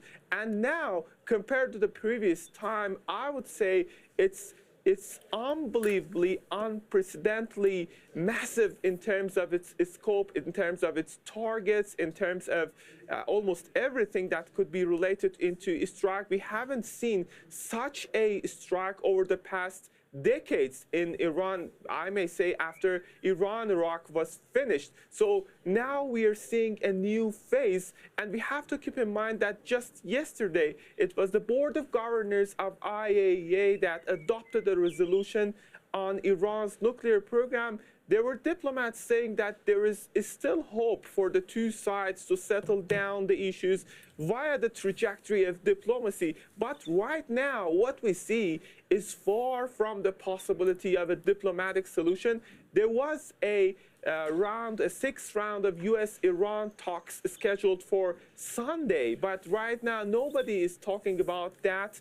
And nobody is talking about further diplomatic engagement at the time being. If you look at different statements coming from the Speaker of the Parliament, from the President, from IRGC commanders, from the Army commanders, all are talking about retaliation. And down the road, we're expecting such retaliations. Early reports are coming in about the initiation of such a retaliatory action, not confirmed yet. But again, we have reports saying that Iran is getting prepared for a tough, crushing response to the Israeli strike. Okay, thank you very much for that update. Stahid Asadi in Tehran with the latest with the Israeli attacks. Now, let's just remind ourselves of events of how they've unfolded in the last 24 hours, because Katia Lopez-Ardayan has this report. Israeli attacks across Iran mark an unprecedented escalation, with major cities hit, including the capital, Tehran. The target, Israel says, Iran's nuclear program.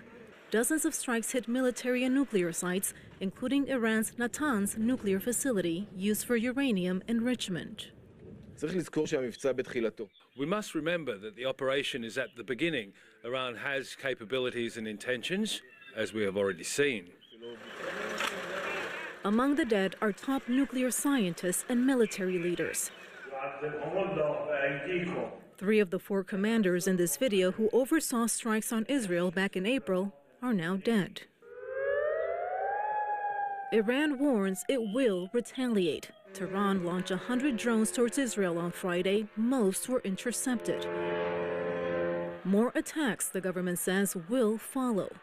Iran's supreme leader, Ali Hosseini Khamenei, has said Israel will face a bitter and painful fate, a warning echoed by the president. The Iranian nation and its officials will not remain silent in the face of this crime. The Islamic Republic of Iran's legitimate and powerful response will make the enemy regret its foolish actions. Protesters in Tehran are also calling for retaliation. They say Israel's attacks are unlawful and unwarranted. Our leaders should respond quickly and fearlessly to the aggression of the ill-fated Zionist regime with the shortest possible time and utmost strength. Amid rising tensions, Israel has temporarily closed its embassies around the world. And fearing retaliation from Tehran, some hospitals in Israel, like this one in Tel Aviv, have moved hundreds of hospital beds and medical equipment underground. Unfortunately, we are doing something we've become quite accustomed to in recent years.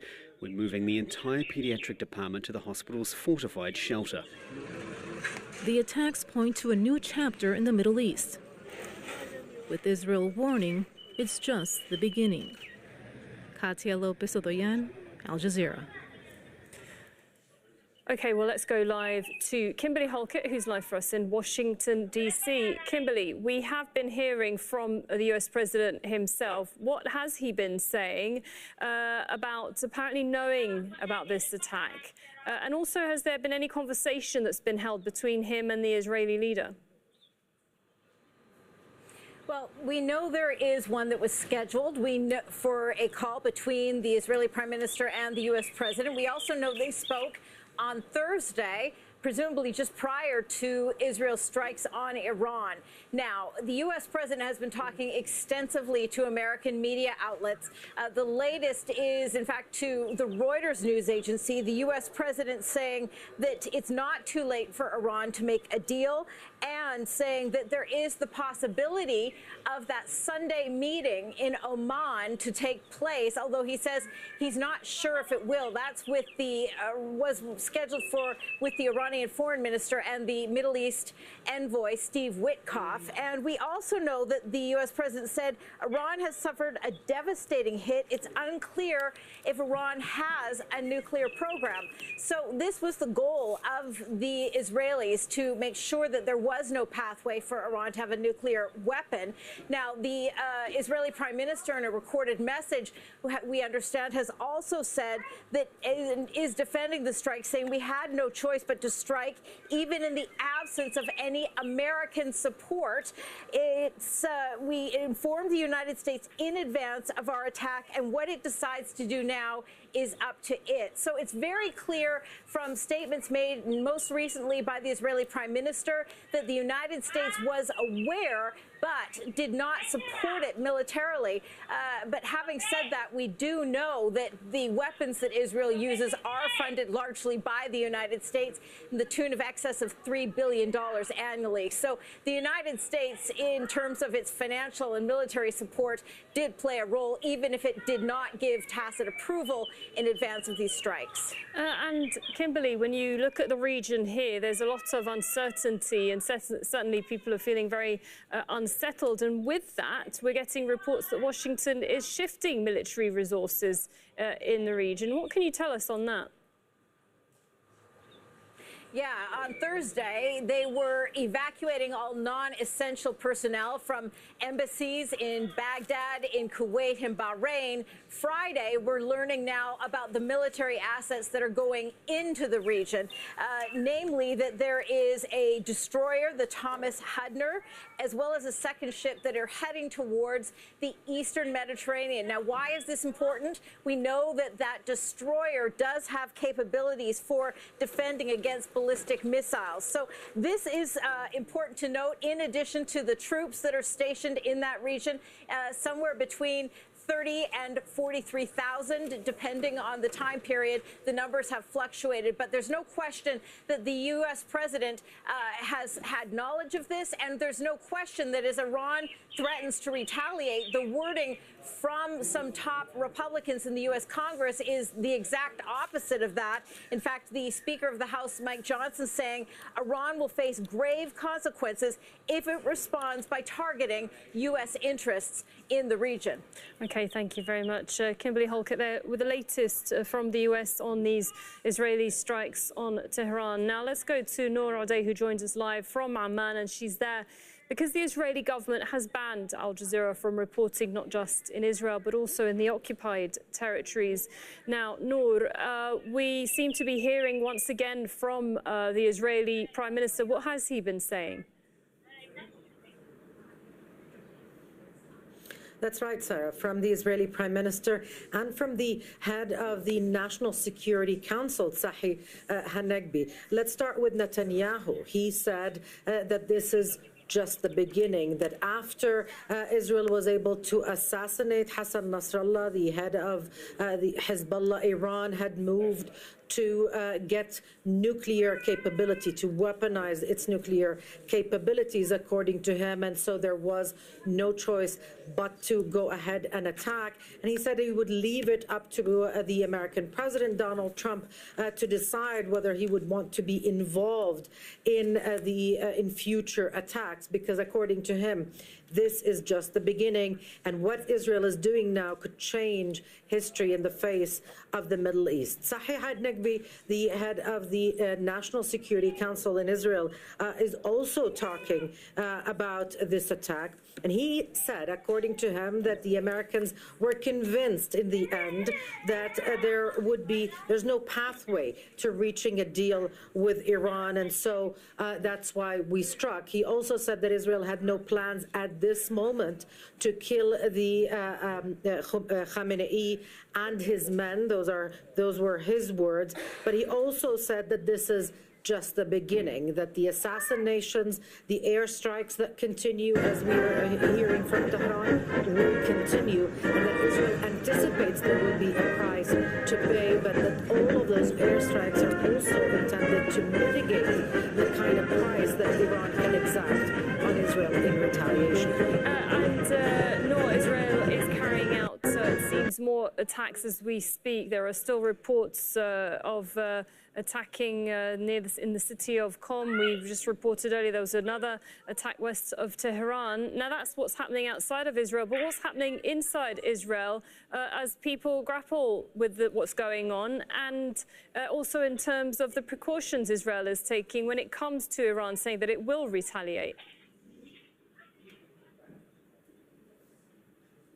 Well, since the early hours of dawn, Israel declared a state of emergency. It moved the fleets of its airlines outside the country. It shut down the airspace. It shut down schools and businesses, and it instructed civilians to stay at home and not to use public transport unless absolutely necessary. Hospitals are also on high alert. The beds are being cleared of patients who can be released to their homes or to other facilities. There are plans in place for this kind of scenario, which Israel has been preparing for years, according to many reports. And those plans are now at play, and the Israeli public knows that they would have to listen and heed the instructions of the Home Front Command in order to secure some sort of safety measures for themselves, especially in relation to seeking shelter. Now, we seem to also be hearing that Iran has sent drones to attack Israel. How far have those got? Well, the drones didn't really get very far. Certainly, there were no direct impacts reported of those drones in Israel. The Israeli Air Force was able to intercept them outside of Israeli airspace.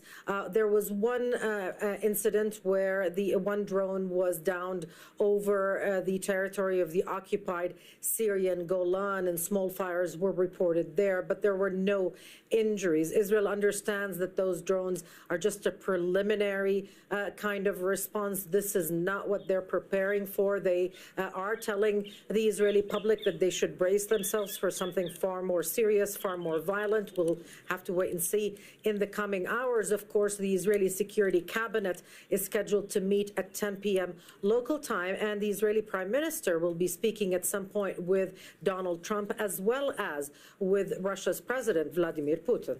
Okay, so a lot of developments there that we'll all keep our eyes on, especially when it comes to that meeting and that conversation with Trump. Thanks very much, Noor Al-Day, live for us in Amman in Jordan. And as we mentioned, the UN Security Council will be holding a meeting in about 3 hours at the request of Iran. Gabriel Elizondo is at the UN headquarters in New York with more on this.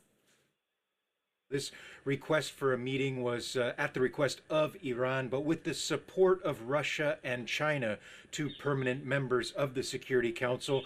The president of the council for the month of June is Guyana. So Carolyn Rodriguez Burkett, the ambassador to Guyana's ambassador to the UN for Guyana, received this letter and has scheduled this urgent Security Council meeting for 3 o'clock. We are told that Rafael Grossi, the Director General of the IAEA, is expected to brief the Security Council, as well as Rosemary DiCarlo, the Undersecretary General for Political and Peace-Building Affairs. And as well, we expect all 15 members of the Security Council to speak, as well as perhaps Israel and Iran. The International Atomic Energy Agency says it's been informed there hasn't been any increased radiation after those Israeli attacks on the Natanz facility in Iran. The agency says it's been in contact with Iranian authorities. This morning, the International Atomic Energy Agency was informed of the military operation launched by Israel, which includes attacks on nuclear facilities in the Islamic Republic of Iran. We are currently in contact with the Iranian nuclear safety authorities to ascertain the status of relevant nuclear facilities and to assess any wider impacts on nuclear safety and security. At present, the competent Iranian authorities have confirmed that the Natanz enrichment site has been impacted and that there are no elevated radiation levels. They have also reported that at present the Esfahan and Fordow sites have not been impacted. This development is deeply concerning. I have repeatedly stated that nuclear facilities must never be attacked, regardless of the context or circumstances, as it could harm both people and the environment.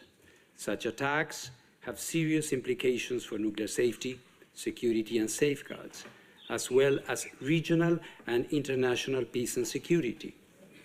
Well, Hashim Ahalbara is in Vienna with more on the agency's monitoring of the situation in Iran. The International Nuclear Watchdog has been in touch with Iran about the situation at the Natanz uranium enrichment facility, and they say that the radiation levels remain unchanged, but that the contamination inside, particularly when it comes to alpha particles, is within a range that could be managed with protective measures. And they are still in touch with them, particularly to ensure that there is no release of radiation. And many neighboring countries have been in touch with the International Atomic Energy Agency, the IAEA, about what could happen next. And they said, we need some restraint, we need to contain the situation because we fear a moment where things degenerate. The farm is surrounded by warehouses or land that's about to become warehouses. O'Donnell hopes Cranberry finds other places to put 265 affordable housing units and fulfill its constitutionally mandated obligation. I hope they use their minds and their hearts that this is a good thing in this community. A lot of people like to look at these animals. Sometimes they're parked along the side of the road. They come up in a driveway. They just want to sit here and look at it. They don't want to eat the meat in the stores because of the chemicals. The farm is surrounded by warehouses or land that's about to become warehouses. O'Donnell hopes Cranberry finds other places to... Many believe that after the strikes by Israel, many things will change on the ground, and many worry that the 2 decades of cooperation between the International Atomic Energy Agency and Iran could be over. Hashim Akbar, Al Jazeera, Vienna. Well, in a video message, Iran's President Masoud Pezeshkian told his people to trust the leadership and remain united. Last night, we witnessed the savage aggression of the criminal Zionist regime against Tehran and other cities in our country, an attack that led to the martyrdom of a number of children and women, innocent civilians, military commanders, and nuclear scientists. This outrageous act, which blatantly violates all international obligations, once again confirmed the criminal nature of the illegitimate Zionist regime, a regime whose very existence is rooted in occupation, aggression, and the killing of children. Of course, the Iranian nation and its officials will not remain silent in the face of this crime. The Islamic Republic of Iran's legitimate and powerful response will make the enemy regret its foolish actions. I assure the people that the government of the Islamic Republic will continue to serve our dear nation with all its strength and dedication, and that no disruption will be allowed in the daily lives of the public. Fouad Izzadi is a professor of international relations at Tehran University, and he says Iran has a culture of resistance and will defend itself. There was a level of surprise because we were in the middle of negotiations. We had five rounds of negotiations with the other side. We cannot separate Americans and Israelis. They work hand in hand. We were supposed to have the 6th round in Asfad, Oman on Sunday, and for this Israeli-American operation to go through just 2 days before the 6th round of negotiations, when yesterday Trump said that negotiations were going well, is a surprise. So that is true. But I think the Iranian military is fully capable of defending the country. We are not talking about a militia, we are talking about a country with thousands of years of civilization. Iran is actually the first government in the world, and that military has proven itself.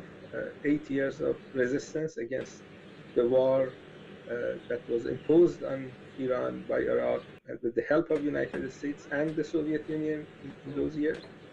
So I think this culture of resistance in Iran is going to be admired by the people who resist imperialism, by the people who resist genocide, by people who resist Trump and Netanyahu. After the systematic targeting of its top military commanders, Iran has appointed new figures to replace them. Among them is Major General Mohammad Pakpour. He's the new commander-in-chief of the Revolutionary Guard. Pakpour is replacing Hussein Salami, who served as chief of the IRGC from 2019. Now, Elijah Magnier is a military and a political analyst, and he broke down to me earlier how Iran will appoint new military officials.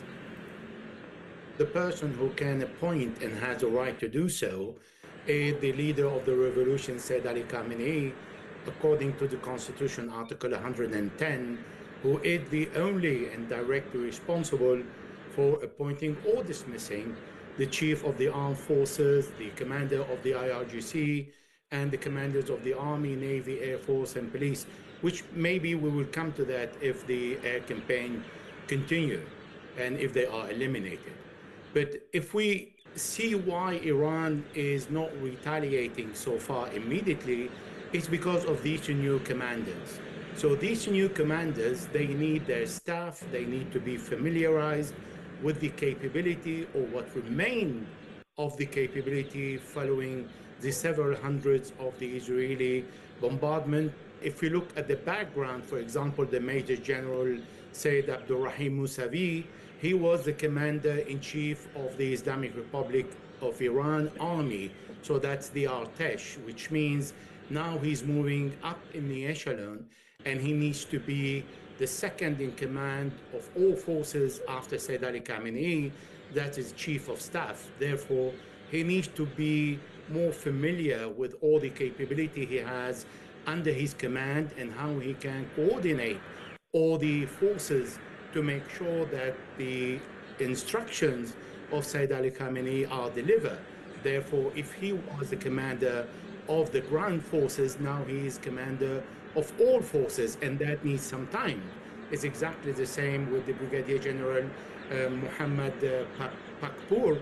For example, he was the commander of the IRGC ground forces. Now he is commander of all forces, including the missiles, the drone, etc. So he is the one who commands all the forces in general.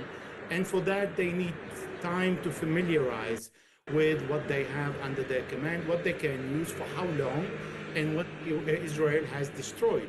And that is extremely important to calibrate the response.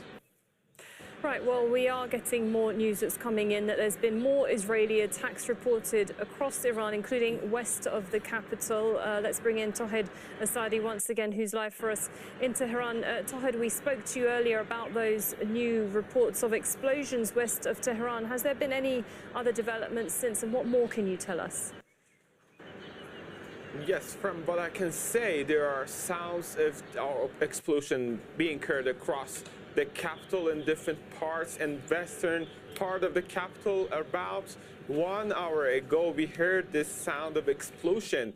And also there are reports that in southern parts of Tehran province, there are explosion sounds being heard, the source of which it remains to be seen. Some say it's related to the actually air defense system of the country. Some say it's related to a new round of attacks by the Israelis. All in all, what we know after around 17 hours from the time when the Israeli strikes began is that the strikes are continuing, and there are reports coming from different parts of the country time and again about these sounds of explosions being heard. The country is saying that the air defense system of it is under full preparedness, but still we see and we hear reports coming in this regard. For instance, we heard about Pakdasht, a small city located in the southern part of Tehran province. Sounds of explosion are reported to be heard from there. And also about Parchin, one of the controversial military complexes which belongs to actually the Ministry of Defense, was reported to experience some sounds of explosion. And this is not it. The Fordo is one of important nuclear facilities of the country, and now there are reports coming out saying that at least 2 points on the ground, this is Fars news agency closely affiliated with IRGC, saying that at least 2 points at Fordo enrichment, Fordo nuclear facility were targeted. And they're also saying that the main nuclear facilities are hundreds of meters down and deep in the air. So there is going to be, according to what they say, a very limited damage that could be there after this strikes. We know that at the time being, Iran is talking about retaliation. Iran is talking about a crushing response down the road to the Israeli attacks, and that's what we heard from the Iranian President Masoud Pezeshkian, from IRGC commanders, from military army commanders, and from other political figures such as the members of the parliament, Speaker of the Parliament. And they are all saying the gist of the matter when it comes to all these statements that from the very early morning I have been following is the necessity for retaliation, putting forth the argument that otherwise there's going to be a continuation of these strikes as we see, as the part of the reality on the ground. We are closely following these developments. It was the defense minister hours ago saying that Iran is ready for years of war, and also it was the IRGC new commander who said that Iran is going to give them a crushing answer with respect to these recent strikes. Okay, thanks very much, Tawhid Asadi there in Tehran, bringing us the latest on these explosions that are being reported. Now let's break this down with Al Jazeera's Ali Hashim and also our defense editor, Alex Gutopoulos, who joins us live on set. As we just heard from Tawhid there, two explosions that are being reported, specifically near Fordow nuclear site. That's near the city of Qom, from what I understand. Ali, you understand Iran and you've covered it for many years. Can you tell us more about the location, or do we know anything about this facility? Fordow is one of the most important facilities after Natanz. Now, it was revealed in 2009, and during the 2015 deal, the agreement was that it would be used for research and development. Now, there are reports that it's where the uranium, the enriched uranium, is being stored, but it's inside the earth. It's too much deep, and just like in the situation of Natanz, there's no clue whether the Israeli attacks are really capable of destroying the inner of the facilities, of these facilities. But of course, Fordow is very, very essential, it's significant, and attacking it is actually expected. We're still, of course, looking at how the Israeli attacks are going to develop, whether there are going to be more attacks on Iranian nuclear facilities, because there's also some facilities inside the capital Tehran. There's the Tehran facility. There's also the facility on the Gulf and Bushehr. So there are many nuclear facilities, but the ones in Natanz and Fordow are actually under focus from the Israelis. So this seems to be, could you say, the sort of most strategic or important one out of all of those that has been hit so far? Well, after Natanz, yes, of course. It's just after Natanz. However, given the fact that 2015 deal transformed it into a kind of research and development facility, however, the issue of storing the uranium there is the big thing about Fordow. And we're seeing a pattern here, Alex, where these are targeted attacks. Obviously, the biggest leaders have been some of the biggest leaders have been taken out, and now they're looking at these ammunition and nuclear sites. This has clearly been in the making for a while. What's Israel's strategy here militarily? The total degradation of Iran's military capabilities.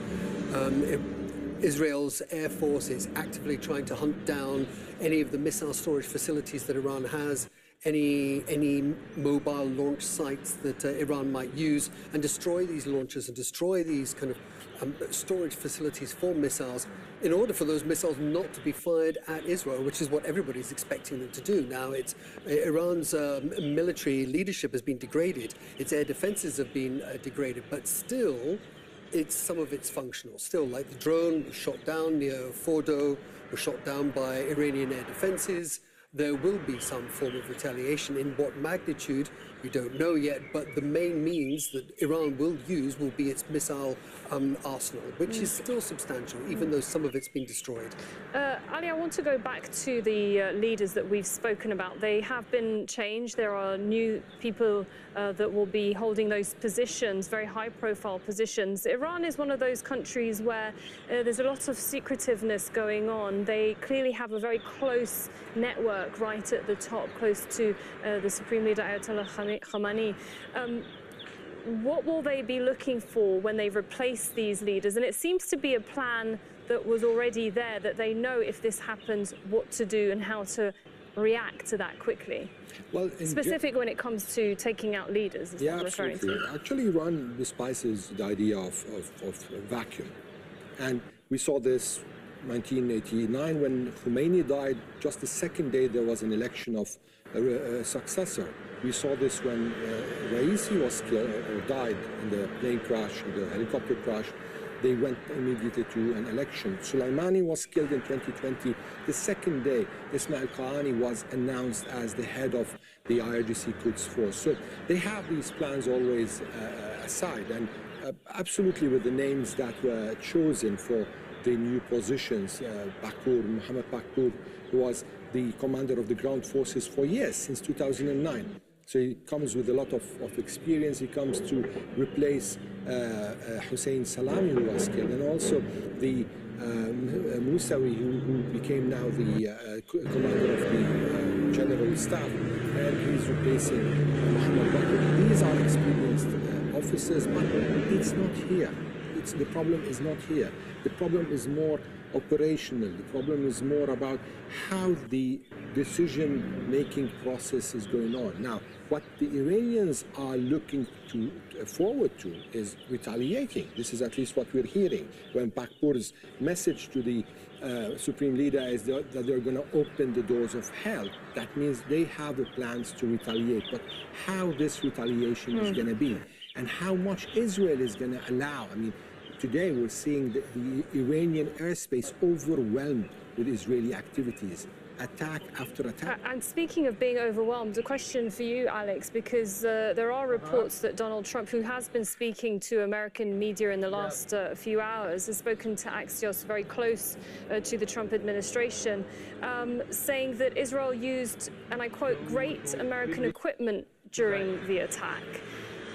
What sort of equipment do you think the US president is referring to here, and could this have been possible without that?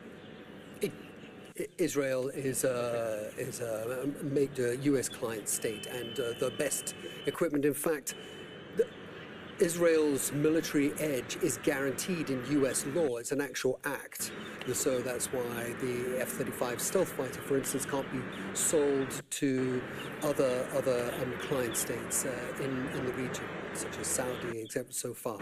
So it has some of the best that's come forward. It has its own abilities to be able to develop this stuff as well. It developed its own air defenses, its missile defenses, but very much in cooperation with the United States. The F-35 is an American jet. The F-15 and F-16s, they're American jets. So yes, they receive all their technology, 95% of it from the United States. And also with the training as well that goes in hand with that as well. And there are substantial US military assets in the region now. And we're getting reports that these are being moved around. They are being moved around, exactly. But what we're seeing is that they haven't been used yet, but they're certainly there and they're substantial. So obviously no one wants to, I don't think the United States wants to get dragged into this, and Iran certainly doesn't want to drag the United States into this as well, because they're having a tough enough time dealing with Israel. And Ali, looking at the wider implications here for the region, there's obviously a lot of concern. We're in the GCC, right on the doorstep of Iran. We've been hearing from the leaders condemning this, but there is also reports, and that's yet to be confirmed, that the US State Department apparently informed regional allies in the Middle East that Israel had planned to strike Iran. Well, we heard recently that there's one Gulf state that informed the Iranians that these threats are not just for psychological warfare, because in Iran some people try to portray the Israeli threats as just psychological warfare, and it seems that one of the states here in the Gulf tried to convey this message. And previously also, and as Reuters revealed a couple of months ago, when the Saudi defense minister visited Tehran and met the Supreme Leader, he also conveyed a message that the Israelis are serious about hitting Iran. Now, today's Netanyahu's speech clarified that the plan was for April, and it was postponed till now, till he just arranges his inner house. So this fact is that everyone knew about this. The Iranians should have knew about this also. But the issue is that it came in a way whereas it's not clear whether the Iranians were able to retrieve conclusions from what happened in Lebanon, for example.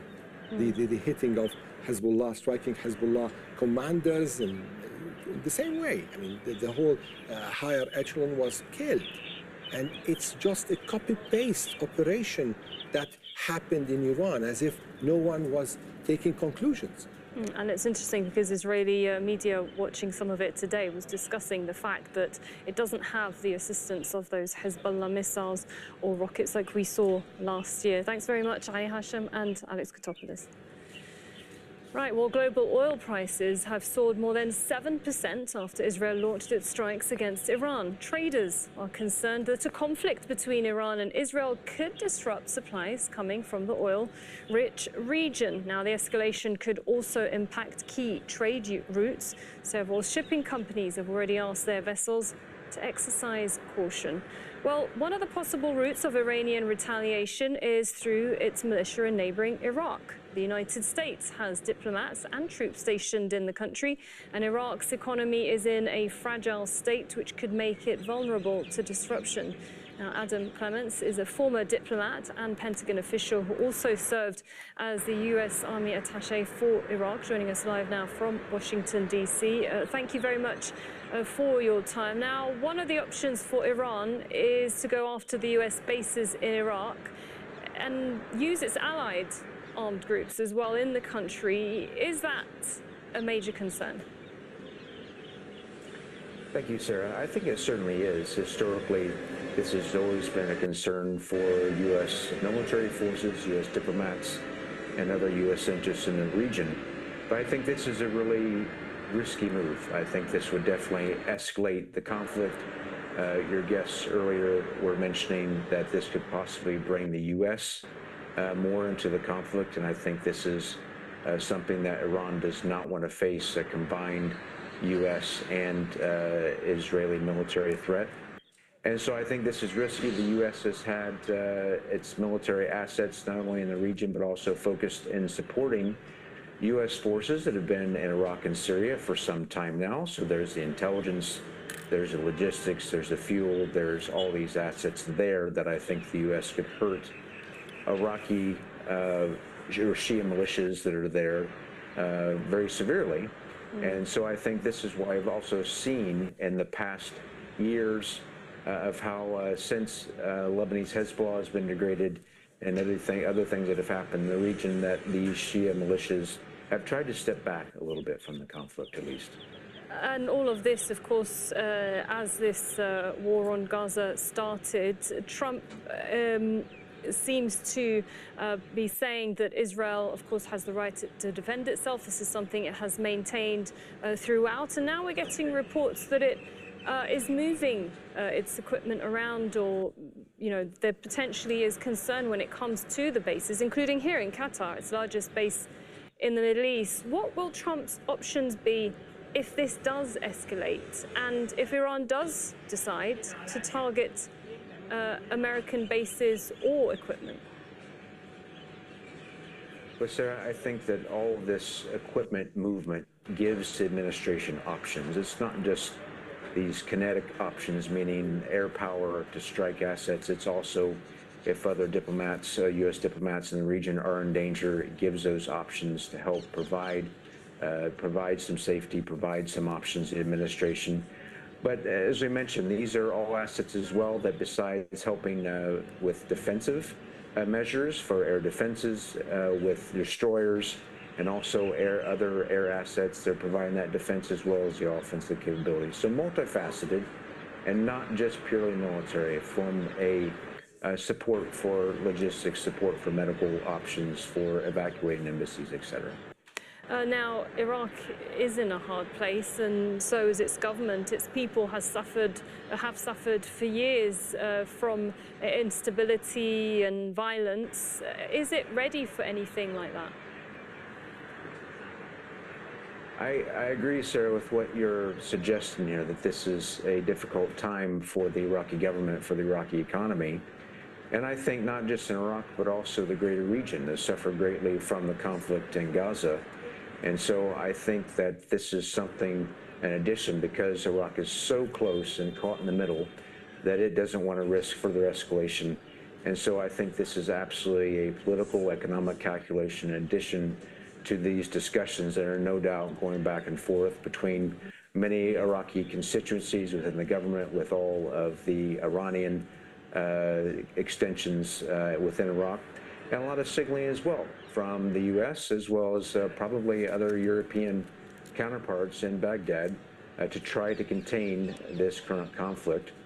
And so in the bigger picture as well, it's a good point to suggest as well that I think Gulf states as well, you mentioned Qatar, the Saudis, the Emirates and others will continue to signal, not just in Iraq, but elsewhere in the region to try to maintain or try to contain this and not let this conflict to expand even further.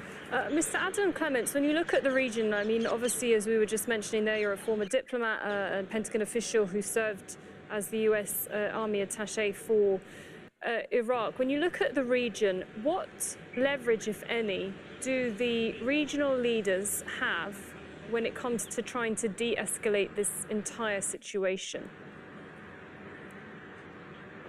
Well, I think that the economy is economically is one of the first points to discuss. We've already discussed the impacts economically of the Gaza conflict, and so I think that specifically for many states that have economic goals, and so conflict does not attract investment. It causes investors to be more cautious. It doesn't attract businesses to do business in the Middle East, many different sectors. And so I think this is just one of many aspects. And I think now something we have not had in years past. For example, Qasem Soleimani, the was killed.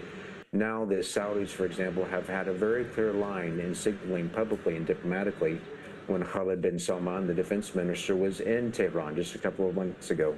So these are all avenues, and I think that the regional capitals is used as tools to try and attempt to de-escalate the situation, and I hope that they are successful. Okay, Adam Clements, thank you very much for your time. Thank you. Now, the Israeli attacks on Iran took place as Tehran was engaged in indirect talks with the US over its nuclear program. Engagement with Iran dates back to 2015, when Western nations signed a landmark nuclear deal with Iran. It enacted limitations to Tehran's nuclear program in exchange for sanctions relief. But in 2018, US President Donald Trump withdrew unilaterally and reimposed sanctions. And that's despite opposition from other signatories to the pact. Now, as Trump took office for a second term, he began pushing for a new nuclear deal. Iran and the US have so far engaged in 5 rounds of indirect talks a day ago. And for the first time in 20 years, the UN's watchdog formally stated in a resolution Iran's failing to meet its nuclear obligations. The agency says the country had enriched a record amount of uranium to near weapons grade. Now, Alan Eyre was a core member of the US nuclear negotiating team from 2010 to 2015, and that's for the Iran nuclear deal. And he says it would be hard now to come to any sort of nuclear agreement. I think the bottom line is that this is not going to meet Israel's objective of lessening or eliminating the nuclear threat. As to whether Iran decides to go back to the negotiating table while it's being bombed, I think the Sunday meeting is unlikely, and it's an open question based on the flow of events as to whether the U.S. can entice them to return. I think from a domestic political perspective, it would be hard for Iran to negotiate while it's still under attack from Israel. So I think that there is a probability that the situation will destabilize, will get worse. It's an open question still whether Iran will withdraw from the Non-Proliferation Treaty and what other actions it will do. What's happening now, the likelihood of the type of concentrated, serious negotiations over a draft text that will result